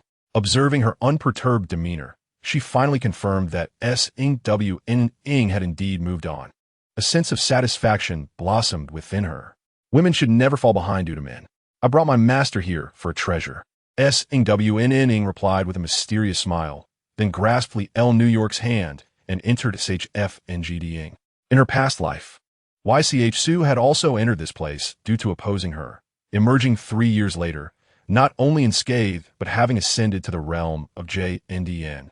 basking in glory and achieving self-aggrandizement. SHFNGD undoubtedly harbored treasures. Remarkable resources awaited discovery. Though Liel New York harbored doubts about SWNN's claims, she was willing to indulge her whimsy and accompanied her into SHFNGD. The cave was filled with fierce winds that tossed them about. This place served as a prison for errant disciples of WNTNZ, fraught with danger, yet not fatal. Countless disciples have been confined here. Who among them had not emerged diminished and disheveled? Yet YCH Su was an exception. With SWNN's premature entrance, fortune was bound to reveal itself. They need only wait patiently. Thus, she found a spot, retrieved a portable dwelling, and shared tea and leisure with Liel New York, engaging in chess and heartfelt conversation. So cold, YCH Su tightly embraced her arms, nearly frozen. Though she possessed the 5 elements chaos spirit root, she lacked the wind attribute, making her suffering in SHFNGD all the more acute. Countless gusts assailed her, causing her bones to ache, compounded with a lingering poison. She nearly collapsed on her first day. Fortunately, she persevered, and now, after half a year, she needed only to endure for another 6 months before she could leave. Once free, she would depart from WNTNZ and from them. She yearned for them to regret their actions. No matter how they pleaded for forgiveness, she would never relent. The heavens are high enough for birds to soar, and the seas wide enough for fish to leap. YCH Su could thrive anywhere. With this conviction in her heart, she sought refuge from the fierce winds in a cave. Upon entering, she found that the winds were effectively kept at bay, allowing her a moment of respite. Finally, she had discovered a place to breathe easy and decided to remain there until her departure in 6 months. Once settled, she began to examine the cave. It was serene, dry, and devoid of wind, its walls bare and devoid of greenery. Yet within the interior of the cave lay something curious.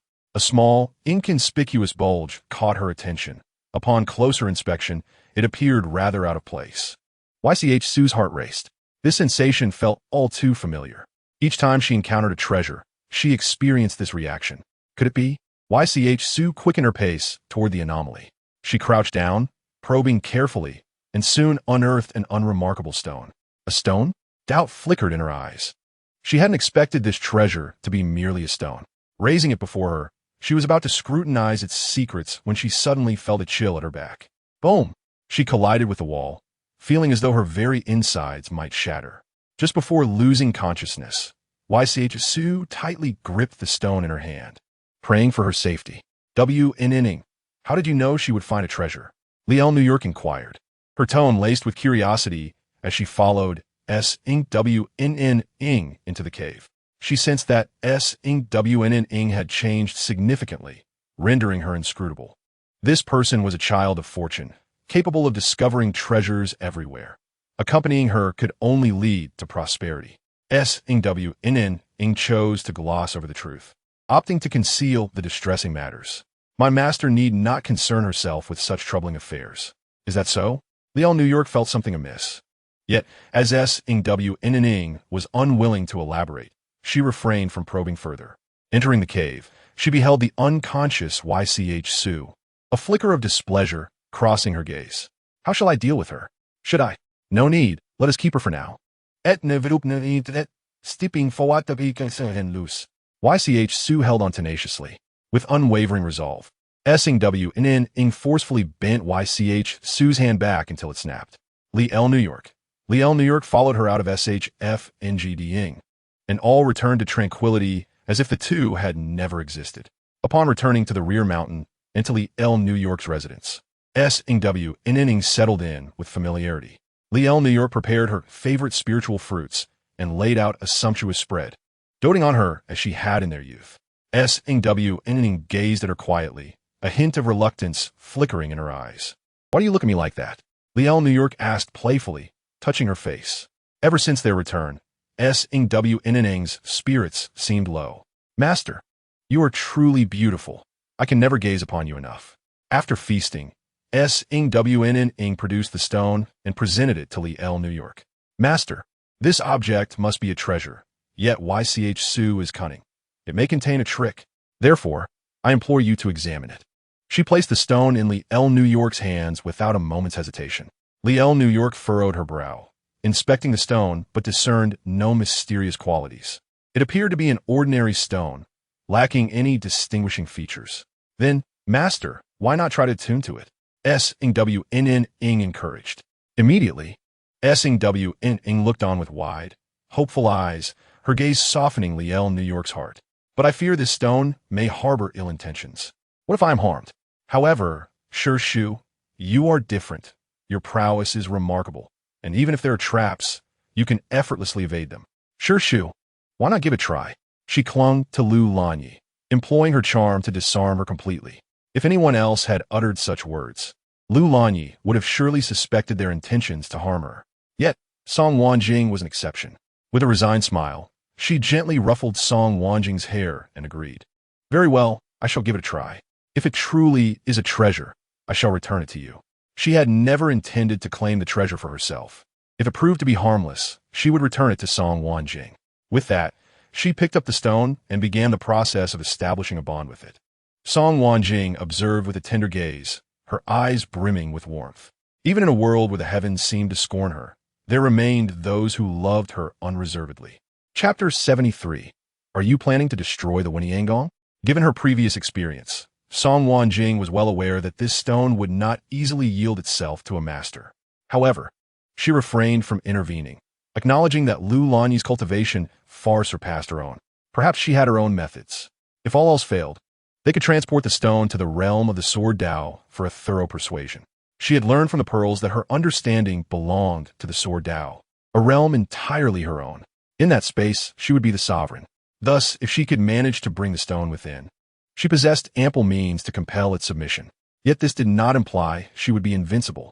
For those of significantly higher cultivation would not be easily ensnared by the Sword Dao and could even shatter it. While Song Wanning entertained these thoughts, Lu Lanyi was already devising her own approach to bond with the stone. Initially believing it to be an ordinary rock, she unexpectedly sensed a resistance during the bonding process. It truly possessed a spirit. She furrowed her brow, dedicating her entire being to the task at hand. After some time, still a loss, she turned to Song Wanning and suggested, "You stay here for a moment. I shall change locations." She was determined not to be bested by a mere stone. "All right, Cherished. Go ahead. I shall be fine." Song Wanning waved her hand dismissively, unable to suppress a smile. Lu Lanyi's stubbornness mirrored her own. The more Cherished discouraged her from bonding, the more determined she became to try. Lost in thought, Song Wanning reclined on the ground and took a short rest. Days later, a sudden surge of spiritual energy erupted from the back mountain, followed by a gathering of ominous thunderclouds in the nearby sky. The once clear heavens were swiftly overshadowed by dark clouds, charged with a seemingly destructive force. Was someone attempting to undergo tribulation? The crowd gasped in surprise. All the disciples of Wanyangong hurried towards the back mountain, eager to witness this momentous event. Excitement filled the air, as many disciples had never before witnessed such a grand spectacle. Yet, the sect leader and several elders appeared pale, their expressions devoid of color. How could it be from a back mountain? The sect leader bellowed in anger as he rushed towards the source, his heart racing as if it would leap from his chest. The seventh elder beside emerged. Perhaps it is not Lu Cherished undergoing tribulation? Do not panic. How can I not be anxious? Just look at the intensity of that thunder. Does it resemble that of an ordinary person? In our sect, besides her, who else has reached the transformation stage? The other two ancestors are currently away training, and Lu Lanyi is our sole cultivator at this level. The elders fell silent, hastening towards the back mountain with all their might. They were filled with both shock and anger, unaware that Lu Lanyi herself was equally astonished, her face a mask of disbelief. She dashed into her room only to find Song Wanning smiling at her. In that instant, she comprehended that Song Wanning had orchestrated this entire scenario. Lu Lanyi fell silent, sitting across from Song Wanning, her gaze fixed intently on her eyes as she inquired, "Why? Why compel me to bond with the stone? And why push me to undergo tribulation and ascend? Had I known the stone held such immense power, I would never have chosen to bond with it." Song Wanning looked back at Lu Lanyi, her heart heavy with regret and sorrow. In her previous life, due to her actions, Lu Lanyi had not only failed to ascend, but had also suffered a tragic demise. This time, she vowed not to repeat that mistake, nor would she allow Lu Lanyi to bear such risks. Sure, Shu, you have sacrificed enough for Wen Yanggong. It is not worth your devotion. Lu Lanyi had endured great hardship to protect Wen Yanggong, refusing to ascend. But what had Wen Yanggong done? It had led Lu Lanyi down a path of ruin.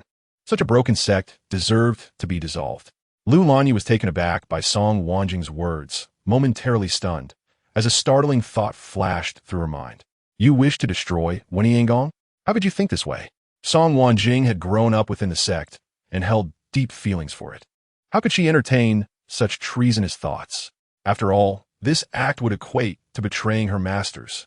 Sure, Shu, all you need to do is endure the heavenly tribulation and convey my regards to our master in the spirit realm. Song Wanjing moved closer, embracing Lu Lanyi as she always did. I miss her master. Her soft words carried a hint of longing and grievance. Lu Lanyi's heart ached at that moment, and after a long pause, she sighed. Very well, very well. I am on the verge of ascending. This matter shall be settled, and from now on, it will no longer concern me. As an esteemed ancestor of Wen Yanggong, her duty was to safeguard the sect. However, since she was about to ascend, whatever transpired thereafter would no longer be her concern. Lu Lanyi was perplexed by why Wanjing would harbor such animosity towards Wen Yanggong. Yet she understood Wanjing's character. She was a child who repaid kindness with gratitude. Wanjing must have felt wronged by the sect. Over the years, she had provided the sect with medicinal pills since her early days of alchemy, often donating rare elixirs that even outsiders could not procure. In contrast, the sect had offered her little in return. If anyone owed a debt, it was Wanjing who owed her friend, not the sect. Sure, Shu, I will miss you. Song Wanjing nuzzled against her, overwhelmed with affection. I will strive to cultivate diligently, and once I have resolved matters in the lower realm, I will surely return to find you. By then, perhaps our master will blame me for ruining Guqing Yuan, but she will certainly understand my choice. Song Wanjing lowered her gaze, concealing the murderous intent in her eyes. She lifted her head, gazing adoringly at Lu Lanyi, striking her heart once more, and could not resist caressing her cheek. Very well, I will await you in the upper realm with your master. Just as she smiled in response, the voice of the sect leader echoed from the entrance. She raised an eyebrow and led Song Wanjing outside. The moment they stepped out, the sect leader impatiently inquired. Perhaps due to his anxiety, his tone was far from friendly, laden with suspicion. Lu Lanyi's expression darkened immediately. What? Do I need to explain myself to you before undergoing tribulation? The sect leader was taken aback and quickly clarified. Disciple did not mean it that way. Oomph. Lu Lanyi was unyielding and retorted. You all have seen it. My cultivation has reached a point of no return, and I must proceed with the tribulation and ascend. The sect shall be entrusted to you. What? That cannot be. The elders exclaimed. Old ancestor, if you depart, who will safeguard Wen Yanggong? Indeed, Sure Shu, you must consider us. At present, every major sect had peak transformation stage cultivators stationed, and if Sure Shu ascended, Wen Yanggong's status would surely be affected. We implore you to reconsider. The elders, following the sect leader, were in a state of panic. If the ancestor ascended without another transformation stage cultivator to take her place, Wen Yanggong would likely fall from the ranks of major sections. The potential repercussions were immense. Their frenzied chatter sent a chill through Lu Lanyi's heart. Suddenly, she grasped Song Wanjing's choice. Chapter 74. Lu Lanyi ascends, Wen Yanggong in peril. Had it not been for her commitment to protect Wen Yanggong, she would have ascended over 20 years ago. Throughout these years, she had secluded herself in the back mountain, never stepping foot outside Wen Yanggong. This solitary existence had not dampened her spirit, but the reactions of those around her today chilled her heart. Even without accolades, her efforts had not been in vain. Had they? However, the reality is that no one feels joy for her. On the contrary, there is only blame. Lu Lanyi's brow furrowed, and she couldn't help but glance at Song Wanning. At this moment, she finally understood Song Wanning's words. When Tianzong is not worth it, it's better to let it go. Her connection with Wen Tianzong had come to an end, and it would be better to sever the ties and ascend swiftly. Lu Lanyi adjusted her collar and cast a calm gaze over the crowd, saying nonchalantly, I have presided over Wen Tianzong for decades, never slacking, pouring my heart and soul into suppressing my cultivation. However, at this moment, my cultivation can no longer be restrained. I can only go with the flow and ascend. She smiled, reassured by the presence of 2 junior brothers and several disciples who would guard the sect. expressing complete confidence that when Tianzong would surely reach new heights under their stewardship. Her words resonated, and the expressions of the crowd shifted dramatically. The master uncle had made it clear. Her cultivation could no longer be contained, and the heavenly tribulation was imminent. Could they possibly stop it? Impossible. Everything had already been set in motion, and Lu Lanyi had only the path of ascension ahead of her. To remain in the lower realm would only bring about backlash. Yet, the faces of the people were far from cheerful, save for the second elder, who smiled and congratulated her. Congratulations, Master Uncle. I wish you smooth sailing through the heavenly tribulation and a bright ascent. The leadership of Wen Tianzong had unknowingly changed, becoming increasingly profit-driven, devoid of any human warmth. Being amidst it all, Lu Lanyi sometimes felt compelled. Yet now, witnessing her break free from shackles, she felt genuine happiness for her. The second elder's words lightened Lu Lanyi's mood. It seemed not everyone was ungrateful. She smiled and nodded at her. Thank you for your kind words. Then, she patted Song Wanning's hand, saying, Take care. We will wait for you in the upper realm. There was no need for further words. She only hoped Wanning could protect herself. Master Uncle, go with peace of mind. Song Wanning embraced Lu Lanyi tightly, not feeling overly sorrowful, for she firmly believed they would reunite soon.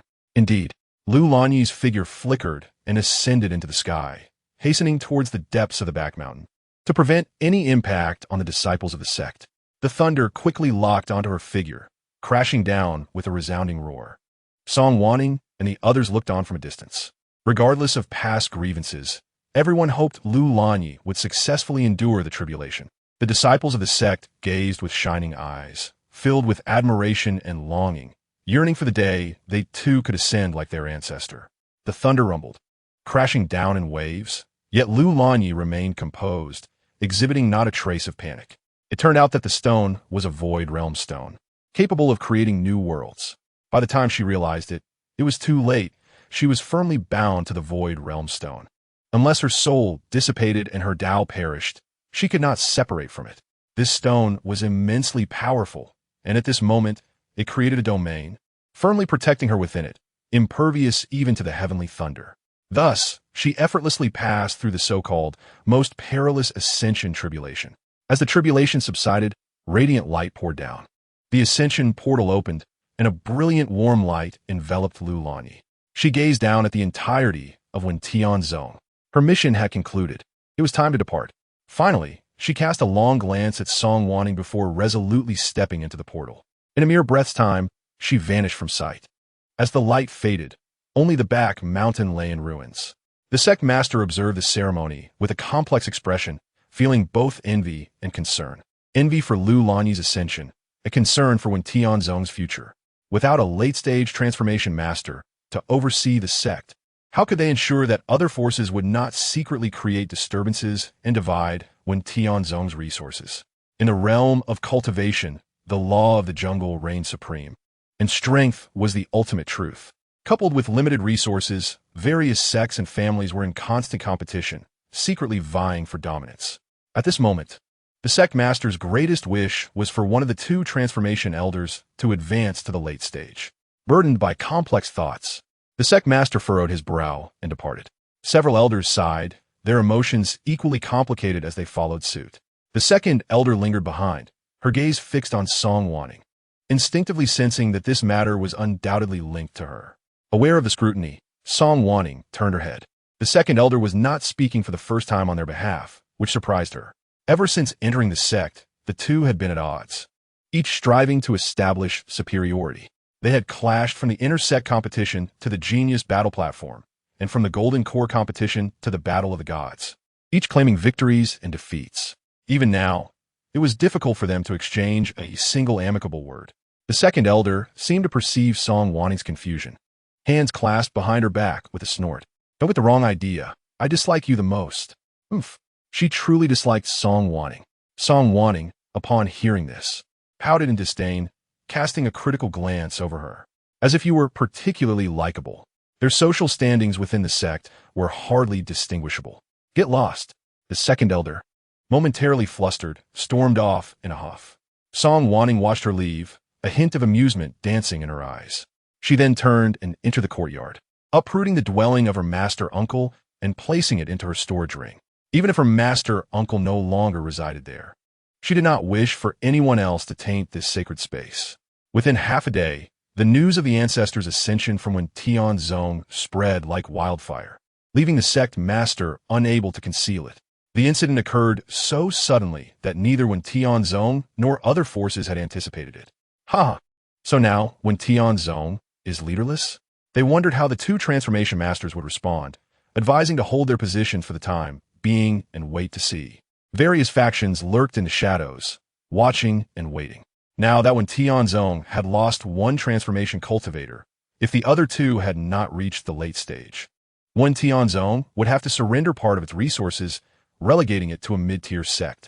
Thus, the atmosphere within Wen Tianzong grew tense, with everyone awaiting the return of the two transformation cultivators. Is what you say true? And Zay stood up, agitated, and walked towards the neighboring table. Moments ago, he had been at the inn drinking to drown his sorrows when he suddenly overheard the mention of Baiyu Chao. Chapter 75. It is only natural for you to treat me well. Baiyu Chao is a spiritual herb that can be used to concoct Baiyu Dan. It is rumored that Baiyu Dan can dispel all poisons and is a miraculous medicine for healing and saving lives. Currently, Senior Sister Yi is imprisoned in the Sure Foam Cave, and the only thing he can do is seek out this herb to surprise her upon her release. He also wanted to prove to Song Wanning that even without her Tian Yuan Yang Xian Dan, Senior Sister, Yi could still recover. No, you heard wrong. There is no Baiyu Chao. The person at the neighboring table quickly waved their hands nervously, their desire to cover up evident. This immediately dispelled Zay's concerns. His expression brightened, and filled with excitement, he left the inn without a second thought, heading toward the mountain direction mentioned. Little did he know, as soon as he departed, the people at the neighboring table exchanged glances, revealing a triumphant smile. Indeed, he was an impulsive fool. After 10 days, Zay finally arrived at the mountain, panting yet invigorated. Before him stood the Ghost Mountain, said to have been a battlefield and burial ground millions of years ago, filled with corpses and resentment. It was only a millennium ago that it had finally settled down. Now, with no ghosts in sight, the mountain was home to many treasures. He consumed a replenishing pill, his gaze resolute as he looked towards the mountain, and plunged in. Baiyu Chao, Baiyu Chao. And Zay scoured the paths for signs of Baiyu Chao, gradually delving deeper into the mountain. A stick of incense later, Song Wanning appeared at the foot of the mountain, her expression indifferent, gazing at the towering mountain. Her hands trembled involuntarily, memories of her past life flooding back. And Zay, she had long intended to deal with this. Now that her master uncle had ascended, she had no more concerns and would surely not hold back. Deep within Ghost Mountain, Zay's demeanor grew increasingly serious, and he couldn't help but murmur. Is this the place they spoke of? How have I searched for so long without finding anything? Have I taken a wrong turn? The two individuals had provided a clear description, and I followed their guidance to arrive here. Just as this thought flickered through his mind, an unexpected disturbance reached his ears. Who is it? In a panic, he drew his magical artifact, but that entity collided with him once more, sending the artifact flying. Ah! He screamed in shock as he crashed against a nearby boulder, spitting out blood repeatedly, his insides rattled. The Wu Ming beast was grotesque, its features chaotic, with 3 thick, jagged horns atop its head, caked with filth. Glancing at the fur collar around its neck, his pupils constricted in horror. This beast had reached the 5th tier. Its combat prowess was comparable to that of a Jindan stage cultivator. Without a second thought, Zay turned and fled. How could there be a high-tier demon beast here? Why hadn't those two warned him? Curse be them. As he fled, he cursed the two, his heart filled with dread. Yet the Wu Ming beast had been hungry for quite some time and would not allow its prey to escape. Soon, Zay found himself on the brink of collapse. The forest echoed with his cries of despair as the Wu Ming beast relentlessly pounded him with its massive claws, causing blood to splatter and bones to crack. His flesh tore apart, some even disintegrating into dust, a horrifying sight. No, Zay shouted. The claws descending from above would surely spell his doom upon contact. He was unwilling to accept this fate. He could not die here. He still had grievances to settle and debts of gratitude to repay. He absolutely could not perish in this place. In a moment of dire urgency, a figure descended from the sky, its mere presence rendering the Wu Ming beast immobile. The claws halted mid-fall, and Zay breathed a sigh of relief, lying on the ground in terror, shaken to his core. Thank you so much for your grace. Before he could finish, the figure turned, revealing Song Wanning. He was momentarily taken aback. Master. Nze's expression fell. How could it be you? Even in the face of this peril, he still turned his gaze away with pride, his heart contemplating that Song Wanning had come, and he was finally safe. Even though he had been expelled from the sect, she still cared for him. Otherwise, she would not have appeared here. Nze felt a swell of pride. How could someone as exceptional as him be easily dismissed by Song Wanning? I have come to ask you a question. Song Wanning fixed her gaze on the severely wounded Nze, a glint of curiosity flashing in her eyes. Why are you so concerned about Yi Chu Shui? Nze did not harbor feelings for Yi Chu Shui, yet he had stepped forward for her, sought medicine, and even killed his master for her. She wished to comprehend this enigma. Nze grinned painfully, his expression contorting in agony. Yi saved my life during a mission. He spoke with a hint of arrogance and pride, recounting their connection in fragmented sentences. Song Wanning understood, and it aligned with her expectations. Wasn't that Master June unkind to you? She posed a question that had long been suppressed in her heart. Everyone has emotions. She was no exception. How could she not care about the sacrifices made in a past life? If she were indifferent, she wouldn't harbor such hatred in this life. Thus, she sought a resolution. Song Wanning's inquiry left Nze momentarily stunned, and he gazed at her in bewilderment. Shouldn't it be natural for you to treat me well? If you hadn't valued my talent, you wouldn't have taken me in. To him, Song Wanning's attention to his abilities and her kindness were merely expected. Both parties had their motives, but Yi Chu Shui was different. Her kindness toward him had no ulterior motive. It stemmed solely from her compassion. Nze's heartfelt words escaped him. Song Wanning was momentarily lost in thought. In her previous life, when she was pursued and hid in the Ghost Mountain, she sent messages to several disciples in a moment of desperation. At that time, she was unaware of their betrayal, hoping her disciples would come to her aid. In her despair, Nze appeared. She believed reinforcements had arrived, only to be met with a deadly threat. It was not that the disciples did not trust her. It was evident that the demonic energy surrounding her was overwhelming. Nze struck at her, disregarding any semblance of teacher-student affection, his eyes devoid of respect. Much like in this moment. Suddenly, Song Wanning laughed, a realization dawning upon her. Whether it was by Yang, whom she had nurtured, or Nze, who had received care from his senior brothers, both had turned against her due to her excessive indulgence. They even believed her sacrifices were due and lacked gratitude. After falling into demonic corruption, they had taken it upon themselves to eradicate her under the pretense of exterminating evil and eliminating dissenters, seeking glory for themselves. She had erred. Yet, the mistake lay not in her kindness, but in accepting them as disciples. Chapter 76. Nze's Demise. Not everyone is heartless, nor can all betray their masters. Perhaps her methods of education were flawed, but the greater issue lay in their poor character, selfishness. Had others been in their place, the outcome might have been different.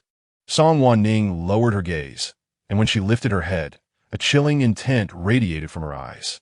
The confusion in her heart was finally resolved, and Nze had lost all justification for his existence. Even if you save me, I will never forgive you. Nze failed to comprehend the profound meaning in Song Wanning's eyes, mistakenly thinking she regretted her actions and wished to take him back into the fold. His heart swelled with pride and joy, yet he could not resist putting on an air of superiority. How wretched he had been when expelled from the sect. How many disdainful looks had he endured? All of this was caused by Song Wanning, so he would not easily relent. Yet, he had no intention of making things difficult for her. After all, the fall from a true disciple to an inner disciple was a drastic change. Oomph. Song Wanning let out a surprised laugh, clearly not expecting Nze to be so arrogant. Following the protagonist in her past life had brought her ease. Yet in this life, having faced setbacks, he remained so naive. It was truly amusing. She raised an eyebrow slightly. Do you think I came to save you? Nze snorted coldly, his eyes filled with disdain. Wasn't that the case? She was merely putting on a brave face. I am terribly sorry, but I did not come here to save you. Song Wanning suppressed her smile, the cold light in her eyes becoming sharp. I merely came to escort you on your final journey out of respect for our past teacher-student bond. Nze's expression of pride froze instantly. What did you say? He turned his head in shock, believing he had misheard. But when the killing intent hung over him like a blade, he finally realized that Song Wanning intended to kill him. How could this be? She had once cared for him so deeply. When he was wronged, she would stand up for him. Pills, spirit stones, talismans, magical artifacts. She would provide anything he desired, even if they were no longer teacher and disciple. How could she bear to harm him? And Zay was filled with fear and rage, his mind in disarray. You dare. He was terrified. Song Wanning looked at him as one might regard a corpse, her indifference chilling. No, he did not want to die. You cannot kill me. Fear drove him to forget his pain, his voice gaining strength. He attempted to intimidate Song Wanning with a fierce glare, but it was futile. He then thought of the sect and immediately resorted to threats, declaring, I have set a soul lamp in the sect. If anything happens, it will be discovered immediately. If you kill a fellow disciple, you will surely be expelled from the sect. And Zay gasped, his face pale, trembling uncontrollably. It was unclear whether it was from fear or fury. Song Wanning regarded him as if he were a clown, retrieving an item from her storage ring and playing with it in her hands. Are you referring to this? She smirked, tipping the soul lamp over mockingly. No. And Zay cried out in alarm, his eyes bulging as if they would pop out of their sockets. You actually. His chest heaved violently, and darkness swam before his eyes, his anger rendering him speechless. Too cruel. It was simply too cruel. How could Song Wanning bring the soul lamp out? Now, even if he died, the sect would remain oblivious and could not find the culprit. What do you mean? Song Wanning clicked her tongue. Have you forgotten? This soul lamp was originally left for you by me. The soul lantern retains a thread of the cultivator's soul, continuously monitoring the safety of the disciples. If the lantern extinguishes, it signifies death and the end of one's path. Among the various sects, only inner disciples are permitted to keep a soul lantern, while the lives of outer disciples and miscellaneous workers seldom attract concern. This reflects the harsh reality of the cultivation world. Without strength or talent, one is destined to be despised. And Zay, having personally lit the lantern to safeguard them, always carried it with her, never leaving it at the sect. Now, witnessing in Zay's frantic demeanor, the lantern appeared increasingly ironic and laughable. Song Wanning's lips drooped, her patience waning. And Zay suddenly had a large chunk of flesh torn away, screaming in agony. Song Wanning was indeed willing to let him perish. He was utterly terrified. What dignity? What grievances? None of it mattered anymore. All he desired was to survive, to simply continue living. Master, please save me. The Wu Meng beast crushed his calf underfoot, instantly reducing the bone to splinters, the flesh severed by its sharp claws, hanging limply. Master, save me. And Zay writhed in pain, his eyes bulging in horror. He regretted it. If he had pleaded with Song Wanning from the beginning, would the outcome have been different? He regretted it. If he hadn't defended Yi Shiji, he would still be the esteemed, true disciple. He truly regretted it. I was wrong. The Wu Meng beast's claw struck his abdomen, its sharp talons ripping out his intestines. His eyes widened, and he could no longer utter a word. The Wu Meng beast relentlessly tore him apart, piece by piece, until pain gave way to numbness. And Zay stared at Song Wanning with bloodshot eyes, unwilling to accept his fate. In her gaze, there was not a shred of sympathy, not even the compassion one might expect from a stranger. She regarded him with the cold indifference reserved for refuse. Why? They had once been master and disciple. Oof. The Wu Meng beast clawed out his heart, and Zay's body jolted, convulsed a few times, and then lay still. The soul lantern abruptly extinguished. His eyes remained fixed on Song Wanning, as if she were the true culprit behind his demise. The Wu Meng beast continued its savage feast, tearing into the corpse until only a pool of blood remained. Only then did Song Wanning slightly raise her brow, exclaiming in mock regret, "What a pity for the genius with a single spiritual root." A glimmer of derision flashed in her eyes as she reduced the soul lantern to ashes. From that moment on, she and Zay were even. Neither owed the other anything. Gazing into the distance towards the One Tian sect, Song Wanning's smile deepened. The current predicament of One Tian sect was dire, making it an opportune moment to act.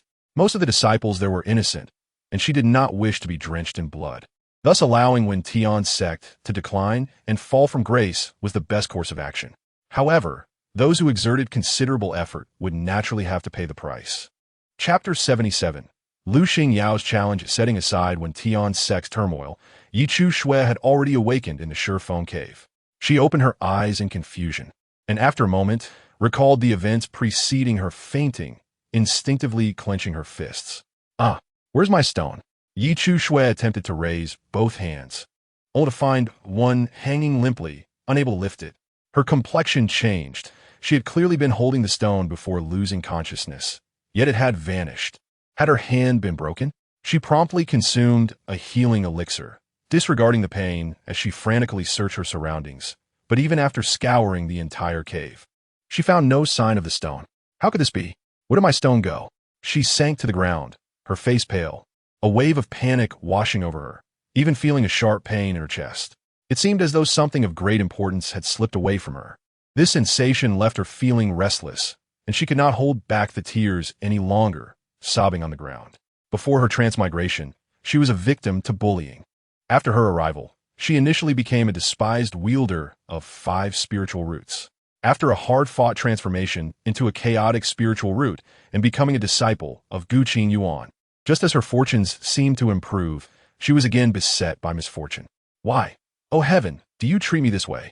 Yi Chu Shui's wandering heart found no solace. Feeling like an outsider even after so long, she bit her lip tightly, and through tear-filled eyes, she mustered the strength to sit up.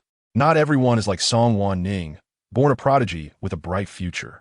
Deep within, she felt envy and jealousy. Thus, when she saw Guqin Yuan and his 3 disciples favoring her, a strange sense of accomplishment blossomed within her. But now, Yi Chu Shui pinched her thigh, the pain causing her brow to furrow, and with a fierce expression, she stood up bravely, striding toward the cave entrance. Men are all fickle. Heaven cannot be relied upon. I can only depend on myself. At the entrance of Tian Sect, a figure descended from the sky, a long sword slung across his back, clad in black that billowed in the wind. Lu Xingyao from Jian Sect had come to challenge Guqin Yuan of Tian Sect. His deep voice carried on the wind, booming like thunder as it reached the lookout at the gate, startling the disciples. Is it really Lu Xingyao of Jian Sect? Hurry and report to the sect master. Why is Lord Lu come? Is he looking for trouble? The guards exchanged uncertain glances, then promptly relayed the message to the inner sect before respectfully inviting Lu Xingyao inside. The news of Lu Xingyao's challenge quickly spread throughout Tian Sect. The disciples, already anxious, were taken aback. Was this the opening shot to test Tian Sect? How outrageous!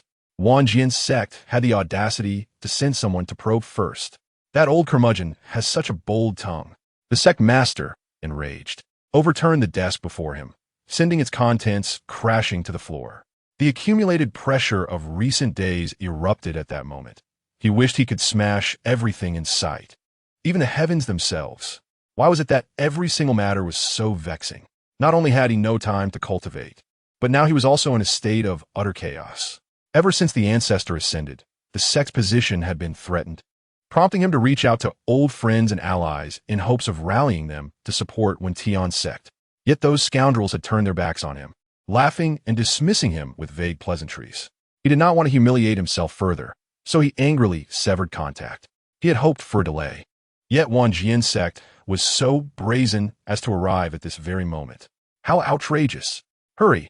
Inform Guqin Yuan to prepare for the meeting. The sect master's face flushed as he ordered Elder Qi to deliver the message. Frustration etched across his features. Wait. Go to the storeroom and retrieve some good elixirs to bring along. He fished out a key and handed it to Elder Qi. The fate of the sect was at stake, and using the storeroom's resources was justified. Yes, I will go at once. Elder Qi took the key and hurried off. If the sect were to decline, their resources would be severely impacted, and no one could remain uninvolved. Sect Master Lu Xingyao has already arrived, with the other sections. Elder Fourth Elder's expression was anxious as he paced the room, unable to sit still. In ordinary circumstances, the outcome of a challenge would not matter. But the current situation was far from optimistic. The sect master suppressed his anger, scanning the few seated elders before speaking sternly. When one rises, all rise. When one falls, all fall. At this moment, no one is to harbor secret thoughts. We must unite and overcome this crisis. Do not rely solely on me. Everyone must think of a solution. He waved his hand, dispersing the assembly while he went alone to greet Lu Xingyao. Since we are only discussing the challenge, it is best to remain low-key. Ideally, only the members of Wenyangong should be aware of it. However, the elders of Jian Sect are likely still waiting for good news from Lu Xingyao. The sect leader hurriedly departed, while several elders sighed and dispersed, discussing potential strategies. The second elder lingered at the back, curling his lip in disdain. Was the sect leader's earlier remark a veiled jab at her? Oof. Now they're anxious. What were they doing back then? Oh, busy amassing wealth, believing they could dominate Wenniangong. Who would have anticipated such a crisis would arise? If Wenniangong were truly to be demoted under his leadership, he would undoubtedly be recorded in the annals of Wenniangong, forever tarnished. Lu Daoyu, having traveled from afar, why did you not notify us in advance? It seems we have been remiss. The sect leader concealed his indignation and seamlessly transitioned to a warm smile, eagerly welcoming him. Lu Xingyao acknowledged his approach with a cold nod, expressing his apologies for the intrusion. Not all. It is merely that Gu Shidi has recently been poisoned and has yet to recover. It appears Lu Daoyu may need to wait a while. The sect leader politely explained, cheerfully leading him towards the reception peak. However, Lu Xingyao declined. Given Gu Qingyuan's condition, may I first visit Song Wanning? Song Shimi? The sect leader was momentarily taken aback before nodding in agreement. Allow me to inquire. I am uncertain if Song Shimi is present within the sect. He retrieved a communication talisman to send a message to Song Wanning, and then proceeded to guide Lu Xingyao towards Yunshao Peak. Along the way, the sect leader furrowed his brow in contemplation, puzzled by Lu Xingyao's intention to meet Song Wanning. Did he not know that the two had canceled their engagement? Was he seeking trouble with Song Wanning due to Gu Qingyuan's condition? The sect leader felt he had uncovered the truth. His eyes widened, a glint of intrigue flashing across them. If Song Waning's cultivation had increased and she could replace Gu Qingyuan in battle, that would be splendid. Chapter 78. Old friends? Despite her disdain for Song Wanning, one cannot deny that her capabilities have now surpassed those of Gu Qingyuan. The sect leader, harboring his own thoughts, began to devise a plan to stoke the flames of conflict. On Yunshao Peak, Song Wanning sat beneath a tree with Li Ruo, providing her with guidance. Initially, she had taken her in to repay a life-saving favor, but she had not anticipated Li Ruo struggling in the outer sect. However, once she took her in, she became preoccupied with her own vendetta, neglecting to mentor her.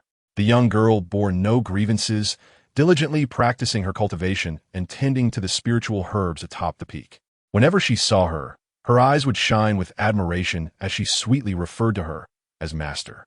It was then that Song Wanning realized the joy of having a disciple. Suddenly, a communication talisman rushed in, and she grasped it, hearing the sect leader's inquiry. Upon learning that Lu Xingyao had arrived, she raised her eyebrows in surprise. Lu Xingyao of Wanjian's sect, possessing a single lightning spirit root, had advanced to Yuanying before the age of 100. His talent was extraordinary, and his combat prowess was formidable. However, their relationship had never been amicable. In their youth, he had challenged her each time they met. If Gu Qingyuan were present, he would have beaten him. Over the years, they had frequently encountered each other in various secret realms and competitions, their conflicts growing increasingly fierce. Their relationship had deteriorated further. Now that he had come to her, it seemed Wanjian's sect could no longer remain idle. Song Wanning narrowed her eyes, waiting beneath the tree to see what Wanjian's sect had in mind. In less than a quarter of an hour, two figures appeared on Yunshao Peak. Both Song Wanning and Li Ruo turned to look, their gazes drawn to the man bearing a long sword. Gentle and striking, he possessed an exquisite appearance. Although he was a sword cultivator exuding a chilling aura, his face radiated warmth and kindness, adding a layer of mystery to his demeanor. Song Shimi, Lu Daoyu has heard that Gu Shidi is unable to engage in battle, and thus I have brought him to seek you out. Since you are present in the sect, I have brought him along. He deliberately spoke ambiguously, creating the illusion that Lu Xingyao sought to change his opponent. Upon hearing this, Song Wanning raised an eyebrow, accustomed to such antics. If he were not seeking trouble, that would indeed be odd. She smiled at Lu Xingyao, greeting him with Lu Daoyu. It has been a while. Lu Xingyao nodded slightly, Song Daoyu. His demeanor was distant and aloof. Let's sit and talk. The sect leader, shifting his thoughts, led Lu Xingyao forward. Lu Daoyu, given that Gu Shidi is severely injured and unable to engage in battle, if you wish to challenge Song Shimi, it is not impossible. However, do be mindful of the fact that she has recently advanced. Before Lu Xingyao could respond, the sect leader eagerly continued. His impatient demeanor elicited a smirk from Song Wanning. In his youth, the The sect leader had been an ambitious and aspiring young man, determined to elevate Wenyangong. However, as he grew entrenched in his position, his aspirations and resolve had been corrupted by power and wealth, transforming him into the shrewd figure he was now, solely focused on profit, a truly nauseating transformation. Who said I wish to challenge her? Lu Xingyao spoke steadily, interrupting the sect leader's musings. I merely came to reminisce with Song Wanning. At this declaration, the sect leader's smile froze, his expression faltering. He was not here to challenge Song Wanning. This was unacceptable. He forced a smile, preparing to urge a bit more. Yet, Lu Xingyao interjected, I shall leave Wenyangong only when Gu Qingyuan is ready to engage in battle. This challenge is simply a personal matter between Gu Qingyuan and myself. It does not involve anyone else. His words severed the sect leader's intentions. His face darkened as his schemes crumbled, leaving him visibly displeased. Rising abruptly, he lost the desire for pleasantries. Very well, if that is the case, Lu Daoyu, please wait. With a smile wiped from his face, the sect leader turned and departed. Lu Xingyao, seemingly ungrateful, was clearly acting under Wang Jian's sect's orders. Now, he could only place his hopes on Gu Qingyuan. Only 3 remained on Yinshao Peak. Song Wanning examined Lu Xingyao from head to toe. What? You're not here to cause me trouble this time? How peculiar. Lu Xingyao maintained a stern expression. Can't old friends catch up? Old friends? Song Wanning raised an eyebrow, suddenly leaning closer to Lu Xingyao. The fragrance wafting toward him made him instinctively lean back. A flicker of surprise crossing his eyes. Have you been possessed? We are friends? I always thought we were rivals. Her character was one of clear distinctions between gratitude and grievance, and she spoke bluntly, having made many enemies along the way. Lan Lu, the second elder, and others had all been wounded by her sharp tongue, leading to lasting animosities. As for Lu Xingyao, he had certainly not escaped her wrath, especially when he had beaten Gu Qingyuan in the past, infuriating Song Wanning. Thus, to hear Lu Xingyao regard her as a friend was genuinely astonishing. Lu Xingyao's expression darkened at her words. He silently stared at Song Wanning for several moments until she awkwardly touched her nose and retreated, at which point his expression softened slightly. Is this your new disciple? He glanced at Li Ruo, who was blinking her large eyes at Lu Xingyao with an innocent smile on her cherubic face. She appeared to be a simple child, much better than the other 3. Lu Xingyao commented flatly. Yes, her name is Li Ruo, my cherished disciple. Song Wanning affectionately patted Li Ruo's head, her smile becoming genuinely warmer. The time spent with Li Ruo seemed to heal her heart. Innocence and beauty felt distant to her. Suddenly, she smirked mischievously, by the way, and Zhe has been expelled from the sect, so there are only those 2 left. The thought of Nze's tragic fate made Song Wanching's smile all the sweeter. Upon hearing this, Lu Xingyao pursed his lips and quietly remarked, I know. Without waiting for Song Wanching's reaction, he produced a storage ring and handed it to Li Ruo. A gift for our meeting, please accept it. The tone was domineering and assertive as the item was thrust into her palm. Li Ruo's eyes widened in shock as she hastily stood up, casting a desperate glance at Song Wanning. Lu Xingyao, what kind of greeting gift is this? You cannot possibly be envious of my apprentice and wish to harm her, can you? Song Wanning regarded Lu Xingyao with skepticism, increasingly convinced of his questionable intentions. Her heart brimming with caution. Could it be that he had truly been possessed? Lu Xingyao remarked, he has been preening like a peacock for an eternity, only to put on a performance for the blind. If you desire love, do not lose it. Song Wanning replied, getting angry over trivial matters is rather mundane. I shall set my mind at ease and accept it. Thank you, Master Lu. Chapter 79. A rival encounter. Tension mounts meanwhile. The sect leader, upon departing from Yinshao Peak, sought out Gu Qingyuan. Upon his arrival, Elder 7 had just presented the elixir to Gu Qingyuan and briefed him on the duel arrangements. Learning that Lu Xingyao had indeed arrived ignited a surge of combativeness within Gu Qingyuan. Their animosity traced back to the grand tournament of the young talents, where both were celebrated prodigies of their sect, each refusing to yield to the other, resulting in a clash that left them both wounded. Since then, every encounter had escalated into fierce battles, their relationship deteriorating with each confrontation. Without a doubt, Lu Xingyao was the person he despised the most, and the greatest obstacle on his path to fame. Now, having recently sustained injuries, the audacity of his rival to pursue him was utterly intolerable. Rest assured, senior brother, I shall recuperate swiftly and confront him with all my strength, ensuring that Lu Xingyao's schemes come to naught. Gu Qingyuan narrowed his eyes, aware of the precarious position of the Wanyang sect. If he could represent the sect and triumph over Lu Xingyao, he would undoubtedly restore the reputation lost due to Song Wanning. The sect, having previously refrained from collecting the spirit stones owed for the elixirs, would benefit greatly from this dual advantage. Junior Brother Gu, the sect leader, descended from the clouds, landing before Gu Qingyuan, his tone grave. This matter is of utmost importance. You must treat it with the seriousness it deserves. We are under the watchful eyes of countless forces. He felt a profound sense of frustration, managing to force a smile more grotesque than a frown. Initially, I thought you were too injured to handle this, so I intended for him to challenge Song Shimi instead. Who would have thought he remains at Yunxia Peak, engaged in who knows what? He deliberately made this statement to provoke Gu Qingyuan. Given the current animosity between Gu Qingyuan and Song Wanning, elevating her status would surely fuel the flames of battle within him, aiding his resolve. To his surprise, upon hearing this, Gu Qingyuan sprang to his feet. Where's Lu Xingyao? His expression darkened, an ominous aura surrounding him. At Yunxia Peak, the sect leader replied. Elder 7 remarked, he didn't exhibit this level of agitation when he announced his challenge to Lu Xingyao.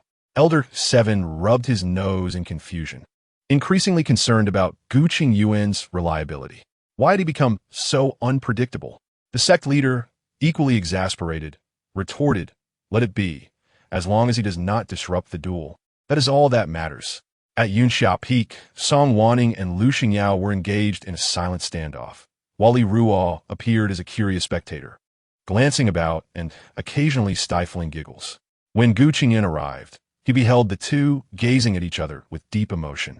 A surge of fury welled up within him as he descended with murderous intent aimed squarely at Lu Xingyao.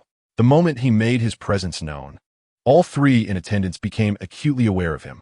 Li Ruo immediately pouted in displeasure, vexed that her most disliked person had shown up. Meanwhile, Song Wanning raised an eyebrow. Oh, so you are so eager for a duel? She cast a glance at Gu Qingyuan's injuries, clearly still recovering. His haste to confront Lu Xingyao seemed either foolish or excessively arrogant. Only Lu Xingyao's expression darkened slightly. As the atmosphere crackled with tension, Gu Qingyuan reflected on the past. Lu Xingyao had long harbored feelings for Song Wanning. As a man, he could easily detect the animosity directed at him and sensed Lu Xingyao's intentions toward her. At that time, Gu Qingyuan harbored feelings for Song Wanning as well, and thus could not accept this. He often sought to brainwash her into believing Lu Xingyao despised her, that his every action was aimed at defeating her.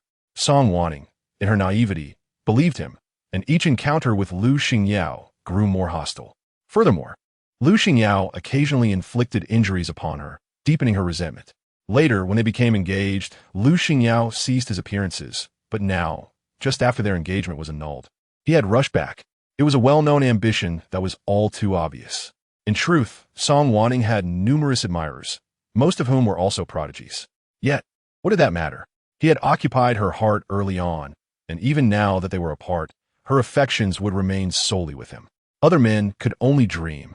As various thoughts raced through Gu Qingyuan's mind, he was about to launch a retort when Lu Xingyao spoke first. I heard that you have fallen for your own apprentice.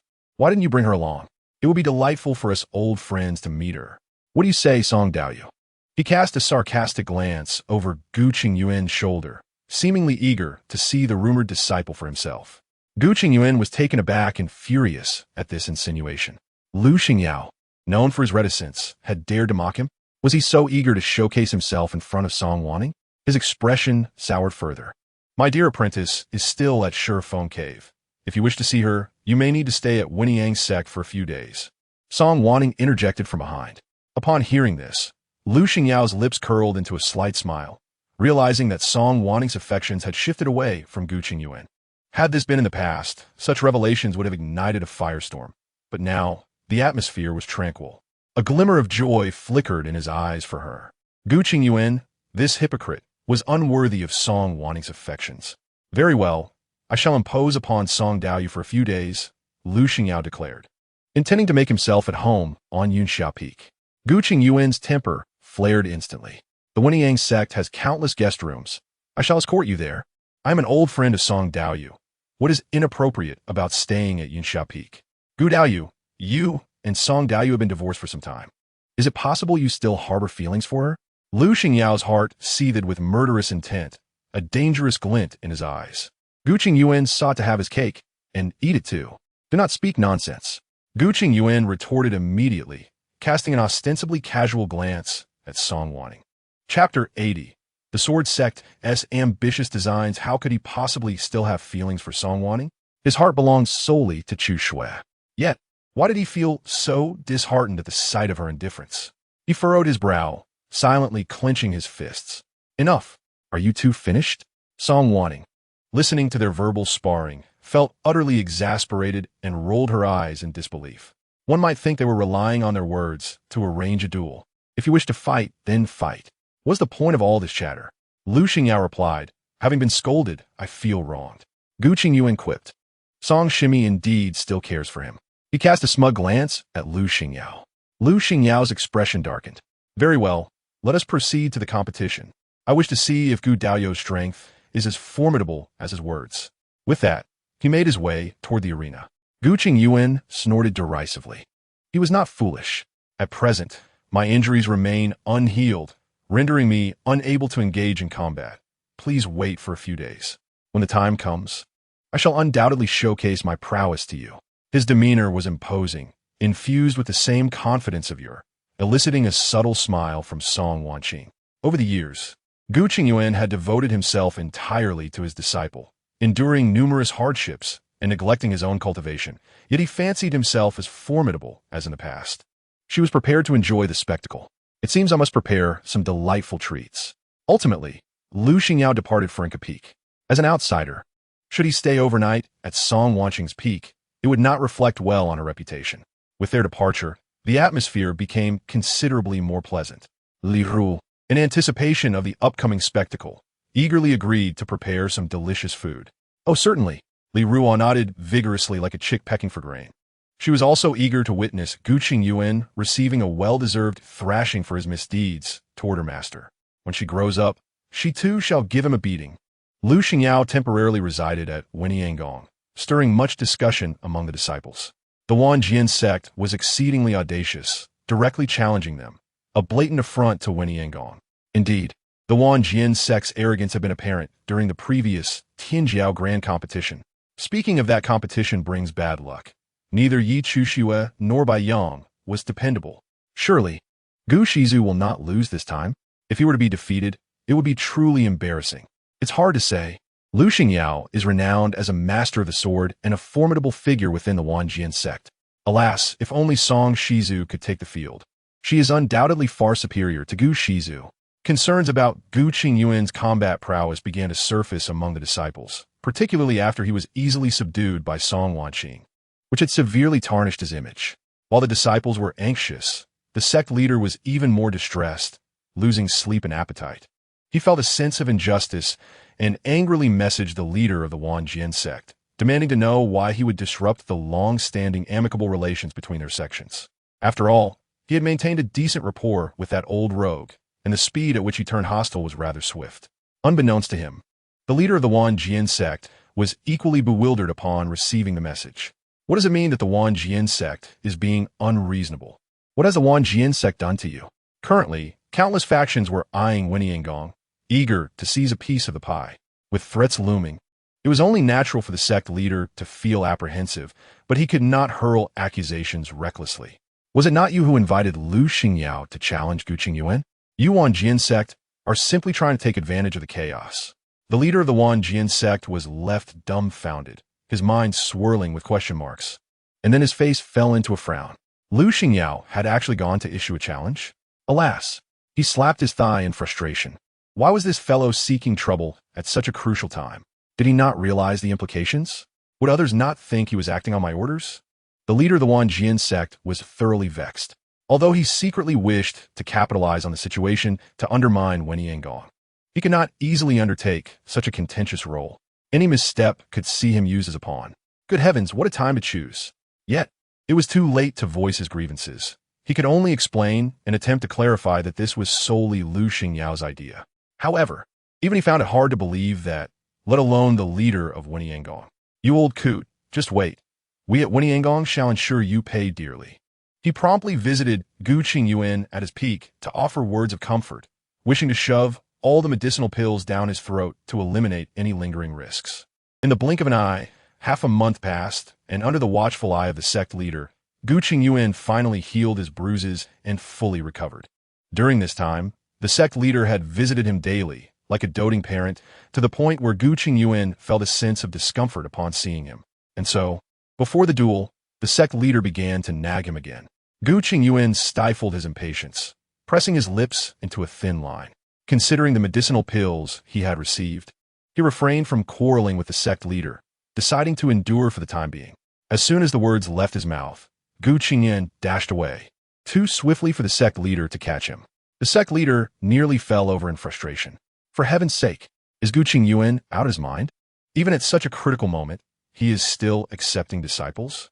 I truly wish I could pry open his head to see what he is thinking. But with things having progressed to this point, the sect leader could only swallow his anger and lead everyone to the competition platform. Finally, the day of their duel arrived. The competition platform was teeming with spectators, filled with disciples who had come to witness the event, all wearing serious expressions. Though they were not the ones competing, they understood the significance of this duel. There could be no room for error. The sect leader took his place on the high platform alongside the elders, feeling increasingly frustrated. The disciples were more anxious than Gu Qingyuan himself. After a moment, Song Wanning arrived, somewhat late, with Lu Xingyao by her side. His gaze sharp and suffused with an overwhelming aura of sword intent that kept others at bay, except for Song Wanning, who stood beside him unperturbed. The contrast was stark. Bai Yang and Li Ruo followed behind, an apparent gulf separating them, neither willing to acknowledge the other. In the time leading up to this moment, Bai Yang had been diligently training. Soon, her master would recognize her as the most outstanding disciple. However, she was also prepared to deliver a well-deserved reprimand to the scoundrel. Chapter 81. The duel. Previously, he had heard numerous tales regarding Lu Xingyao and was aware of his discord with the master. However, upon encountering him in person, he realized those were mere rumors. It was said that Lu Xingyao sought out the master daily for sparring, returning each day in high spirits. The master seemed not to harbor any aversion toward him, and their exchanges were filled with fervor and combativeness. Today, as he emerged from seclusion, he caught sight of them from afar, too intimidated to approach. Yet, when the master paused, her face radiated with pure delight. Her smile was dazzling and refreshing, a sight Bai Yang had not witnessed in a long time. A sense of jealousy welled within him, and he silently hoped that Gu Shizu would triumph in the duel. Has Gu Qingyuan not yet arrived? Lu Xingyao, with his sword slung across his back, bluntly inquired, I have waited for him for half a month. Does he intend to delay further? Do not rush, Taoist Lu. Gu Shidi simply has matters to attend to, causing him a slight delay. The sect leader explained with a smile, internally chastising Gu Qingyuan once more. Oh, it seems Taoist Gu is quite confident about today's duel, having the leisure to attend to other affairs. Lu Xingyao remarked with a half-hearted smile, the sword at his back humming in response. Gu Qingyuan's behavior was utterly dismissive of them. His spirit of combat flared within him, as he was eager to discover the true extent of Gu Qingyuan's capabilities. He settled down with a thunderous presence that demanded attention. Song Wanning maintained her silence, gracefully taking her seat before unveiling an array of delicacies she had prepared, leisurely savoring them in front of the assembly. She was acutely aware of Gu Qingyuan's intentions. Today marked the day Yi Chushue would emerge from the Shifeng cave. Truly, the bond between master and disciple runs deep. Gu Qingyuan accompanied Yi Chushue to the competition platform, instantly drawing the attention of countless gazes. Inquisitive, curious, mocking, and disdainful glances made Yi Chushue feel quite uncomfortable. She pressed her lips together, feeling the sting of irony. Gu Qingyuan's affection for her was a testament to her allure. Why did these people regard her with such scorn? With a composed face, she walked confidently alongside Gu Qingyuan toward the high platform. What? Did I see incorrectly? Wasn't Yi Chushue punished to contemplate her mistakes in the Shifeng cave? How has she advanced? This is remarkable. Who enters the Shifeng cave without being thoroughly tormented? Yet she emerges unscathed and even ascends in rank. How infuriating. Furthermore, look at how protective Gu Shizu is. He clearly doesn't want anyone to overlook his scandalous favoritism toward his disciple. The onlooking disciples were envious of Yi Chushua's newfound cultivation. At this moment, Song Wanning, who was indulging in her meal, paused her chewing, narrowing her eyes with a dangerous glint. Ah, indeed, she is the daughter of destiny. She has seized the stone, and yet Yi Chushue is still able to advance within it. Although she has merely reached the late stage of foundation establishment, far inferior to the golden core stage in her past life, it remains quite displeasing. Song Wanning fixed her gaze upon Yi Chushue's figure, a cryptic smile playing on her lips. So, Gu Daoyu's gone to fetch his beloved. Lu Xingyao cast a sidelong glance at Gu Qingyuan, tearing away the veil of modesty that cloaked him. Gu Daoyu, do not pretend. Who does not know that you, Gu Qingyuan, have entangled yourself with your own disciple? Everyone is blessing you. The teasing remarks elicited laughter from the onlooking disciples. Behind closed doors, who hasn't derided the revolting behaviors of the two? Blessings? Lu Xingyao was skilled at mockery. The sect leader's face twitched. For Lu Xingyao was not one to speak thoughtlessly. Why were his words so harsh? My private affairs do not require your explanation. Gu Qingyuan, with a stoic expression, settled Yi Chushue into her designated seat before leaping onto the competition stage. Enough with the trivialities. Let us engage in battle. Excellent. Lu Xingyao had long heard that Gu Daoyu does not rely on others' favors, and today I shall witness just how formidable our Gu Jun truly is. Lu Xingyao's words pierced directly into Gu Qingyuan's heart as he sprang onto the competition stage and drew forth the long sword from his back. His imposing presence surged high. The arena was thick with tension, and those on the high platform harbored their own thoughts. Yi Chushue stood arrogantly behind the seat originally belonging to Gu Qingyuan. Though silent, her expression radiated a desire to incite shock, anger, and jealousy in Song Wanning. She aimed to make Song Wanning understand that no matter the suppression or schemes against her, she could always turn the tide. Song Wanning's smile did not reach her eyes. Let us see if she can still be so pleased in a while. On the competition stage, Gu Qingyuan and Lu Xingyao had already commenced their duel. Both were mid-stage nascent soul practitioners, their combat prowess formidable, and the highest level of defensive formation was swiftly erected on the stage. As their figures moved, the disciples below craned their necks, their excitement palpable as they gazed at the high platform. Witnessing a clash between nascent soul cultivators is a rare opportunity. Go, Gu Shizu! Gu Shizu, you are the best. Bring him down. The crowd fervently shouted, eagerly hoping for Gu Qingyuan's victory. However, the combatants could not hear these cheers. The waning sunlight bathed the shimmering formation on the competition stage, elongating the silhouettes of the two tall figures. Gu Qingyuan struck first, wielding his red rabbit sword, its runes swirling as a faint hum resonated. With a swift motion, a golden sea of mountains surged towards Lu Xingyao. It was the third stance of the supreme sword technique, Shanhai Jing. Within the mountains and seas, countless bizarre shadows surged forth like ferocious beasts, roaring as they lunged ahead. Clad in white attire as pure as snow, Lu Xingyao held his sword vertically before him, adeptly entangling the incoming specters and effortlessly deflecting Gu Qingyuan's fierce strike. The beasts missed their mark, dissipating into reluctant spiritual energy.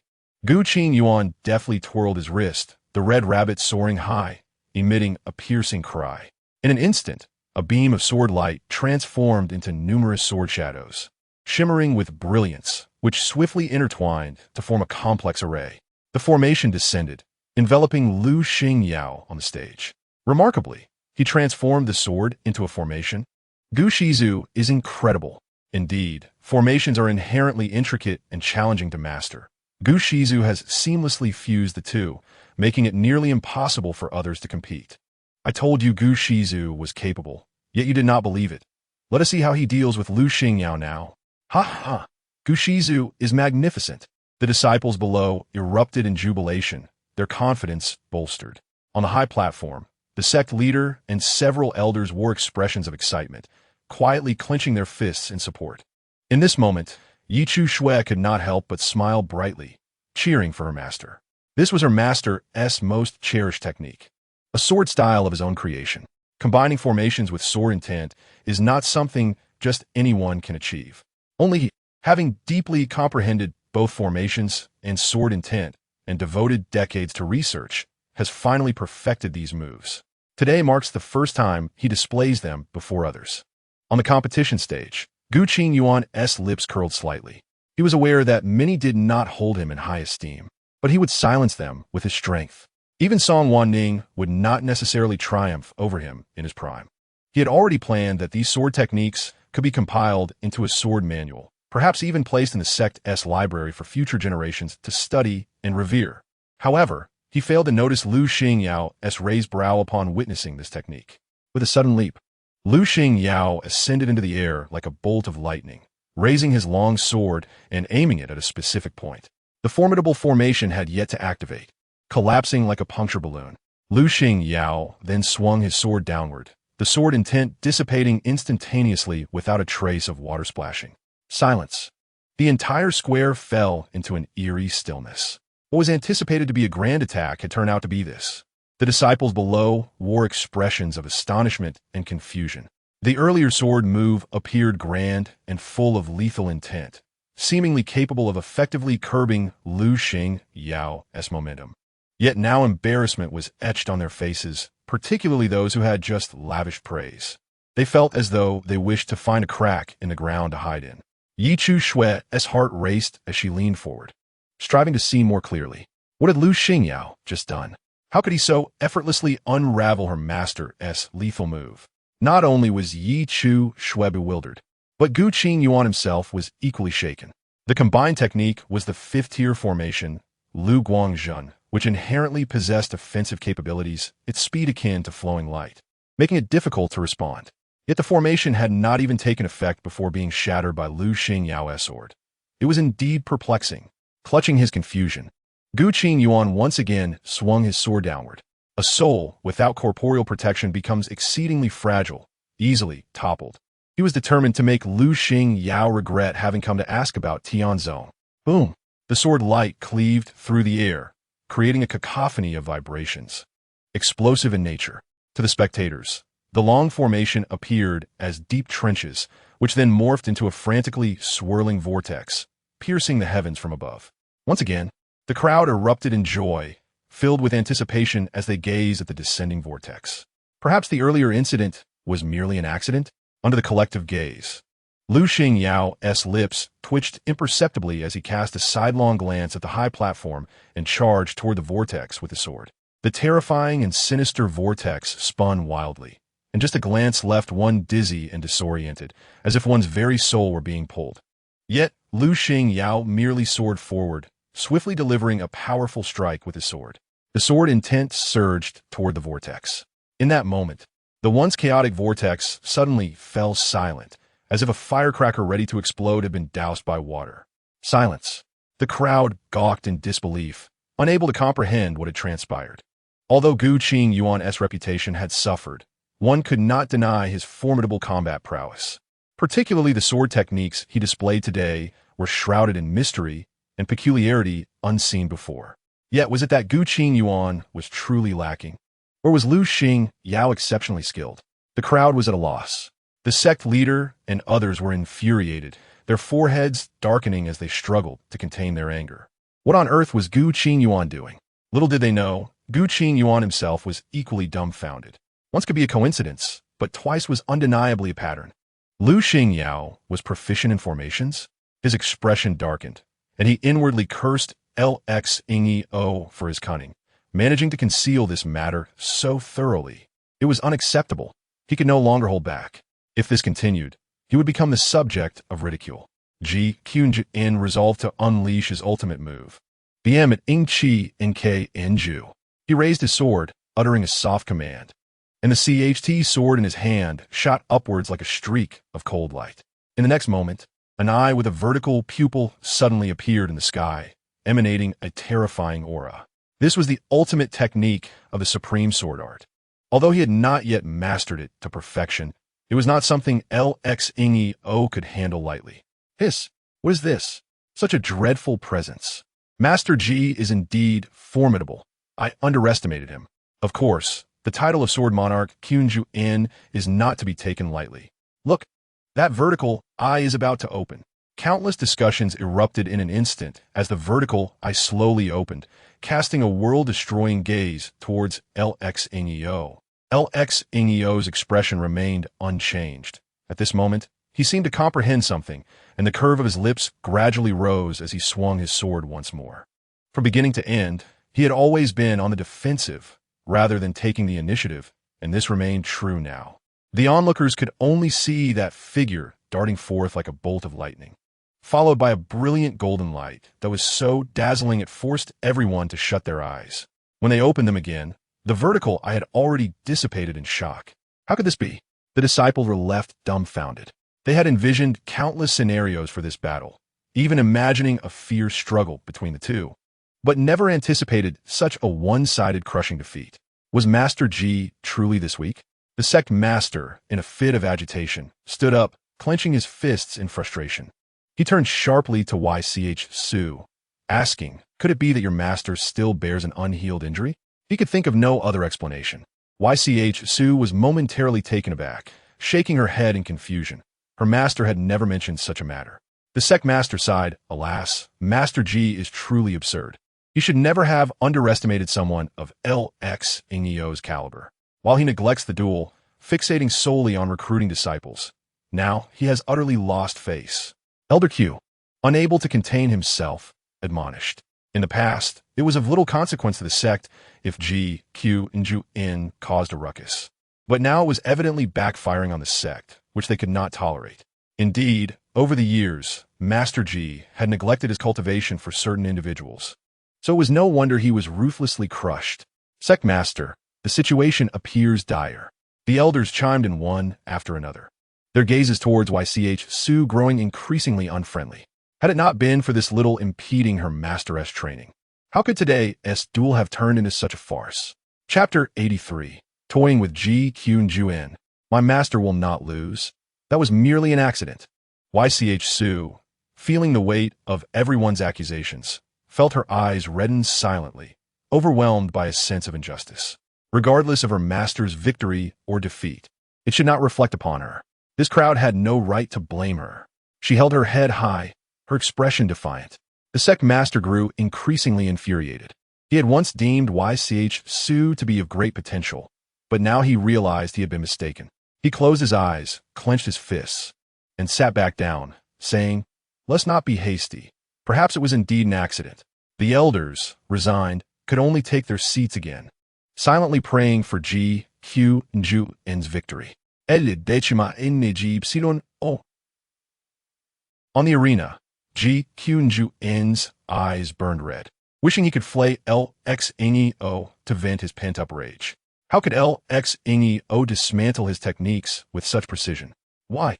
At this moment, he felt as if he stood exposed before LXNEO, stripped of all defenses. Is my friend G angry? LXNEO squinted slightly, a mocking smile curling at the corners of his lips, revealing a look of disdain. He had initially thought that G, Q, and Ju In had abandoned the duel to pursue romantic interests, believing himself assured of victory. But it turned out to be a case of reckless abandon. LXNEO never imagined he would find himself speaking with such hubris. Yet, he did not mind changing his demeanor to vent his frustrations towards SNW and NN.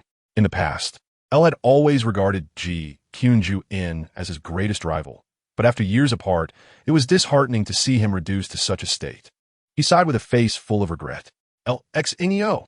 G, Q, and Ju In completely lost his composure and could no longer restrain himself from attacking LXNEO again. However, what transpired next made him question his very existence. No matter how he struck, LXNEO swiftly countered, and each retaliation was fierce enough to wound him. After more than a dozen exchanges, he had become a mere joke. The disciples watching from below had fallen silent, their earlier cheers now a stark contrast to their current humiliation. They watched helplessly as G, Q, and Ju In attacked, only to be sent flying in return. Again and again, he resembled a clown, tirelessly persisting. LXNEO was utterly detestable. He could have ended it swiftly, yet he chose to toy with him, countering and dismantling his moves without ever taking the initiative. The disciples felt numb, while those on the high platform realized LXNEO's intentions. Each of them turned red, in frustration. LXNEO was shattering G, Q, and Ju In's resolve. What a ruthless strategy. It was infuriating. The Sect Master wished he could rush up and stop the duel. However, he could not. This was a duel, and unless one party conceded, they would have to watch helplessly, even if G, Q, and Ju In were to be gravely injured. Moreover, if G, Q, and Ju In could not handle LXNEO, what could the elders do but unite against him, perhaps offering a chance to bring him down? YCH Su's complexion turned pale, no longer reflecting the earlier sense of triumph. In her heart, her master had always been as steadfast as a mountain, invincible like a war god. As long as her master was by her side, she felt a profound sense of security. But now, her master was being cornered step by step, treated like a mere plaything. The towering image she had of him shattered entirely. YCH Su swayed slightly, struggling to maintain her balance. Ing savored the change in their expressions, her smile widening. The food in her mouth tasted even more delightful. This spectacle had been building for half a month. It had certainly lived up to her expectations. Behind Ing, El Ru, cheeks stuffed with dried fruit, looked like an adorable little squirrel. She widened her eyes, initially shocked and puzzled, but now she buried her head, unable to suppress the shaking of her shoulders. Heaven knows how hard it was for her to stifle her laughter. Simultaneously, her respect for her master deepened. The techniques G, Q, and Juin employed were precisely those he had used during the recent half-month of sparring with LSHB. She had studied diligently, memorizing each move and technique, leaving no room for error. LSHB had long understood the flaws in these techniques during their sparring sessions over the past month. Was he not simply toying with G, Q, and Juin now? El Ru quickly raised her hand to cover her mouth, fearing she might inadvertently burst out laughing and cause trouble for her master. Yet to others, it seemed this little girl was unable to bear witnessing G, Q, and Ju In being toyed with, and chose to look away. The battle on the arena continued. G, Q, and Ju In's hair was disheveled, his eyes bloodshot, having entered a frenzied state. No one could accept that their techniques were constantly being dismantled so easily. Despite exerting all his strength, his opponent managed to effortlessly exploit his weaknesses. Impossible. This could not be happening. G, Q, and Ju In refused to accept reality and became increasingly ferocious in his attacks. He sought to prove his strength, yet internally, he began to unravel. His resolve was fracturing at that moment. LXNEO continued to stoke the flames, taunting, G, I suggest you concede. As long as you admit your inferiority, I shall spare you. What do you say? If you continue to resist, you will merely become a source of ridicule. Guqing Yuan, in the past, you could never defeat me, and in the future, you shall remain the vanquished. With each utterance, Guqing Yuan's demeanor grew increasingly frenzied. Lu Xingyao felt a surge of delight, his movements becoming ever more adept. The depth of love corresponds directly to the intensity of hate. Song Wanning, who once vowed to protect him with her life, now sought only to ruin Guqing Yuan's reputation and shatter his resolve. How ruthless! Yet, it only endeared him further. To love fiercely and to hate deeply is, after all, a form of liberation. Raising his gaze, Lu Xingyao beheld Guqing, whose expression teetered on the brink of madness, his eyes glinting with cold resolve. It is likely that Guqing Yuan never anticipated that the one capable of inflicting such pain upon him would be Song Wanning, who understood him better than anyone else. At this thought, a surge of jealousy welled up within Lu Xingyao. How much must one care to possess such intimate knowledge of Guqing Yuan's weaknesses? At times, he truly envied Guqing Yuan. With an icy demeanor, Lu Xingyao decided it was time to get serious. His aura shifted dramatically, and he finally swung his sword down. An infinite cold light engulfed the entire arena, and the spectators could only behold a myriad of sword lights intertwining like a complex array, each gap meticulously targeted toward Guqing Yuan from every conceivable angle. Guqing Yuan's protective aura trembled, and the sword lights shot outward. Yet, rather than dispersing, they like a breath surged back toward Guqing Yuan in the next instant. Concurrently, a shadowy light appeared stealthily, akin to a single hair amidst the countless beams, nearly imperceptible. Yet, it was this very shadow that pierced directly into Guqing Yuan's heart. Caught off guard by the sudden assault, Guqing Yuan stumbled, subsequently spewing forth a mouthful of blood. At that moment, Lu Xingyao's next attack was already upon him. Chapter 84. Complete Domination. The sword light shot straight for his face. He could not evade it, managing only to shift half a meter to the side. The blade struck his shoulder, leaving a gash, the quality of his garment torn by a superior artifact. He halted mid-air, creating a whirl of air. With no time to evade, another wave of sword intent hurtled toward him. One misstep leads to a cascade of errors. From the very beginning, Guqing Yuan had missed the opportunity to counterattack, finding himself ensnared in a passive position. Paired with his crimson eyes, he resembled a madman. The hearts of the disciples raced in unison. Guqing Yuan looked skyward, spewing blood once more, splatters of red adorning his face and body, amplifying his tragic appearance. Surrender. Guqing Yuan, surrender. Lu Xingyao taunted him repeatedly. Initially, he'd been traveling, but upon hearing that Song Wanning had severed her engagement with Guqing Yuan and that Guqing Yuan had embarked on an illicit romance with his own disciple, it became an unforgivable sin in Lu Xingyao's eyes. The treasure he cherished had been so insulted. He immediately abandoned everything to challenge the Wenniangong, seeking to exact vengeance for Song Wanning and for himself. Lu Xingyao's gaze grew more profound, his killing intent sharpened, pressing relentlessly until Guqing Yuan had nowhere to retreat, nowhere to dodge. Countless wounds marred Guqing Yuan's form, his clothing tattered, his demeanor frenzied. The onlookers were stunned into silence, fear creeping in. The sect leader, no longer able to uphold decorum, rose anxiously, eyes fixed on the arena. Guqing Yuan's fate was sealed. With victory and defeat now determined, why did he not concede? Should his heart be shattered, Wenniangong would lose yet another strong warrior, rendering their situation even more perilous. Yi Chuxue, at this moment, could no longer remain still. She rushed to the foot of the arena, disregarding the astonished gazes of the crowd, fervently pounding on the array. Master, Master, I believe you can overcome this peril. Disciple believes in you, Master. Throughout her cultivation journey, she had faced numerous adversities, each time emerging victorious from the brink, unlocking her potential in dire circumstances. If she could achieve it, surely her master could as well. If he were to concede here, how would others perceive him? His reputation would undoubtedly suffer grievously. Most concerning was the potential impact on his resolve. The consequences could be dire. Yi Chuxue, come here, stop your foolish shouting. The sect leader, already worried for Guqing Yuan, grew irritated at Yi Chuxue's words, fearing for what might happen if Guqing Yuan were to suffer any misfortune. It was evident that Guqing Yuan could not win. They had no options left.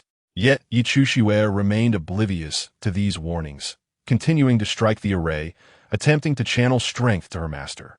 Meanwhile, Guqing Yuan, pushed into a corner, caught sight of his disciple's encouragement.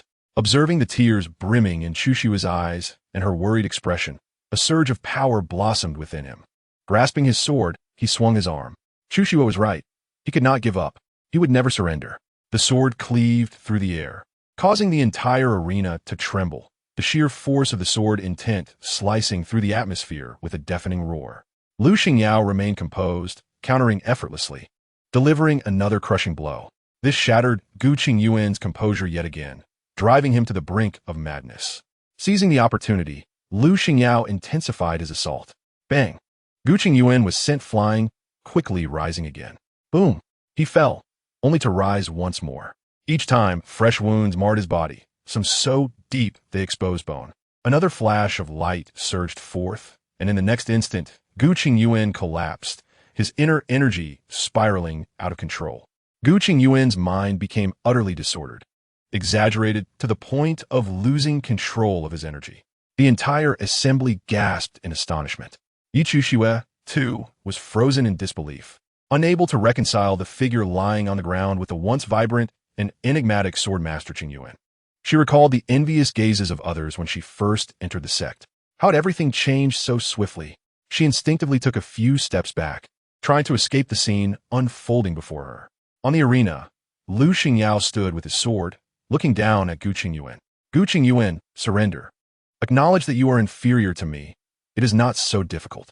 His expression bore a hint of sympathy, deeply piercing Guqing Yuan's heart. I have not lost. As long as there is breath in me, I shall never concede. Guqing Yuan persisted, defiance flashing in his blood-red eyes. Lu Xingyao clicked his tongue, expressing disappointment. I had hoped to resolve this amicably, yet your refusal to concede complicates matters. Very well, I shall refrain from using spiritual power henceforth to avoid being accused of mercilessness. As soon as he finished speaking, he appeared before Gu Qingyuan. Fists and feet rained down upon Gu Qingyuan like a deluge, speaking courteous words, yet delivering heavy blows. Bang! Gu Qingyuan was tossed about like a mere punching bag by Lu Xingyao. He yearned to resist, but due to his chaotic energy, he could not even lift a finger, enduring the blows passively. Soon, his once handsome visage transformed into a swollen mess. His body was a tapestry of bruises, every inch marred, devoid of any unblemished skin. Heaven forbid, Master Gu should hasten to surrender. This is sheer self-infliction. Lu Xingyao's actions were evidently an affront to Master Gu. Master Gu, get up and retaliate. We support you. Stop dreaming. Master Gu cannot even control his energy now. The voices of the disciples blended into a cacophony, many unable to watch further, turning their heads away. For many in Wenyangong, Gu Qingyuan was an idol they revered and aspired to emulate. Now, witnessing a divine figure fall from grace struck them with profound shock, stirring a tumult of emotions within, especially since this grand competition bore implications for Wenyangong's reputation. The crowd sighed repeatedly. The sect leader, having resigned himself to despair, slumped onto a chair, choosing to turn a blind eye to the unfolding chaos. Although Lu Xingyao's actions were distasteful, they were measured, refraining from exploiting the situation to utterly ruin Gu Qingyuan. They had no choice but to swallow their indignation, unable to utter a word of reproach. Even knowing he was being insulted, they could only endure in silence. He cast a gloomy glance at Yi Chu Xue. Had it not been for her encouragement, Gu Qingyuan might have conceded long ago. The disciples of Wenyangong need not suffer such humiliation. Reflecting on recent events, the sect leader's gaze darkened. This woman would only bring calamity if left unchecked. Chapter 85. I have done nothing at last under the one-sided onslaught. Gu Qingyuan succumbed to unconsciousness. Before losing consciousness, his unwilling and humiliated gaze pierced through Lu Xingyao like a sharp blade. Yet all he received in return was a derisive chuckle. Consumed by fury and weakened by his injuries, he fainted before the crowd. The vast square fell into an eerie silence. Eyes darted among the gathered spectators, none expecting such an outcome. There was a shared sense of regret, yet simultaneously, their gazes towards Lu Xingyao transformed into a mixture of respect and fear. Such power was indeed formidable. Gu Daoyu is truly persistent. Lu Xingyao feigned regret as he leapt down from the arena. The elder in charge of the sect, his face flushed like a pig's liver, hastily announced the result, his voice barely above a whisper, as if afraid of being overheard. Once the result was revealed, the formation dissipated. Yi Chu Xue hurriedly ascended the platform, cradling Gu Qingyuan as she fled. She felt both heartbroken and embarrassed, eager to escape this shadowy place. After taking just a few steps, Song Wanning suddenly spoke up. Yi Shixi, I have heard that Gu Shixiang not only owes the sect's spirit stones, but has also squandered many precious elixirs recently. I suppose the sect can no longer support him. If he finds himself at a loss, please let him know he may come to me for elixirs. She deliberately highlighted the sect's investment in this bout, subtly alerting the disciples to the situation. It also awakened the sect leader to Gu Qingyuan's extravagant expenditure on top-tier elixirs, resulting only in humiliation. Yi Chu Xue's brows knitted together at her words, silently grinding her teeth in fury. Ah, she nearly forgot. Yi Shixi also possesses alchemical skills. How could Gu Shixiang possibly seek my assistance for elixirs? I must have been overly sentimental. Song Wanning chuckled softly, covering her mouth. Everyone understood she was mocking Yi Chu Xue and Gu Qingyuan, yet none dared to confront her. In fact, many contemplated that had Song Wanning represented Wenyangong in battle, the outcome might have been entirely different. This thought was plainly etched on their faces. Yi Chu Xue's gaze swept rapidly across the crowd, her anger becoming increasingly uncontainable. The realm of cultivation is often starkly pragmatic, with individuals quick to elevate the high and trample the low. She was well accustomed to this. The humiliation endured today would undoubtedly be repaid double in the future. She cast a deep glance at Lu Xingyao and a fleeting glance at Song Wanning on the high platform before lowering her head and hastily departing. The two had arrived in high spirits, but left in disgrace, much to the delight of Li Ruo. How they flaunted themselves and embarrassed themselves so thoroughly. She blinked her large eyes, smiling as she offered a dried fruit to Song Wanning. Song Wanning glanced at her with a smile, winking in response. The master and disciple shared a moment of joy. The sect leader, witnessing this scene, was infuriated, his nose wrinkling in displeasure. Song Wanning displayed no sense of decorum. Even if she held a grudge against Gu Qingyuan, she ought to prioritize the sect's interests. He sternly addressed Lu Xingyao. Lu Daoyu, the duel has concluded. I shall not keep you any longer. Please feel free to depart. With that, he waved his sleeve and exited, already dreading the challenges that lay ahead. Just the thought of it was enough to infuriate him. Once the sect leader left, the remaining elders could no longer contain themselves and hurriedly departed, their faces flushed with shame. Today, they had lost all dignity, and they could only wonder how the tale would be spun in the aftermath. Soon, only Song Wanning, her disciple, and Lu Xingyao remained in the square. Lu Xingyao observed Song Waning's content demeanor and chuckled wryly. Thank you, Song Daoyu, for allowing me to display my prowess today. He lowered his voice, hinting at deeper meanings. Song Wanning looked up, her innocent eyes glimmering with confusion. Lu Daoyu, your words are quite peculiar. I have done nothing. Lu Xingyao smiled indulgently. Indeed, you have done nothing. You merely refrained from stripping Gu Qingyuan of his undergarments. With the matter concluded, he felt it best not to linger. Despite his reluctance, remaining would only trouble Song Wanning further, having already humiliated Gu Qingyuan to his satisfaction. Moreover, this ungrateful fellow showed no desire for him to stay. He cast a resentful glance at Song Wanning, then turned his gaze toward Bai Yang, a warning flashing in his eyes before striding away. Bai Yang's expression shifted slightly, his eyelashes fluttering as he fixated on Lu Xingyao's retreating figure. His instincts had proven correct. Lu Xingyao's feelings for his master were anything but ordinary, and he even bore hostility towards Bai Yang himself. So what? His master harbored no sentiment now. No matter how much effort Lu Xingyao expended, it would only be a waste of time. Song Wanning wiped her hands, stowed away the remnants of their meal, and rose. Lu Xingyao's comings and goings were of little concern to her. However, the curve of her lips revealed her current state of bliss. Sister, today, Gu Qingyuan has lost face in a grand manner. The sword spirit danced joyfully in her consciousness, brimming with pride, eager to personally deal with him.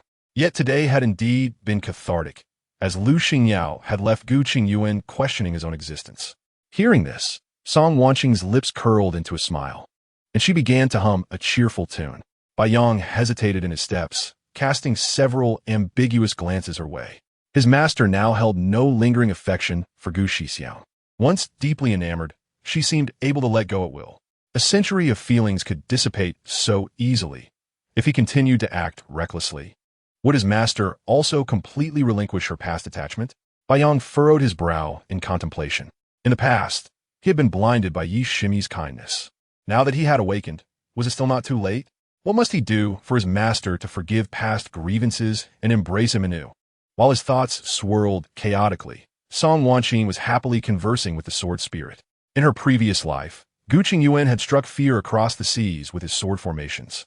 Mentioning the sword Monarch Qingyuan would invariably elicit praise for his innovative blending of swordplay and formations, along with their formidable power.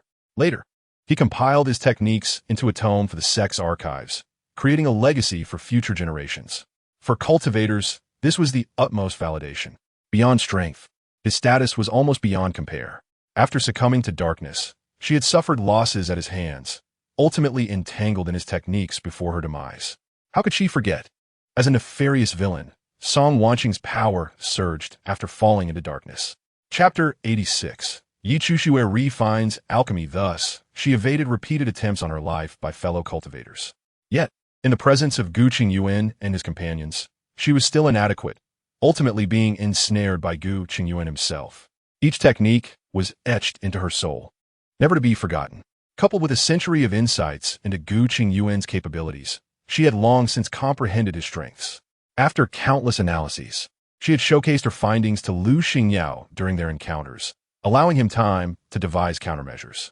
Lu Xingyao, possessing exceptional comprehension and talent, fully mastered it within a mere half-month. Moreover, he was astute enough to grasp her intentions, directly shattering Gu Qingyuan's psychological defenses, leaving him with an inner demon. The heart of the Tao has been damaged, and the demonic thoughts have begun to surface. If Gu Qingyuan cannot surpass Lu Xingyao, not only will he struggle to advance to the transformation of divinity, but even to the late stage of Yuan Ying will be a challenge. Song Wanning furrowed her brows, her eyes filled with tenderness, and her smile gentle, yet it inexplicably instilled a sense of dread. It is rather amusing. The depth of love corresponds to the depth of understanding. Gu Qingyuan must be utterly frustrated. Ha. The sword spirit chuckled along. Deservedly so. This riddle will remain unsolved for him throughout his life. When he awakens, he will undoubtedly question his existence. After all, he is a formidable weapon never revealed before the public, yet he was easily defeated by someone. Who could bear such a humiliation? Song Wanning quickened her pace, her mood brightening further. It is truly a pity that she cannot witness Gu Qingyuan's awakening. Master, the esteemed teacher remains in a state of unconsciousness, and Uncle Lan is in closed-door cultivation. I beseech you to lend your assistance. Yi Chuxue approached the Master's hall, her heart heavy with resentment as she felt an unprecedented humiliation. The gazes of the surrounding disciples seemed as if they could pierce through her. She caressed the storage ring on her finger, her eyes clouded. Her master had given her the storage ring, allowing her to endure a year in the Shifeng cave and even progress to the late stage of foundation establishment. However, she had exhausted all the medicinal pills. Originally, she had descended the mountain with the remaining spirit stones to purchase pills, but none of the shops had high-grade medicinal pills. She had intended to seek help from Lan Lu, but upon hearing the news, he immediately entered closed-door cultivation and she didn't even get to see him. Yi Chuxue knew that Lan Lu was still holding a grudge. She clenched her fists, utterly baffled as to why she and her master had ended up in such a state. Yi Shiji, it is not that this master is unwilling to assist, but all the stock in the sect has already been given to Gu Shidi, hoping that he could bring honor to the sect. Who would have thought? The master smiled with a hint of mockery as he regarded Yi Chuxue, who was burdened with a multitude of matters awaiting resolution. Yet this girl dared to come and cause trouble. You are aware that ever since Gu Shidi fell out with Song Shimi, she has not provided any medicinal pills to the sect. This master is simply helpless. With that, he produced a small porcelain vial and handed it to Yi Chuxue. I hope Gu Shidi recovers soon. Our Wenniangong still needs him. After exchanging a few hollow pleasantries, he turned and left, entirely disregarding Yi Chuxue's ghastly expression. The master's actions were undoubtedly dismissive. How dare he? He had never treated her master this way before. Such is human nature, indeed. The cultivation world is truly disheartening. How dare they still seek medicinal pills? I have heard that for this duel. The master gave the only 8th grade medicinal pill to Gu Shizu, only for it to end in such disgrace. Indeed, yesterday, I wished I could find a crack in the ground to hide in. Losing is one thing, but I never expected it to be such a humiliating defeat. The renowned sword monarch Qingyuan? I suspect that title is merely inflated. Any Yuaning master should not have suffered such a fate. Alas, isn't it all due to beauty? I heard Gu Shizu was severely injured multiple times for Yi Shu, and his cultivation has stagnated for years. Is that true? Of course it is. My brother has been cultivating spirit herbs on Gu Shizu's peak, and says Gu Shizu dotes on Yi Shu, as if she were his own eye. The disciples whispered among themselves, their scrutinizing gazes unrelenting upon Yi Chuxue. These wretches! This humiliation will surely be repaid 100-fold in the future. Wenniangong, this accursed place, ought to fall apart. She felt both heartache and a faint weariness. She had had enough of Wenniangong. Once her master awakens, she will leave this place. The world is vast. There must be a place for her. Opening the small porcelain vial, she extracted the meager medicinal pill and placed it in her master's mouth. Yi Chuxue pressed her lips together, a glimmer of determination flashing in her eyes. Since they were unwilling to provide her with medicinal pills, she would refine her own. The previous incident was merely an accident. As long as she devoted herself to research, she would undoubtedly showcase her prowess to everyone. Wenniangong, prepare to regret. She turned and dashed into the alchemy room. Master, I heard Yi Chuxue sought medicinal pills from the sect master and was casually dismissed. Li Ruo bounced in, carrying a small rabbit and speaking cheerfully. The little girl, though appearing soft and delicate, was quite fierce. She must have encountered a fierce beast in the back mountain again. Li Ruo was not a tool she summoned to annoy by Yang and others, nor was she a pet taken in at random. She did not wish to repeat her previous mistakes of nurturing all into ungrateful creatures. As for Yi Chuxue, she had anticipated that. She could only hope Yi Chuxue would master the art of alchemy soon, so she could properly care for Gu Qingyuan's injuries. Gulmei, I shall take you to the training platform. News of Lu Xingyao's overwhelming victory over Gu Qingyuan quickly spread. There are always those willing to take risks for spirit stones. Selling sect information, and the sect master could not contain it. With countless eyes watching, he was powerless to act. Now that Wanjian's sect has fired the first shot, we of the Qixing sect cannot fall behind. Tomorrow we shall set out for Winiangong with Mingyue Shidi. Chapter 87.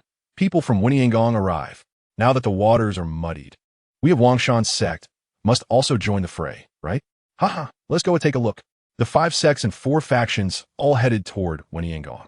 Last time, it was the gathering of prodigies. This time, it was the pillars of the sect, Yuan Ing cultivators going into battle. As the transformation of divinity ancestor of Winiangong delayed his appearance, they could not afford to wait indefinitely. Now that Wanjian's sect has taken the lead, they too must act swiftly to compel the transformation of divinity ancestor to emerge, so they may divide Winiangong's resources. Unlike the other sects that were invigorated, several elders of Wanjian's sect were locked in a fierce stare-off with Lu Xingyao. Are you saying that you simply dislike Gu Qingyuan, and that's why you initiated the duel? The master of Wanjian's sect was infuriated. If Winiangong were to collapse entirely, it would be one thing. But if it were merely a false alarm, Wanjian's sect would bear the brunt of the backlash and become the target of Winiangong's ire. In that case, they would be the ones to suffer. The instigator would be comfortably enjoying himself within the sect. The more he thought about it, the angrier he became. However, Lu Xingyao was a treasure of Wanjian's sect, who they could neither scold nor strike, only pamper. Master, I apologize. At that time, I was unaware. But I do not regret it. I just wonder if Song Wanning considered the consequences of this. Was it intentional or... Enough. It has come to this. We are powerless to change it. Now those old fellows have taken their people to Winiangong. It shouldn't be long before results emerge. At that time, Wanjian's sect must claim a larger share, given that we took the lead. The master of Wanjian sect's thoughts raced quickly, immediately discussing with other elders which land resources were richer and which cities had the most favorable tax revenues. Lu Xingyao stepped out of the master's hall with his sword on his back. After a moment's hesitation, he sent a voice transmission to Song Wanning. It is somewhat embarrassing. Having harbored a secret admiration for Song Wanning for nearly 100 years, he had only recently obtained her voice transmission talisman. After fiddling with it for a while, he released the talisman, sending it flying toward Winiangong. If Song Wanning needed help, he would not hesitate to assist. If he were to bring her trouble, he would gladly make amends. Master, is that Uncle Lu? Li Ruo exclaimed in surprise upon hearing a familiar voice. Why are you so excited? Song Wanning raised an eyebrow, teasingly asking, You're so young. Could it be you've developed feelings? Li Ruo blushed fiercely, akin to a flaming torch. Master, that's not it. I just feel that Uncle Lu treats you much better than Gu Shidi. She was just a little girl. How daring of her master to think this way. Song Wanning gently tapped Li Ruo's forehead, smiling helplessly. It seems the tasks I assigned you are not sufficient. You still have the energy to worry about my affairs. Squatting down, she looked into Li Ruo's innocent eyes and sighed. Li Ruo, life in this world is inescapably intertwined with emotions and desires. However, it is paramount to remember that one must prioritize oneself above all else. Engage with life wholeheartedly, and do not elevate someone based on the shortcomings of another. Just because Lu Xingyao appears to be a commendable choice compared to Gu Qingyuan, is it wise to deem him worthy of trust? Such habits are detrimental. In this lifetime, Song Wanning has long sealed her heart and love. Yet she would not impose her thoughts upon Li Ruo. Each individual possesses their own karmic ties. It is essential to remember that oneself is the greatest support. Even a master cannot provide perpetual protection. Li Ruo furrowed her small brow, diligently committing these words to memory. Although she could not fully comprehend them yet, she made a note of them, believing she would eventually understand. Her innocent expression elicited a smile from Song Wanning. One could only hope that the young girl would not tread the same path as her elder. Soon, when Tianzong became bustling with activity, as waves of uninvited guests arrived, exuding an intimidating aura that left the sect leader and several elders in a state of distress. They trudged around with long faces, appearing as if someone owed them a debt. The disciples were equally anxious, fully aware that the sect was facing a precarious situation. Those in slightly higher positions understood the circumstances even more clearly, feeling a deep sense of urgency. Only Song Wanning and her disciple continued to enjoy their days in unparalleled tranquility. Before long, members from various sects once again gathered at Tianzong. Though the time between visits was brief, the circumstances had shifted dramatically. Particularly when they proposed to challenge the elders, the expressions on everyone's faces turned ashen. We all know each other well, so is there really a need for a duel? The sect leader inwardly cursed repeatedly, wishing he could expel all these individuals from his sect. What has to harm? It has been years since we last engaged, and this time could serve as a means to stretch our muscles and hone our skills. Indeed, many years ago, I suffered a defeat at the hands of your sect's fourth elder, so it would be fitting to seek a rematch. Let's line up behind you. We shall form a queue. Everyone chuckled as they began to organize themselves, completely disregarding whether Tianzong would agree. Observing their exuberance, the sect leader's face turned nearly purple. This group sought to force the manifestation of the venerable ancestors through dueling. In a daze, he could almost envision the major sects carving up Tianzong's territory. The more he contemplated, the more fearful he became. Suddenly, Lu Yi from Wangshanzong spoke up. I have heard that your esteemed sect Song Wanning has ascended to the pinnacle of Yuanying. Such strength must surely place her among the elite in our 7 sects and 4 factions. Oh, is that so? Song Daoyu has advanced to the pinnacle of Yuanying so swiftly? Everyone was taken aback. In such a short time, she had managed to ascend 2 levels. Instantly, Song Wanning became the top candidate on the challenge list of various major sections. Everyone was eager to ascertain her true capabilities, fearing that she might advance to the transformation stage at this critical juncture, which would significantly disrupt their plans to divide Tianzong. Upon hearing this, the sect leader's expression shifted, silently glancing at the person who spoke. If his memory served him correctly, this individual seemed to share a good relationship with Song Wanning. Haha, indeed, Song Shimi has advanced, but unfortunately, her foundation is still unstable as she has only just ascended, making it inconvenient for her to engage in battle at this time. The current situation is different from a one-on-one duel with Lu Xingyao.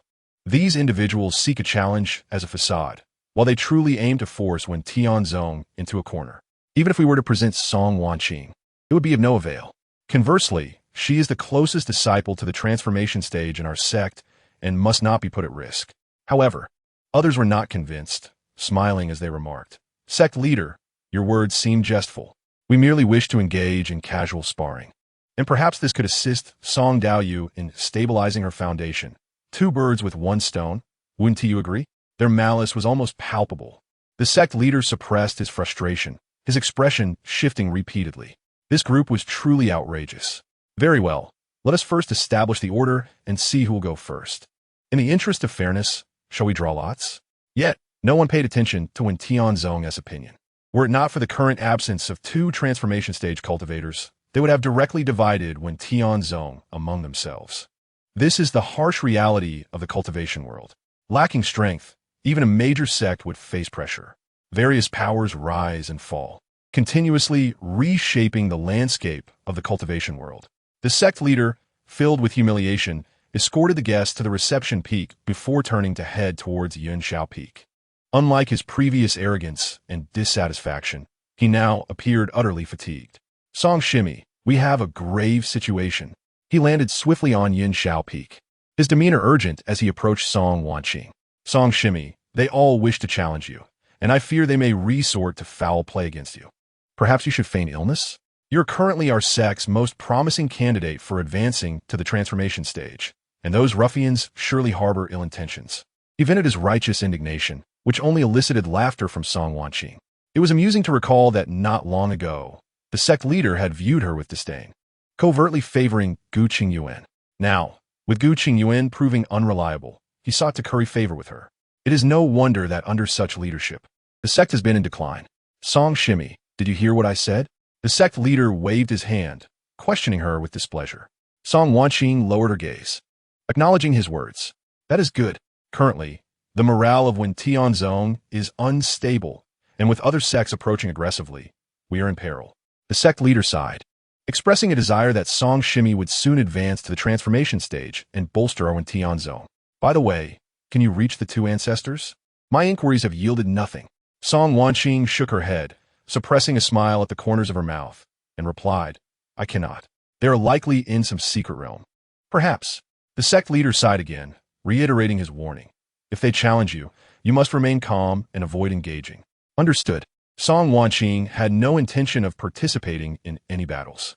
She would no longer put herself in the position of defending when Tianzong. The sect leader left with a furrowed brow. How despicable! As soon as the master ascended, he set his sights on you. His ambitions are truly lofty. The sword spirit scoffed, finding the sect leader's demeanor utterly repugnant.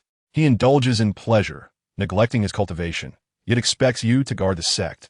What audacity! Song Wanning raised her brows slightly, dismissing him. Once when Tianzong falls, he too shall vanish from this world. There is no need to be angry over such trivialities. I'm just infuriated that he views you as a fool. The sword spirit, born alongside Song Wanning, is her sky and her faith. Anyone who harms her becomes the target of its wrath. Song Wanning smiled, deciding to let him have his fun for now. It will be too late for him to disappear after being nailed to the sect's pillar of shame. Indeed, it would be too lenient to let him die so easily. The sword spirit grinned mischievously, eagerly anticipating that day. The following day, Yin Xiao Peak welcomed a guest, none other than Lu Yi. Wanqing, I have missed you dearly. She rushed towards Song Wanqing, a wave of fragrant aroma wafting toward her. Song Wanqing sidestepped, evading the embrace. Lu Yi stumbled forward, momentarily bewildered, her eyes flashing with a hint of confusion. However, she quickly composed herself, pouting as she inquired, What is the matter? Has it been so long since we last met that you've grown distant? Or do you now look down upon us old friends since your recent advancement? Lu Yi, with her innocent beauty and quirky personality, was endearing to many, garnering friends aplenty. Song Wanqing once regarded her as a dear friend, confiding in her all secrets and sentiments.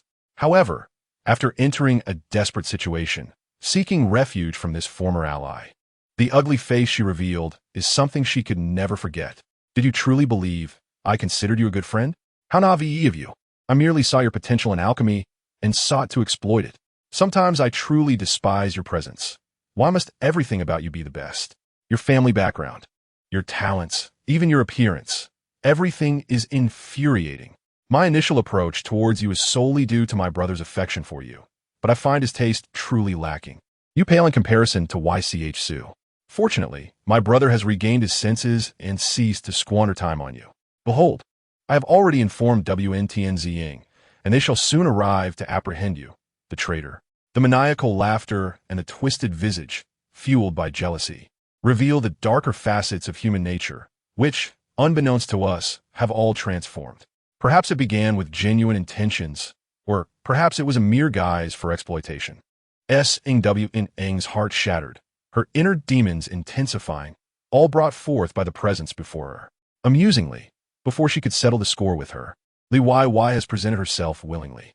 A sinister glint flickered in Ng's eyes as she fixated on Li YY, causing the latter's scalp to prickle with unease.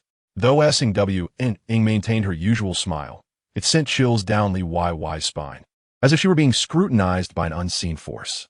Did she uncover the proposal I suggested yesterday? Li YY's expression shifted, and with a tone of feigned innocence, she explained, WNNing, are you upset about yesterday? I'm truly sorry. I had no choice. Our WNSHNZing's leader insisted I mention you. I swear it was unintentional. As she spoke, tears welled in her eyes, her demeanor pitiful and sorrowful. She wept inconsolably. WNNing's smile deepened. And observing Li YY's clumsy performance, she became increasingly aware of how foolish her past self had been for failing to see through such a person, leading her down a path of despair. It was not unjust. Thankfully, the SNSHing had aided her, granting her the chance to rectify her past mistakes. SNWNing tightened her grip, falling into silence. Her unusual demeanor caused Li YY's heart to skip a beat, and she furtively cast glances at SNWNing while sobbing. Gradually, the tears ceased. Something was amiss with SNWNing. Li YY halted her weeping, suspicion filling her heart, and boldly inquired, WNNing. WNTNZing is in a dire situation. If you do not step forward to challenge them, WNTNZing may face peril. Her heart was consumed by hatred for SNWNNing's talent and intelligence. In such a short time, SNWNNing had ascended to the peak of UNYing, surpassing her by 2 minor realms. She twisted her fingers, consumed by jealousy. Suddenly, SNWNNing sighed and seized Li Y's hand. I too am aware of the grave circumstances, but my cultivation is not attained through conventional means. Thus it cannot withstand scrutiny. She subtly hinted, and Li Y instantly grasped the implication, delight flooding her heart. So that SNWNNing's cultivation stems from pill consumption. With this knowledge, she could no longer be blamed for using her as a stepping stone. Chapter 89. Li Y's plan. Li Y's skin tinged with a slight tremor, suppressing her inner excitement. After her mental gymnastics, she concluded that SNWNNing's cultivation was built upon the foundation of pill consumption, presumably to uphold the prestige of WNTNZing, forcibly elevating her rank. Such actions further confirmed the dire state of WNTNZing. With this understanding, she could not hold back her ruthlessness. Alas, WNNing, I comprehend your struggles, yet everyone is clamoring to challenge you. It seems you cannot evade this. SNWNNing's expression turned immediately anxious. What should I do? How can I possibly contend with them? Perhaps I should feign illness, claiming I am injured and unable to fight. She gripped Li Y's hand tightly, visibly distressed and genuinely terrified. Li, I secretly skov, heriartem used. Do not fret. Allow me to devise a plan. An idea struck her. How about this? I shall challenge you instead. What do you think? She seemed anxious that SNWNNing might misinterpret her intentions and quickly added, Rest assured, I will definitely hold back, ensuring you emerge victorious with grace. Really? SNWNNing appeared to have grasped a lifeline. Of course. We are the best of friends. I shall certainly assist you. Li Y silently criticized SNWNNing for her naivety. Only a fool like her would believe such an arrangement. SNWNNing had always been this way. Innocent, foolish, and clear-cut in her loyalties. She remained utterly oblivious to the subtleties of human relationships and the art of diplomacy. Perhaps her confidence stemmed from her lineage and strength, which greatly irritated Li Y, who relied on others' favor. When the time comes, you shall shine brilliantly, and the disciples of WNTNZing will undoubtedly see you as a deity. Should anyone else dare to challenge you, you can simply state that you were injured in our duel and require time to recuperate. What do you think? Li Y had even planned for her final escape route. How could SNWNNing not be moved? At this juncture, she still contemplated using her to elevate her own reputation. Li Y's thoughts were delightfully naive. She could already envision the scene where her opponent, upon defeating her, would exclaim, "Oh, I didn't mean to. I thought you could withstand it." SNWNNing even imagined the tearful explanations that would follow. She chuckled. Since her opponent sought fame, why not fulfill that desire? Why? Having you in this lifetime is truly a blessing. What else could we be but good friends? Li Y laughed as well. Her opportunity for fame had arrived. Upon learning of SNWNNing's acceptance of the challenge, the sect leader nearly leapt with astonishment. Hadn't she promised not to take risks? What was going on? Several elders prepared for battle. Although they were somewhat weaker than the prodigies like Ji Kyunjuin and LXNEO, they were seasoned UNYing cultivators, and their combat strength was not to be underestimated. Do not worry. SNWNNing's opponent is Li Y from WNSHNZing, who is at the mid-UNYing stage. The sect leader remarked, perplexed. How dare someone at the mid-UNYing stage be so arrogant? He was utterly astonished, believing he had misheard. The second elder shrugged. Who knows? Perhaps that Li Y is simply unhinged. The sect leader interjected with a cold huff. This also indicates that those individuals are exceedingly arrogant, completely disregarding us at WNTNZing. It's fortuitous that Sister S-ing has agreed to the challenge. It is a perfect opportunity to teach them a lesson. Everyone recognized SNWNNing's prowess.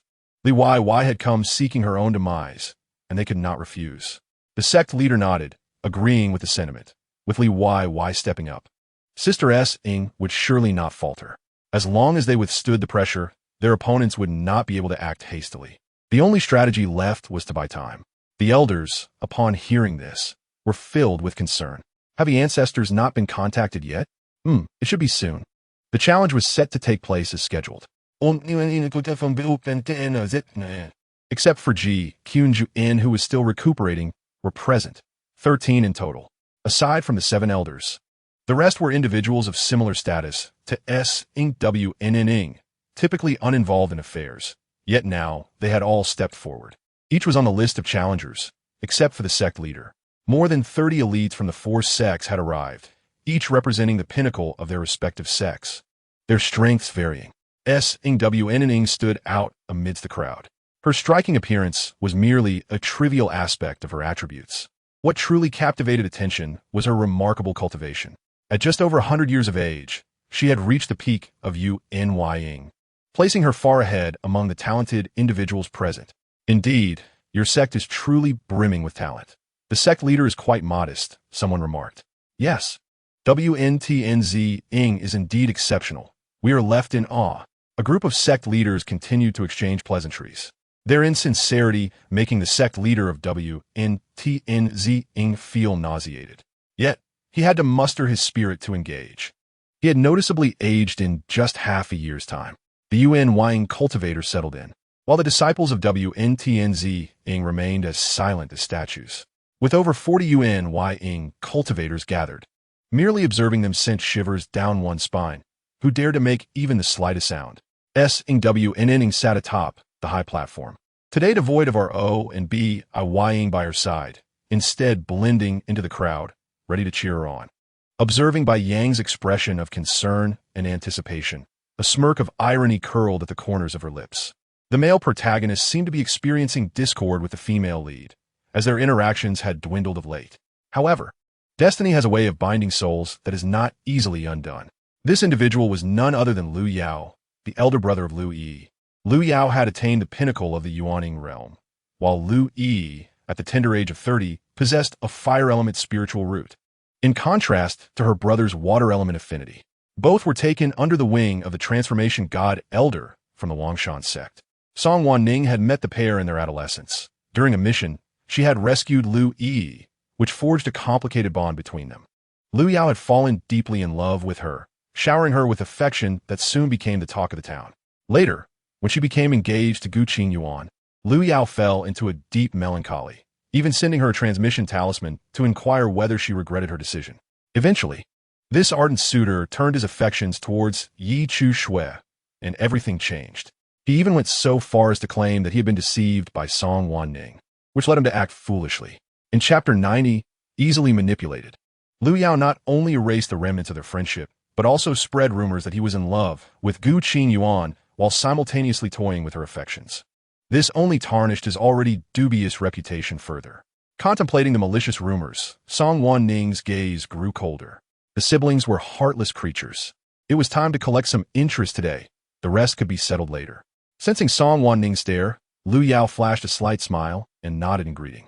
At this moment, he was unaware of Yi Chu Shui, his heart solely fixated on Song Wanning. Recently, when Gu Qingyuan and Song Wanning had called off their engagement, Lu Yao was elated, eager to rush to the Wentian sect to profess his love. Now, seeing the even more radiant Song Wanning, his emotions surged even higher. His elder brother was utterly foolish, ensnared by a woman. It was utterly ridiculous. With everyone gathered, they were ready to commence. Who shall go first? Came the polite banter among the crowd. Lu Yi, with a sweet smile, stepped forward and stated, "Allow me to begin. However, if I lose, please do not mock me, as there is quite a disparity in cultivation between Song Daoyu and myself." Her cheeks dimpled with 2 adorable indentations as she deliberately mentioned the gap in their abilities. The greater the disparity, the more shocking her victory would be. Song Wanning could prepare to be a stepping stone. Moreover, if she triumphed, it would undoubtedly deal a severe blow to the Wentian sect's morale, making future challenges increasingly perilous. The more Lu Yi pondered this, the more elated she appeared. Yet the onlookers regarded her with curiosity. The higher the cultivation, the more challenging the advancement. The chasm between different levels was akin to an insurmountable divide. Achieving a challenge beyond one's level was exceedingly difficult.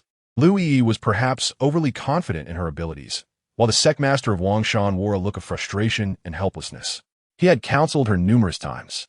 But Lu Yi remained resolute in her desire to challenge Song Wanning, insisting that she would not lose. Nevertheless, he believed without a doubt that defeat awaited her. We have been friends for many years. Do be mindful not to overexert yourself, Song Wanning said with a friendly smile. Her warmth invigorating the members of the Wantian sect. It seemed Lu Yi was not fully aware of the current Song Wanning. Fear not, Wanning, for the battlefield knows no friends. You need not hold back for my sake, Lu Yi replied with a sweet smile. Of course. Song Wanning's grin deepened as she leaped onto the arena. Lu Yi followed closely, taking her position opposite. The formation shimmered, encasing the two of them securely. All eyes were fixed upon the pair. Please. Lu Yi gestured with a hand, her demeanor suddenly serious. She produced a silver-white silk ribbon, which danced like a dragon as it lunged towards Song Wanning. The ribbon glimmered with a lustrous sheen, transforming into a cascading waterfall that surged down from the heavens. The audience was enveloped by the thunderous roar of the rushing water, leaving many disciples in a state of alarm. Indeed, Lu Yi had made remarkable progress. Her technique, galactic falls, was impressive and eye-opening. Indeed, the last time we met, she was merely a child. How the tides of time have shifted. From the high platform, praises for Lu Yi resounded. Such skill revealed the effort she had invested, possibly granting her a true chance to overwhelm Song Wanning. While Song Daoyu possessed higher cultivation, alchemists often lack combat prowess, so a draw with Lu Yi was conceivable. I beg to differ, no matter how skilled. The gap between the pinnacle Yuan-ing cultivators is not easily bridged, others commented as they observed the battle, seizing the opportunity to gauge the strengths of various sections. Each harbored their own thoughts, while Song Wanning remained undeterred atop the platform. She had no intention of sparing Lu Yi any leniency. She unleashed her sword intent. A palpable aura of lethal intent directed straight at her opponent. In a moment of disorientation, Lu Yi found herself engulfed in flames, the searing heat causing her skin to ache. Countless fire arrows then rained down upon her from all angles. Instinctively, she took flight to defend herself, wielding her silk ribbon fiercely, erecting walls of water to shield against the assault. Calmly, Song Wanning executed another strike with her longsword. With a gentle slice, a colossal dragon apparition soared into the sky, altering the very hues of the world around them. The formation began to tremble violently, akin to the howling winds before a tempest, as the cascading waterfall was effortlessly cleaved in two. With a resounding crash, the waterfall shattered. The roar of the dragon echoed, and the ground quaked. Lu Yi looked up in astonishment as a beam of light hurtled toward her. Instinctively, she raised her artifact in defense. But the beam pierced through her silk ribbon, slicing across her cheek with a swift motion. The pain caused her to draw a sharp breath. A significant portion of flesh was torn away, leaving her gasping in shock. Her pupils trembled, and in her haste, she nearly exclaimed, "You!" But realizing her error, she quickly silenced herself. Rage flushed her face, the once adorable visage now marred by blood. Hadn't Song Wanning claimed that her cultivation was all a facade? Why then was her strength so formidable? Could it be that Song Wanning had deceived her? A heavy feeling settled in Lu Yi's heart. Indeed, she was a scheming woman, playing mind games with her. Just as this thought crossed her mind, another streak of sword light surged toward her. She raised her ribbon to counter, yet the sword light vanished into thin air, deflected by her ribbon. Before she could lower her guard, a torrent of sword lights erupted around her, dense as a crimson wall of fire. This is bad. Lu Yi immediately erected a defense. But it was still a moment too late. The myriad swords pierced through her, leaving her riddled with wounds. Several blades struck her meridians, severing the flow of her spiritual energy. With a dominating presence, Song Wanning bore down upon her, and with a thud, Lu Yi fell to the ground. Lu Yi had lost. In mere moments, her defeat was swift and unexpected, yet anticipated by the onlookers. After all, the disparity in cultivation was apparent. It would have been a wonder if Lu Yi had triumphed. Song Wanning stood firm, her expression composed. She could have ended the match with a single blow, but chose to hold back, preparing to surprise Lu Yao. After all, with Lu Yi's temperament, such a significant loss would undoubtedly provoke Lu Yao to defend her honor. She gazed down at Lu Yi, whose face was painted with disbelief, and playfully covered her mouth. "Oh dear, I'm so sorry. I lost control a moment ago." "Are you all right?" She imitated Lu Yi's earlier demeanor, innocently blinking her eyes, inciting Lu Yi's fury. In Chapter 91, Lu Yao's plans, Song Wanning remarked, "You and I have been friends for many years. I should have shown restraint. However, you are correct. The battlefield knows no friends. If I were to hold back, that would be a sign of disrespect towards you, would it not?" Song Wanning returned the very words she anticipated Lu Yi would say. If she were to lose, she would undoubtedly feign sincerity, uttering a plethora of grandiloquent phrases to seize the opportunity to establish her persona. "Did you not claim that your cultivation was not of a conventional progression?" Lu Yi reclined on the ground, the spiritual energy within her dissipating rapidly, instilling a sense of alarm. The duration from ascending the stage to the conclusion was swifter than her taking a sip of water. Though her injuries were not overly severe, her dignity was utterly shattered. Most importantly, she felt deceived. Song Wanning had clearly stated that her cultivation was not genuine, yet her displayed prowess was entirely incongruous. She must be lying. Indeed, both of my recent advancements were due to exceptional fortuitous encounters. Otherwise, how could I have progressed consecutively in such a brief period? Song Wanning tilted her head, remarking that Lu Yi's words sounded rather peculiar. She had never claimed to have cultivated her abilities through the use of drugs. Yet if Lu Yi chose to think that way, what could she do? Lu Yi was rendered speechless, her heart ablaze with fury. She glared at Song Wanning, having realized everything. Song Wanning had deliberately orchestrated her humiliation. She was seeking revenge. Was it because she had suggested challenging her? Lu Yi's heart sank. After so many years apart, Song Wanning had indeed changed. She had become duplicitous and deceitful. Lu Yi could no longer endure this. How intriguing Lu Zhenjuan is. How could anyone with such a disparity in strength think to challenge Song Shizu? Was this not a self-inflicted humiliation? I too find it baffling. Who would willingly seek out their own suffering? Fortunately, our Song Shizu has a sense of nostalgia, or else her fate would be dire. She could easily render Lu Yi powerless. Song Shizu is indeed a paragon for our generation, truly formidable. Even Lu Yi, despite her shortcomings, is still a Yuanying cultivator. To dispatch her so easily, the disciples below were filled with excitement.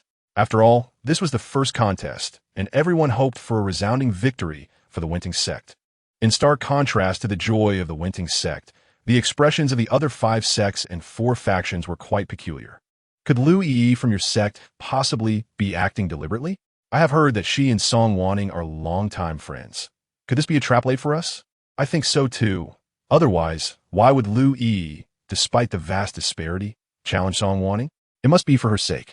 The expressions directed towards the Wangshan sect shifted noticeably. What lead you to say such things? You are surely mistaken. The leader of the Wangshan sect felt more speechless than anyone else. The scrutinizing gazes made his cheeks flush with embarrassment. Reminiscing about Lu Yi's fervent assurances of victory only intensified his discomfort. Clearing his throat, he addressed Lu Yao beside him, saying, "Your sister is merely testing the waters for you. Now that she is lost, it is your turn to take the stage." The pressing matter at hand is to dispel any notion of collusion between Lu Yi and Song Wanning. Otherwise, when it comes time to divide the spoils, these individuals will undoubtedly use it as an excuse to exploit the Wangshan sect's interests. He inwardly cursed Lu Yi several times while fixing his gaze upon Lu Yao. Suddenly called upon, Lu Yao was taken aback. His sister had lost to her beloved, and he felt little more than a sense of normalcy. However, the sect leader had unexpectedly thrust him into the spotlight.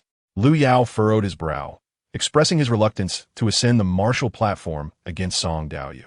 Naturally, he did not wish to draw his sword against her, as he harbored hopes of winning her affection and establishing a bond with her. Upon hearing this, the crowd recalled Lu Yao's infatuation with Song Wanning, and their expressions grew even more peculiar. Is a Wangshan sect truly collaborating with the Wanning sect? If Lu Yao were to participate, he would surely go easy on her. Faced with numerous skeptical gazes, the leader of the Wangshan sect maintained a stoic expression but privately transmitted a message to Lu Yao. If you do not step forward, others will only assume that your sister colluded with the Wanning sect, and they will inevitably seek retribution. Can you bear that? Lu Yi is Lu Yao's only living relative, and he knew precisely how to navigate this situation. Given the circumstances, he had no choice but to comply. The leader of the Wangshan sect's demeanor was grave, leaving no room for dissent. Upon hearing this, Lu Yao's expression darkened slightly. After much internal conflict, he ultimately stood up and flew towards the martial platform. The two siblings were devoid of power or influence, relying solely on the Wangshan sect as their support. Even after reaching the Yuanying stage, they were still subject to the sect leader's whims. This left him quite disgruntled, but he felt powerless. However, if he could win over Song Wanning, everything would change. She had the backing of the Song family, was a master alchemist, and boasted exceptional charm and beauty, attracting many suitors. Previously, with Guqing Yuan as a stumbling block, Song Wanning had overlooked him entirely. Now that an opportunity had finally presented itself, the sect leader insisted he take the stage. Lu Yao's expression was heavy as he reluctantly ascended the martial platform. At this moment, Lu Yi had already risen to her feet, her body pierced by myriad swords. With every inch aching, the spiritual energy within her continued to dissipate. Although she had consumed medicinal pills, there was no sign of improvement. What a cunning tactic! Lu Yi's resentment grew stronger as she saw her brother approach the stage, and a glint of malice flashed in her eyes. She quickly conveyed to him, "Brother, you must teach Song Wanning a lesson, avenging me." Her brother was already at the pinnacle of the Yuanying stage, possessing formidable combat power. As a mere alchemist, Song Wanning could not leverage her cultivation to gain an advantage and would surely lose. Yet, Lu Yao frowned, glancing awkwardly at Song Wanning, internally torn between whether to win or lose. Lu Yi discerned his thoughts at a glance, and her anger flared even more at his lack of resolve. "Brother, you must win at all costs. Song Wanning is most fond of strong men, and if you lose, she will surely look down upon you." She continued to transmit. "Now is the prime opportunity to win her over. Simply showcase your strength, and she will undoubtedly fall for your charm." The fabrications flowed easily from her lips, and even she found them absurd. Yet Lu Yao's eyes suddenly sparkled. His sister was right. Women are attracted to strength. And if he were to lose, Song Wanning would certainly scorn him. It would be better to conquer her with his prowess, demonstrating what a true man is. Lest she assume he is akin to Guqing Yuan, that pretty boy. "You can step down. Let me take over." Lu Yao adopted a demeanor of superiority and positioned himself at the center of the martial platform, meeting Song Wanning's seemingly amused gaze. His heart inexplicably fluttered before he quickly regained his composure. "It has been a long time since we last met, Song Daoyu. I trust you have been well? I have heard that you have severed your engagement with Guqing Yuan. Congratulations are in order." A hint of admiration glimmered in his eyes, but more so, there was calculation. This was precisely what Song Wanning detested about him. Wanning darling is once again toying with the two siblings. Chapter 92. Is Song Wanning unwell? She wishes for her affections to become the talk of the town, yet her feelings are muddied with impurities. She clearly desires the Song family, yet insists on portraying a facade of deep affection. She always acts as though it is Song Wanning's lack of discernment that causes her to overlook him. It is exceedingly distasteful. Her eyes flickered slightly. Even if Guqing Yuan were a pile of refuse, Lu Yao was no paragon either. Do not think she is unaware of the earlier exchange between the siblings. It is evident they are scheming against her. Haha, what is Lu Daoyu implying? Your sister has lost. Do you intend to champion her? She had no intention of defending the Wanting sect. This was purely for personal vengeance, delivering warmth to the siblings. Lu Yao responded with a faint smile. Song Daoyu has misunderstood. He is simply outmatched, and it is not others to blame. I merely admire your rapid advancement and wish to seek your guidance on a few matters. His confident smile and imposing aura made him appear quite exceptional. Did you not say we would merely perform a play together? Why has your brother also come to join the fray? Did you conspire together? Her expression was filled with confusion and disbelief as she brazenly revealed their scheme. Why would she disclose such a matter? Was she not ashamed? Lu Yi was astonished and perplexed. Any normal person would never divulge a plan they had agreed upon. Yet Song Wanning did just that. The crowd erupted in astonishment. How could Shizu Song be involved? So it turns out that Shizu Song and Lu Yi were merely acting. The disciples of Winnie Engong felt a wave of embarrassment. Just moments ago, they had regarded Song Shizu as an imposing figure, one who had brought considerable prestige to Winnie Engong. Little did they know, it was all an act. The expressions of those on the high platform turned dark, countless icy glares directed at the members of Wangshan Zone. Is this the stance of your Wangshan Zone? You truly value loyalty and righteousness. If it weren't for Song Wanning revealing this, we would still be in the dark.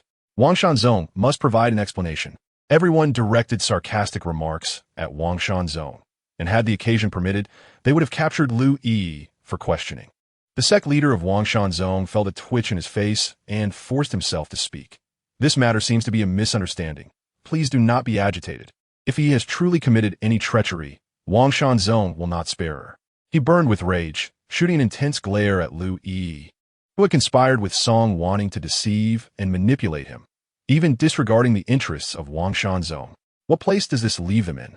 The other cultivators of Wangshan also flushed with anger. Lu Yi's actions undoubtedly placed everyone in a precarious position. It was utterly absurd. The Yuaning cultivators of Weniangong also wore strange expressions. While it was one thing for Song Wanning to conspire with outsiders, how could she openly state it? This was a disgrace. The sect leader wished desperately to find a hole to hide in, cursing Song Wanning for her foolishness. The mocking gazes stripped him of dignity, and the already precarious standing of Weniangong was further jeopardized. Everyone failed to comprehend Song Wanning's motives. Yet she merely clicked her tongue lightly and said, Why are you silent? Are you truly toying with me? Lu Yi thought, this fool. She stiffly turned away, the biting cold emanating from the platform, causing her scalp to tingle and her heart to race. She could hardly bear to imagine how others would perceive her if it were confirmed that she colluded with Song Wanning. Not only would she lose her reputation, but she would also be utterly disgraced. Lu Yi's eyes darted around, and she clenched her teeth, preparing to deny everything. Losing a friend like Song Wanning was far better than facing irreparable ruin. Thus, she feigned ignorance and said, Wanning, how could you speak such nonsense? When have I ever said, I wanted to play along with you? How could you slander me? She looked at Song Wanning with a wounded expression, her eyes reddening with grievance. Although I may lack strength, I still gave my all during the competition. Your words are truly disappointing. Lu Yi, possessing a naturally innocent appearance, appeared even more pitiful with her complaint. In contrast, Song Wanning, strikingly beautiful and exuding an imposing aura, seemed utterly unapproachable. One glance revealed who was truly the victim. Lu Yao's face darkened, deeply dissatisfied with Song Wanning's actions. They were now all family. How could she slander Yi? Daoist Song, your behavior here is quite inappropriate. No matter how close you are to Yi, you should not make light of a duel. Starting a match with such a farce will surely displease the members of Wangshan. He continued, you should cease this nonsense. His tone was one of feigned helplessness mixed with affection, which made Song Wanning feel nauseous, her face twitching slightly. Yi, how could you do this? It was you who agreed to this duel with me. She dramatically clutched her chest, feigning shock. How did it come to me, slandering you? Lu Yi remained silent, consumed by sadness. The crowd began to question the validity of Song Wanning's words. Were they truly acting together? Just then, Song Wanning suddenly produced a recording stone. Lu Yi's face drained of color. What are you doing? Has Song Wanning lost her mind? How could she present the recording stone? Alas! Since you all do not believe me, I must provide evidence to prove my innocence. With that, the image from the recording stone projected into the air, revealing the moment Lu Yi conspired with Song Wanning. Each word resonated in the ears of the onlookers. On the platform, everyone wore grave expressions. Not a single person felt joy. Lu Yi's complexion paled repeatedly, her heart sinking as her confidence evaporated. It's over. This time it's truly over. Song Wanning did this on purpose. At this moment, Lu Yi finally realized she had been played by Song Wanning. She had pretended to agree to the duel, even deliberately holding back during the match, all to solidify her reputation as a traitor. After this incident, how would Wangshan view her? What would others think? They would surely despise her. Lu Yi's eyes turned red with fury as she glared fiercely at Song Wanning. Song Wanning, you set me up on purpose. How could you be so malicious? Song Wanning tilted her head slightly, a smile curling her lips. How so? I was merely moved and wished to keep a memento. Your baseless accusations are truly disheartening. Her voice was low, tinged with a faint chill, yet her eyes sparkled with mockery, jest, and unabashed malice. Chapter 93. The Suspicion of the Crowd. Furthermore, these words came from your lips. I neither threatened nor coerced you. So how can you claim I set you up? Song Wanning suddenly clutched her chest, feigning sorrow as she said, if anyone is setting traps, I would say it is you two siblings who ensnared me. Her heart-wrenching display left Lu Yi momentarily speechless. Wow. She was so infuriated that she coughed up a mouthful of blood. Yi, Lu Yao exclaimed in alarm, rushing forward to support her, both worried and accusatory. What absurdity have you committed? Lu Yi, her eyes resembling those of a bloodthirsty beast, twisted her face as she looked up, gripping his arm tightly. Brother, help me ruin her, ruin her. She no longer cared to maintain her usual adorable and weak demeanor. A singular thought consumed her mind. Destroy Song Wanning. Destroy her. Lu Yao's expression darkened, sensing his sister's unusual state. And he hurriedly channeled spiritual energy into her, while soothing her to calm down. It was merely a duel. They could not allow it to tarnish her reputation. On the platform, Lu Yi was seething with rage, while the crowd remained silent, the atmosphere oppressively tense. Did Lu Yi truly take the initiative to ask to act with Song Wanning? How dare she? Song Wanning was now the most likely candidate for advancement to Huashan and Wenyangong, the primary target of everyone's focus. The members of Wangshan Zone dare not breathe, and the gazes from the other sects were filled with trepidation. The more they fell silent, the more unsettling it became. Under Lu Yao's reassurance, Lu Yi gradually calmed down. Yet the hatred coursing through her veins was unmistakable, her intent to kill hard to conceal. Concerned for his sister's well-being, Lu Yao quickly urged her to withdraw. Rest assured, brother will defeat her, and then we shall explain that it was you who resorted to this strategy to provoke Song Wanning into accepting the duel. Although it may tarnish your image, it is far better than being branded a traitor. All right, brother, you must deal with her harshly. Lu Yi gritted her teeth, squeezing Lu Yao's arm as she leaped down from the arena. Among the crowd, Bai Yang and Li Ruo appeared grave, unable to comprehend their master's intentions. If she cared for Lu Yi, the two could not discern it. Yet if she despised Lu Yi, she would not have spared her. The entire situation left them puzzled, their minds filled with questions regarding her motives. Not just the two of them. The rest also failed to grasp Song Wanning's thoughts. However, with Lu Yao stepping onto the stage, everyone felt uneasy. The sect leader of the Beastmaster sect expressed discontent, stating, I propose we do not allow Lu Yao to compete. If Lu Yi can collaborate with Song Wanning, then Lu Yao will surely show favoritism. She cast a glance at Lu Yao, her eyes glinting with coldness. If the siblings truly thought they could deceive them, then they should be prepared to be sidelined when it comes time to allocate benefits. Indeed, I agree. Everyone knows Lu Yao's feelings for Song Wanning, and we cannot trust him to represent us. The sect leader of the Seven Stars sect nodded in agreement. Several voices joined in, all opposing Lu Yao's participation. If Lu Yao were to lose, Song Wanning would refuse challenges from others under the pretense of exhaustion, and they could not insist upon her participation. Indeed, the Wentian Zone was truly adept at strategizing. The atmosphere grew increasingly delicate as the leader of the Wangshan Zone clenched his fists and, with a determined demeanor, assured everyone, rest assured, esteemed friends, I, as a man of integrity, guarantee that Lu Yao is completely unaware of this matter and could never conspire with Song Wanning. With no alternative, Lu Yao had no choice but to step forward and must secure victory. Otherwise, they at Wangshan Zone would be deprived even of sustenance. As the sole peak Yuanian cultivator of Wangshan Zone, only his participation could ensure a chance of success. The sect leader patted his chest with confidence and vowed, Lu Yao will undoubtedly give his all to defeat Song Wanning. Lu Yao, not lacking in intelligence, quickly grasped the situation. If he wished to avoid becoming a pariah within Wangshan Zone, he had to win. There was no room for defeat. He cupped his hands towards the crowd on the high platform and reassured his fellow cultivators. I, Lu, shall not allow personal feelings to cloud my judgment. Their declarations left others with little room to comment further. At long last, Lu Yao found himself standing opposite Song Wanning as he expressed with an apologetic tone, My apologies, Taoist Song, but I must exert my utmost effort henceforth. I hope you understand. He was concerned that Song Wanning might misinterpret his intentions and felt compelled to whisper an explanation. After the duel, I will apologize to you. Lu Yao had never considered the possibility of losing. His insincere demeanor elicited laughter from Song Wanning. A person devoid of shame could indeed become invincible. Lu Yao's audacity rivaled that of a city wall. However, the more prideful he became, the more disastrous his downfall would be. Song Wanning smiled radiantly, exuding an air of calm composure. Very well, let us both exert our utmost, lest others accuse you of deliberately holding back. She was unconcerned about her reputation or whether others acknowledged her strength. With no reservations, her actions became more carefree and efficient. The two exchanged respectful gestures, and the flames of battle were about to ignite. All eyes were fixed upon them, eager to see if Lu Yao would indeed give his all. Under immense pressure, Lu Yao made the first move. Sharing the same fire affinity as Song Wanning, he unleashed a surge of blue-black flames.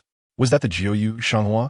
Gasps filled the air as Lu Yao revealed he harbored the Jiu Shenghua, a flame ranked among the top 20 on the Heavenly Lord. As far as I know, it seems that Song Zhu lacks any. How could they possibly compete? It is said that the Jiu Shenghua can incinerate all things, cold as ice, yet capable of controlling the flow of spiritual energy within the meridians. As the Jiu Shenghua manifested, astonishment rippled through the crowd. It is a rare and precious phenomenon, and to possess the Jiu Shenghua, one of the most formidable flames, indicated serious intent. The Yuanning cultivators exchanged glances, their expressions shifting subtly. No wonder Lu Yao had ascended to the peak of Yuanning. It was due to his bond with the Jiu Shenghua. The sacred flames shimmered with dark, ethereal light, emitting a myriad of sparkling glimmers. Before even approaching, Song Wanning felt a chilling aura seep into her bones, causing her to shiver involuntarily. Yet her expression remained unchanged, as if she had anticipated this outcome. The Jiu Shenghua was Lu Yao's greatest reliance in his previous life, undeniably powerful. But what of it? Song Wanning's lips curled into a smirk as she swiftly brandished her sword. An invisible ripple surged forth, sweeping toward Lu Yao. A strange sensation struck Lu Yao, and he realized something was amiss. He immediately swung his broad blade in response. As he struck, flames erupted in abundance. A cacophony of fiery whirlwinds roared, igniting the entire arena.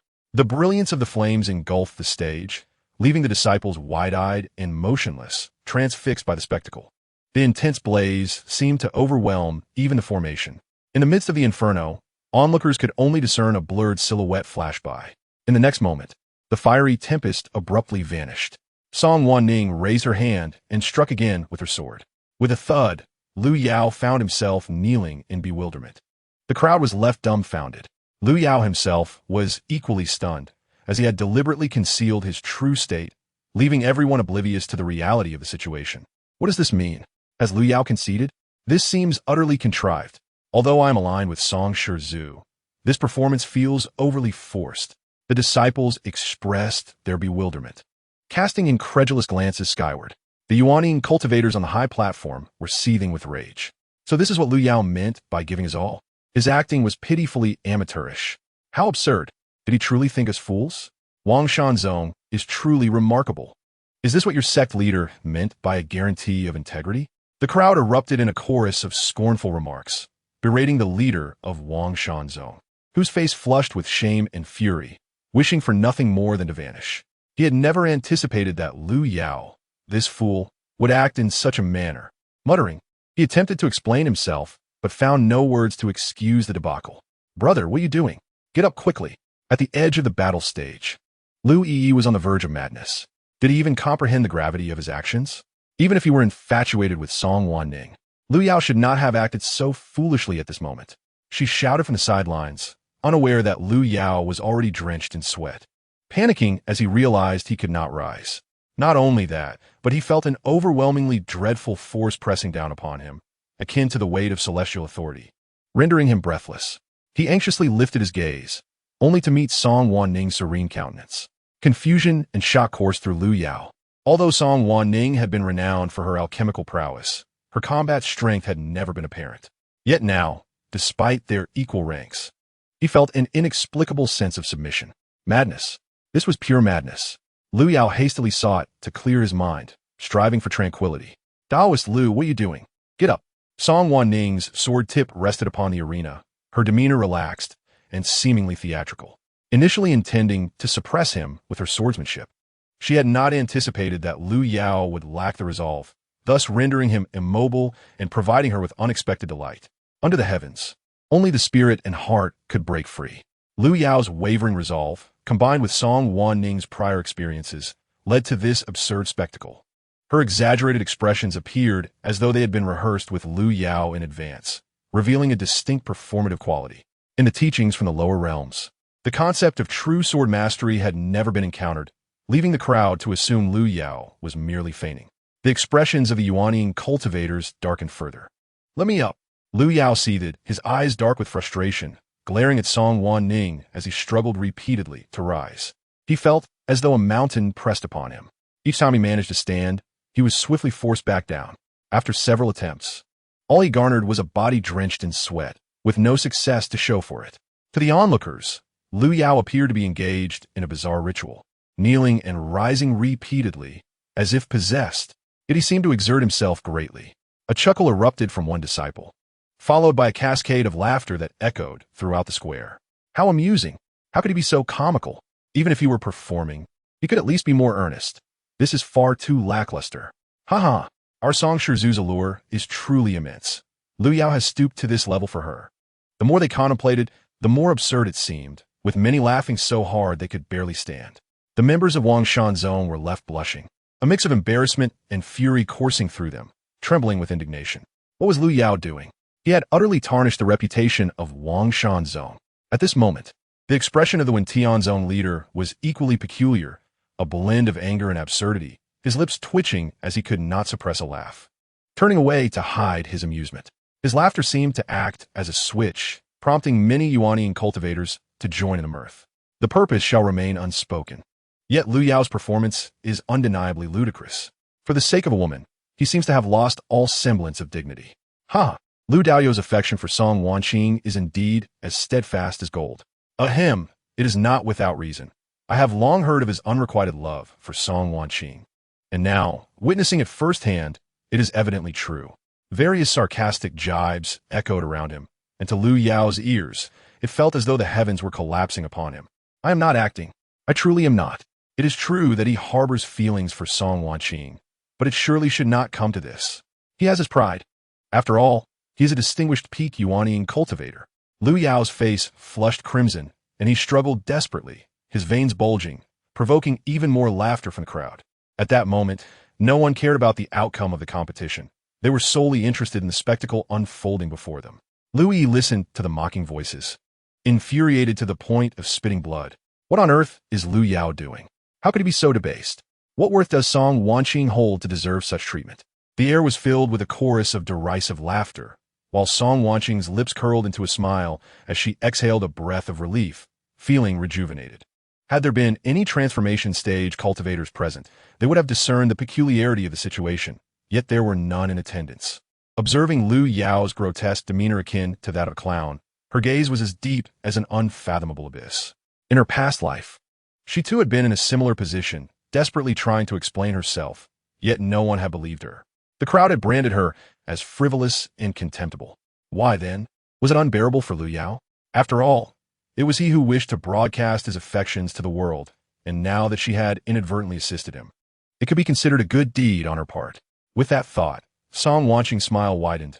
Liu Daoyu, while I appreciate your feelings, there is truly no need for such extremes. What will others think of you? Truly, how foolish. Quickly rise. She feigned a supportive gesture, inciting Liu Yao's anger anew as darkness clouded his vision. Song Wanching was toying with him. How dare this wretched woman mock him? Liu Yao's realization ignited a furious fire within him. The overwhelming rage caused his spiritual energy to surge uncontrollably, and in a fit of anger, he actually managed to stand. An aura of murderous intent enveloped him as he lunged toward Song Wanching. You dare to play me for a fool. Chapter 95. You insult me. I am angered. Liu Yao had always been a man who valued his reputation, occasionally exhibiting traits of a theatrical personality. Having grown up in a less than fortunate environment, he often felt inferior among the offspring of the immortal class, leading to a fragile mindset easily swayed by external influences. Now, with Song Wanching having publicly humiliated him, he could hardly endure such a profound disgrace. Liu Yao raised his hand to strike, and an illusory tiger appeared behind him. The ferocious beast roared, causing the very heavens to shift. A tempest howled upon the martial platform, and the formation quaked. Song Wanching felt a terrifying pressure descending upon her. Even as the massive hand approached her face, should it strike true, she would be sent flying. Yet, she remained unfazed, drawing her sword once more. The true essence of the sword path manifested, enveloping both Liu Yao and the beastly shadow within its grasp. The impending strike vanished beneath her blade, dissipating like mist. Though Liu Yao did not kneel, he appeared even more ridiculous. In the eyes of the spectators, he stood there, struggling in vain. His neck was taut with bulging veins, his face contorted, and his eyes glowed with a crimson hue. Sweat poured down his forehead, rendering him a fearsome sight.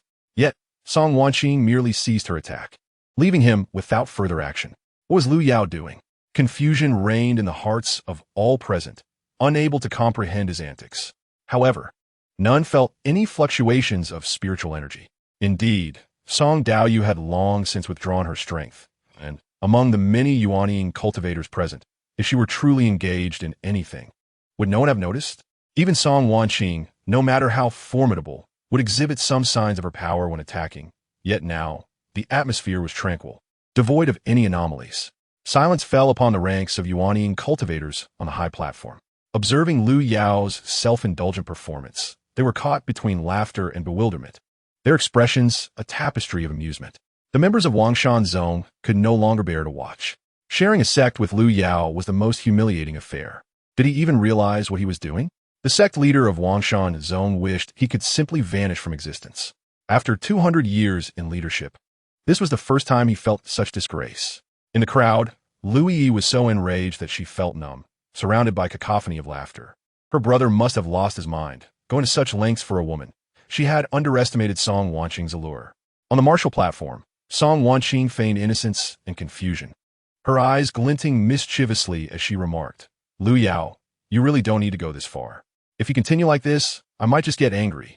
Lu Yao cursed inwardly, damn it, this woman is still pretending. How had he not seen this side of Song Wanqing before?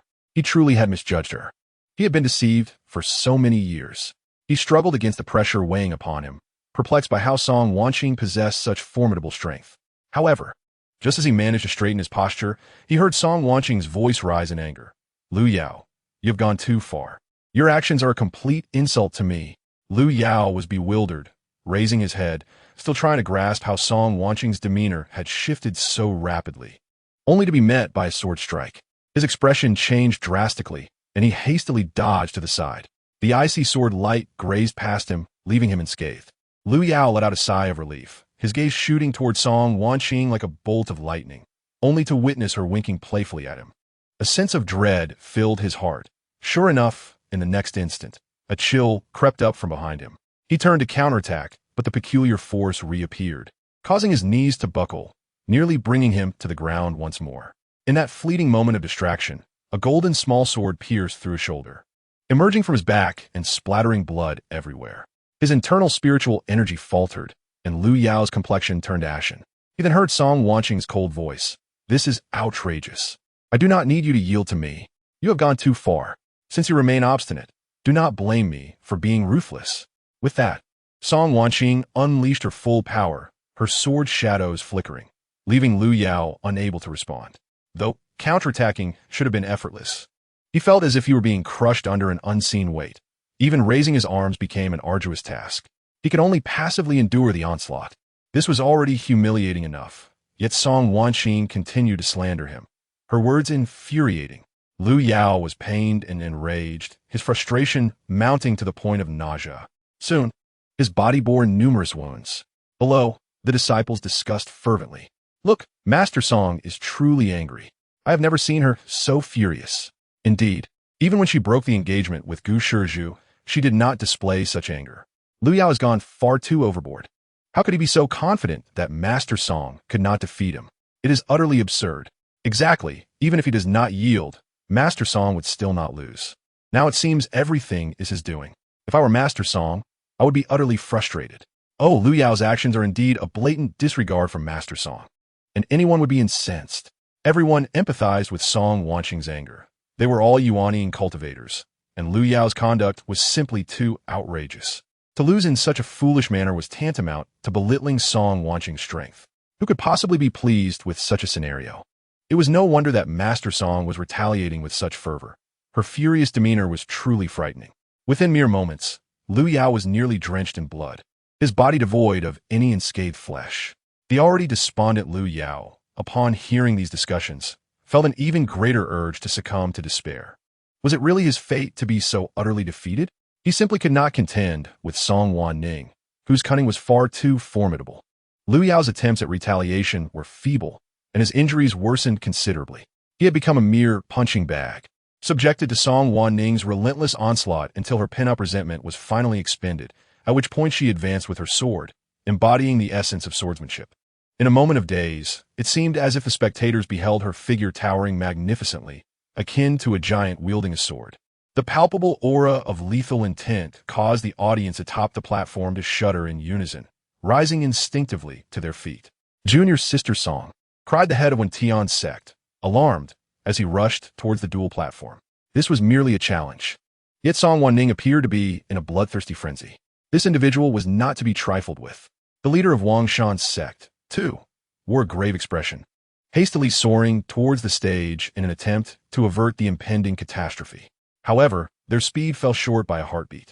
With a resounding crash, Liu Yao was struck squarely by the sword's essence, his body propelled backward, blood gushing forth in an arc, nearly staining the entire dual platform. Thud! He landed heavily, collapsing onto the stage, his broad blade flying from his grasp. The once boisterous square fell eerily silent. The sound of a pin dropping could be heard. Both sect leaders halted by the edge of the stage, drenched in cold sweat. Thankfully, it seems Song Wanning retained her composure and refrained from truly taking a life. The terrifying aura she exuded moments ago was indeed chilling. It was at this moment that the crowd realized that this master of alchemy was, in fact, a practitioner of the path of slaying. The contrast was stark. Liu Yao lay motionless on the ground, convulsing slightly, expelling more blood. He was not only covered in wounds, but had also sustained severe internal injuries. His organs were displaced, and his heart bore a fissure from that very strike. Without a year or two of recuperation, complete recovery would be nearly impossible. How terrifying! When that sword approached, an uncontrollable sense of submission arose within him. Song Wanning possessed demonic prowess. She was utterly sinister. Liu Yao's expression contorted slightly, and he felt a surge of relief that this had occurred on the dual platform, for otherwise, he would have been in dire straits. Lost in such thoughts, a pair of blue and white diamond-studded boots appeared before his eyes. Looking up, he beheld Song Wanning's frigid visage. Her expression was devoid of warmth, the murderous intent still clinging to her. Coldly, she spoke. Liu Yao, I never anticipated you to hold such disdain for others. I had an agreement with yet you have no right to insult me thus. Do you believe that your actions will compel me to accept you? Song Wanning's voice resonated in the ears of all present. Let me make it clear to you, someone like you is not even worthy of carrying my shoes. Not worthy to carry my shoes? Liu Yao's eyes widened in disbelief, blood surged upward, and he violently expelled a mouthful of blood, feeling darkness engulf him as he was overwhelmed by rage. He could never have foreseen that events would take such a bizarre turn. This was not the outcome he had desired. Liu Yao fainted, and the audience erupted in uproar. Endless murmurs of pity and derision filled the air, with many disciples even whistling derisively. The leader of Wang Shan's sect felt utterly humiliated, wishing he could simply depart. Yet he could not.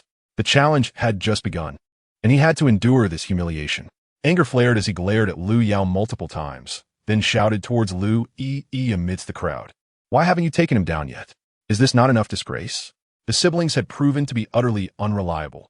Had he known, he would never have brought them along. Liu Yi, her face flushed with anger, bit her lip and ascended the dual platform, lifting the bloodied Liu Yao. Her hands trembled with rage as she cast a venomous glare at Song Wanning.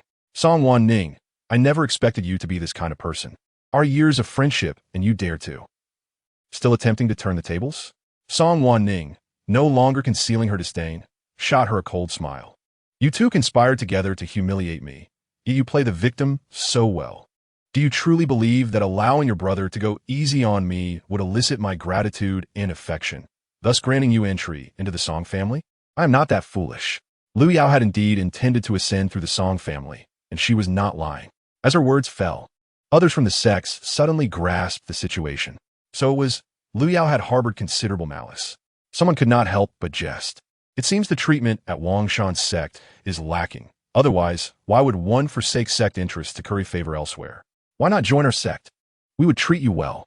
The people of Wang Shan's sect. We wish we were dead. You slanderous fiend. Liu Yi was stunned by Song Wanning's audacity. She had never intended such a scheme. Her only goal was to elevate her own reputation at Song Wanning's expense, entirely unbeknownst to her brother. Song Wanning was maliciously defaming her. Rage surged within her, yet she suddenly heard Song Wanning's voice in her mind, laced with disdain and malice. I did it on purpose. What will you do about it, fool? Song Wanning. Liu Yi's composure shattered. In the past, she had always toyed with Song Wanning. How had the tables turned so suddenly? Liu Yi, in a fit of anger, forgot her innocent facade, inciting further gossip among the onlookers. Song Wanning smiled sweetly, arching her lips at Liu Yi, and then gracefully departed. Her figure floated lightly, as she settled into her seat. The gazes of the surrounding Yuan-ing cultivators converged upon her. Yet, she merely crossed her legs, contentedly arranging her hair, entirely shedding the earlier frenzied demeanor. Song Wanning raised her head, a smile dancing on her lips as she asked, "What do you all gaze at me for? Do my actions displease you?" The duel was ostensibly a friendly exchange, and one should not strike too severely. Yet, Song Wanning had indeed inflicted grave harm upon Liu Yao, which was undeniably excessive. However, Liu Yao's actions could be summed up in a single word: deserved. The crowd found themselves at a loss for words, offering a few polite phrases before turning their attention elsewhere. The duel concluded in such a bizarre manner, leaving everyone feeling rather disheartened. Liu Yi, unwilling to concede, carried Liu Yao away, determined to settle him at the designated location without allowing this challenge to affect his foundation. Everything finally returned to normalcy. Soon, other cultivators ascended the duel platform, and a new challenge commenced. Song Wanning languidly reclined, while Bai Yong and Li Ruo hurriedly approached, taking their positions behind her. Earlier, her master had displayed immense prowess, thoroughly defeating Liu Yao, which had been immensely satisfying. Li Ruo's eyes sparkled with admiration, having witnessed Song Wanning's repeated displays of strength, elevating her esteem for a mentor to unprecedented heights. Her master was indeed the mightiest person in the world. Bai Yong, too, wore a proud expression. How could someone like Liu Yao dare to covet his master?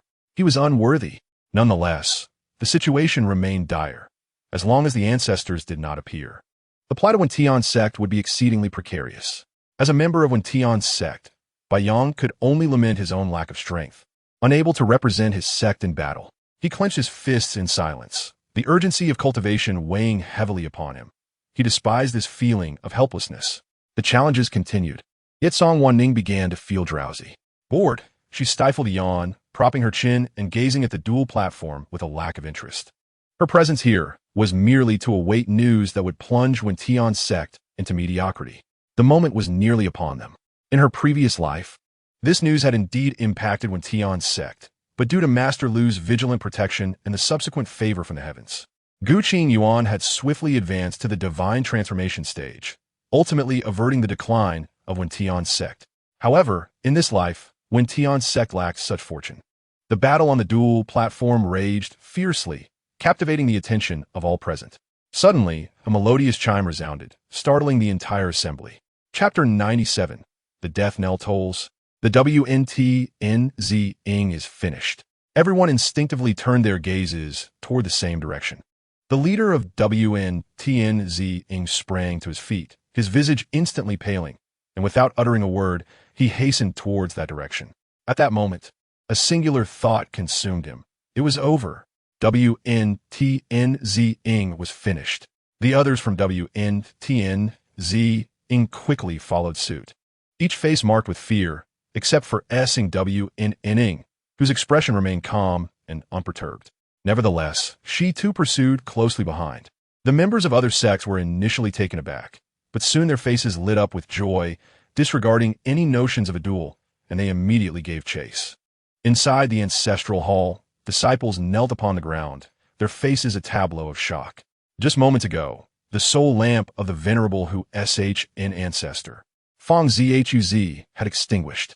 As the death knell tolled, they felt their bodies weaken, as if all strength had been siphoned away in that instant. The sect leader had commanded them to monitor the conditions of the two Hu Shn ancestors at all times, yet who could have foreseen that the soul lamp, which had been perfectly lit just a moment prior, would suddenly go dark without any warning.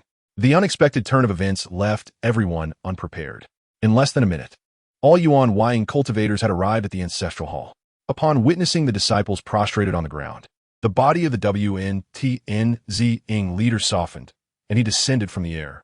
The members of WNTNZ-ing were struck as if by lightning, utterly unable to believe the scene before them. Moments ago, they had been striving to buy time, harboring hopeful aspirations of maintaining the esteemed status of WNTNZ-ing. Now, reality delivered them a resounding slap in the face. The light in their eyes dimmed instantaneously, and even those who had cultivated to the Yuan-Ying stage could not face this calamity with composure. The leader of WNTNZ-ing closed his eyes, exuding an air of helplessness. Yet, upon reopening them, he appeared strangely relieved. The situation had reached this point, and he could no longer alter it. He could only choose to accept the outcome. The weight upon his heart finally lifted, and he no longer needed to remain in anxious anticipation. He walked slowly into the ancestral hall, and upon seeing the extinguished soul lamp of Fong Zhuz, he could not help but feel his eyes welling with tears. Fong Zhuz was not only his uncle, but also the sole disciple of his revered master, who had been the previous sect leader of WNTNZing. His master had devoted himself to the sect, sacrificing his time for cultivation, and had perished before reaching the WSHN stage. In his final moments, his master had been most concerned about his uncle, who was known for his reckless pursuits of adventure, having traversed perilous lands and often returning battered and on the brink of death. Yet now, the very situation his master had feared had come to pass. In truth, he had sensed something amiss long before they lost contact with the two ancestors. It was indeed Fong Shu. S.W. and Inning entered the ancestral hall, unable to suppress a sigh.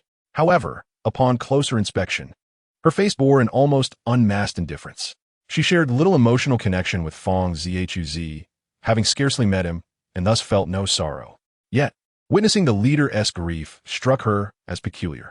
Could it be that a person so consumed by self-interest could also harbor genuine emotions?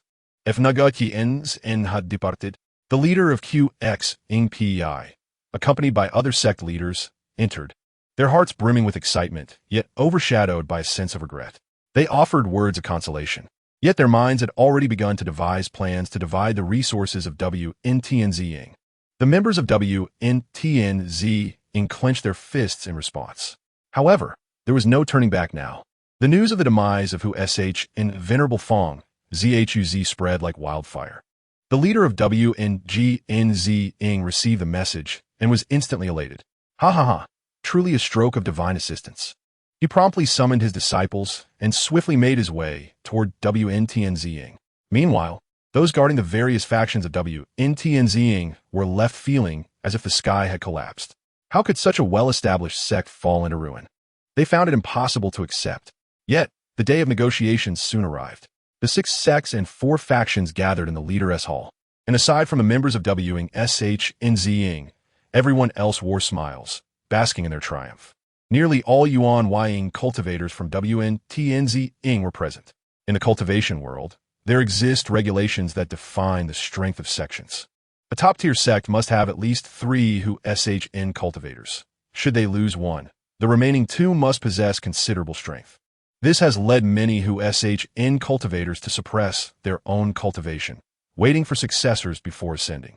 However, not all can ascend to the spirit realm. Many WSHN cultivators meet their untimely ends in the endless cycle of time. Once WNTNZing finds itself in such a predicament, it will be expelled from the ranks of top-tier sects and relegated to a mid-tier status. The resources that exceed those allocated to mid-tier sects will be redistributed among the other sections. For instance, cities and families that had relied on WNTNZing will see their taxes redirected to the other sections. Naturally, the guardians of the sect will also be absorbed into the other factions. To reclaim their former glory, WNTNZing must once again produce at least 3 WSHN cultivators to qualify for resource distribution. However, the path to revival is fraught with challenges. Many cultivators find their destinies severed at the J, ND, N, and Yuan Ying stages, and only a select few can advance to the WSHN level. Furthermore, with diminished resources, the means to sustain disciples become scarce, making it increasingly difficult for them to rise. Consequently, the quality of new disciples will also deteriorate significantly. It is fair to say this is a vicious cycle. Understanding this, the leader of WNTNZing sat there in a state of resignation, emotionally numb as he observed the eager discussions of the others. No one from WNTNZing could muster any joy. They all awaited their sentencing. The future appeared bleak, and they pondered their next steps. Concerning this division of resources, I hold one point of dissent, and that is with WNSHNZing. The leader of WNGNZing was the first to step forward in opposition. Having just arrived, he was already aware of the duel and would not allow WNSHNZing to benefit. The members of WNSHNZing felt a heaviness in their hearts. Indeed, they had come under fire. The matter of the duel was a result of the irresponsible actions of Lu YY and Lu YO from your sect, who disregarded the collective interest and nearly led to our defeat, severely damaging our benefits. Thus, WNSH can only receive half a share. As soon as he finished speaking, the other sects immediately nodded in agreement. Yes, I concur. I believe WNSH should receive nothing. Indeed, just look at the actions of your sect. We have been lenient. Otherwise, we wouldn't even consider sharing. The crowd chimed in, one after another. And the leader of WNSH was left fuming, his face dark, as he could not help but retort. This is merely the personal conduct of those two. It bears no relation to WNSH. This distribution is utterly unfair. Shall we not deliberate further? Did they not represent WNSH in battle? How can it be unrelated? The leader of YSHUZ snorted coldly and continued. I even suspect that your WNSH colluded with WNTNZ. The leader of WNSH was left speechless, his chest rising and falling with anger. Chapter 98. The Division of Power. The decline of WNTNZ. This scene had been anticipated, yet it did not mean they were willing to acquiesce. Thus, with flushed faces, they continued to argue their case. Once exalted and shrouded in mystery, the Yuan true lords now appeared like quarrelsome merchants in a marketplace, devoid of any celestial grace. W found it all rather ironic.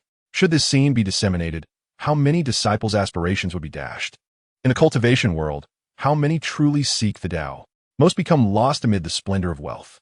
She could not help but glance at the sect leader, whose heart appeared ashen, and it brought her a strange sense of satisfaction. When he had favored GQing, he had not worn this expression. After a round of amicable discussions, WNSH ultimately received only half a share, while the other sects reveled in joy, their spirits lifted. This opportunity would allow them to acquire substantial resources from WNTNZ. Merely the taxes collected would further enrich their sections.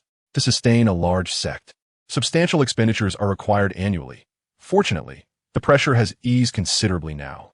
The joy of the crowd was evident on their faces, and no one seemed concerned about the views of Wenyangong. After the allocation was completed, the leaders of the various sects began to hand over responsibilities to Wenyangong, and within half a day, many cities changed hands. The sects dispersed contentedly, yet the disciples of Wenyangong were devastated upon hearing the news. Is it over? Has Wenyangong now fallen to the status of a second-rate sect?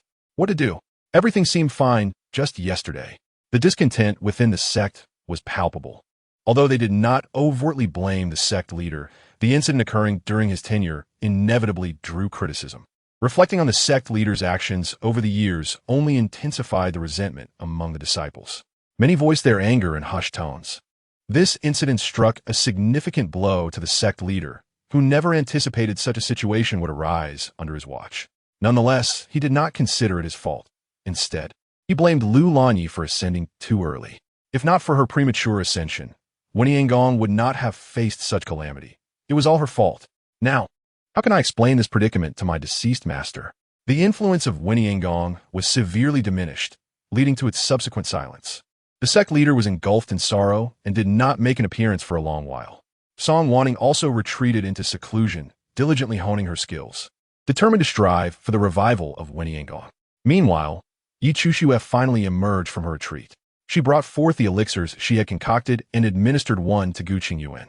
The elixirs swiftly took effect, and Gu Qingyuan slowly opened his eyes, regaining consciousness. Joy surged through Yi Chushue as she rushed forward to embrace him. Master, you have finally awakened. How wonderful. This time, her elixir had proven successful. Indeed, she was a genius in alchemy. Hope rekindled within her, her complexion brightening and her eyes sparkling with life. Gu Qingyuan's face flushed slightly, and he gently pushed her away, but before he could speak, the memories of the events prior to his fainting flooded back, causing him to suddenly cough up blood. Master, are you all right? Yi Chushue exclaimed in alarm, her face etched with concern. Gu Qingyuan shook his head, his expression somber. I am fine. Yet, he could not shake off the realization that Lu Xingyao had actually defeated him, and in such a humiliating manner. The weight of his defeat pressed heavily upon him, and a flicker of coldness danced in his eyes.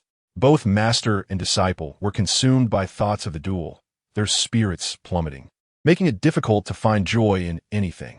Gu Qingyuan was particularly apprehensive about Song Wanning's reaction, feeling utterly embarrassed. In these perilous times, lacking strength makes one vulnerable. He had lost comprehensively this time. Despite the anguish and humiliation he felt, he recognized his own shortcomings. Over the years since taking on disciples, he had seemingly neglected his own cultivation, leading to this considerable decline. However, he was determined to catch up, certain he would soon surpass both Song Wanning and Lu Xingyao. Driven by a fervent desire for victory, despite his injuries still not fully healed, Gu Qingyan eagerly resumed his training. Yet, as soon as he closed his eyes, the image of the duel replayed in his mind. The scornful taunts of Lu Xingyao, the astonished gazes of onlookers, and the effortless dismantling of his sword techniques became an inescapable shadow in his heart. He abruptly opened his eyes, drenched in cold sweat. This was not good. Cracks had formed in his Dao heart. The emergence of inner demons could, if not addressed properly, jeopardize his foundation and future cultivation. Gu Qingyuan suppressed the turmoil within, closing his eyes once more, yet the furrows between his brows betrayed his inability to find tranquility. In Wangshan Sect, Lu Yao and Lu Yi stood within the main hall, their fists clenched tightly, their downcast eyes reflecting feelings of humiliation and indignation. The duel had long concluded, yet the repercussions of their actions loomed large, and the fallout had yet to settle. They were met with a barrage of scornful accusations, unable to lift their heads in shame. You must believe me. I'm not a fool. How could I possibly act so foolishly in such a setting? His eyes burned with indignation, fueled by the derisive gazes of those around him. Moreover, the suggestion that he had disrupted the distribution of benefits weighed heavily upon him. The sect leader of Wangshan Sect furrowed his brow. Truthfully, he did not believe Lu Yao to be such a simpleton. Perhaps there were deeper circumstances at play. Yet, what did that matter? Had the siblings not provoked Song Wanning, none of this turmoil would have arisen. What good did it do to say so much? Do you have any idea how much we have lost? The sect leader's heart ached at the thought of the substantial losses incurred because of the two, and he felt an overwhelming urge to punish them.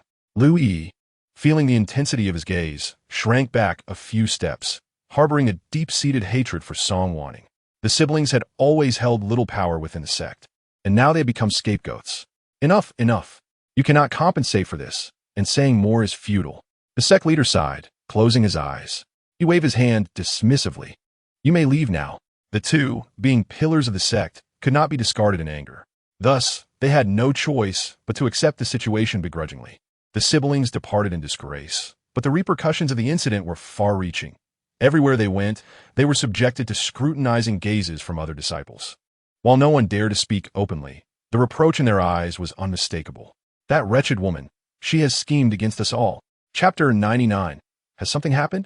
Lu Yao sat nearby, his face clouded with worry, an aura of resentment surrounding him. His external injuries had healed, yet the internal damage remained severe. Even expressing anger required caution, leaving him feeling utterly stifled. He gritted his teeth, devoid of any affection in his eyes. That wretched woman has deceived me for so many years. I warned you long ago that those born of the immortal lineage would never regard us with respect. But you did not believe me. Lu Yi's expression twisted with anger as she recalled Lu Yao's foolishness. Lu Yao's countenance darkened as he retorted, Isn't it because of your staged match that I ended up like this? The two exchanged heated words, neither willing to yield, each believing the other bore greater responsibility. After a long while, they finally calmed down and resumed their discussion on how to exact revenge. After suffering such a significant loss, they must ensure she pays the price. Yet, her strength is formidable. So, will you simply let her go? Of course not. I will make her regret it and beg me for forgiveness. Gu Qingyuan had already recovered most of his strength, and Yi Chuxue let out a sigh of relief. After repaying her master's kindness, she prepared to leave Wen Yangong. Just days ago, upon emerging from her retreat, she learned of the sect's dire situation and, amidst her astonishment, felt an inexplicable sense of satisfaction. Wen Yangong, a place devoid of humanity, was destined for destruction. Surely, the sect leader's expression must be quite grim now. Yi Chuxue felt a sense of delight within. After all, he had refused to come to her aid when she was in danger. He deserves it. As she packed her belongings, preparing to depart the sect, the bell suddenly tolled. This time, it was not the mournful toll of a funeral bell, but the foreboding sound of a warning bell that signaled significant events. The deep, oppressive sound reverberated throughout the sect. All cultivators were taken aback. What is happening? Is the sect facing collapse? What has occurred to warrant the tolling of the bell? Let us head to the square and see what the sect leader has to say. Hurry, it must be something serious. The disciples rushed towards the square, speculating on the unfolding events. Bai Yang and Li Ruo also heard the bell and immediately appeared outside the retreat chamber. Their master was still in seclusion, and with the sect in turmoil, they were uncertain whether to inform her. Bai Yang worried that sending a message might disrupt her cultivation, her brows slightly furrowing in concern as she contemplated the dilemma. Her master had distanced herself, not because of Li Ruo. There was no need for her to harbor resentment towards her. However, the two could not bridge the gap that had formed between them, maintaining only the barest semblance of civility, a relationship less intimate than that of ordinary fellow disciples. At this moment, Li Ruo suddenly produced a talisman and declared, Shizhuan said that if there are matters concerning the sect, we must notify her. Although Shizhuan has endured much from the sect, deep down, she remains concerned about its safety. Shizhuan is truly benevolent. Witnessing the entire scene, Bai Yang's complexion paled slightly, and he could not help but feel a twinge of jealousy in his heart. He took a deep breath and turned his head aside, reminding himself that he must not rush. He has ample time to slowly regain Shizhuan's affection. The two stood in silence at the door, and after a brief moment, they sensed a fluctuation of spiritual energy at the entrance. Shizhuan has emerged from her seclusion. Shizhuan, it seems something has indeed happened to the sect.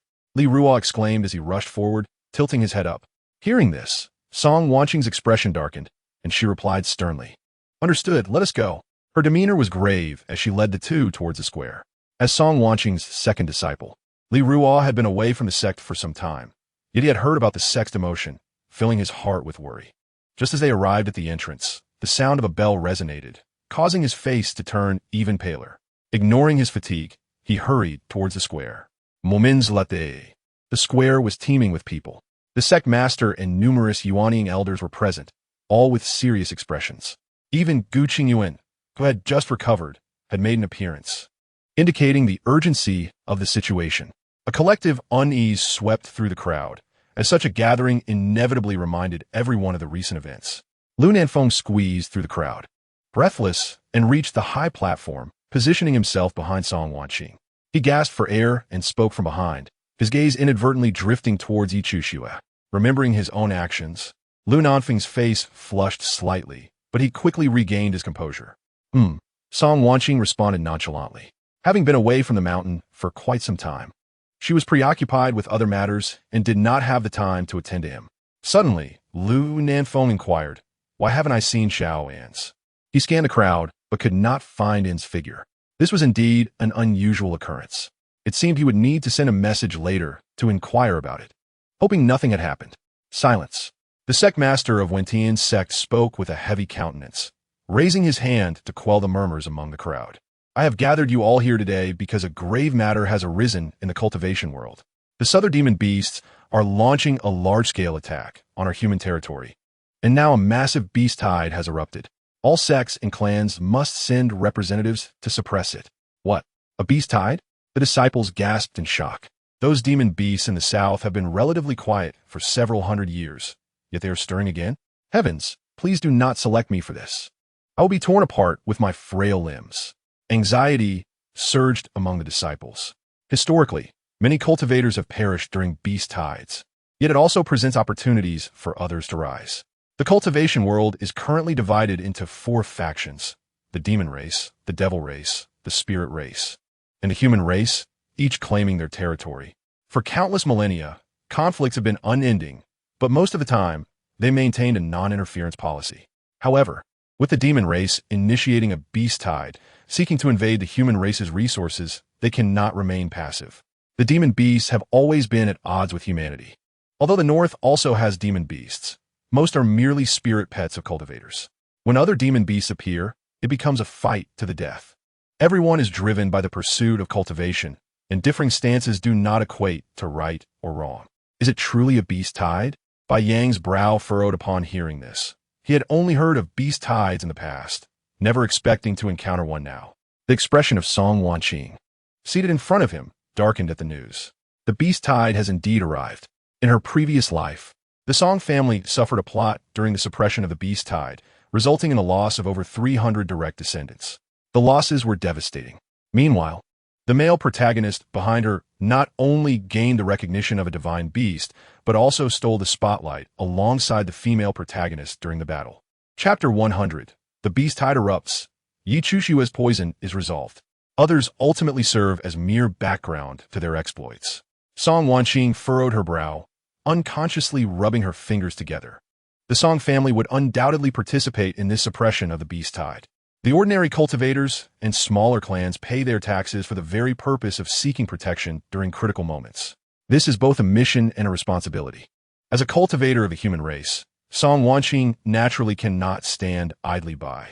She lowered her gaze and then lifted her eyes, breaking the silence as she addressed the crowd. Sect Master, I am willing to lead my disciples to suppress the beast tide.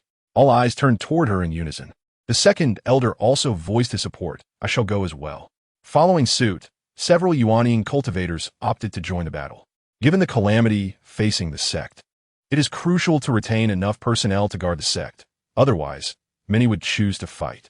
Gu Qingyuan cleared his throat and added, I shall go too. Gu Shidi, your injuries are not yet healed. It would be unwise for you to go, the sect master urged, his brow furrowing. Currently, Medicine Sect cannot afford any losses. However, Gu Qingyuan firmly shook his head in refusal. I must go.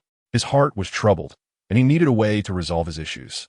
Suppressing the beast tide would provide an excellent opportunity. Very well, since you have all made your decisions, I shall not dissuade you further. The sect master solemnly declared. Our sect will send personnel to battle. Those interested may sign up. If there are not enough volunteers, we will randomly select individuals who must participate and cannot refuse. Understood. The following day, they would depart to suppress the beast tide. In the Song family as conference hall, Song Qingyuan wore a frown, his expression grim. Even though Wanqing had sent a letter in advance to inform him of this matter, upon receiving the news, he still felt a heavy weight in his heart. A single misstep could result in the loss of nearly 300 disciples of the Song family. Not the branches that had attached themselves, but the direct descendants. This would be tantamount to severing the Song family's future at its roots. Yi Chushue and Bai Yang do not yet possess such power. Who then is orchestrating all of this behind the scenes? With an unknown enemy lurking in the shadows, Song Qingyun's expression grew grave. However, the beast tide cannot go unrestrained. We must remain vigilant and steadfast. Even if it costs us our lives, we must protect our disciples. Casualties cannot be entirely avoided, but we can strive to minimize them, preserving the majority of our strength. The elder's expressions turned serious upon hearing his words. Since the clan leader had specifically mentioned this matter, he must have caught wind of something. Yes, clan leader, rest assured, whoever dares to plot against my Song family disciples, I will fight them to the death. Indeed, we shall fight them. The elders rallied together, united in their resolve. The Song family has gradually grown stronger, and they too are worthy of envy. Song Qingyun looked at the assembly, his heart swelling with pride. The unity of the Song family is their greatest strength. This time, let him see how the hidden adversary intends to harm his Song family. With the beast tide erupting, the borders were in a state of emergency. The forces tasked with suppression were on the verge of collapse, and all factions hurriedly sent representatives to the front lines. The sect master of Medicine Sect should have remained at the sect, but due to recent events, his image had suffered, and his standing among the disciples had wavered. Thus, he entrusted the affairs to the seventh elder and led his disciples towards the border. Even aboard the spiritual vessel, everyone was engaged in meditation and cultivation, with no one in the mood for leisure. In a room, Lu Nanfeng took out a brocade box and placed it before Yi Chushue. His eyes held a glimmer of hope as he quietly said, Yi Shimi, this mission is extremely dangerous, and the poison within you has always been a hidden peril. Inside this brocade box is the wand Du Dan, capable of dispelling all poisons in the world. You should take it. The poison will surely be cured. Yi Chushue gazed at the brocade box in astonishment, rendered speechless. The wand Du Dan is a legendary elixir that she had yet to refine. Where did Lu Nanfeng procure such a treasure? I know your nature is kind-hearted, so I would never do anything to make you loathe me. His eyes revealed unmasked affection, tinged with a hint of bashfulness as he looked at her. Although he was unaware of what had transpired, his heart could not help but leap with joy. Could this possibly mean he had a chance? He was reluctant to compete with De Xiong. Yet if De Xiong did not want it, would it not be acceptable for him to strive for it? However, a flicker of conflict flashed in Yi Chu Shue's eyes. The poison within her had always been a ticking time bomb, leaving her in a state of unease. The impending beast tide was fraught with peril, and if she could rid herself of the poison, it would be a boon. Yet she was not unaware of Lu Nanfeng's affection. She simply chose to feign ignorance. She did not harbor feelings for Lu Nanfeng. No matter how well he treated her, her heart remained unmoved. Sensing her dilemma, Lu Nanfeng forced a smile and said, "Yi Shi Mei, you need not feel pressured. Consider this pill as a loan from me. When you concoct it in the future, you may return it to me." He practically presented the brocade box before her, lowering himself to the dust. Yet, Yi Chu Shui felt unburdened and replied with a smile, "Very well, I will soon concoct this pill and return it to you doubly." She opened the brocade box to reveal the precious Wandu Dan. As the pill was ingested, a warm sensation began to circulate throughout her body. Every corner of her being was caressed by the warm flow, swiftly healing any hidden injuries. The toxins lurking within her meridians gradually dissolved, and her originally pale complexion suddenly regained its rosy hue. In but a moment, Yi Chu Shui felt invigorated. "The poison is truly resolved," she exclaimed joyfully. As the toxins dissipated, Song Wanning, who was meditating nearby, sensed the change. Realizing that the poison she had administered had been countered, she instantly lost her connection to Yi Chu Shui's position. Her gaze sharpened, sweeping towards the room. Upon discerning that it was Lu Nanfeng's interference, her expression darkened. Little did she expect that she had descended the mountain to seek an antidote for his precious beloved. Lowering her gaze, she acknowledged her oversight, realizing the fault lay with herself, not others. However, to unravel her schemes would not be so simple. Chapter 101. May I assist in alchemy? Among the three disciples, Lu Nanfeng always appeared rather moderate. As a cultivator of wood attribute spiritual roots, perhaps influenced by his roots, his disposition was consistently gentle. Whenever Nze caused trouble, he was always the one to counsel and clean up the mess. In his presence, he also displayed humility and respect. Yet sometimes such individuals can be the most hurtful. Even in moments of life and death, he would still preach about righteousness and morality. Though his eyes were red and his expression reluctant, he merely spoke without extending a helping hand. Song Wanning even found him more detestable than Nze. Lu Nanfeng had long harbored feelings for Yi Chu Shui, a fact she had sensed. However, she never anticipated that after all the twists and turns, Yi Chu Shui would still manage to resolve the poison. A shiver ran through her heart. Perhaps this was not merely Lu Nanfeng's deep affection, but also a manipulation of the heavenly path. Even at this juncture, the heavenly path continued to amend the narrative, instilling a sense of unease within her. The Song family had prepared well for the impending beast tide. Yet if the heavenly path favored them, it could prove troublesome. Song Wanning retrieved a communication talisman, sending another warning to Song Qingyun, urging them to exercise utmost caution. When the two factions converged, she would naturally devise a way to protect the Song family. At the border, the battle against the beast tide raged fiercely. As members from various sects arrived in succession, the pressure gradually alleviated, yet the situation remained grim. This beast tide was unprecedented in scale, even unleashing fifth-tier demon beasts. The ranks of demon beasts range from 1 to 6, correlating to the cultivation levels of human practitioners: chi refinement, foundation establishment, golden core, nascent soul, and transformation. Fifth-tier demon beasts possess combat capabilities equivalent to human practitioners in the nascent soul stage, and could even partially transform. Upon reaching the 5th tier, a demon beast could partially transform its lower half, and upon reaching the 6th tier, it could fully transform. During the heavenly tribulation, they could completely alter their form, akin to a chance to reshape their human appearance. However, for spirits, demon beasts, and demonic cultivators to withstand the tribulation was exceedingly difficult. Many perished under its wrath. In contrast, human practitioners found it somewhat easier to transcend the tribulation. Yet the proportion of those who could cultivate remained significantly lower, and their lifespans were considerably shorter. Thus, the realm of cultivation maintained a certain equilibrium. The Tianzong contingent arrived at the border. The length of the border under siege by the beast tide spanned over 100 kilometers, with hordes of demon beasts launching attacks daily, attempting to breach the line. The leader of the stationed army promptly approached. "Greetings, esteemed Jinjun. What is the situation?" The sect leader inquired, furrowing his brow. "This beast tide comes with great ferocity. Among them, the leading demon beasts have reached the 5th tier." As he walked, the leader narrated the circumstances. "The sheer number of this beast tide is astonishing. and their condition seems off. They appear excessively agitated, desperately seeking to breach the border and reach the other side.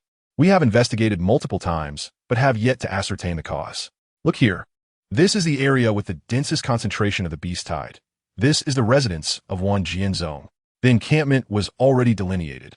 One Tianzong was merely a mid-tier sect, so their position had to be safer, while the most perilous areas were occupied by the 6 sects and 4 factions. Last night, the demon beasts launched an attack, and they were likely to strike again this afternoon. The leader's expression grew grave as he sighed. Last night, we suffered the loss of over 50 comrades. These individuals included both station troops and self-motivated loose cultivators. Loose cultivators referred to practitioners without sect or family affiliations, relying solely on themselves for cultivation. The flesh and hides of demon beasts held significant value. Consuming them could enhance spiritual power, while selling them could yield spirit stones.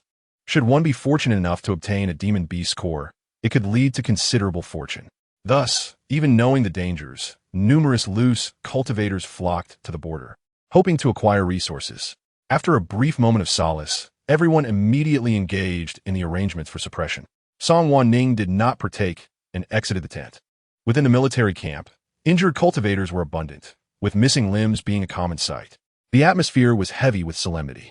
She gazed toward the mountains ahead, faintly sensing several powerful auras concealed within the peaks. Master, the voice of Lu Ninfeng came from behind her. What is it? She replied coldly, her gaze briefly lingering on Bai Yang. This time, accompanying Wen Tianzong into battle, the objective was the divine beast contracted with Bai Yang. She understood the necessity of preventing the male and female leads from gaining any opportunity, for otherwise, it would be akin to unleashing a waterfall. It would be impossible to contain. Therefore, she was determined to obtain this divine beast. Master, the sect leader has sent us to inquire whether you could assist in providing alchemical supplies for the encampment. Lu Ninfeng regarded Song Wanning with a tense expression, having developed a shadow of fear regarding her temper, dreading that she might suddenly lash out. The sect leader, not having a good relationship with her, had sent them as envoys. But was she the type to heed counsel? He sighed inwardly, feeling quite troubled. However, Song Wanning readily nodded. Very well. She had not intended to risk her life for Wen Tianzong on the front lines, and alchemy was a commendable alternative. Lu Ninfeng was taken aback. It was splendid that the master had agreed. That's wonderful. I will inform the sect leader that you have consented. No need, I shall go myself. Song Wanning waved her hand and proceeded toward the tent. Bai Yang's countenance shifted slightly, following her. He was puzzled, surprised by how accommodating the master was. Ever since she had annulled her engagement with Gusher Shu, she had not engaged in alchemy, nor was she willing to provide pills for the sect. Yet now, it seemed, filled with questions, the two followed her inside. Junior Sister Song, this beast tide is vast in scale, and the losses among the disciples have been significant. The supply of pills is particularly crucial. I fear it may trouble you. The sect leader smiled, lacking the previous confidence he once held. If the disciples suffered excessive losses this time, his position would become increasingly precarious. Of course, the materials for alchemy will be supplied by the sect, including an additional 10% of the cores we acquire daily. How does that sound? Good. Song Wanning nodded, recognizing the lurking dangers posed by the beast tide. Even if the sect leader did not mention it, she would still dedicate herself to refining elixirs for the sect. With an air of noble duty, she appeared to cast the sect leader in a less favorable light. He chuckled awkwardly, cursing inwardly, thinking that was indeed splendid. Yi Chu Shui, standing nearby, brightened at the prospect. The opportunity to refine elixirs in the camp promised a bounty of inner elixirs, a venture with assured returns. Chapter 102. The Crisis of the Song Family. She glanced at the sect leader and, once the crowd dispersed, hurriedly pursued him. Not long after, news reached Song Wanning that Yi Chu Shui would also be refining elixirs at the camp. However, her current skills were limited, confining her to the crafting of basic elixirs. Alongside her were several disciples adept in alchemy, while she only needed to ensure a supply of high-tier elixirs. Yi Shi Mei had willingly volunteered, ready to forego opportunities outside for the sake of the sect's disciples. Lu Ninfeng's eyes flickered. Only after speaking did he remember he was still in Song Wanning's presence, promptly shutting his mouth in anxiety. Song Wanning regarded him with an impassive expression. This beast tide represented an opportunity, one that could potentially lead to Lu Ninfeng's downfall. The words he had once imparted to her echoed in her mind. Master, as a cultivator of humankind, how could you bear to let yourself succumb to darkness? If I were you, I would have long since ended my own life. You are a distinguished Yuan Ing, true monarch of the Wen sect and the heir of the Song family. Shouldn't you possess such awareness? We cultivators cannot harm everyone simply out of infatuation with the mortal realm. I believe you can relinquish everything and face death with composure. Master, you should surrender. Facing death with composure? How easily those words rolled off the tongue. After dedicating over a century to cultivation, she sought longevity, even ascension. It was effortless for Lun and Feng to suggest she embrace death. Having been reborn, Song Wanning had already devised a plan for dealing with Lun and Feng. Her approach was not to eliminate him violently, but to return everything to him. She wanted to observe whether, when faced with his own reckoning, Lun and Feng could still uphold the lofty ideals he preached. In a fleeting moment of contemplation, she smiled at Lun and Feng. He immediately lowered his head, unable to meet her gaze, feeling guilty. Bai Yang stood nearby, somewhat lost in thought. Yichu Shui was an exceptionally ambitious individual, placing great importance on her own abilities. It was indeed unexpected for her to volunteer to refine elixirs at the camp. He did not perceive her as one who feared death. Rather, she was a person brimming with adventurous spirit. Her willingness to stay must have been for the sake of the Wen sect's disciples. Bai Yang lowered his head with a complex expression. Yishir Mei is still kind-hearted. Yishir Mei, here are the materials for refining elixirs. I have placed them for you. A disciple placed the materials in the alchemy room. Good. Yichu Shui smiled at the disciple, and after he departed, she began to process the herbs with a cheerful hum. Her spirits soared at the prospect of taking the initiative in alchemy. It was a multifaceted gain. Firstly, she could obtain inner elixirs as compensation. Secondly, she could hone her alchemical skills. Thirdly, she could elevate her status within the sect and regain the recognition of her peers. As for venturing out for adventures, she had ample time. After all, her alchemical techniques were inherited from the Yaowang sect, boasting an impressive success rate. A flicker of ambition crossed Yichu Shui's eyes. In truth, she also harbored intentions of competing against Song Wanning. She aimed not only to produce elixirs, but to craft many high-tier elixirs, ensuring others recognized that she, too, was a master of alchemy, not just Song Wanning. She desired to make Song Wanning uncomfortable, to let her experience the sensation of being scorned by others. Resolute, Yichu Shui was filled with vigor. This was her chance to rise anew. As the demonic beasts surged forth once more, the disciples of Wen sect mobilized, heading to the border to suppress them. Each disciple bore a serious countenance, their spirits aflame with determination. Bai Yang and Lun and Feng were among the ranks of disciples. Soon, only the injured garrison and a few alchemical disciples remained in the camp. Song Wanning sat in the alchemical room, not in a hurry to refine elixirs, but waiting for news of the Song family's arrival. Finally, after an hour, she received word of their arrival and promptly departed the camp. The flying carpet concealed within the clouds swiftly traversed the border, reaching the Song family's encampment in no time. Miss, greetings. Miss. Upon her emergence in the camp, the disciples of the Song family looked at her with sparkling eyes.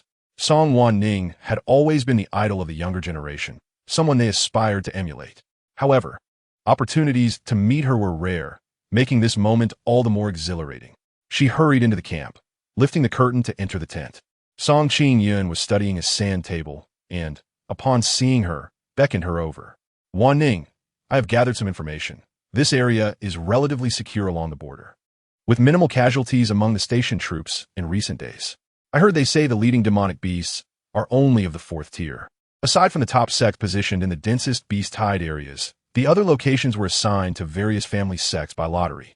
In her previous life, although the Wen sect had not yet fallen, the Song family had still drawn a location close to them. Initially, the demonic beasts attacking this area were indeed weak and few in number, making it much safer compared to other regions.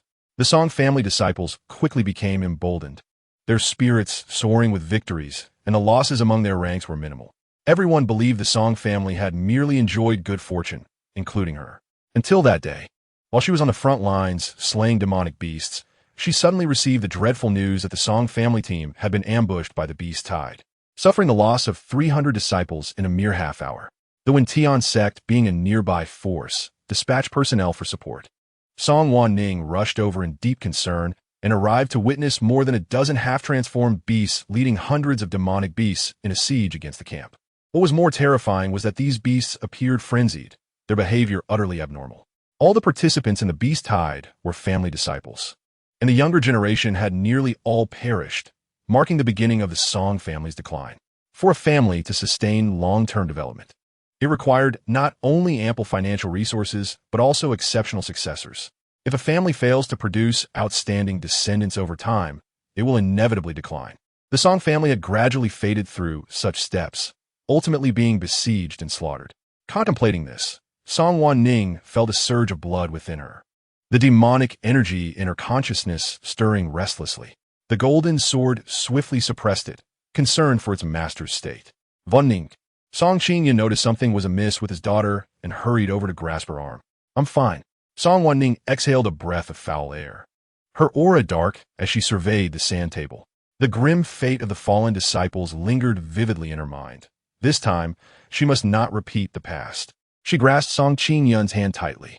"Father, something is amiss." Chapter 103. An insider? She raised her shadowy eyes, locking her gaze on a Song Qingyan. The state of the demonic beasts was suspicious, and the arrangements here were also peculiar. Everything fell off. Initially, Song Wanning had suspected the Song family had fallen victim to a scheme, contemplating that perhaps their assigned garrison location had been tampered with. Since the allocation of garrison locations was beyond the Song family's control, it was the easiest place for manipulation. However, upon further reflection, she realized that besides the garrison issue, it was likely. "You also suspect there is an insider?" Song Qingyan furrowed his brow and sighed as he inquired. Song Wanning remained silent for a moment before nodding. Her father had evidently already suspected this. "At first, I thought it was merely a problem with the garrison arrangement, that someone had orchestrated our position here to let us lower our guard, only to later draw in the demonic beasts and slaughter our disciples. However, I later sensed that something was amiss, though it was merely a conjecture. He brought along his own disciples, and naturally, I was reluctant to entertain such thoughts. Yet I found myself compelled to ponder them.